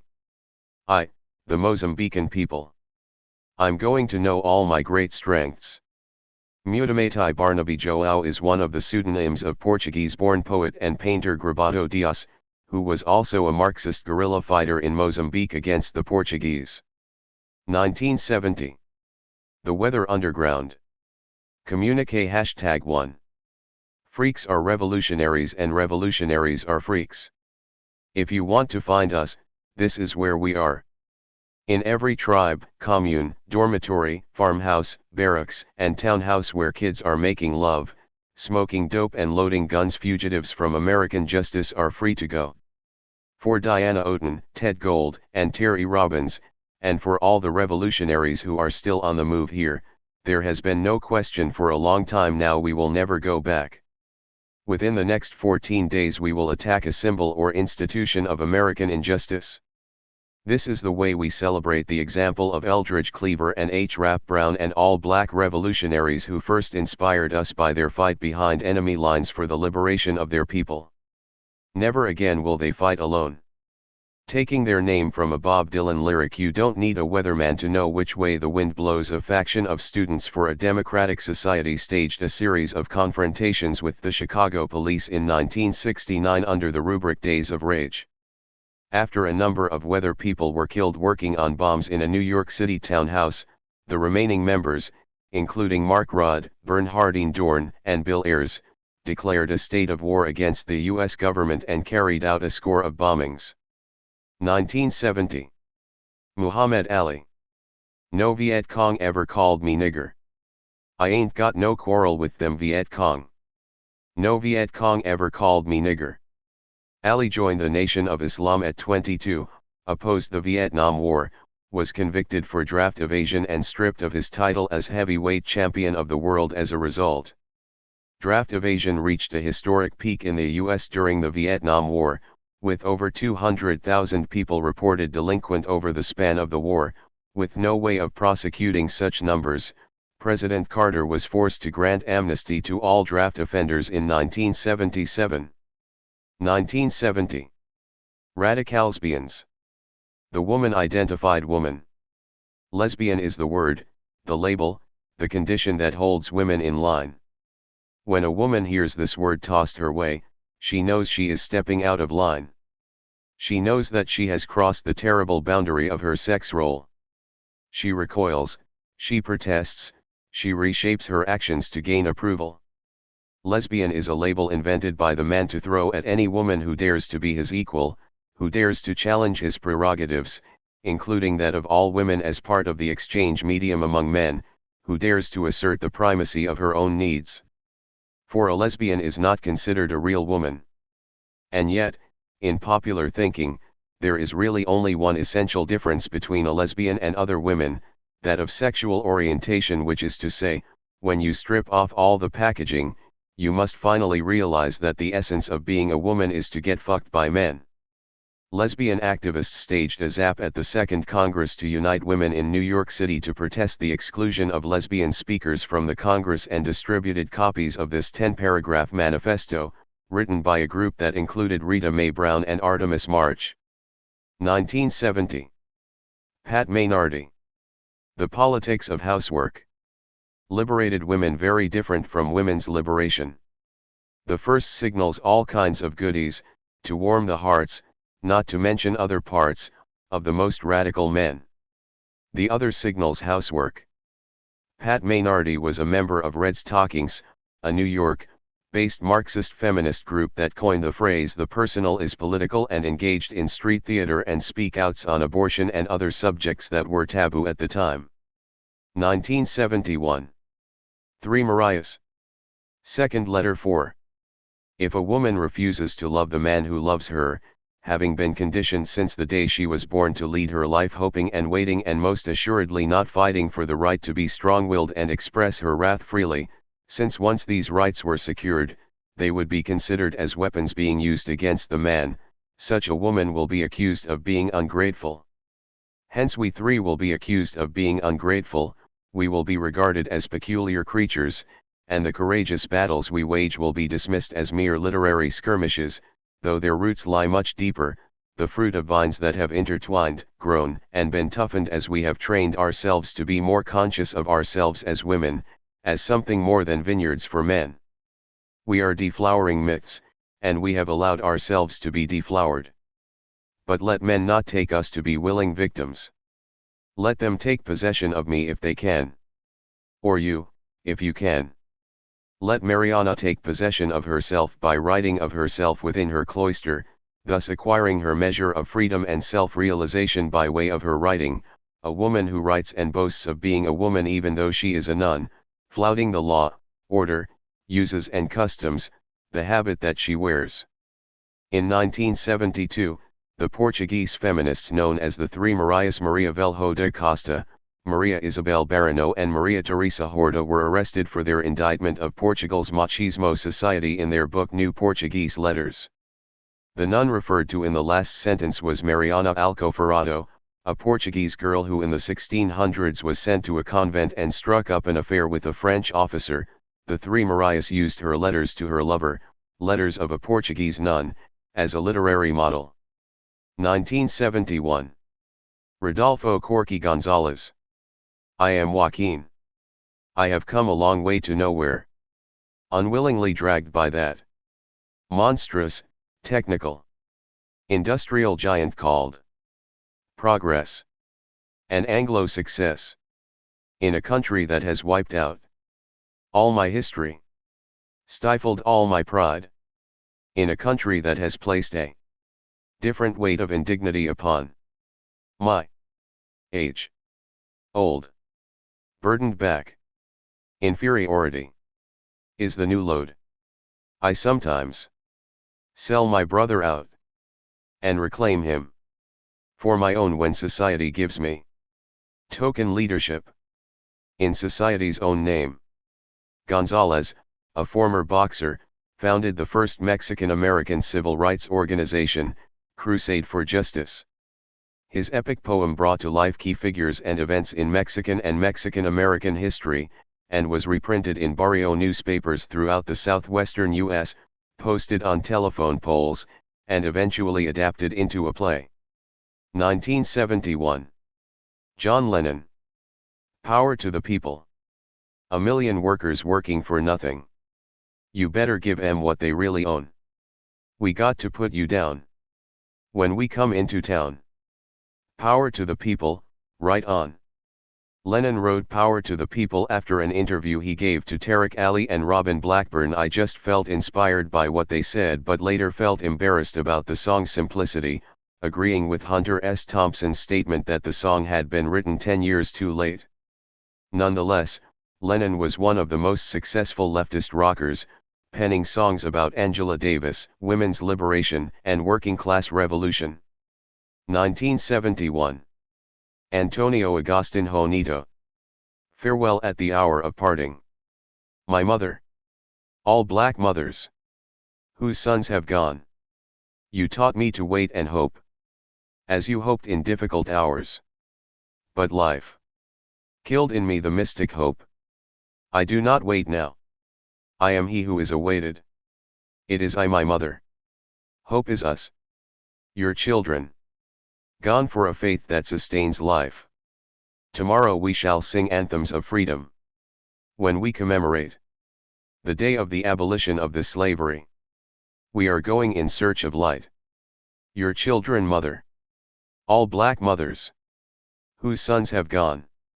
Go in search of life.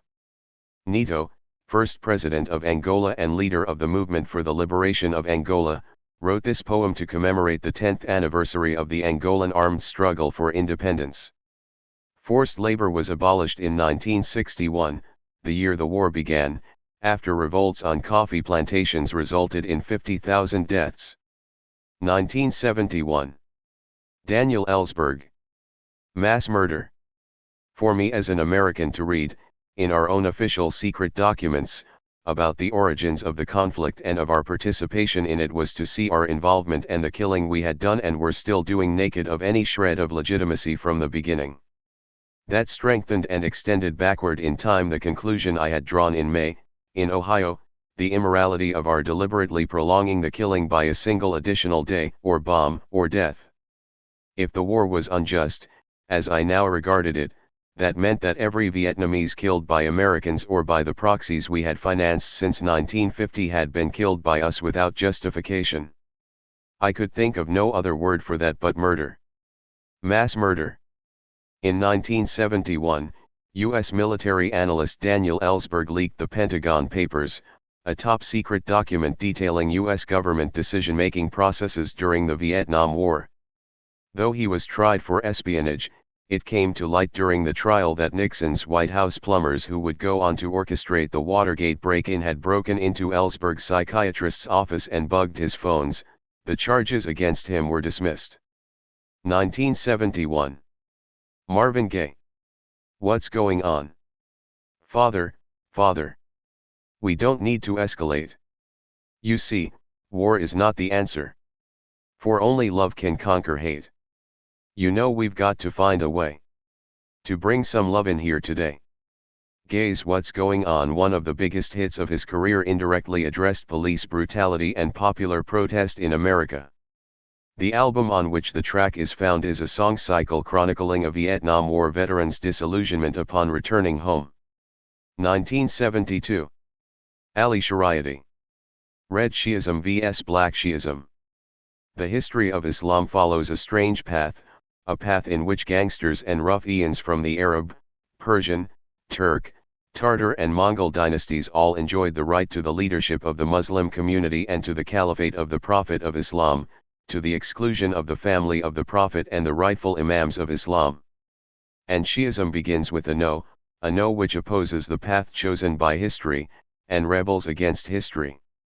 It rebels against a history which, in the name of the Quran, kings, and Caesars, follows the path of ignorance, and in the name of tradition, sacrifices those brought up in the house of the Quran and the traditions. Shiites do not accept the path chosen by history. They deny the leaders who ruled the Muslims throughout history and deceived the majority of the people through their succession to the Prophet, and then by their supposed support of Islam and fight against paganism. Shiites turn their backs on the opulent mosques and magnificent palaces of the caliphs of Islam and turn to the lonely mud house of Fatima. Shiites, who represent the oppressed, justice-seeking class in the caliphate system, find in this house whatever and whoever they have been seeking. The minds of the people are prepared. The hearts of the enslaved masses are throbbing for revolt under the curtain of secrecy. One spark will be sufficient. Shariati, the ideologue of the Iranian Revolution, was a sociologist, revolutionary and public intellectual who devised an Islamic political ideology to compete with Marxism in its commitment to social justice and political liberation. In this essay, Shariati contrasts Red Shi'ism, which is concerned with salvation for the masses, with the Black Shi'ism of the clerics. He was arrested numerous times for subversive political activity. 1973. Victor Jara. Estadio Chile. There are 5,000 of us here. In this small part of the city. We are 5,000. I wonder how many we are in all. In the cities and in the whole country? Here alone. Are 10,000 hands which plant seeds. And make the factories run. How much humanity! Exposed to hunger, cold, panic, pain. Moral pressure, terror, and insanity. 6 of us were lost. As if into starry space. One dead, another beaten as I could never have believed. A human being could be beaten. The other 4 wanted to end their terror. One jumping into nothingness. Another beating his head against a wall. But all with the fixed stare of death. What horror the face of fascism creates. They carry out their plans with knife-like precision. Nothing matters to them. To them, blood equals medals. Slaughter is an act of heroism. O God, is this the world that you created? For this your 7 days of wonder and work? The blood of our president, our compañero, will strike with more strength than bombs and machine guns. So will our fists strike again. How hard it is to sing. When I must sing of horror. Horror which I am living. Horror which I am dying. To see myself among so much. And so many moments of infinity. In which silence and screams are the end of my song. What I see, I have never seen. What I have felt and what I feel will give birth to the moment. The words of Jara, a poet and songwriter whose work was infused with political imagery, helped propel Salvador Allende to power. Following Pinochet's coup against Allende, Jara was tortured and killed in Chile Stadium. Before being shot, his hands were broken while soldiers asked him to play for them. He is said to have died singing Venceremos, We Will Win. This was his last poem, written in the stadium and smuggled out in a comrade's shoe. 1973. Salvador Allende. Farewell speech. Surely, this will be the last opportunity for me to address you. The Air Force has bombed the antennas of Radio Magallanes. My words do not have bitterness but disappointment. May they be a moral punishment for those who have betrayed their oath. Given these facts, the only thing left for me is to say to workers, I am not going to resign. Placed in a historic transition, I will pay for loyalty to the people with my life. And I say to them that I am certain that the seeds which we have planted in the good conscience of thousands and thousands of Chileans will not be shriveled forever. They have force and will be able to dominate us, but social processes can be arrested by neither crime nor force. History is ours, and people make history. Workers of my country, I want to thank you for the loyalty that you always had. The people must defend themselves, but they must not sacrifice themselves. The people must not let themselves be destroyed or riddled with bullets, but they cannot be humiliated either. Workers of my country, I have faith in Chile and its destiny.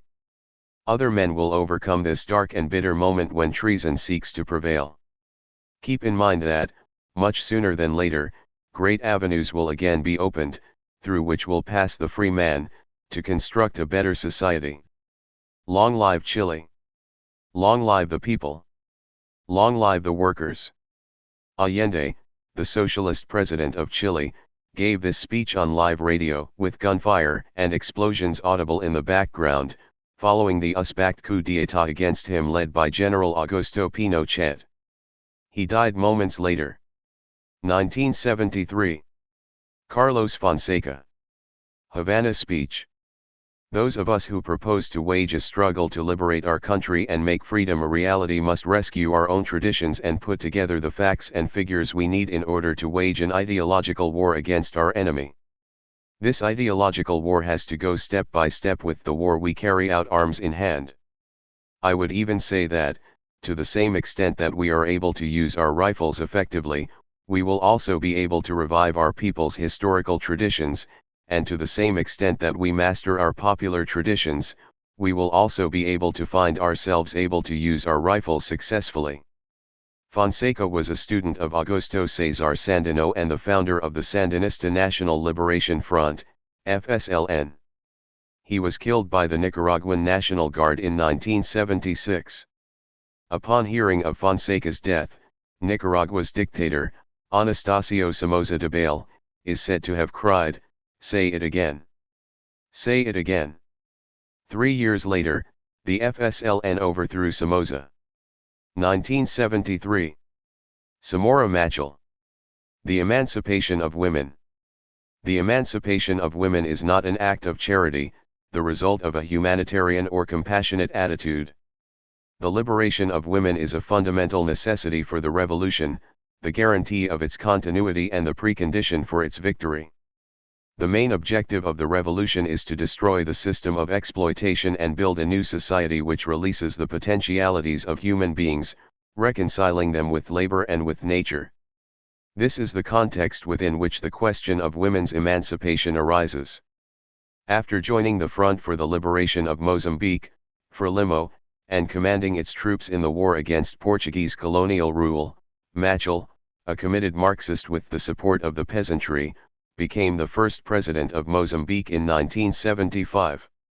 This speech was given at the first conference of Mozambican women. 1973. Bessie Head. A question of power. As she fell asleep, she placed one soft hand over her land. It was a gesture of belonging. Head, one of Africa's most celebrated female writers, was born to a black father and white mother in apartheid South Africa, dabbled in Pan-Africanism in her youth, and created characters who struggle with their racial identity and sexual roles. In this line from her third novel, she conveys a sense of hope won through struggle. 1974. Gil Scott-Heron. The revolution will not be televised. There will be no pictures of pigs shooting down brothers in the instant replay. There will be no pictures of Whitney Young being run out of Harlem on a rail with a brand new process. There will be no slow motion or still life of Roy Wilkins strolling through what's in a red, black and green liberation jumpsuit that he had been saving for just the proper occasion. Green Acres, the Beverly Hillbillies, and Hooterville Junction will no longer be so damned relevant, and women will not care if Dick finally gets down with Jane on Search for Tomorrow because black people will be in the street looking for a brighter day. The revolution will not be televised. In this song, American musician Scott-Heron, who has written songs about the danger of nuclear power and apartheid in South Africa among many other subjects, also references Richard Nixon, Spiro Agnew, Attorney General John Mitchell, and Creighton Abrams, the general who led the U.S. incursion into Cambodia during the Vietnam War. This was the B-side to a record whose A-side was Home Is Where the Hatred Is. 1974. Ursula L. Le Guin. The Dispossessed. You cannot buy the revolution. You cannot make the revolution. You can only be the revolution. It is in your spirit, or it is nowhere. An American writer of science fiction and fantasy for both adult and young adult audiences, Le Guin often explores the sociology and anthropology of human coexistence in her work. The Dispossessed, her most famous work, describes a fictional society on the planet Urs that is free of government or coercive institutions. It has become an anarchist classic since its publication. 1975. Carlos Mejia Godoy. Peasants' Mass. I believe in you, comrade. Christ man, Christ worker. Victor over death. With your great sacrifice, you made new people. For liberation, you are risen. In every arm outstretched. To defend the people. Against the exploitation of rulers. You are alive and present in the hut. In the factory, in the school. I believe in your ceaseless struggle. I believe in your resurrection. Godoy, a Nicaraguan folk singer allied with the Sandinistas, began his career performing on a popular radio show that ridiculed politicians through humorous songs. Peasants' Mass was banned within days of its composition. Its first performance was broken up by the National Guard. 1975. Peter Singer.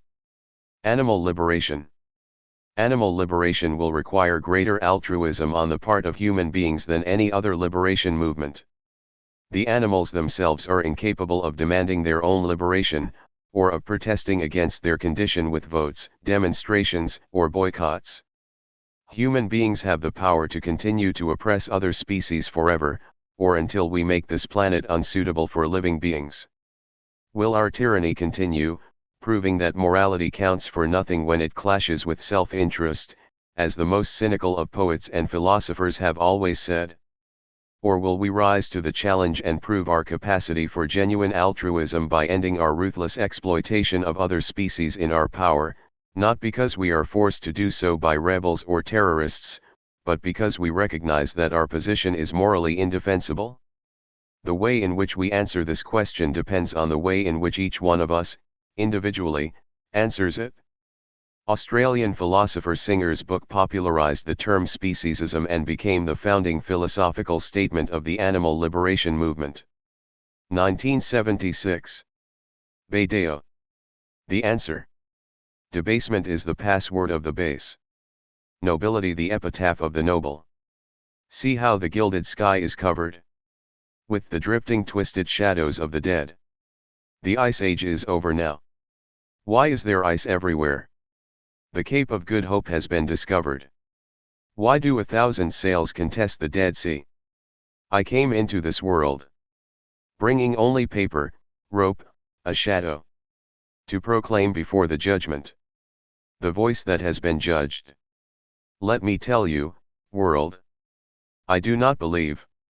If 1,000 challengers lie beneath your feet, count me as number 1001. Written during the 1976 Tiananmen demonstrations, the answer was adopted as an anthem of the pro-democracy movement and appeared on many posters during the 1989 protests. Badeo, a renowned Chinese poet, was sent into exile not long after. 1976. Ngugi wa Thiong'o and Ngugi wa Mirai. I will marry when I want. It was soon after this that the colonial government forbade the people to sing or dance. It forbade a gathering of more than 5. But we went on meeting clandestinely. We the workers in factories and plantations said in one voice. We reject slave wages. Do you remember the 1948 general strike? Leftist Kenyan writer and playwright Ngugi wa Thiong'o was arrested for the blatant political message contained in his play I Will Marry When I Want, which portrayed the hardships of workers and peasants under the capitalist, neo-colonial regime. Having been developed with Kikuyu villagers, it was first performed in open air with local workers and peasants playing all its roles. While in jail, he wrote his novel Devil on the Cross on a roll of toilet paper. 1977. Czech activists. Charter 77. Responsibility for the observance of civil rights in the country naturally falls, in the first place, on the political and state power. But not on it alone. Each and every one of us has a share of responsibility for the general situation and thus, 2. For the observance of the pacts which have been enacted and are binding not only for the government but for all citizens. We believe that Charter 77 will contribute towards all citizens in Czechoslovakia working and living as free people. Initially signed by 242 individuals including Václav Havel, Charter 77 grew out of opposition to the violent suppression of the Prague Spring of 1968 by the Soviet regime euphemistically referred to as normalization.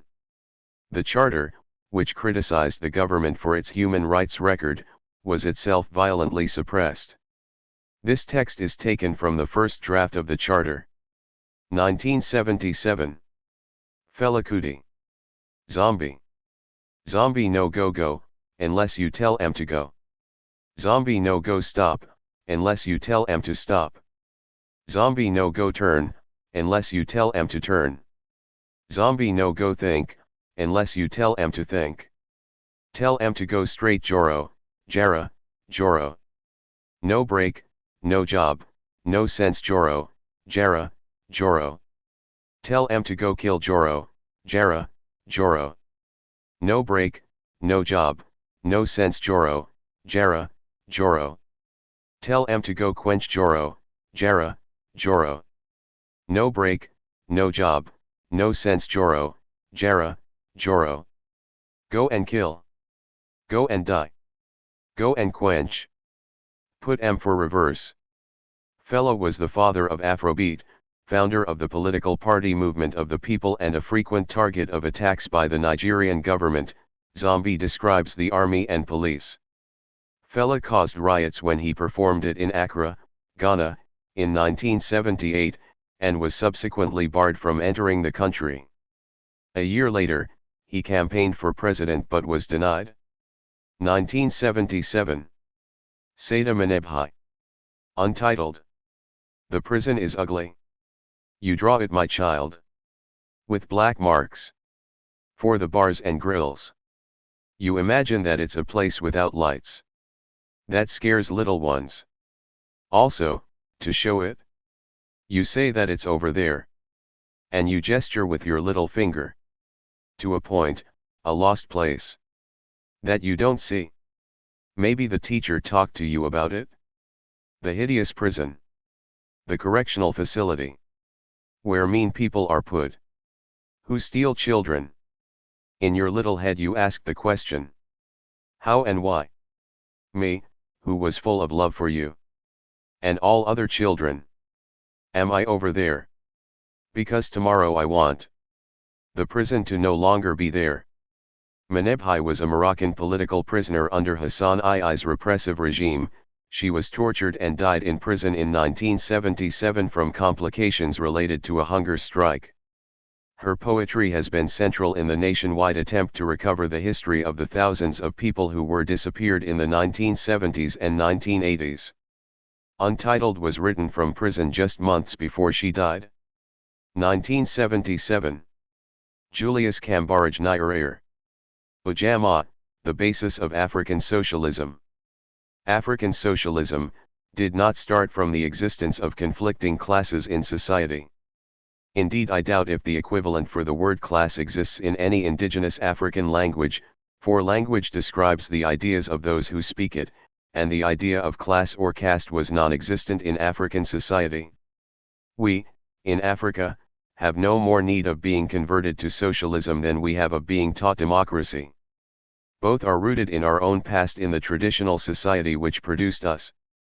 Modern African socialism can draw from its traditional heritage the recognition of society as an extension of the basic family unit. But it can no longer confine the idea of the social family within the limits of the tribe, nor, indeed, of the nation. For no true African socialist can look at a line drawn on a map and say, the people on this side of that line are my brothers, but those who happen to live on the other side of it can have no claim on me. Every individual on this continent is his brother. Socialist, Democrat and nationalist Julius Nyerere fought to free East Africa from British rule, becoming Tanzania's first president after independence. This essay articulates the concept of ujamaa, or familyhood, a socialist political vision drawing on communal African traditions. 1977. James Baldwin. People can cry much easier than they can change. It's no credit to this enormously rich country that there are more oppressive, less decent governments elsewhere. We claim superiority of our institutions. We ought to live up to our own standards, not use misery elsewhere as an endless source of self-gratification and justification. Of course, people tell me all the time in the West that they are trying hard. Some have tears in their eyes and let me know how awful they feel about the way our poor live, our blacks, or those in dozens of other countries. People can cry much easier than they can change, a rule of psychology people like me picked up as kids on the street. Baldwin barnstormed for the civil rights movement across the southern U.S. and published his famous essays on race in America, later collected as The Fire Next Time in 1963. But he soon returned to self-imposed exile in France, where he had moved at the age of 24. He returned to the U.S. permanently in 1977, but remained a critic. 1977. Rodolfo Walsh. Open letter to the military junta. 15,000 people missing without a trace, desaparecidos, 10,000 prisoners, 4,000 dead, and tens of thousands of exiles are the statistical bones of this terror. Many of them are trade unionists, intellectuals, relatives of known guerrillas, unarmed political dissidents, or simply suspicious in the eyes of those who detain them. They are the victims of a doctrine of collective guilt, which long ago disappeared from the norms of justice in any civilized community. They are utterly incapable of influencing the political developments which give rise to the events for which they are murdered. They are killed to balance the number of dead on either side, in accordance with the body count principle first employed by the Nazi Germans in occupied countries in Europe, and afterwards refined by the American invaders in Vietnam. These are the thoughts which I wish to share with the members of the junta on this first anniversary of your disreputable government, without hope of being listened to, in the certainty of persecution, but faithful to the commitment I made a long time ago to bear witness in difficult times. Walsh was an Argentine investigative journalist and a founder of the Prensa Latina news agency. The day after he published this letter in March 1977, he was abducted and murdered by a group of soldiers. 1978. Subhas Mukhopadhyay. For a poem. A poem is being written for him. A poem will be written. For that. Who are those who fasten on the walls? The manifesto of an unborn day?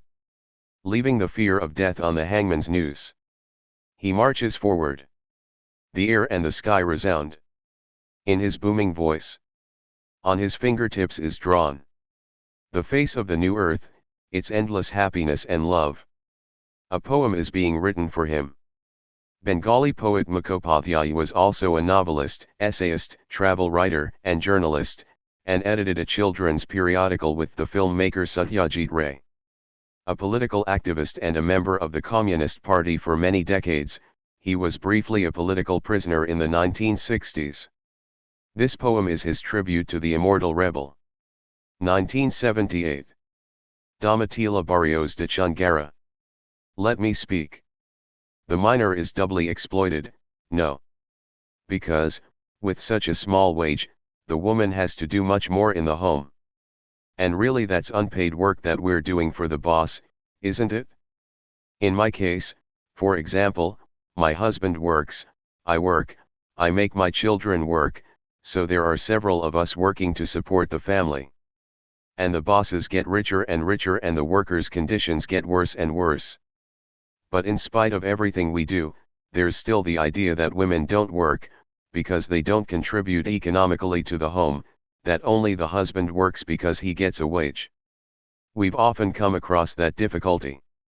One day I got the idea of making a chart. We put as an example the price of washing clothes per dozen pieces and we figured out how many dozens of times we washed a month. Then the cook's wage, the babysitters, the servants. We figured out everything that we miners' wives do every day.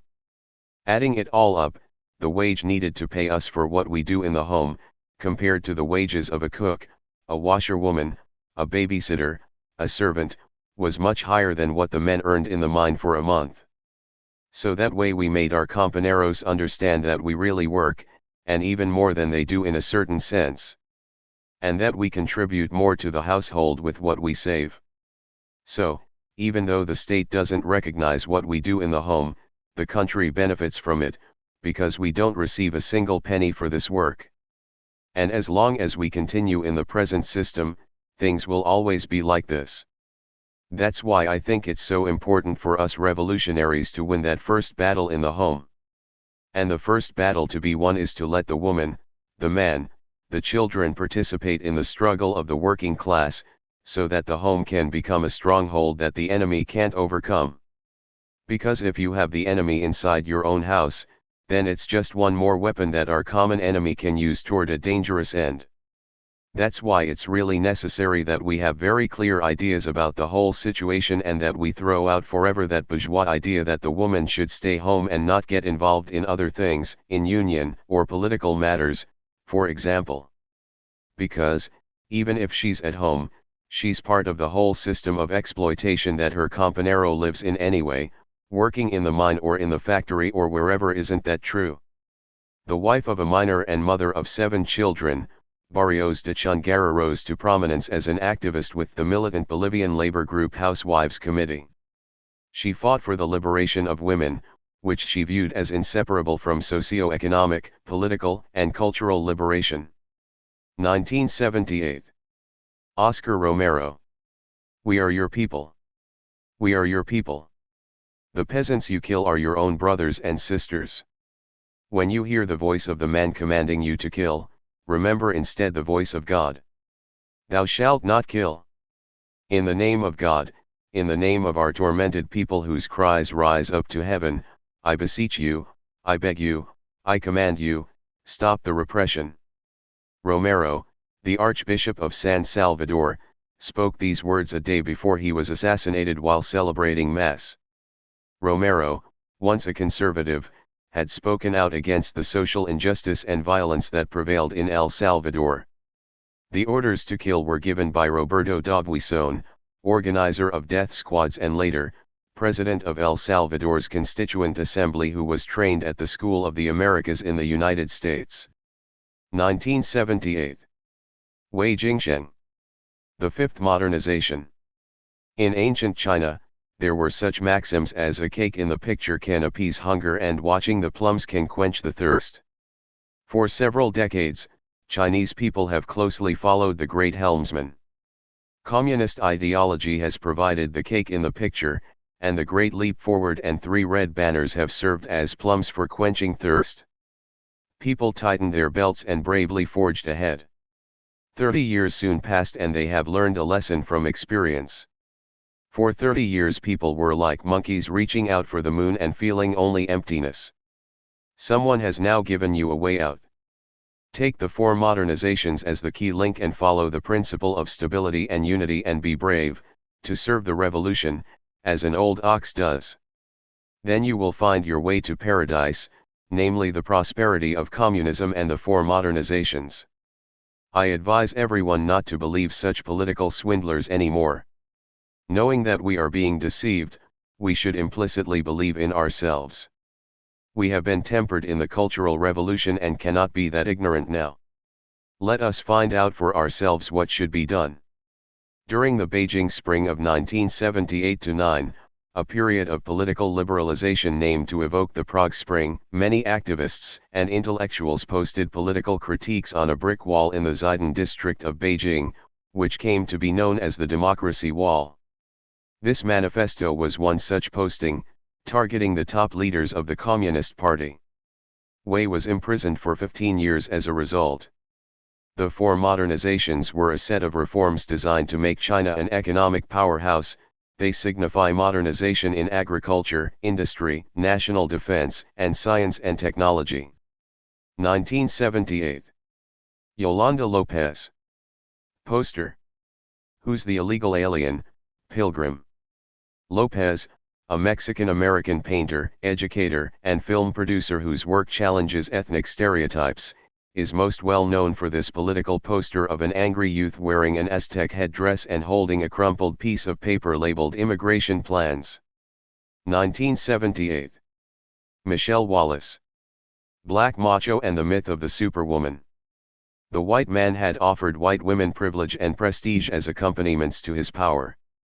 Black women were offered no such deal, just the same old hard labor, a new silence, and more loneliness. The patriarchal black macho of Malcolm X might have proven functional. Black women might have suffered their oppression for years in comparative bliss, but black men were blinded by their resentment of black women, their envy of white men, and their irresistible urge to bring white women down a peg. With patriarchal macho it would have taken black men years to avenge themselves.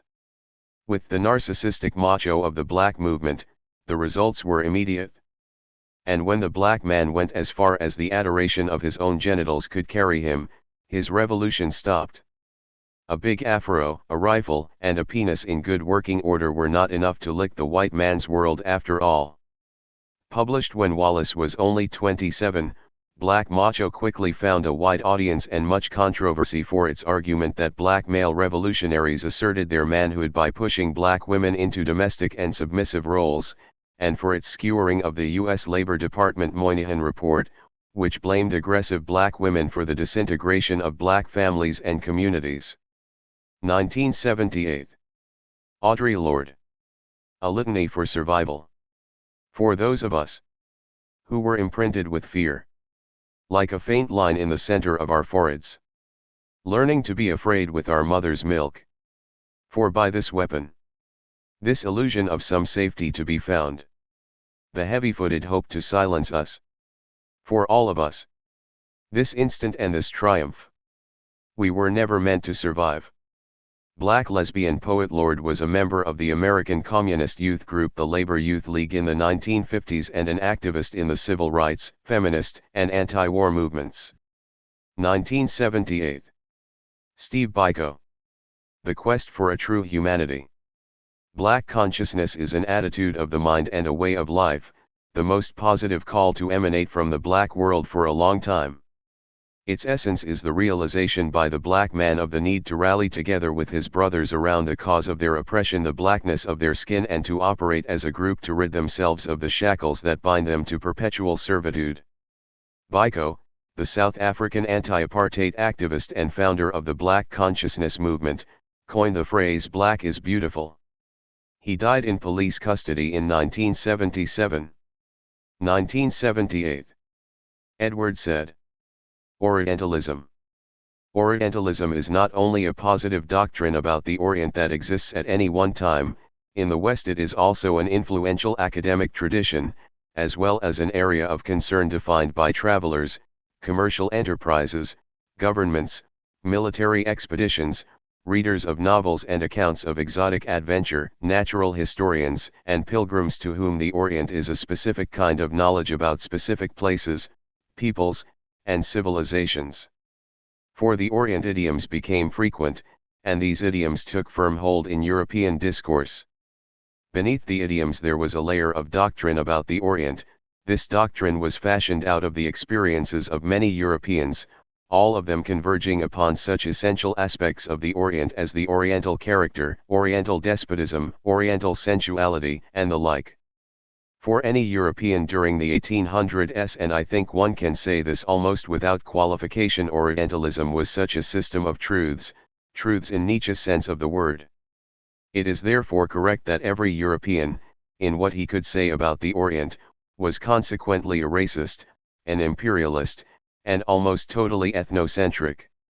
The Palestinian American literary and cultural critic Said was a member of the Palestine National Council and an outspoken critic of U.S. foreign policy. He was the author of dozens of books, lectures, and essays, and via Orientalism and other books, he spurred the development of post-colonial studies and other fields. 1979. Ling Bing, Icicle. For you, my friend. Parting time is pending. Farewell, democracy wall. What can I briefly say to you? Should I speak of spring's frigidity? Should I say that you are like the withered winter sweet? No, I ought instead to talk of happiness. Tomorrow's happiness. Of pure orchid skies. Of golden wild flowers. Of a child's bright eyes. In sum, We ought to part with dignity. Don't you agree? On April 1, 1979, the Communist Party banned the hanging of wall posters in public spaces as part of its crackdown on the democracy movement. After the ban was announced, a young man approached the democracy wall and posted this poem, now a forbidden act, then promptly walked away without saying a word. 1980s. Anonymous. Joke. What is socialism? The painful transition from capitalism to capitalism. This was one of a large collection of jokes, collected in the winter and spring of 1991 by students at the Vysoká škola Stráženia Elektrotechnika, VSSE, v Plzni, now the University of West Bohemia, Plzeň, Czech Republic. 1980. Congregation for the Democratization of Konum Province. Song we sang all together. The day when the pepper fog and tear gas stopped. People came from the Mujin Plain. All democratic citizens, intellectuals, laborers, farmers. People gathered in front of the fountain of the provincial capital. People tried to touch the fountain. Sitting on the lawn, hugging each other. Exchanging smiles with each other. There is no song as beautiful as this. The song we sang all together. For 10 days in May 1980, the citizens of Gwangju, South Korea, took control of the city, making demands for democratization, an end to martial law and an increase in the minimum wage. Citizens passed out meals and voluntarily cleaned the streets as they waited for the counterattack. This poem was written 2 days before the Gwangju uprising broke out, at the site where rallies had been occurring and which the protesters renamed Democracy Square. 1981. Audrea Dworkin. Pornography, men possessing women. The boys are betting on our compliance, our ignorance, our fear. We have always refused to face the worst that men have done to us. The boys count on it. The boys are betting that we cannot face the horror of their sexual system and survive. The boys are betting that their depictions of us as whores will beat us down and stop our hearts. The boys are betting that their penises and fists and knives and fucks and rapes will turn us into what they say we are, the compliant women of sex, the voracious cunts of pornography, the masochistic sluts who resist because we really want more. The boys are betting.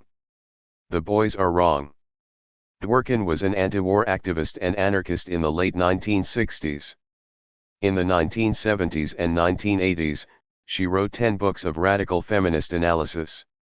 1980s. Alfredo Navarro Salonga. 5 February 1899. Find no symbol in the capture of the reservoir. Water can do no sculpting. The laws of physics tell us that water takes the shape of its every container. The North Americans have captured nothing but a vessel of water, nothing that our sun will find difficult to empty with its rage. On February 4, 1899, American forces opened fire at San Juan del Monte in Manila and captured the reservoir, setting into motion what would become known as the Battle of Manila and eventually the Philippine-American War. Salonga's work has often dealt with martial law under the Marcos regime. 1981. Maurice Bishop. Fraternal love. This is the true meaning of revolutionary democracy. It is a growth in the confidence in the power of ordinary people to transform their country, and thus transform themselves. It is the growth in the appreciation of people organizing, deciding, creating together. It is a growth of fraternal love. Bishop was the inspirational leader of the Grenada Revolution of 1979, the first armed socialist revolution to occur in a predominantly black state outside of Africa. Bishop's New Jewel movement overthrew the government and Bishop became prime minister. Just 4 years later, a faction of the NJM staged a coup, executing Bishop and other cabinet members. 1 week later the US followed by invading Grenada and ending the revolution. 1982. Sanrizuka Shibayama Farmers League against the New Tokyo International Airport. Statement. The whole world faces now a great crisis of imminent war, nuclear war. The human being is thus threatened with holocaust and total annihilation. An urgent demand for peace expressed in anti-war, anti-nuclear protest is becoming more and more common not only among the Japanese people but also among people all over the world. We, members of the Opposition League and those who are rallying around it, have been fighting for 17 years against the construction of Sanrizuka Military Airport under the banner of Stop War. Fight for peace. In diametrical, violent confrontation with state power. Now that anti-war, anti-nuclear struggle is gaining momentum anew, we feel it our duty, as ones fighting in Sanrizuka, a fortress of people's struggle of the whole of Japan, to fill responsible positions in this struggle. In the late 1960s, student activists, left-wing parties, and residents of Sanrizuka and Shibayama villages in Japan, not far from where a new international airport was slated to be built, began protesting against the plan and all that it represented. For 20 years, the movement made popular appeals, filed lawsuits, and utilized guerrilla warfare and direct action tactics to hinder its construction. This statement was read at a mass rally 5 years after the airport had opened, yet it would be another 3 years before the last anti-airport riot finally ended. 1983. Echo Beto Cardinal. Salmo 43. The people will enjoy themselves in the exclusive clubs. They will take possession of the private enterprises. The just man shall be joyful before the popular tribunals. We shall celebrate in the great squares the anniversary of the revolution. The God that does exist is the God of the workers. A liberation theology priest and poet aligned with the Sandinistas, becoming the country's first minister of culture after the revolution in 1979, Cardinal was once publicly admonished by the Pope for his political work. Salmo 43 of the Bible is a plea to God for vindication and rescue from deceitful and wicked men. 1984-85. Great Miners' Strike. Picket line slogan. I'd rather be a picket than a scab. The miners' strike, the decisive British class struggle of the Thatcher era, was the longest mass strike in history. The police had their own chant, Arthur Scargill pays our mortgage, a reference to the leader of the National Union of Miners and the overtime pay that police officers received for battling miners. 1984. Rigoberta Menchú. Rigoberta Menchú. My cause wasn't born out of something good, it was born out of wretchedness and bitterness. It has been radicalized by the poverty in which my people live. It has been radicalized by the malnutrition which I, as an Indian, have seen and experienced. And by the exploitation and discrimination that I felt in the flesh. And by the oppression which prevents us from performing our ceremonies, and shows no respect for our way of life, the way we are.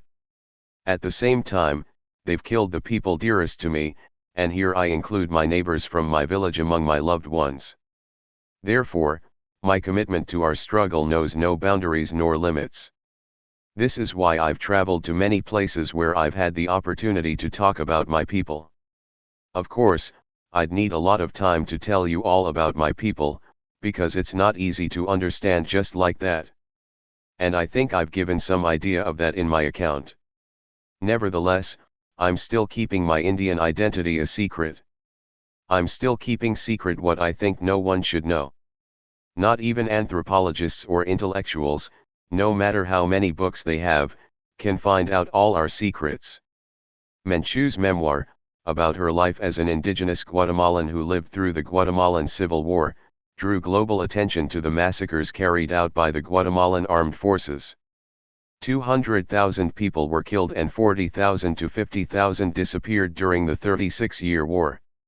In 1992 Menchú was awarded the Nobel Peace Prize. Greg Grandins, who is Rigoberta Menchú, addresses the controversy surrounding some aspects of her account. 1984. Park No Hat. Maybe. Maybe I'm a machine. Absorbed in soldering sub-assemblies. Swarming down the conveyor. like a robot repeating the same motions forever. Maybe I've become a machine. Those gentle smiles. That refined beauty and culture. That rich and dazzling opulence. Maybe all of that is ours. Korean poet Park, whose poems were often recited within the democracy movement of the 1980s and 1990s, was also a leading figure in the Socialist Workers' League. In 1991 he was arrested, beaten, and sentenced to death for violating the national security law through his labor organizing activities. His sentence was commuted to a life sentence, and he was quickly released. 1985. Dave Foreman. Strategic monkey wrenching. John Muir said that if it ever came to a war between the races, he would side with the bears. That day has arrived. Foreman, American environmentalist, founded the activist group Earth First, whose motto is no compromise in the defense of Mother Earth. Foreman called for monkey wrenching the sabotage of machinery that damages the earth. 1985. Thomas Sankara. I want to be one of those madmen. I would like to leave behind me the conviction that if we maintain a certain amount of caution and organization we deserve victory. You cannot carry out fundamental change without a certain amount of madness. In this case, it comes from nonconformity, the courage to turn your back on the old formulas, the courage to invent the future. It took the madmen of yesterday for us to be able to act with extreme clarity today. I want to be one of those madmen. We must dare to invent the future. Sankara was the Marxist-Leninist leader of the Burkinabe Revolution, which nationalized mineral wealth and redistributed land. The revolution built earth dams and public houses, began literacy and immunization programs, and fought the oppression of women by promoting contraception and condemning polygamy. He was assassinated in 1987, just 4 years after taking power, by an alliance that included Liberian warlord Charles Taylor and Blaise Compaoré, who has ruled Burkina Faso ever since. 1986. Anonymous. Shanghai posters. When will the people be in charge? If you want to know what freedom is, just go and ask Wei Jingsheng. To hell with Marxism, Leninism, Mao Zedong thought. On December 20, 1986, more than 30,000 students marched through Shanghai, a sign that the democracy movement was growing. These slogans are just some of those that were scrawled on the city's walls. CP 268 for Wei Jingsheng. 1986. Wij Thikul. Warning. If the people leave, while the rulers deliver their speeches, we must be careful. Perhaps they have lost hope. If the people hide and whisper when talking over their own problems, rulers should be aware and learn to listen. If the people don't dare complain, then the situation is dangerous. And if what the rulers chatter may not be rebutted, truth is surely menaced. When proposals are rejected without consideration, voices silenced, criticisms forbidden without reason, accused of subversion and of disturbing security, then there are only two words: fight back. Wij Thikul was an Indonesian poet, trishaw driver, carpenter, and labor activist who disappeared in 1998, likely kidnapped and murdered by government forces for participating in anti-government protests. Warning was extremely popular in the Suharto years, its last line becoming a slogan for the anti-Suharto movement. 1986. Eduardo Galeano. Memory of Fire. With a few shots from their guns, the English bring down the flag that waves over the fortress and seize the island of Manhattan from the Dutch, who had bought it from the Delaware Indians for 60 florins. Recalling the arrival of the Dutch over half a century ago, the Delawares say, "The great man wanted only a little land, on which to raise greens for his soup, just as much as a bullock's hide would cover." Here we first might have observed their deceitful spirit.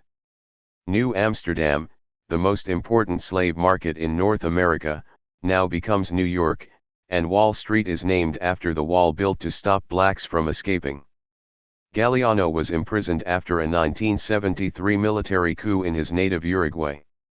He fled to Argentina, then had to flee again after his name was added to death squad lists following that country's 1976 military coup. He wrote his classic Memory of Fire, A History of the Americas, while in exile. He wanted, as he put it, to rescue the kidnapped memory of all America, but above all of Latin America, that despised and beloved land, from the military dictators, their masters in Washington and their lackeys at home. 1987. Act Up. Logo. Silence equals death. In 1987, 6 gay activists in New York created a graphic of a pink triangle accompanied by the slogan, to protest the inaction of the Reagan administration in the face of the AIDS epidemic, which was then mainly killing gay men. An upside-down pink triangle was used to mark gays in Nazi concentration camps.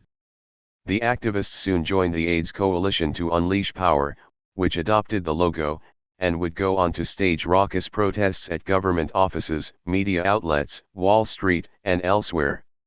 1988. Daisy Zamora. Let me talk about my women. This whole land knows their names by heart. Ei Chipote, La Chispa, the cave at Tunagualan.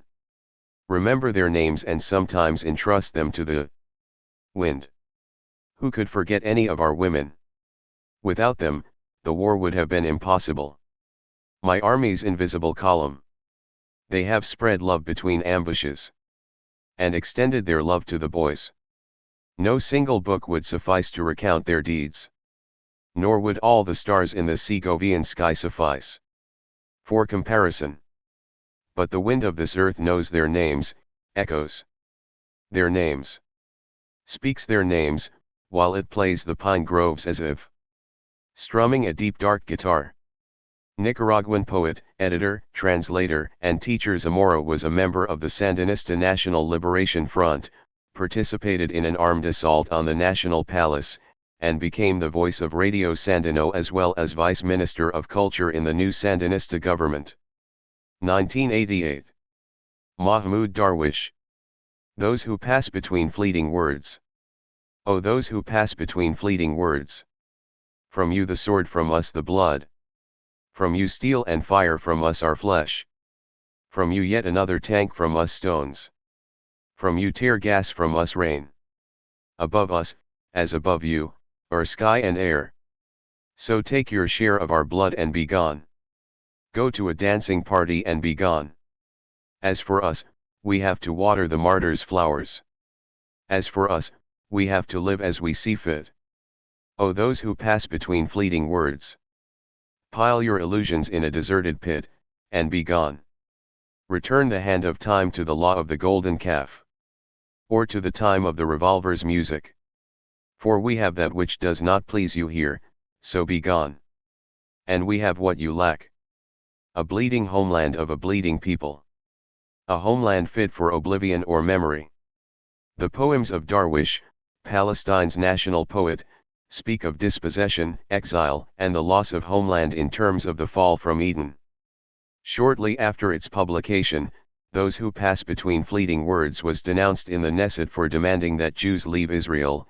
In fact, Darwish was writing of the West Bank and Gaza, and commentators have claimed that his accusers simply misinterpreted the poem.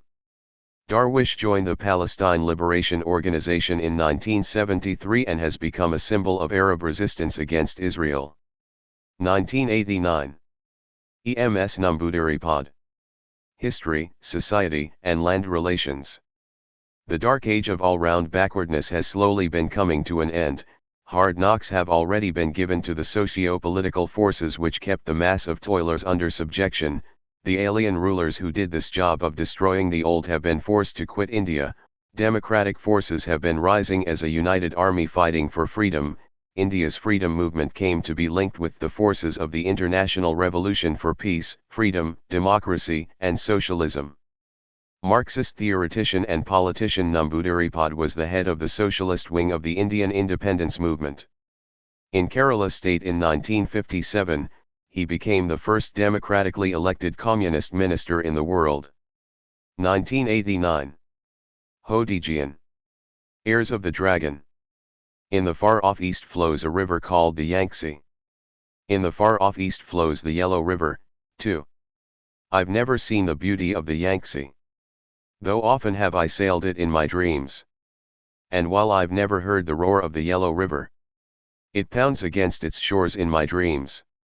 In the ancient East there is a dragon. China is its name. In the ancient East there lives a people. The dragon's heirs every one. Under the claws of this mighty dragon I grew up. And its heir I have become. Like it or not. Once and forever, an heir of the dragon. It was 100 years ago on a quiet night. The deep dark night before the great changes. A quiet night shattered by gunfire. Enemies on all sides, the sword of the dictator. For how many years did those gunshots resound? So many years and so many years more. Mighty dragon, open your eyes. Forever and ever, open your eyes. A runaway pop hit in Hong Kong and Taiwan when it was first released in the 1980s, Heirs of the Dragon was later adopted by the Tiananmen protesters, who were singing it as the square was being surrounded on June 4. The Taiwan-born Ho defected to China in 1983 and was one of the leading activists at Tiananmen. He was one of the last remaining hunger strikers in early June 1989. Adam Michnik. Interview with UNESCO Courier. For my generation, the road to freedom began in 1968. While students in Paris and Berkeley were rejecting bourgeois democracy, we in Prague or Warsaw were fighting for a freedom that only the bourgeois order could guarantee.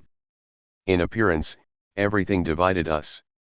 But something brought us together, the need to rebel stemming from the conviction that, as long as the world is the way it is, it's worth not dying a peaceful death in your bed. Here, we were the first generation able to build projects for the future, and those projects were not groundless, as subsequent events showed. The situation did change after a few years. Many factors came into play at the same time. Poland was going through a deep economic crisis.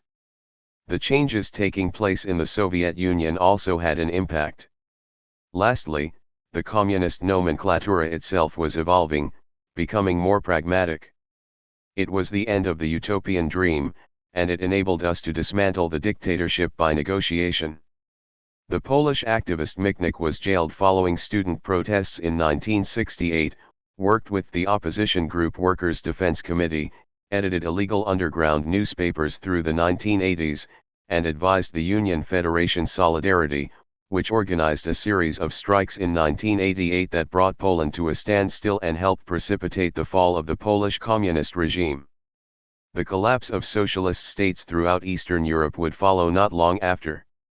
In this 2001 interview, Michnik reflects on the strikes. 1989.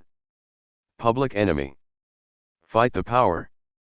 Most of my heroes don't appear on no stamps. Sample a look back, you look and find nothing but rednecks for 400 years if you check. Don't worry, be happy. Was a #1 jam. Damn if I say it, you can slap me right here. Let's get this party started right. Right on, Kman. What we got to say. Power to the people, no delay. To make everybody see. In order to fight the powers that be. Fight the Power was first released on the soundtrack for Spike Lee's film Do the Right Thing. The song's chorus is drawn from a 1975 protest song by the Isley Brothers, Fight the Power, Part 1 and 2. 1989. Beijing Workers' Autonomous Federation. 10 strange things about China these days. The third plenum said get rich faster, but the people's pockets have not swelled, and cats black and white have gotten fatter. Opening to the outside world, importing foreign capital, foreign debts have gotten larger, private bank accounts have prospered. Banknotes and treasury bonds bear interest, and food subsidies are 7.50, but prices shoot upward like a rocket. The reforms are doing fine, we won't give up the policy, but foreigners don't move to China, while the burned out flee overseas. New hotels have gone up and changed the city's face, but the people still lack decent housing space. This satirical rhyming handbill, which took aim at China's reforms under Deng Xiaoping, was issued by the Workers' Federation leading up to the Tiananmen protests. The federation was established by a small group of workers on April 20, just 5 days after groups began gathering in Tiananmen Square, and soon became the organizing center for the workers' movement. 2 days later, 100,000 people gathered in the square and 1 million marched in the streets for the funeral of Hu Yaobang. 1990. Michel Foucault. The History of Sexuality, Volume 1. Power operated as a mechanism of attraction, it drew out those peculiarities over which it kept watch. Pleasure spread to the power that harried it, power anchored the pleasure it uncovered. The medical examination, the psychiatric investigation, the pedagogical report, the family controls may have the overall and apparent objective of saying no to all wayward or unproductive sexualities, but the fact is that they function as mechanisms with a double impetus, pleasure and power. The pleasure that comes of exercising a power that questions, monitors, watches, spies, searches out, palpates, brings to light, and on the other hand, the pleasure that kindles at having to evade this power, flee from it, fool it, or travesty it. The power that lets itself be invaded by the pleasure it is pursuing, and opposite it, power asserting it in the pleasure of showing off, scandalizing, or resisting. Capture and seduction, confrontation and mutual reinforcement, parents and children, adults and adolescents, educator and students, doctors and patients, the psychiatrist with his hysteric and his perverts, all have played this game continually since the 19th century. These attractions, these evasions, these circular incitements have traced around bodies and sexes, not boundaries not to be crossed, but perpetual spirals of power and pleasure.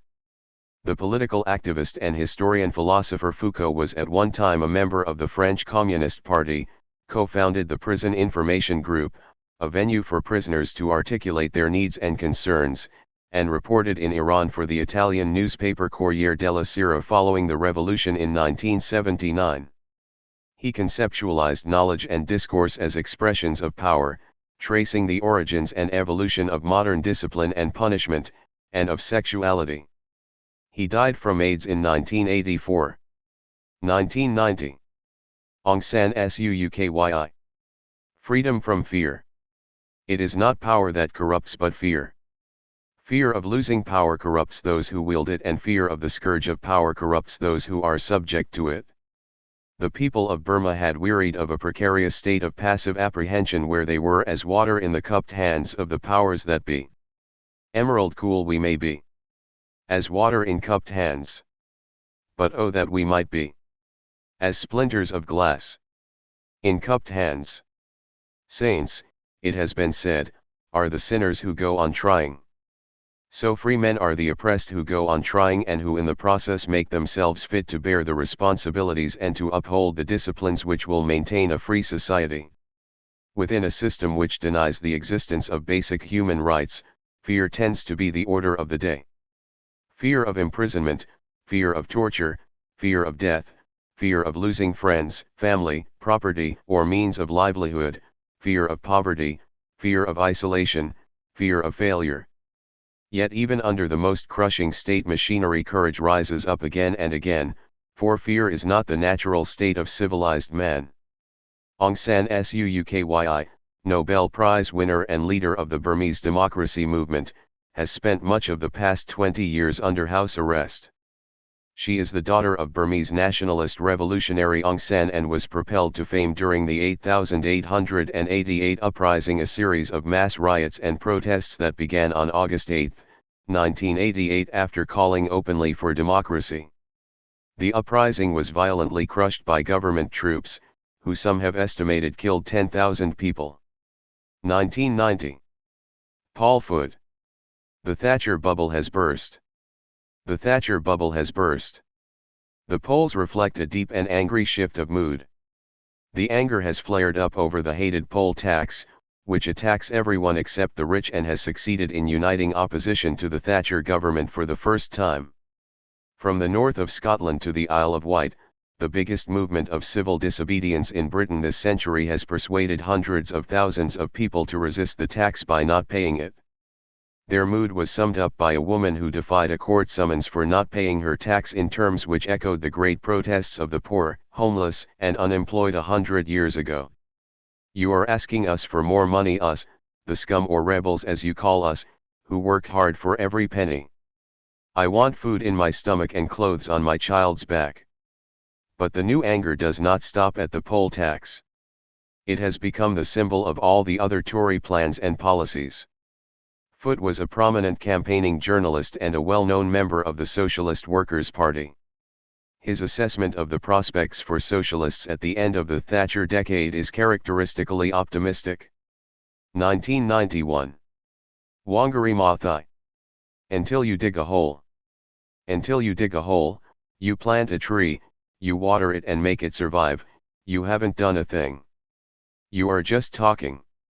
In 1977, Kenyan activist Maathai founded the Green Belt Movement, a non-profit organization promoting environmental conservation and empowering poor, rural women, and she has been building this movement ever since. Maathai has been jailed twice and badly beaten by police, and the Green Belt offices have been shut down by the government. She won the Nobel Peace Prize in 2004. 1991. Maria Elena Moyano. The Terror of the Shining Path. The revolution is an affirmation of life and of individual and collective dignity. It is our ethic. Revolution is not death, nor imposition, nor submission, nor fanaticism. Revolution is new life, the belief in and struggle for a just and dignified society in support of the organizations the people have created, respecting their internal democracies, sowing new seeds of power in a new Peru. I will continue to stand with my people, with the women, youth, and children. I will continue to fight for peace with social justice. Moyano, a Peruvian community organizer of Afro-Peruvian descent, led a federation of women in Villa El Salvador, a vast shanty town on the outskirts of Lima. In 1992, she was gunned down and her body blown up by the Shining Path, the Maoist guerrilla group, which was at that time targeting women's groups, for their reformism. 1992. Crips and Bloods. Plan for the reconstruction of Los Angeles. The Los Angeles communities are demanding that they are policed and patrolled by individuals who live in the community and the commanding officers by 10-year residents of the community in which they serve. Former gang members shall be given a chance to be patrol buddies in assisting the protection of the neighborhoods. These former gang members will be required to go through police training and must comply with all of the laws instituted by our established authorities. Uniforms will be issued to each and every member of the buddy system. However, no weapons will be issued. All patrol units must have a buddy patrol notified and present in the event of a police matter. Each buddy patrol will be supplied with a video camera and will tape each event and the officers handling the police matter. The buddy patrol will not interfere with any police matter, unless instructed by a commanding officer. Meet these demands and the targeting of police officers will stop. You have 72 hours for a response and a commitment, in writing, to support these demands.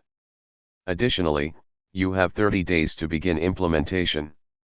And, finally, you have 4 years to complete the projects of construction of the major hospitals and restorations. Give us the hammer and the nails, we will rebuild the city.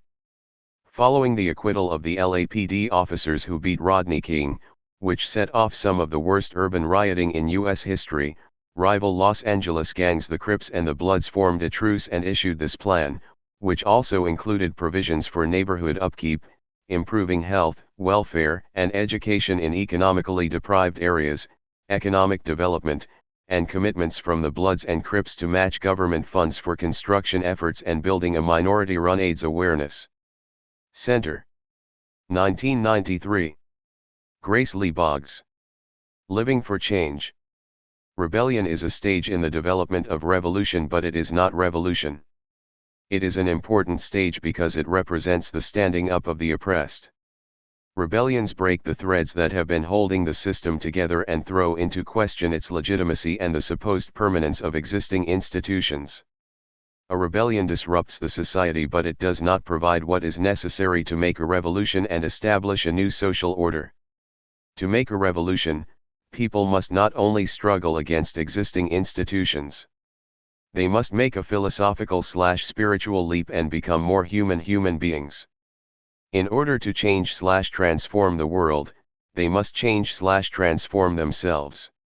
Chinese-American Boggs worked with C.L.R. James and Raya Dunayevskaya, once Trotsky's secretary and later the founder of what she called Marxist humanism in a group called the Johnson Forest Tendency.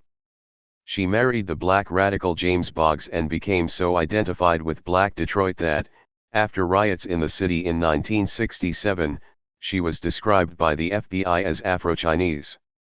1993. General Union of Palestinian Women. Palestinian Declaration of Women's Rights. We, the women of Palestine, from all social categories and various faiths, including workers, farmers, housewives, students, professionals, and politicians, promulgate our determination to proceed with our struggle to abolish all forms of discrimination and inequality against women, which were propagated by the different forms of colonialism on our land, ending with the Israeli occupation, and which were reinforced by the conglomeration of customs and traditions prejudiced against women. Embodied in a number of existing laws and legislation.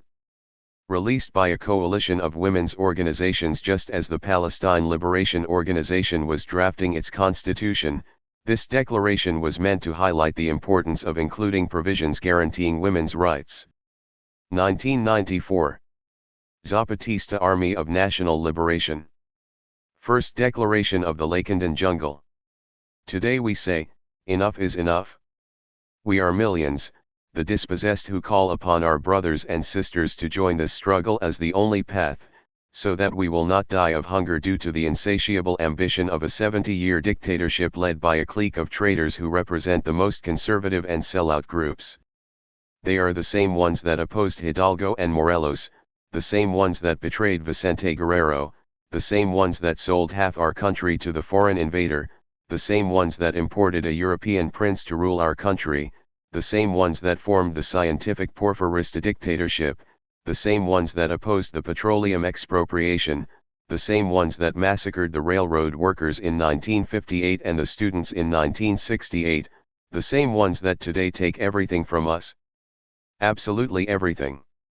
To prevent the continuation of the above, and as our last hope, after having tried to utilize all legal means based on our Magna Carta, we go to our Constitution, to apply Article 39, which says, national sovereignty essentially and originally resides in the people. All political power emanates from the people and its purpose is to help the people. The people have, at all times, the inalienable right to alter or modify their form of government. Therefore, according to our Constitution, we declare the following war on the Mexican Federal Army, the pillar of the Mexican dictatorship from which we suffer, monopolized by a one-party system and led by Carlos Salinas de Gortari, the maximum and illegitimate federal executive that today holds power. When 3,000 armed Zapatista guerrillas seized a series of towns in Chiapas on January 1, 1994, their goal was to instigate revolution in Mexico and to protest that same day's implementation of the North American Free Trade Agreement, which had recently been signed by Presidents Carlos Salinas and Bill Clinton. 1994. Subcommandant Marcos. In our dreams we have seen another world. In our dreams we have seen another world, an honest world, a world decidedly more fair than the one in which we now live. We saw that in this world there was no need for armies, peace, justice, and liberty were so common that no one talked about them as far-off concepts, but as things such as bread, birds, air, water, like book, and voice. This is how the good things were named in this world.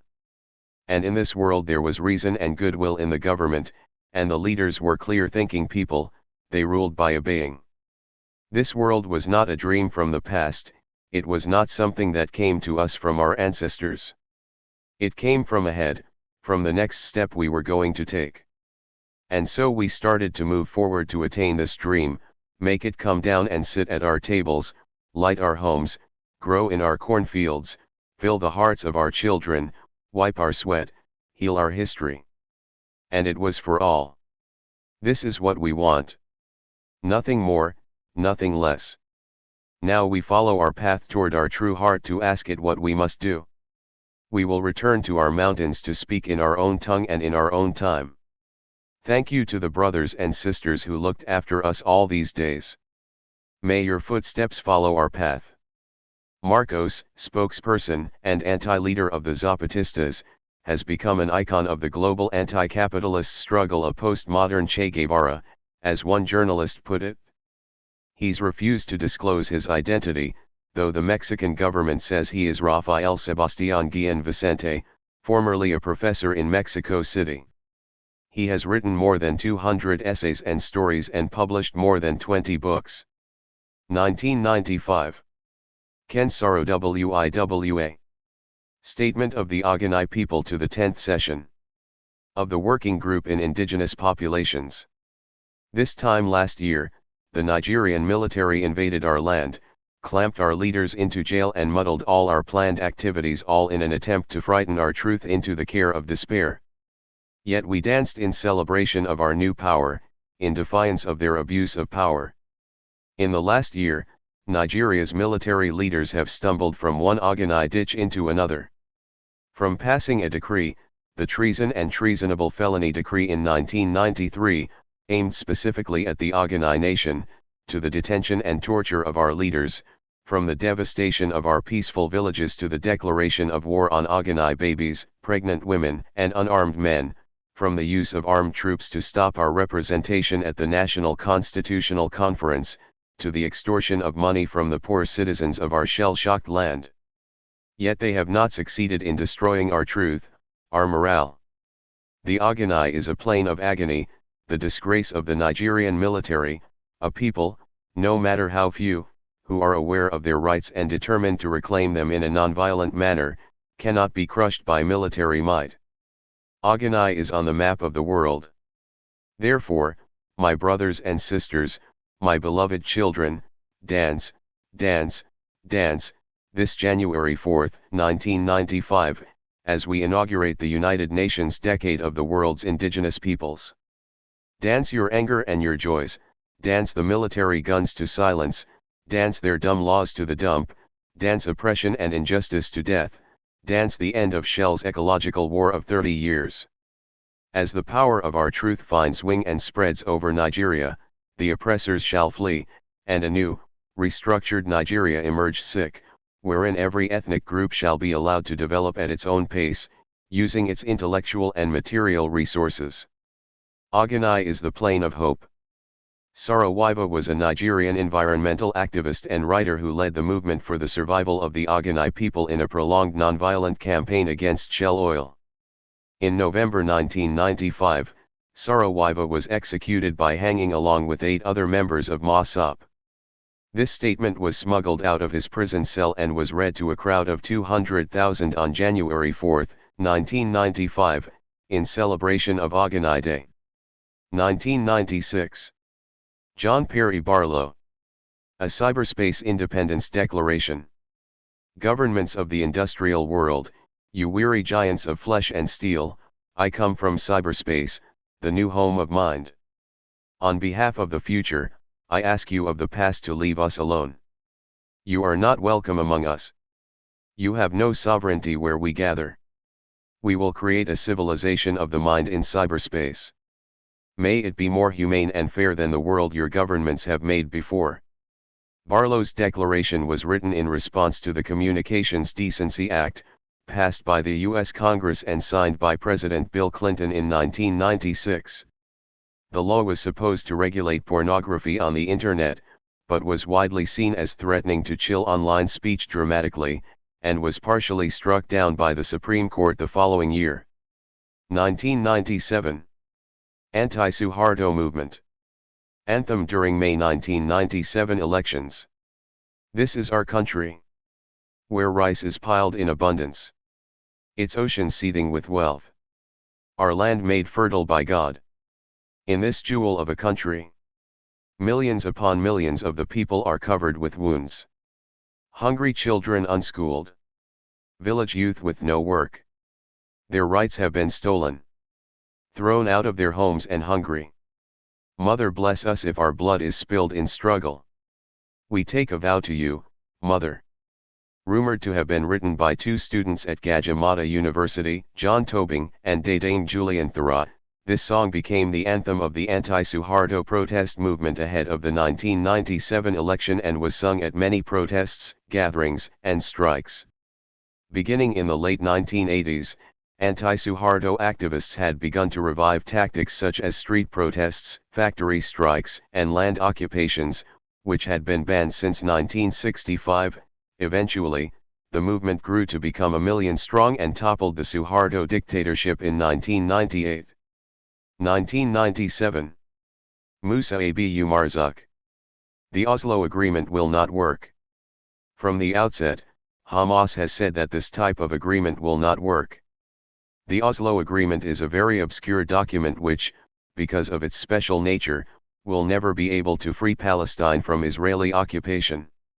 It will not put the Palestinians on the road to an independent state.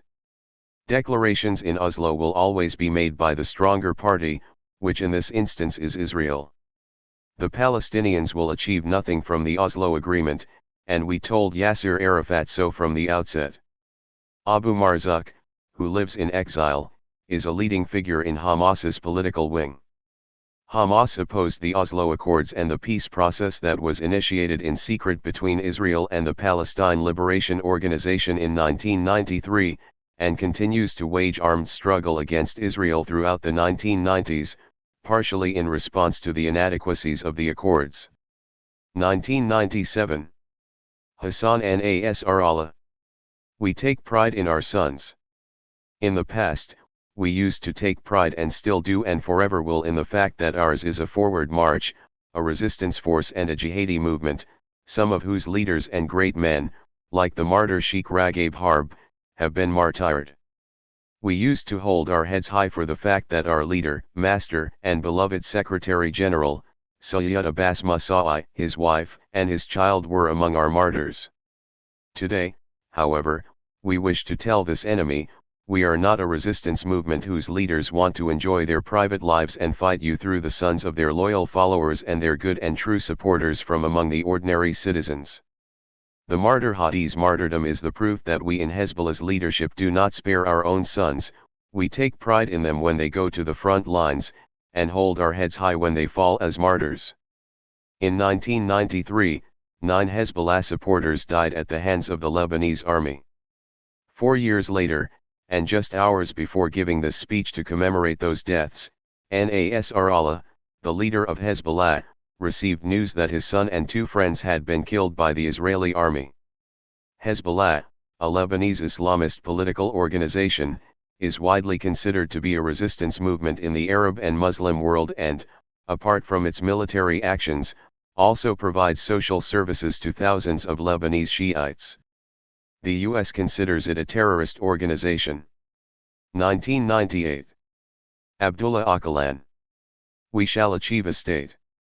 Our history has shown the following: by leaving Ankara we became a party, by going into the Middle East, we became an army, when we go out into the world, we shall achieve a state. Öcalan is a revolutionary socialist and founder of the Kurdistan Workers' Party, PKK, in Turkey, which aims to create an independent Kurdish state and has been waging an armed campaign against Turkey for the past 40 years. Turkey has responded with a scorched earth policy of counterinsurgency in the Kurdish region. Öcalan was captured in 1999 by Turkey and sentenced to death. His sentence was subsequently commuted to life in prison. 1998. Tupac. Changes. And still I see no changes. Can't a brother get a little peace? It's war on the streets and the war in the Middle East. Instead of war on poverty they got a war on drugs. So the police can bother me. And I ain't never did a crime I ain't have to do. But now I'm back with the facts, giving it back to you. Tupac Shakur released 5 albums before being fatally shot in Las Vegas at the age of 25. The personification of street violence and police brutality, Shakur was also a convicted sex offender. In 1991, he filed a $10 million lawsuit against the Oakland police for allegedly beating him for jaywalking. 1998. Angela Davis. Masked racism. Prisons do not disappear problems, they disappear human beings. And the practice of disappearing vast numbers of people from poor, immigrant, and racially marginalized communities has literally become big business. Davis, former member of the Student Nonviolent Coordinating Committee, the Communist Party, and the Black Panthers, was also the third woman to make it onto the FBI's 10 most wanted fugitives list for the kidnapping, conspiracy and murder of a judge, charges of which she was later acquitted. She was a founder of Critical Resistance, the grassroots organization aimed at dismantling the prison industrial complex, and twice ran as a vice presidential candidate for the Communist Party. 1999. Aharon Shabtai. The New Jew. The New Jew. Der Neue Jude. Rises at night. Puts his uniform on. Kisses his wife and child. And, in 2 or 3 hours, destroys a quarter in one of Gaza's ghettos. He manages to make it back in time for coffee and rolls. In the paper, the fresh picture of women and children picking through islands of rubble like frightened hens. Pales beside the shuttle within. That professional gesture. All the while, above, a helicopter observes the grounded humanity of those who laugh when they are tickled, and bleed when they are shot by snipers. And, in memory's skies, packed with clichés and plays on words, it outlines a lazy spiral, enclosing once and for all identity within parenthesis, whether it be with a barbed wire fence or with a ring of outposts. Identity becomes the ghetto, and the ghetto becomes identity. Israeli poet Shabtai is one of the Hebrew language's leading poets and translators of Greek drama. He was born in Tel Aviv during the British Mandate of Palestine and remains fiercely critical of Israeli political and social policy. 1999. Acme Collective. On the violence of property. When we smash a window, we aim to destroy the thin veneer of legitimacy that surrounds private property rights. A storefront window becomes a vent to let some fresh air into the oppressive atmosphere of a retail outlet, at least until the police decide to tear gas a nearby road blockade. A newspaper box becomes a tool for creating such vents, or a small blockade for the reclamation of public space, or an object to improve one's vantage point by standing on it. A dumpster becomes an obstruction to a phalanx of rioting cops and a source of heat and light. A building facade becomes a message board to record brainstorm ideas for a better world. The number of broken windows pales in comparison to the number of broken spells cast by a corporate hegemony to lull us into forgetfulness of all the violence committed in the name of private property rights and of all the potential of a society without them. Broken windows can be boarded up, with yet more waste of our forests, and eventually replaced, but the shattering of assumptions will hopefully persist for some time to come. In November 1999, tens of thousands of activists converged on the World Trade Organization meeting in Seattle to protest neoliberal trade policies. After numerous clashes with police and security forces, the Acme Collective, with ties to the N30 Black Bloc, released this communiqué. 1999. Sergio Ramirez. Adios muchachos. Dr. Emilio Alvarez Montalvan, Nicaragua's most respected conservative ideologue, once said when we had already been defeated in the 1990 elections that Sandinismo had brought to Nicaraguan political culture for the very first time a sense of responsibility towards the poor. This is, in truth, one of the irreversible legacies of the revolution, beyond the ideological illusions that confused us at the time, beyond, too, the bureaucratic excesses and deficiencies of Marxism in practice, beyond the inexperience and the improvisations, the poses, the cheap imitations, the rhetoric. The poor continued to be the humanist frame of references of the project that came apart, piece by piece, on the road. In identifying itself with the poor, the revolution was radical in the purest sense of the term, and under the rubric of a search for justice, capable of being repeatedly naive or arbitrary, many times losing a proper perspective of what was possible, or even what was just and desirable. The Arcadia of our first months in power was marked by an unlimited innocence, and our collective sentiment alternated between delirium and dreams, between anxiety and hope, an emotion that acquired political weight and would never be repeated. The operative emotion was one of feeling oneself firmly oriented on the path towards change, determined to pursue matters to their ultimate logic. And to the very end that meant all or nothing. No one had picked up a rifle to make a revolution halfway. To dethrone Somoza required as its necessary antecedent a violent revolution, not a peaceful transition to which other sectors of society might aspire. And a program of radical change required a radical power capable of defending itself and freeing itself from risks and constraints. It was, evidently, to be power in perpetuity, for one does not prevail in war to acquire power for the short term, when one is determined to sweep history aside. Nicaraguan writer and politician Ramirez was a key member of the group of 12 members of the Nicaraguan elite who provided critical support and legitimacy to the Sandinista struggle against Somoza. Adios Muchachos, written 10 years after the revolution emerged victorious, records his memories of the struggle. 2000s. Miguel Alves dos Santos. To overcome. To learn respect, to be young until you're 100 years old. Skin color, black or white, doesn't matter. We're all equal. That is important. The MST has that spark, it has that character of freedom.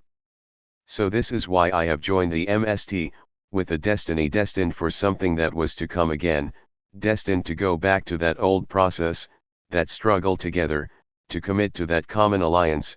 This is what I've always wanted, to overcome, to overcome. Fighting to overcome. To see our children, our grandchildren, our comrades, laughing. To have a home of plenty, of full bellies, in good health and with education. It is very important that you go around and see old people having fun.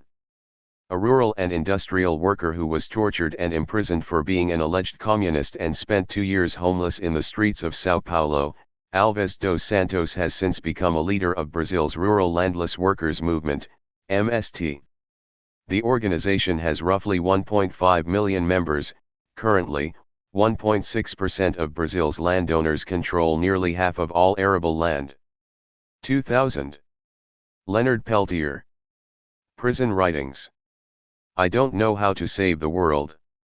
I don't have the answers or the answer. I hold no secret knowledge as to how to fix the mistakes of generations past and present. I only know that without compassion and respect for all of Earth's inhabitants, none of us will survive, nor will we deserve to. One of the leaders of the American Indian movement, Ojibwe Sioux activist Peltier, was convicted and imprisoned in 1977 for the murder of 2 FBI agents. The trial has been widely criticized for improper handling of evidence and various inconsistencies in the FBI's case. The Dalai Lama, Nelson Mandela, Jesse Jackson, Rigoberta Menchú, and the UN High Commissioner for Human Rights have all spoken in his favor, but all appeals have failed, and he remains one of America's most famous political prisoners. 2001. Naomi Klein. Reclaiming the Commons. What is now the anti-globalization movement must turn into thousands of local movements, fighting the way neoliberal politics are playing out on the ground: homelessness, wage stagnation, rent escalation, police violence, prison explosion, criminalization of migrant workers, and on and on. These are also struggles about all kinds of prosaic issues: the right to decide where the local garbage goes, to have good public schools, to be supplied with clean water. At the same time, the local movements fighting privatization and deregulation on the ground need to link their campaigns into one large global movement, which can show where their particular issues fit into an international economic agenda being enforced around the world. But the goal should not be better faraway rules and rulers, it should be close-up democracy on the ground. The Zapatistas have a phrase for this. They call it one world with many worlds in it. Some have criticized this as a New Age non-answer. They want a plan. We know what the market wants to do with those spaces. What do you want to do? Where's your scheme? I think we shouldn't be afraid to say, that's not up to us. We need to have some trust in people's ability to rule themselves, to make the decisions that are best for them. We need to show some humility where now there is so much arrogance and paternalism. To believe in human diversity and local democracy is anything but wishy-washy. Everything in the government conspires against them. Neoliberal economics is biased at every level towards centralization, consolidation, homogenization. It is a war waged on diversity. Against it, we need a movement of radical change, committed to a single world with many worlds in it, that stands for the one no and the many yes. Klein, a Canadian journalist and activist, gained renown with her book No Logo, which was published 1 year after the Seattle demonstrations against the WTO in 1999 and quickly became a manifesto for the anti-corporate and global justice movements that prompted that protest and followed in its wake. 2001. Audrea Shakur. Love is contraband in hell. Love is contraband in hell. 'Cause love is a acid that eats away bars. But you, me, and tomorrow hold hands and make vows. That struggle will multiply. The hacksaw has 2 blades. The shotgun has 2 barrels. We are pregnant with freedom. We are a conspiracy. It is our duty to fight for our freedom. It is our duty to win. We must love each other and support each other. We have nothing to lose but our chains. Shakur was a member of the Black Panther Party and the Black Liberation Army, an underground black nationalist, Marxist organization of the 1970s, and was convicted of killing a New Jersey state trooper in 1973. She escaped from prison in 1979 and fled to Cuba, where she has lived for the past 25 years. 2003. Noam Chomsky. Media control. So we need something to tame the bewildered herd, and that something is this new revolution in the art of democracy, the manufactured consent. The media, the schools, and popular culture have to be divided. For the political class and the decision makers, they have to provide them some tolerable sense of reality, although they also have to instill the proper beliefs. In what is nowadays called a totalitarian state, or a military state, it's easy. You just hold a bludgeon over their heads, and if they get out of line you smash them over the head. But as society has become more free and democratic, you lose that capacity. Therefore you have to turn to the techniques of propaganda. The logic is clear. Propaganda is to a democracy what the bludgeon is to a totalitarian state. Chomsky, the celebrated theorist of linguistics, rose to public fame in the 1960s as a voice of dissent with his critiques of U.S. foreign policy and opposition to the Vietnam War. Since then, his targets have ranged from corporate mass media to the Israeli government, and from state capitalism and wage slavery to the Iraq War. He in turn has been on the receiving end of many death threats, even appearing on the Unabomber's planned target list. 2003. Omar Little. It's all in the game. Levy, you are amoral, are you not? You are feeding off the violence and the despair of the drug trade. You're stealing from those who themselves are stealing the lifeblood from our city. You are a parasite who leeches off. Omar, just like you, man. Levy, the culture of drugs. Excuse me, what? Omar, I got the shotgun. You got the briefcase. It's all in the game, though, right? Omar is the principled gay vigilante who sticks up drug kingpins on The Wire, the HBO series about the drug trade, politics, business, the media, and life in Baltimore. Maurice Levy, lawyer for the drug dealer Bird, regularly advises and defends the members of the Barksdale drug trafficking crew. Here he questions Omar on the witness stand during Bird's trial. 2003. Trevor and Gwen. Sparks in the township. The point is, we have to build where we are. We have had workshops on the World Bank, the IMF, the WTO, and we've got strong people working on those issues. We've set up structures for the campaign against neoliberalism in southern Africa. But in the end we had to get down to the most basic questions: what are the problems facing people on the ground that unite us most? In Soweto, it's electricity. In another area, it is water. We've learned that you have to actually organize to talk to people, door to door, to connect with the masses. But you have to build with a vision.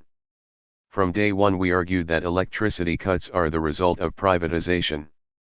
Privatization is the result of gear. Gear reflects the demands of global capital, which the ANC are bent on pushing through. We cannot finally win this immediate struggle unless we win that greater one. But still, connecting with what touches people on a daily basis, in a direct fashion, is the way to move history forward. Ngwane is a South African activist and founder of the Anti-Privatization Forum and the Soweto electricity crisis, and a former member of the ANC until his expulsion in 1999. GEAR stands for Growth, Employment, and Redistribution, a neoliberal economic strategy adopted by the government of South Africa in 1996 to increase jobs and GDP through foreign investment. 2003.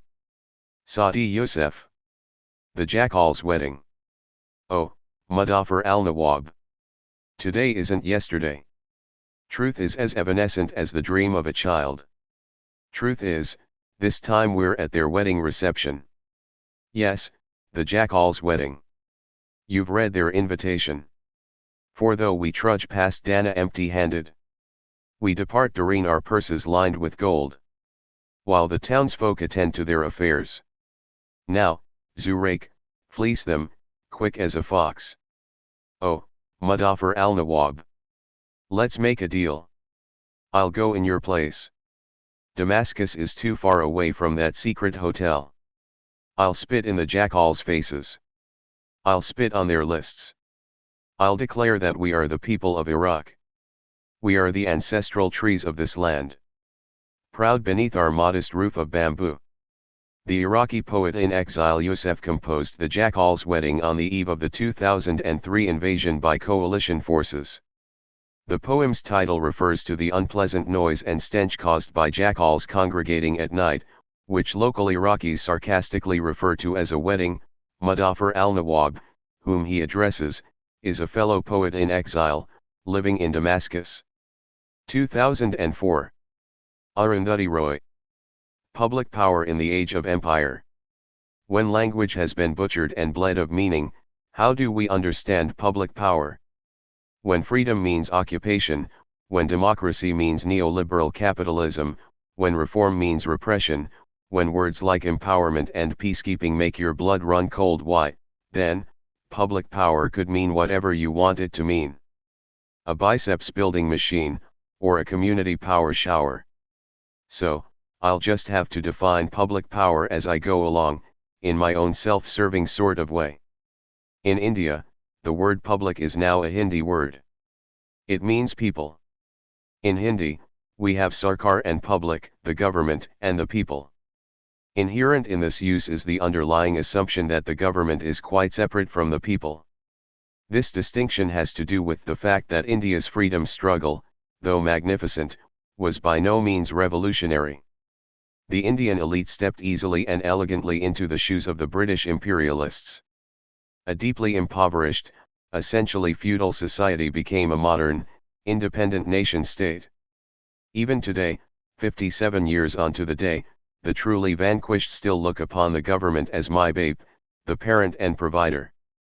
The somewhat more radical, those who still have fire in their bellies, see it as Cha, the thief, the snatcher away of all things. The question is democracy still democratic? Are democratic governments accountable to the people who elected them? And, critically, is the public in democratic countries responsible for the actions of its Sarkar? The crisis in modern democracy is a profound one. The thing to understand is that modern democracy is safely premised on an almost religious acceptance of the nation-state. But corporate globalization is not. Liquid capital is not. So, even though capital needs the coercive powers of the nation-state to put down revolts in the servants' quarters, this setup ensures that no individual nation can oppose corporate globalization on its own. Radical change cannot and will not be negotiated by governments, it can only be enforced by people. By the public. A public who can link hands across national borders. Since winning the Booker Prize in 1997 for her novel The God of Small Things, Roy has championed grassroots anti-dam activists and international global justice campaigners, while denouncing corporate exploitation of India, US warmongering, and her own Indian government's crackdown on Naxalite Maoist insurgents. In 2002, she was jailed for a day by the Indian Supreme Court for criticizing it. 2004. THIRD-WORLDISM. A massacre. I am a traveler in the lone desert. It's nothing special. I can stand the wind. I can stand the thirst. And the sun. I know how to go and walk. Until the setting of the sun. In the desert, flat and empty. Where nothing is given. My head is alert, awake. I have climbed up and climbed down. The mountains where I was born. I know in which caves the water is hidden. These worries are my friends. I'm always on familiar terms with them, and that gives birth to the stories of my life. You who are organized, assembled, walking together, hand in hand, you're living a path which is empty of meaning. In truth, you're all alone. The members of THIRD-WORLDISM, a band from northern Mali, were once rebel soldiers who trained with Colonel Gaddafi in Libya, seeking to preserve the Tuareg way of life and its people's access to basic resources. In the past century, 4 prolonged Tuareg guerrilla rebellions against the governments of Mali and Niger have broken out, most recently in 2007. The Niger region, which is home to many Tuareg clans, contains some of the largest uranium deposits in the world. The Tuareg people see very little of the profits reaped from the mines. 2005. Harold Pinter. Nobel Prize speech.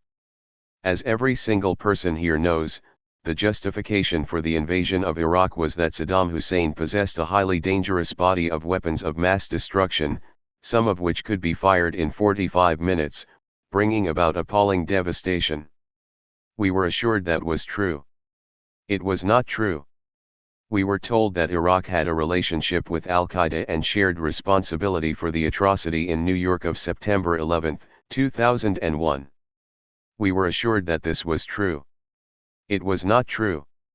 We were told that Iraq threatened the security of the world. We were assured it was true. It was not true. The truth is something entirely different. The truth is to do with how the United States understands its role in the world and how it chooses to embody it. The United States supported and in many cases engendered every right-wing military dictatorship in the world after the end of the Second World War. I refer to Indonesia, Greece, Uruguay, Brazil, Paraguay, Haiti, Turkey, the Philippines, Guatemala, El Salvador, and, of course, Chile. The horror the United States inflicted upon Chile in 1973 can never be purged and can never be forgiven. Hundreds of thousands of deaths took place throughout these countries. Did they take place? And are they in all cases attributable to U.S. foreign policy? The answer is yes, they did take place and they are attributable to American foreign policy. But you wouldn't know it. It never happened. Nothing ever happened. Even while it was happening, it wasn't happening. It didn't matter. It was of no interest. The crimes of the United States have been systematic, constant, vicious, remorseless, but very few people have actually talked about them. You have to hand it to America. It has exercised a quite clinical manipulation of power worldwide while masquerading as a force for universal good. It's a brilliant, even witty, highly successful act of hypnosis. I put to you that the United States is without doubt the greatest show on the road. British writer, director, and actor Pinter, author of 29 plays and 27 screenplays, called his acceptance speech for the Nobel Prize in Literature Art, truth, and politics. He was accused of anti-Americanism, but he replied that his critique was of American policy, while many Americans were demonstrably sickened, shamed, and angered by their government's actions. As a young man, Pinter was a conscientious objector, an early member of the campaign for nuclear disarmament and supported the anti-apartheid fight, and he continued to be politically active all his life. 2005. Evo Morales. Our struggle is against U.S. imperialism. What happened these past days in Bolivia was a great revolt by those who have been oppressed for more than 500 years. The will of the people was imposed this September and October, and has begun to overcome the empire's cannons. We have lived for so many years through the confrontation of two cultures, the culture of life represented by the indigenous people, and the culture of death represented by the West. I believe only in the power of the people. That was my experience in my own region, a single province, the importance of local power. And now, with all that has happened in Bolivia, I have seen the importance of the power of a whole people, of a whole nation. We may have differences among our popular leaders, and it's true that we have them in Bolivia. But when the people are conscious, when the people know what needs to be done, any difference among the different local leaders ends. We've been making progress in this for a long time, so that our people are finally able to rise up, together. In 2006, Morales became the first elected indigenous president of Bolivia. Formerly a leader of a coca farmers union and the Movement for Socialism Party, Morales has been an outspoken advocate of indigenous rights and a sharp critic of neoliberalism. 2005. Palestinian civil society organizations. Call for boycott, divestment, and sanctions against Israel. In light of Israel's persistent violations of international law, and, given that all forms of international intervention and peacemaking have until now failed to convince or force Israel to comply with humanitarian law, to respect fundamental human rights and to end its occupation and oppression of the people of Palestine, and, inspired by the struggle of South Africans against apartheid and in the spirit of international solidarity, moral consistency, and resistance to injustice and oppression. We, representatives of Palestinian civil society, call upon international civil society organizations and people of conscience all over the world to impose broad boycotts and implement divestment initiatives against Israel similar to those applied to South Africa in the apartheid era. We appeal to you to pressure your respective states to impose embargoes and sanctions against Israel.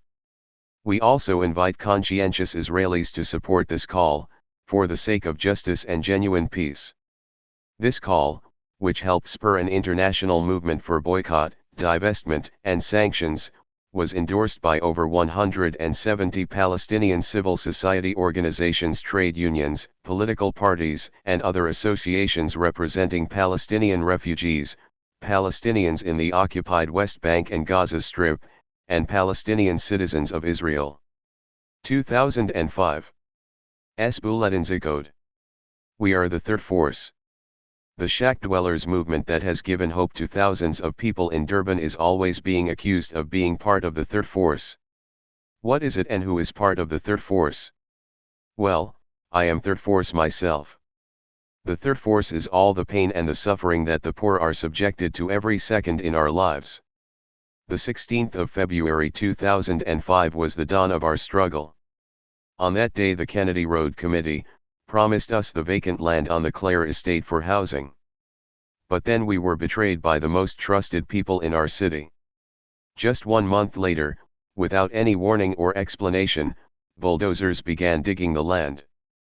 People were excited. They went to see what was happening and were shocked to be told that a brick factory was being built there. More people went down to see. There were so many of us that we were blocking the road.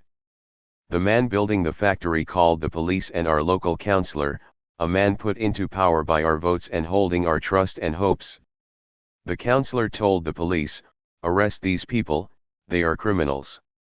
The police beat us, their dogs bit us, and they arrested 14 of us. We asked what happened to the promised land.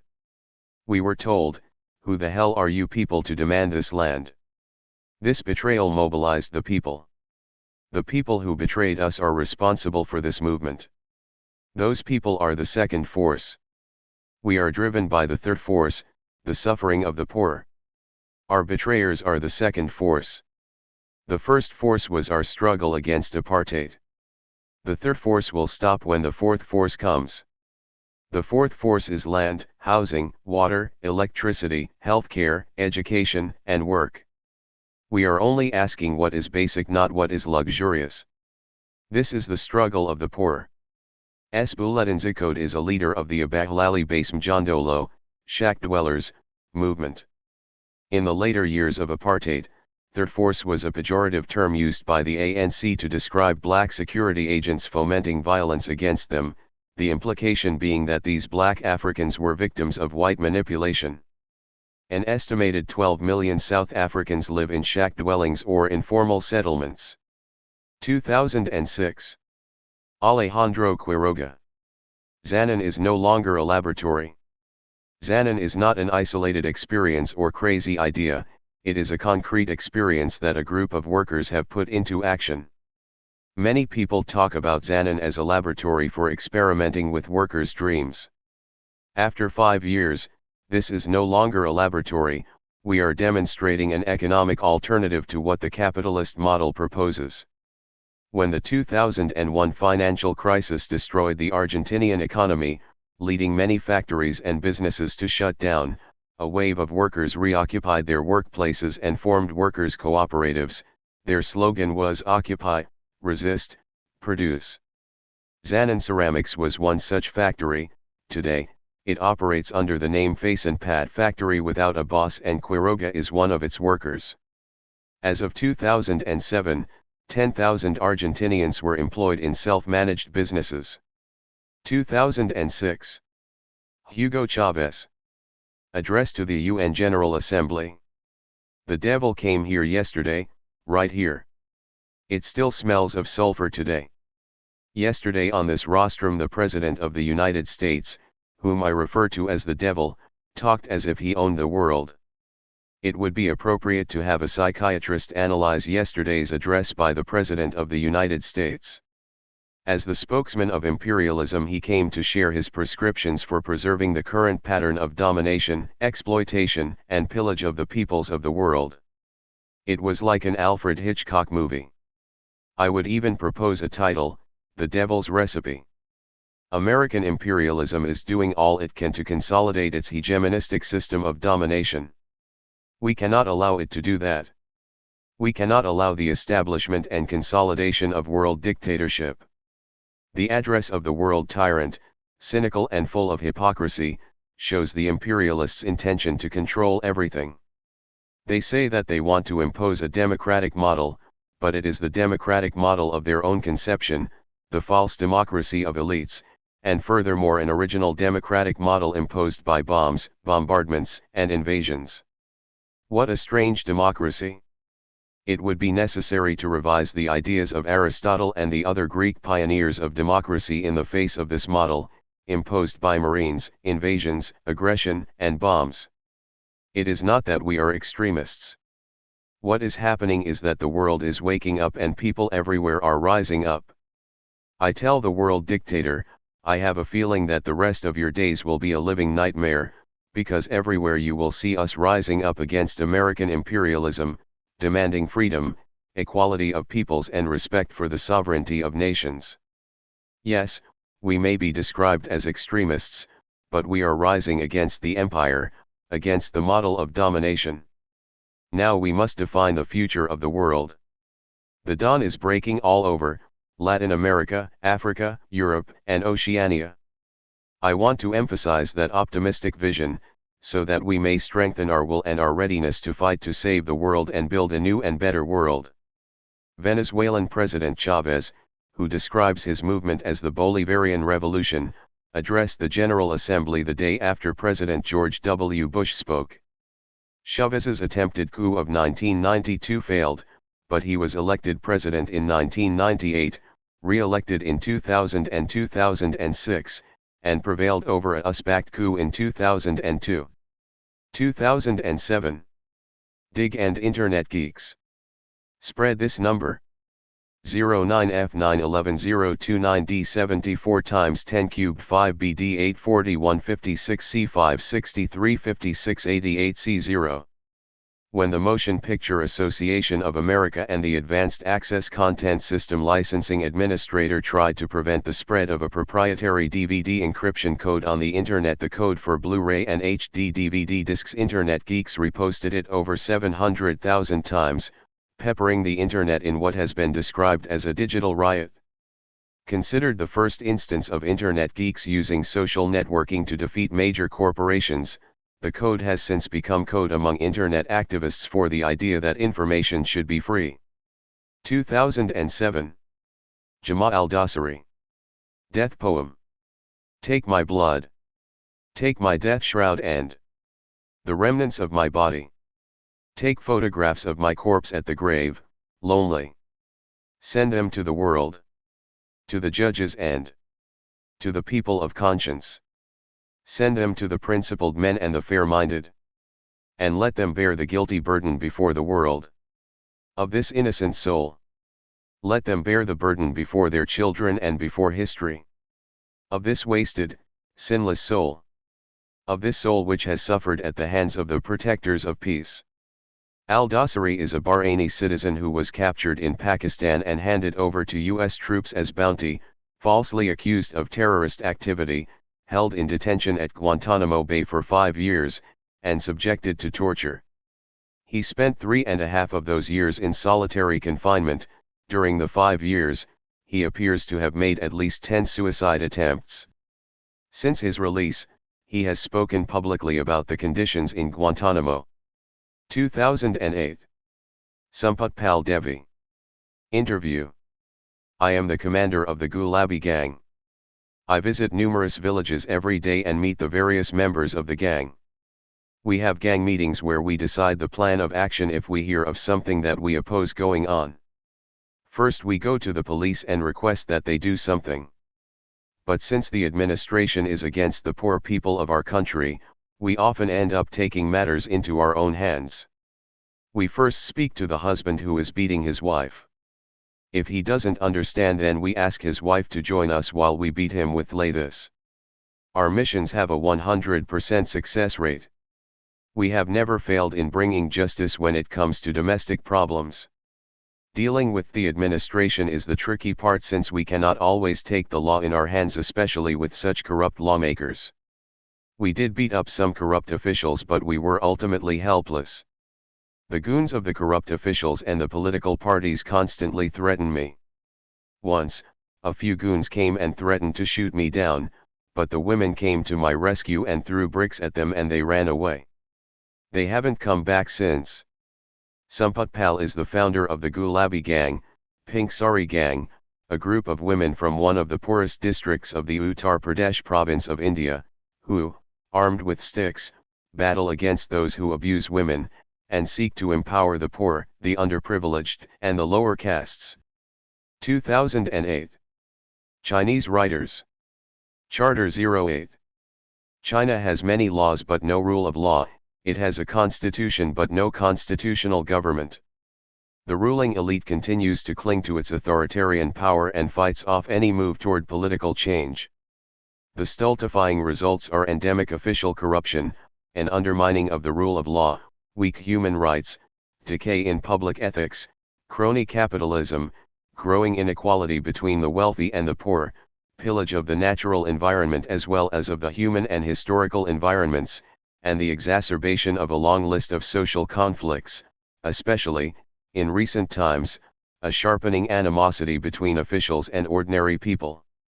As these conflicts and crises grow ever more intense, and as the ruling elite continues with impunity to crush and to strip away the rights of citizens to freedom, to property, and to the pursuit of happiness, we see the powerless in our society, the vulnerable groups, the people who have been suppressed and monitored, who have suffered cruelty and even torture, and who have had no adequate avenues for their protests, no courts to hear their pleas, becoming more militant and raising the possibility of a violent conflict of disastrous proportions.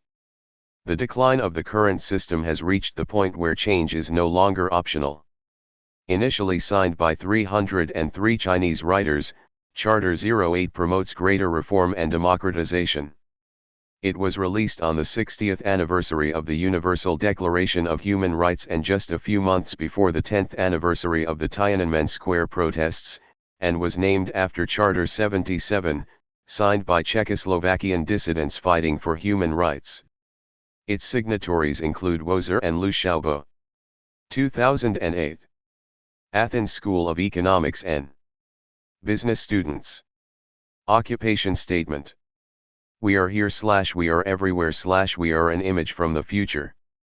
For in the destroyed and pillaged streets of our cities of light we see not only the obvious results of our rage, but the possibility of starting to live. We have no longer anything to do than to install ourselves in this possibility, transforming it into a living experience, by grounding on the field of everyday life, our creativity, our power to materialize our desires, our power not to contemplate but to construct the real. This is our vital space.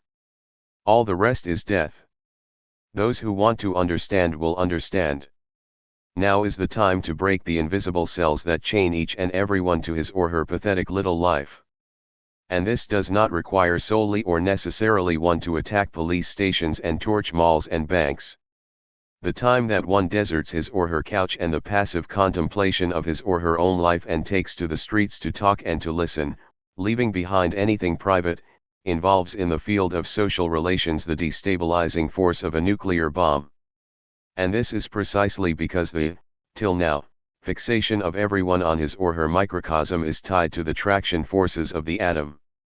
Those forces that make the capitalist world turn. This is the dilemma, with the insurgents or alone.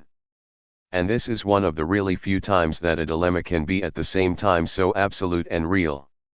The shooting of a 15-year-old boy by a police officer on December 6 set off protests and rioting in Athens, which would last for 3 weeks, spread throughout Greece, result in a paralyzing one-day general strike, and lead students at several universities to occupy university buildings. Not just a reaction against police brutality, these actions were also expressions of frustration and protest against government corruption, economic and educational policies. 2008. Wozer. The Fear in. A hurried farewell to Lhasa. Now a city of fear. A hurried farewell to Lhasa. Where the fear is greater than all the deer after 59, 69, and 89 put together. A hurried farewell to Lhasa. Where the fear is in your breathing, in the beating of your heart.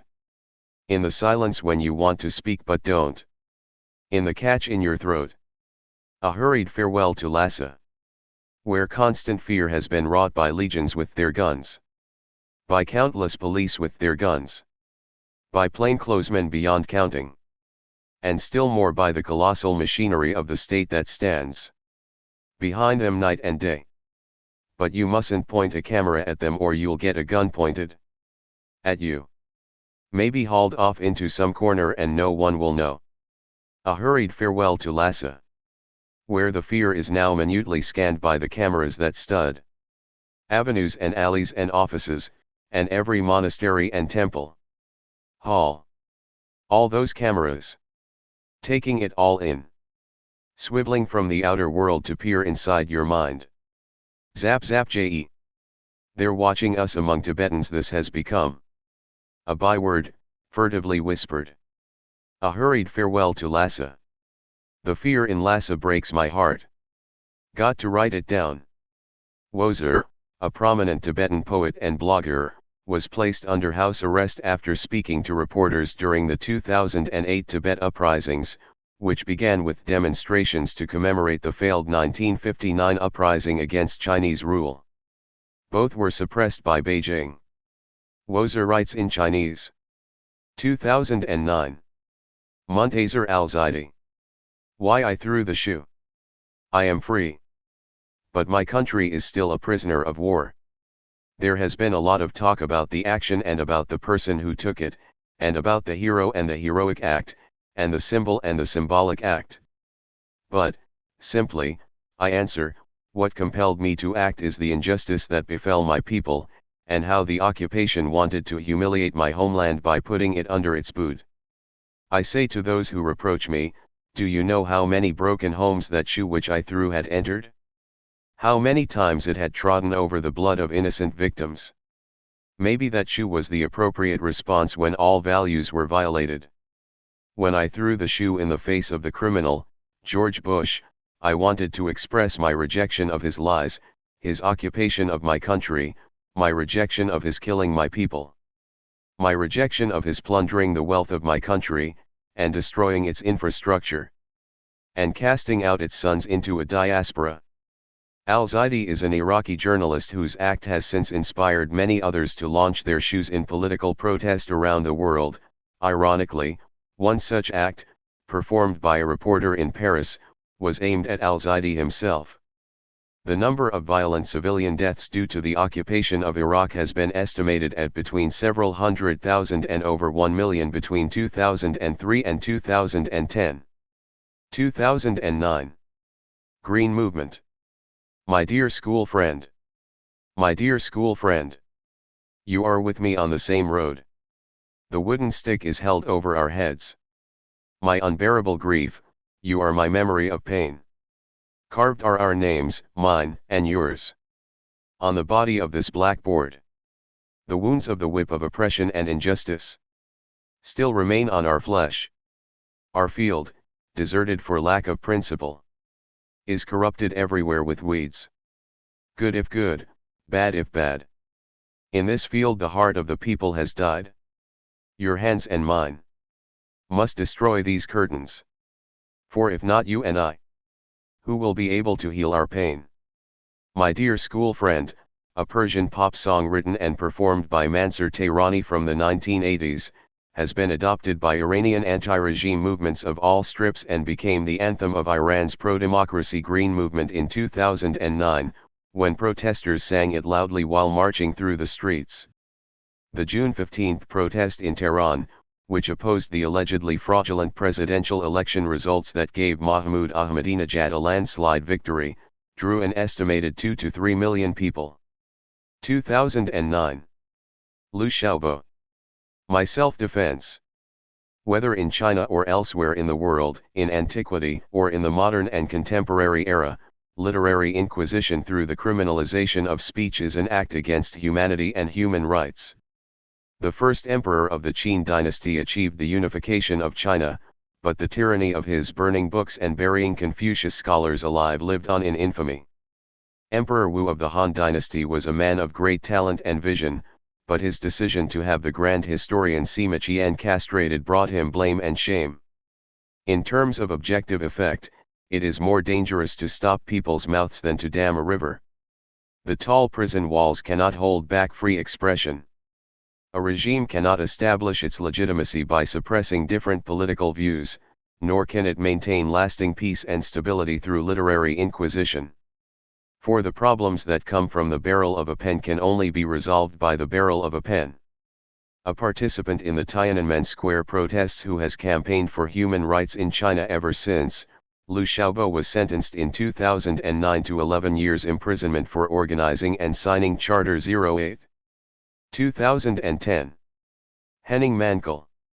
It's the action that proves the word. The Gaza Strip has been transformed into the biggest open prison in the world, and it was obvious we had to do something. We thought maybe we should try to break that whole blockade, and the only way to do it is with a convoy of ships. When I first heard about it I thought it's a good idea, I'd like to be on board. I believe so strongly in solidarity as an instrument to change the world, and I believe in dialogue, but it's the action that proves the word. Mankell, the Swedish mystery writer, was on a boat in the aid flotilla that tried to break the Israeli embargo of the Gaza Strip. Israeli armed forces boarded the boats on May 13, 2010, killing 9 people. Having visited Palestine the previous year, Mankell, who has written extensively about Africa, said it was like seeing the apartheid system again. Israel has restricted movement in Gaza since 1989, and the current blockade, enacted in 2007, allows in a very limited amount of aid. Gaza has been described by UK Prime Minister David Cameron as a prison camp.